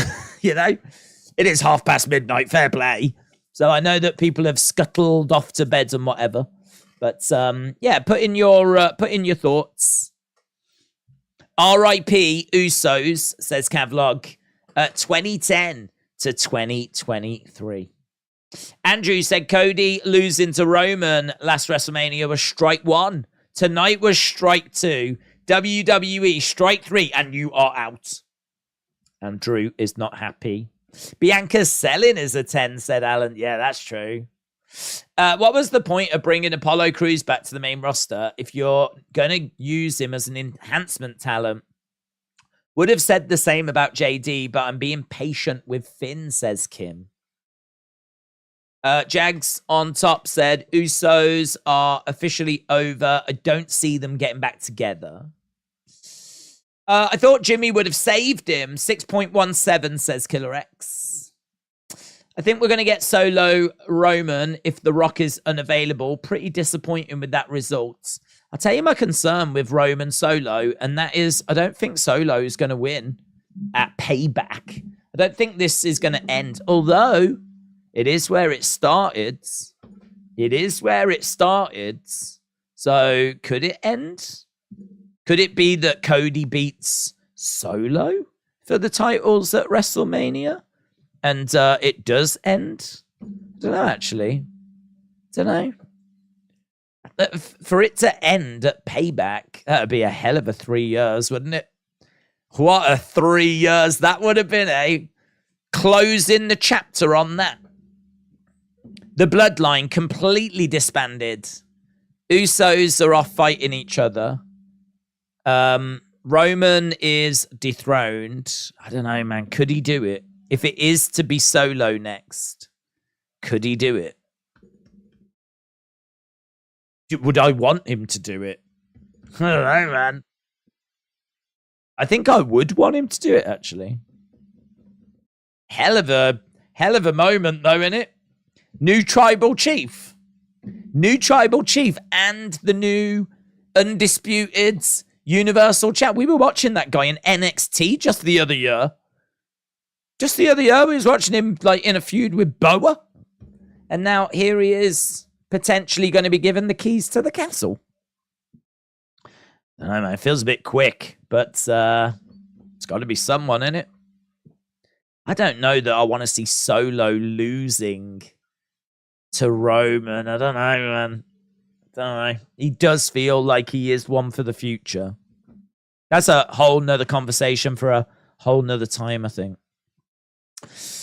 Jimmy probably still mad that he had to join Bloodline because of Jey and had to be Roman's minion, said J Love. Killer X said, Jimmy was my dog, man. That was my dog. Logan Paul, Cody Rhodes. Solo 2023. Logan against Cody could be fun. Cody could be fun. Keelan said Solo might be ready for the tribal throne. The tribal throne. That's the name of my toilet. Brock will be the one to steal Heyman and the belts.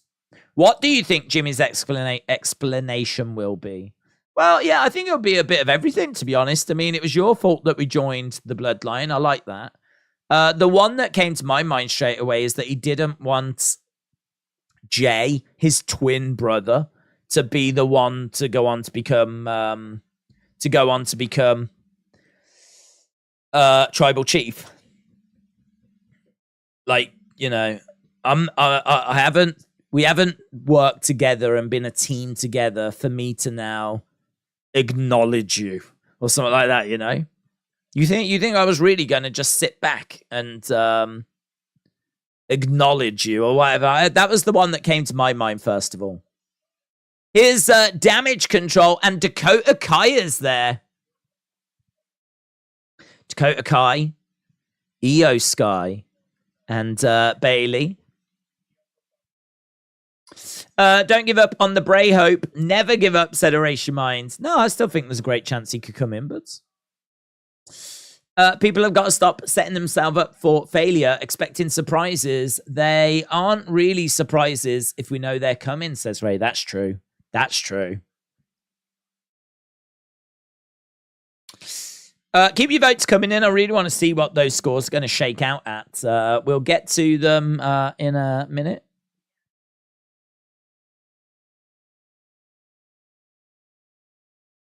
Thank you for coming back. It's beyond words, says EO.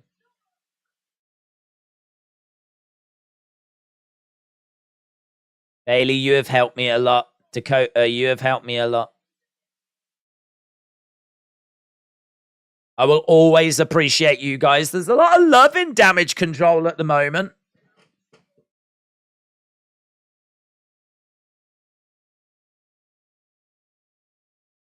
Bailey said there's been so many waves of emotion, so many different things, so many highs and so many lows.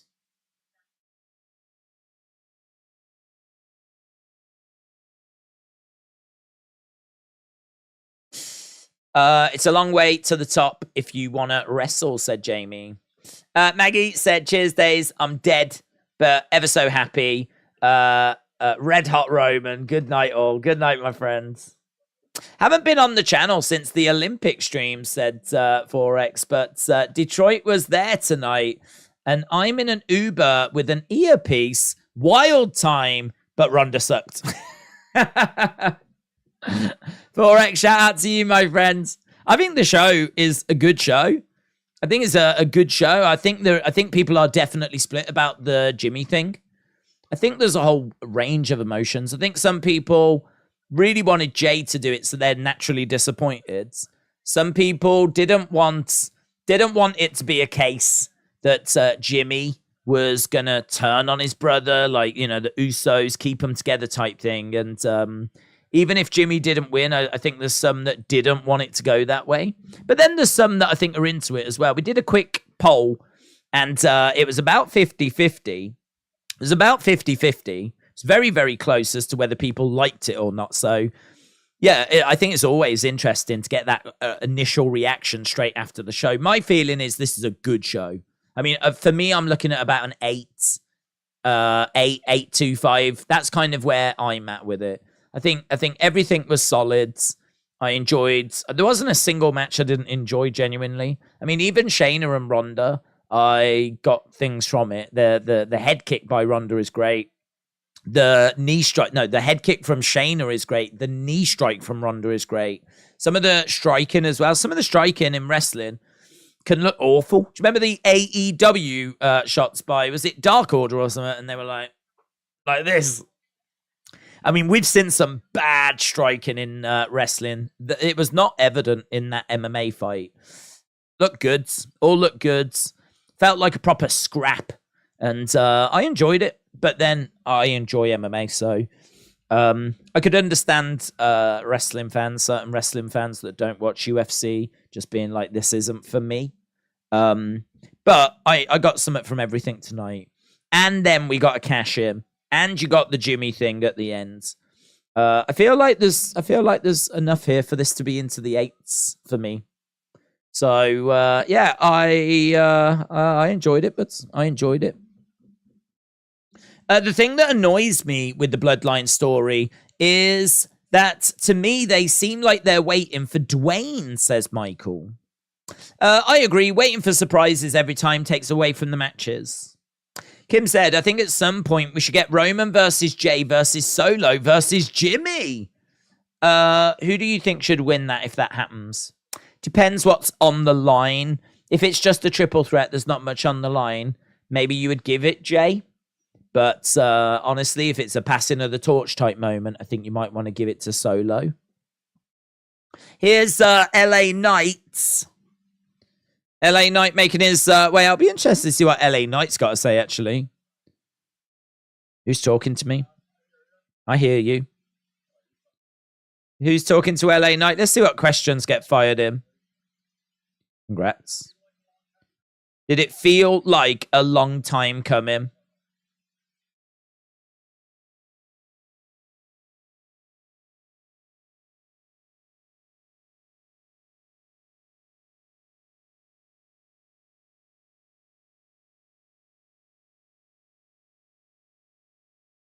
So LA Knight said, this has been an amazingly fast climb if you think that LA Knight only appeared on the roster in October. I always knew I had something to give.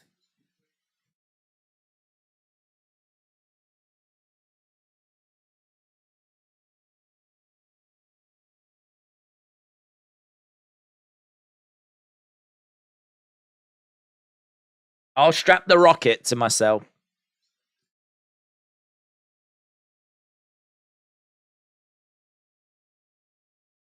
He said, everyone's saying they need to put the rocket on him. Well, I'll strap the rocket to myself.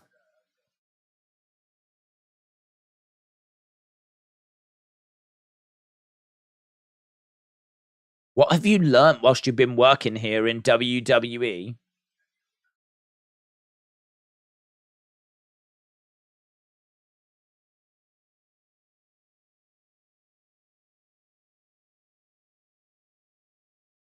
I've done TV in lots of places, but there's no stage as big as this stage.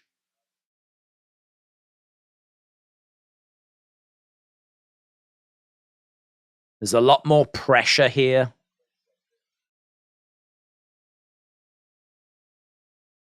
This is the biggest stage. Everyone is trying to get here. It's mental, man. We were doing NWA power streams during the lockdown. We were watching this guy in a room that held a couple of hundred people. Every Tuesday, we were watching the show. And many people watched him in like TNA.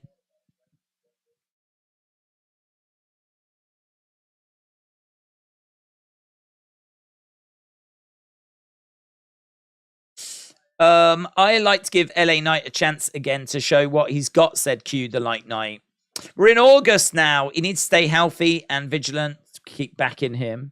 Match of the night was the main event. I would give it 4.6, says Carter.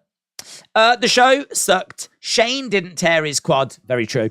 That is very true and very well said. Show still sad about Bray and Howdy, said Highlight Channel.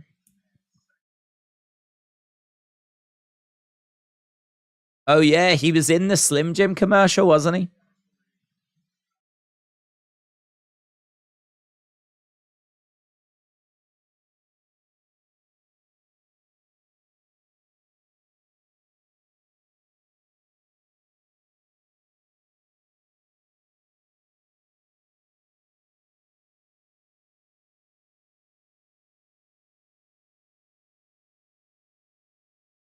Okay.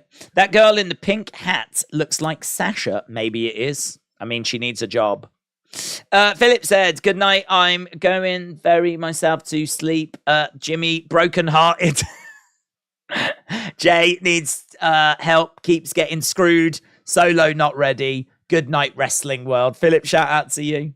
Yeah, if you are around, guys, I know we keep saying we're going to wrap it up, but I mean, LA Knight just walked out, so I know people will be interested in what he's saying.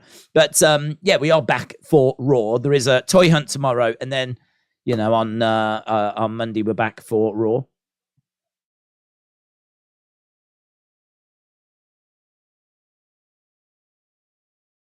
Are we going to be... What's that question? Some of these questions are so random. Everyone in this room loves you. Are we going to be scared that you can't do this? What is this question? Some of these questions at the press conferences really just make you scratch your head, man. Really make you scratch your head. What was it last time? Someone asked the question of, like, you won the match. How do you feel? Oh, the gutted. Oh, they're devastated. Yeah, I feel really good. Oh, wow. Amazing insight. Thank you for asking that question. I think Edge should win the championship from Roman before Edge retires. Right. We're going to... Where are we? Oh, let's try and get to 500 votes. If we can get to 500 votes, we'll wrap that thing up and then we'll send this baby home. Okay, LA Knight is done answering these questions. He goes out. Nothing really of note there. A lot of WWE superstars lack charisma. If All In is successful, do you think there could be a slight viewer shift? And will WWE change at all? I think All In will be successful. I think there's enough interest. I think people are intrigued to see what they're going to do with a stage of that size. I don't think it affects WWE. I think the only thing that WWE will be interested in looking at is what can we do in the UK if AEW just did Wembley?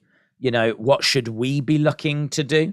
But honestly, they did Clash at the Castle. They did Money in the Bank. I expect them to announce something again next year. I think an annual pay-per-view here in the UK is looking pretty good. Paul Heyman is here.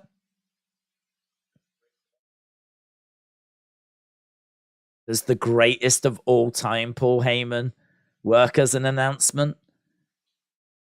Heyman, sitting down. Next. Oh, man, this could be good. This could be good. Paul Heyman.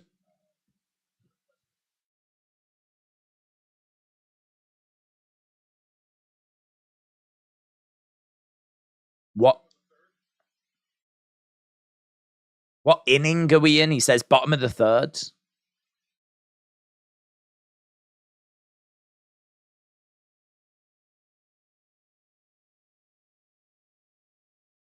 We haven't even hit our stride yet, says Paul.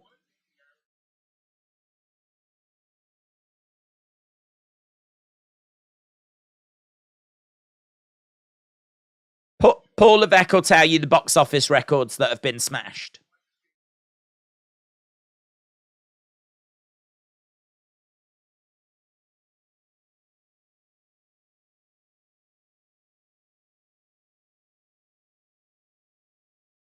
We can point at what drove all of these numbers, and it was quite clearly the bloodline. But we're just figuring this out, says Paul. There's more for us to master. Heyman's an excellent interview because you feel like you're getting some real insight, some real answers.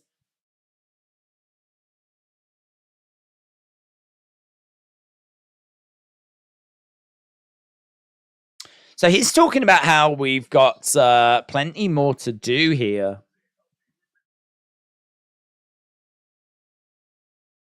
If we think that we're just going to cruise to WrestleMania, we will be replaced, and we should be. So he's saying about how they need to be better tomorrow. All of this is really good stuff from Paul.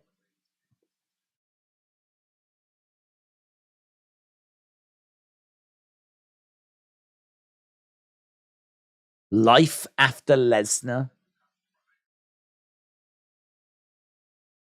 The only way I could top the run I had with Lesnar was Roman Reigns.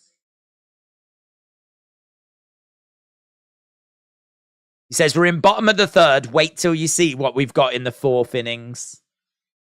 It's a good question, that was, because it really got a great answer.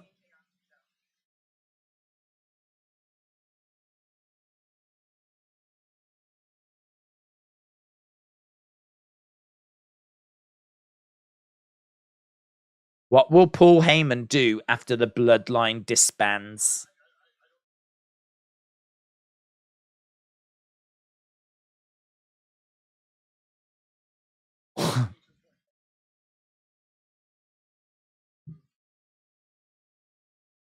You're asking questions about the seventh innings. We're in bottom of the third.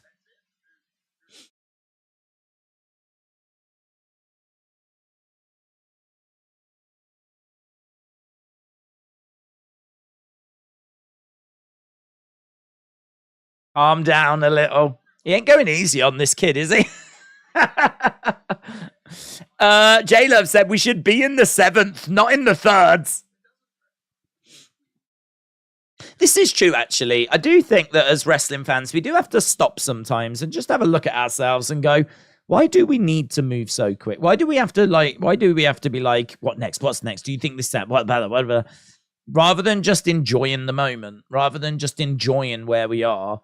You know, I like this from Paul. I mean, literally, he's had a question there going, right, once this bloodline thing's done, what's next?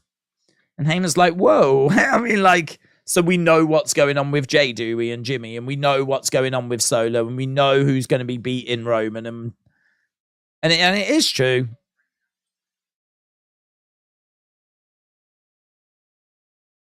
Bleacher Report in the room.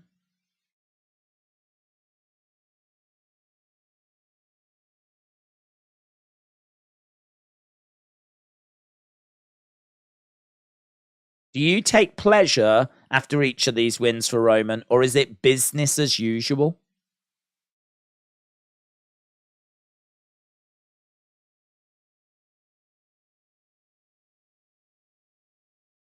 He says he takes pleasure in each of the performances. We're not in the 13th, tied at the 6th.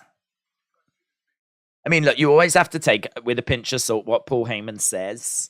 I do feel like, you know, with a lot of the superstars that come out, I think they're worried about stepping on toes and not really saying too much. Paul Heyman, I feel like he might be a bit creative with the truth. He might be a bit flowery with the truth. But I still feel like I'm getting something that's worth watching with this press conference. So are we in the 3rd? Who knows? We might be in the 6th, right? We might be about to knock on the 7th innings door. But according to Paul Heyman, he's saying that we're a long way from done. And you wait till what we've got next, you know? And that's the promoter in him. So is it true? I don't know. I do completely agree with him, though, when he talks about slowing it down and enjoying the journey. Has Roman already put the title on the line against Lashley? Oh, I don't think so. Can't remember a Roman Lashley match in the past 3 years.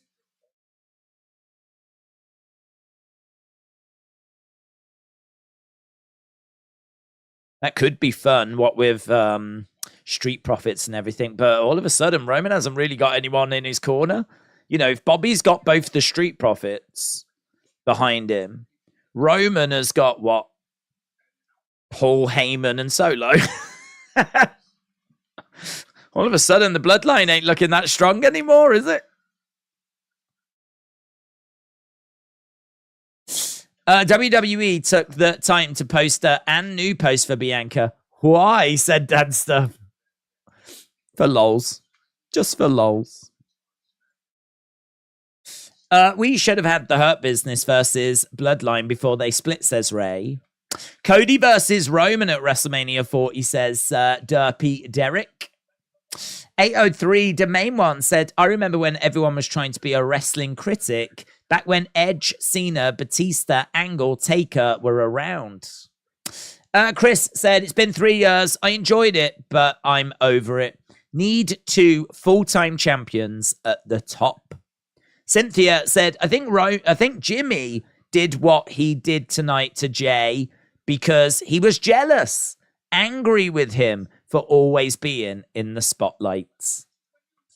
Why did Jimmy betray Jey, said Derek. Well, yeah, there's been plenty of thoughts and theories that have circled round.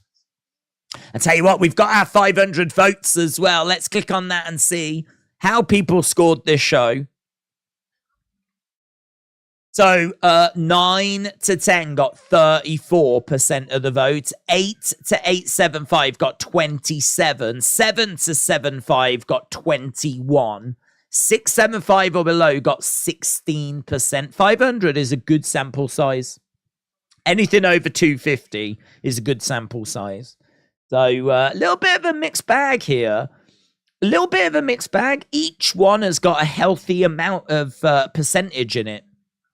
But 9 to 10 is out in the lead. 8 to 875, very close. Even the 7% range was in the 20% bracket. So, yeah, bit of a mixture there. Bit of a mixture. That's what I've sensed as well, so. Interesting. Well, we might just wrap it up with this Paul Heyman thing. Getting your final thoughts, final comments. We've smashed through the 9-hour barrier as well. Let's go. I could do another 9 hours. Let's go. My voice might not be able to do another 9 hours. Stupid voice. Can't wait for SmackDown to see how it goes down, said J Love. He even said, I'm doing what you should have done a long time ago. I think he was tired of Jey not having the cojones, said Cynthia. That's it for Heyman. He's got up. He's walked away. Macca said, Days, 2 rounds left in the fight. Diaz, don't look too bad. So that fight's still underway, is it? I really thought that Jake would have finished him by now.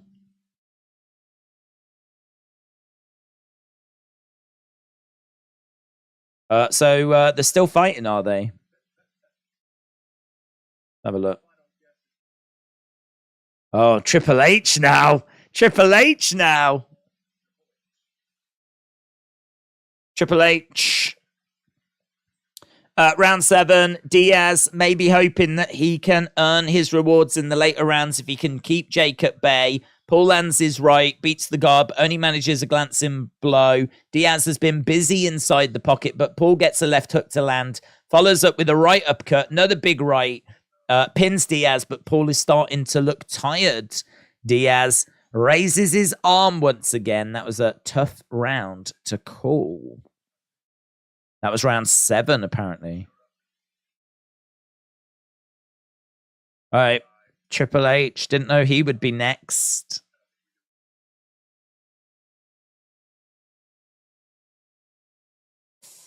Are you doing AEW All In? Yes, Dasher Dog. Yeah, it's on a Sunday.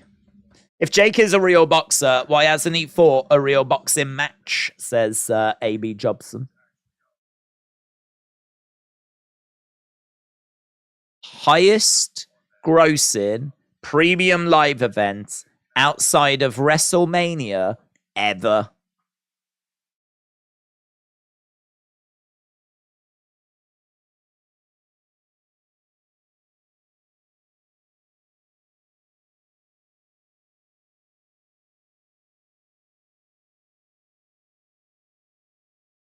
Triple H said, as much as I acknowledge the tribal chief and Paul Heyman, I think it's a lot of things. No. No. It's definitely the tribal chief and the bloodline. I think it's cute that he's trying to say it's other things, but yeah, no, definitely no.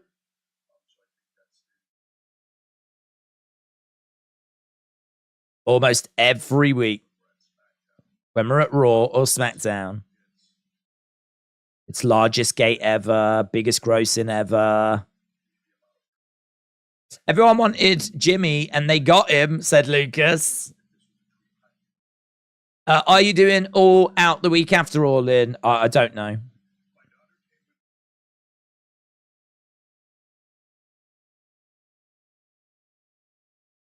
He's talking about the Twittery things. He said we'll have more numbers next week on sponsorship and merch.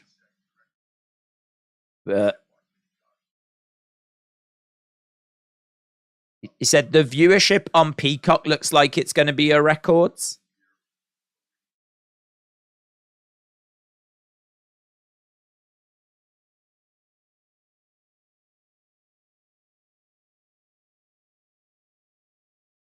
Largest sponsorship in the company's history. It's all the same stuff. Just breaking records left, right, and Buffalo.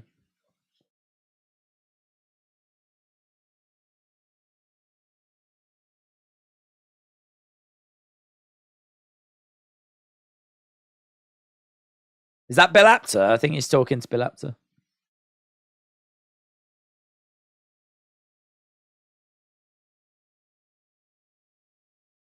WrestleMania 40 tickets on sale in a week.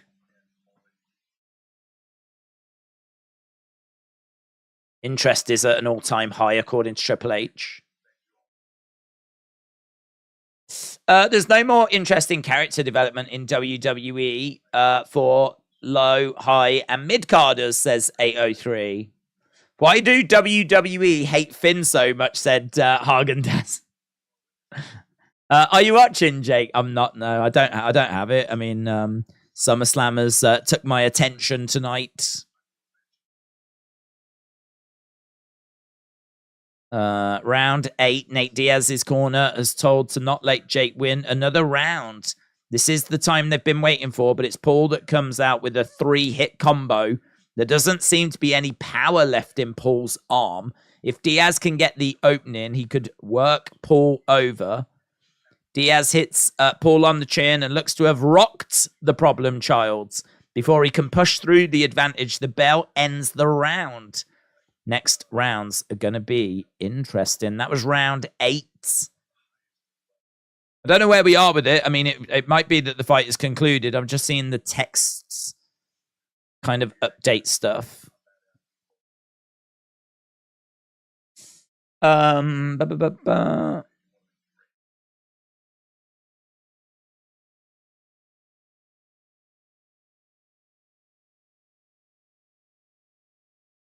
Is it only a 10-round fight? I was here, 10-round fight. Round 10. So they're into the final round.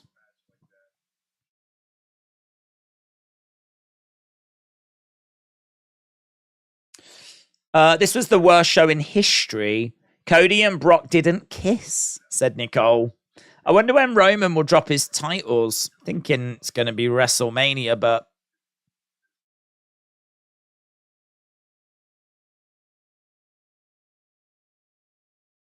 I must admit, I really thought Jake was going to win by TKO.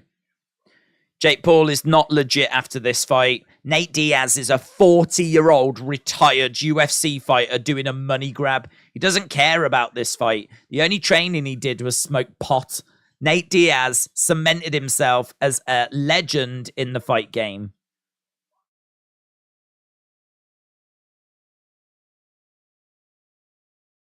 Definitely interested to see Diaz is doing more taunting than fighting. You wanted Vince at WrestleMania. I'm still thinking about him for the next one. Don't cry yet, says Q. Cody confirms he wants Roman's title, said Derpy. Legend Killer said it's decision time. Jay showed a good performance, says Captain.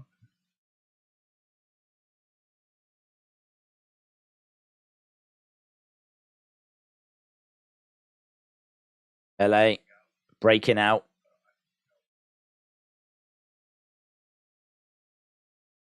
So he calls it an LA Night breakout.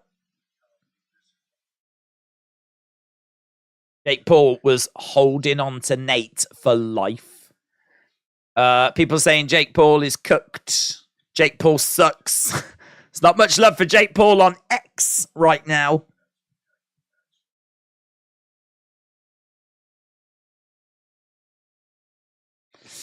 This is heartbreaking for me, said Favor.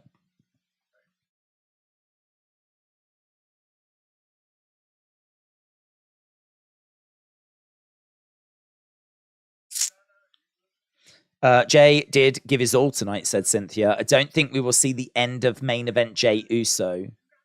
I think he will still want another shot at Roman. Surya, shout out to you, my friend. I appreciate the kind words.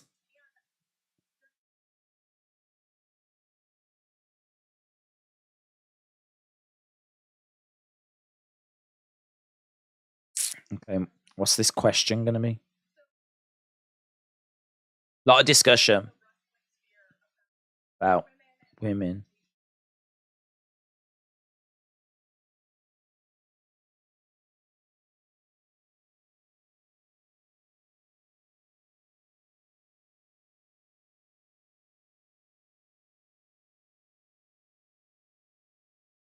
How are you pushing women across the board in WWE? I think Triple H has always been very supportive of the women, actually. I know there'll be people that disagree, but man, what they did down in NXT was a real game changer. That talent that came through NXT, you know, certainly the 4 horsewomen talent. Game changer.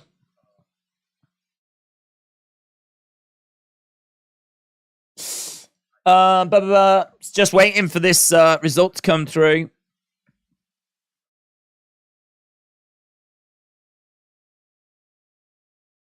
He's talking about how they main evented WrestleMania the other year and they deserved it and they earned it.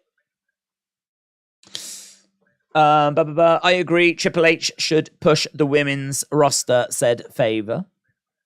Why is this reporter lying? This wasn't an incredible show, but it was good, says J Love.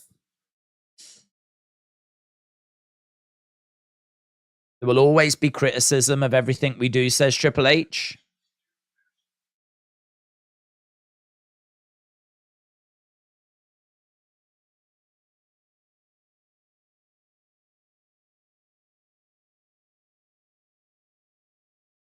There was a lot of banter about matches being cut.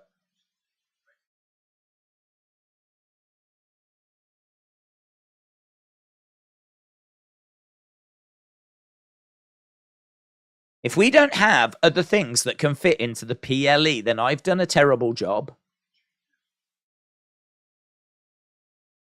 That is true. If something happened and he needed to pull the emergency cords, he could have had Becky Trish on this.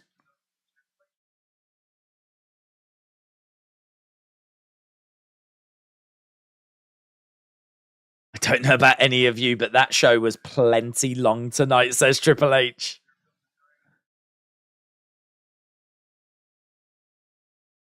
I agree with him. Quality over quantity.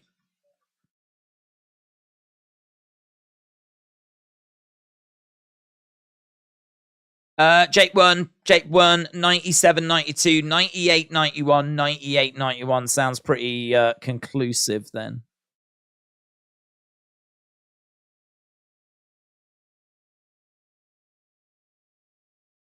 Still don't think it's a good look for him tonight, though. I think Diaz is a dog, man. He is hard. He has got heart. He is, you know what you're getting from Diaz, but if he's talking to being a world champion and all this, you'd expect him to be able to put Diaz away.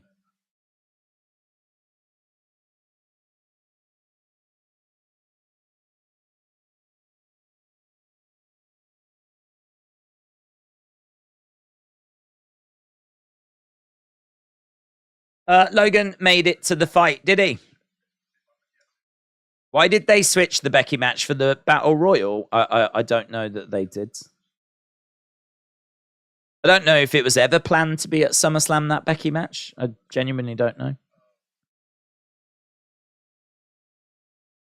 Matches being made, big matches that don't then play out at the Premium Live event. We've seen that happen quite a bit this year. That seems to be a Triple H thing.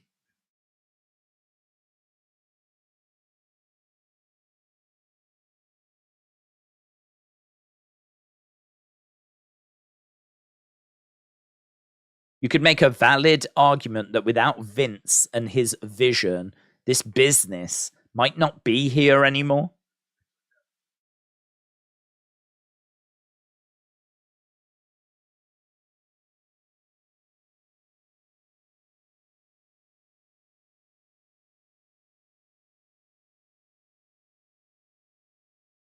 What's he talking about? He said he used to watch something and now it's gone. Is that roller derby?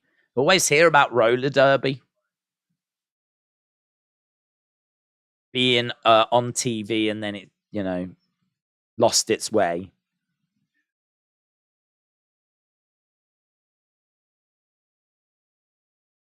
Triple H needs some Botox. He wants Nate in an MMA fight next. I just don't get that. I just don't understand.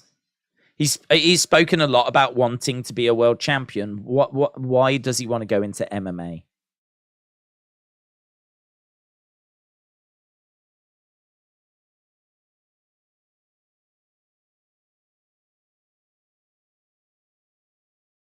Plenty of questions here for Triple H.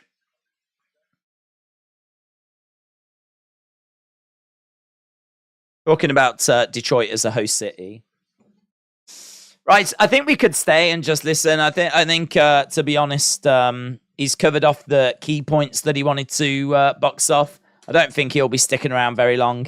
Plus, also, we are now, it's probably about 1:15 Eastern time in the morning. It's 6:15 in the morning here in the UK. I'm going to try and work on the recap video and everything. I want to get that done. So yeah, I'm going to work on a few little bits and bobs. So with that, I'm going to love you and leave you. Really appreciate people joining us tonight. I hope you enjoyed the stream. Really do appreciate it. It's a big deal for the channel tonight. These shows really do help the channel a lot. Really do. The day-to-day stuff we do doesn't really do much, but these big pay-per-views really do make the world of difference. So a big thank you to everyone that joined us tonight. I hope you had a great weekend. I hope you enjoyed the show or at least got something from it. Toy Hunt drop in on the channel tomorrow. I'm probably going to have a look at the ups and the downs from What Culture. They always tend to put like an article out. I think it might be quite fun if we use those as a bit of a reference point to kind of just talk about the show. I might do that on the second channel tomorrow. I'm always looking for like extra content for that second channel, and I think that could be interesting. I'll obviously get the recap and things out on this channel as well. And if you're interested in the next live stream, it's going to be Monday night for Raw, and we will start early again. No, always start an hour before, but we will start an hour before that as well. So 2 hours before Raw, we will be live. I will have no voice. That will be gone. It's already gone. So I won't have a voice, but we will be live on Monday. So a big, big thank you to everybody that joined. Really appreciate the support as always. Have a great evening wherever you are, and I will see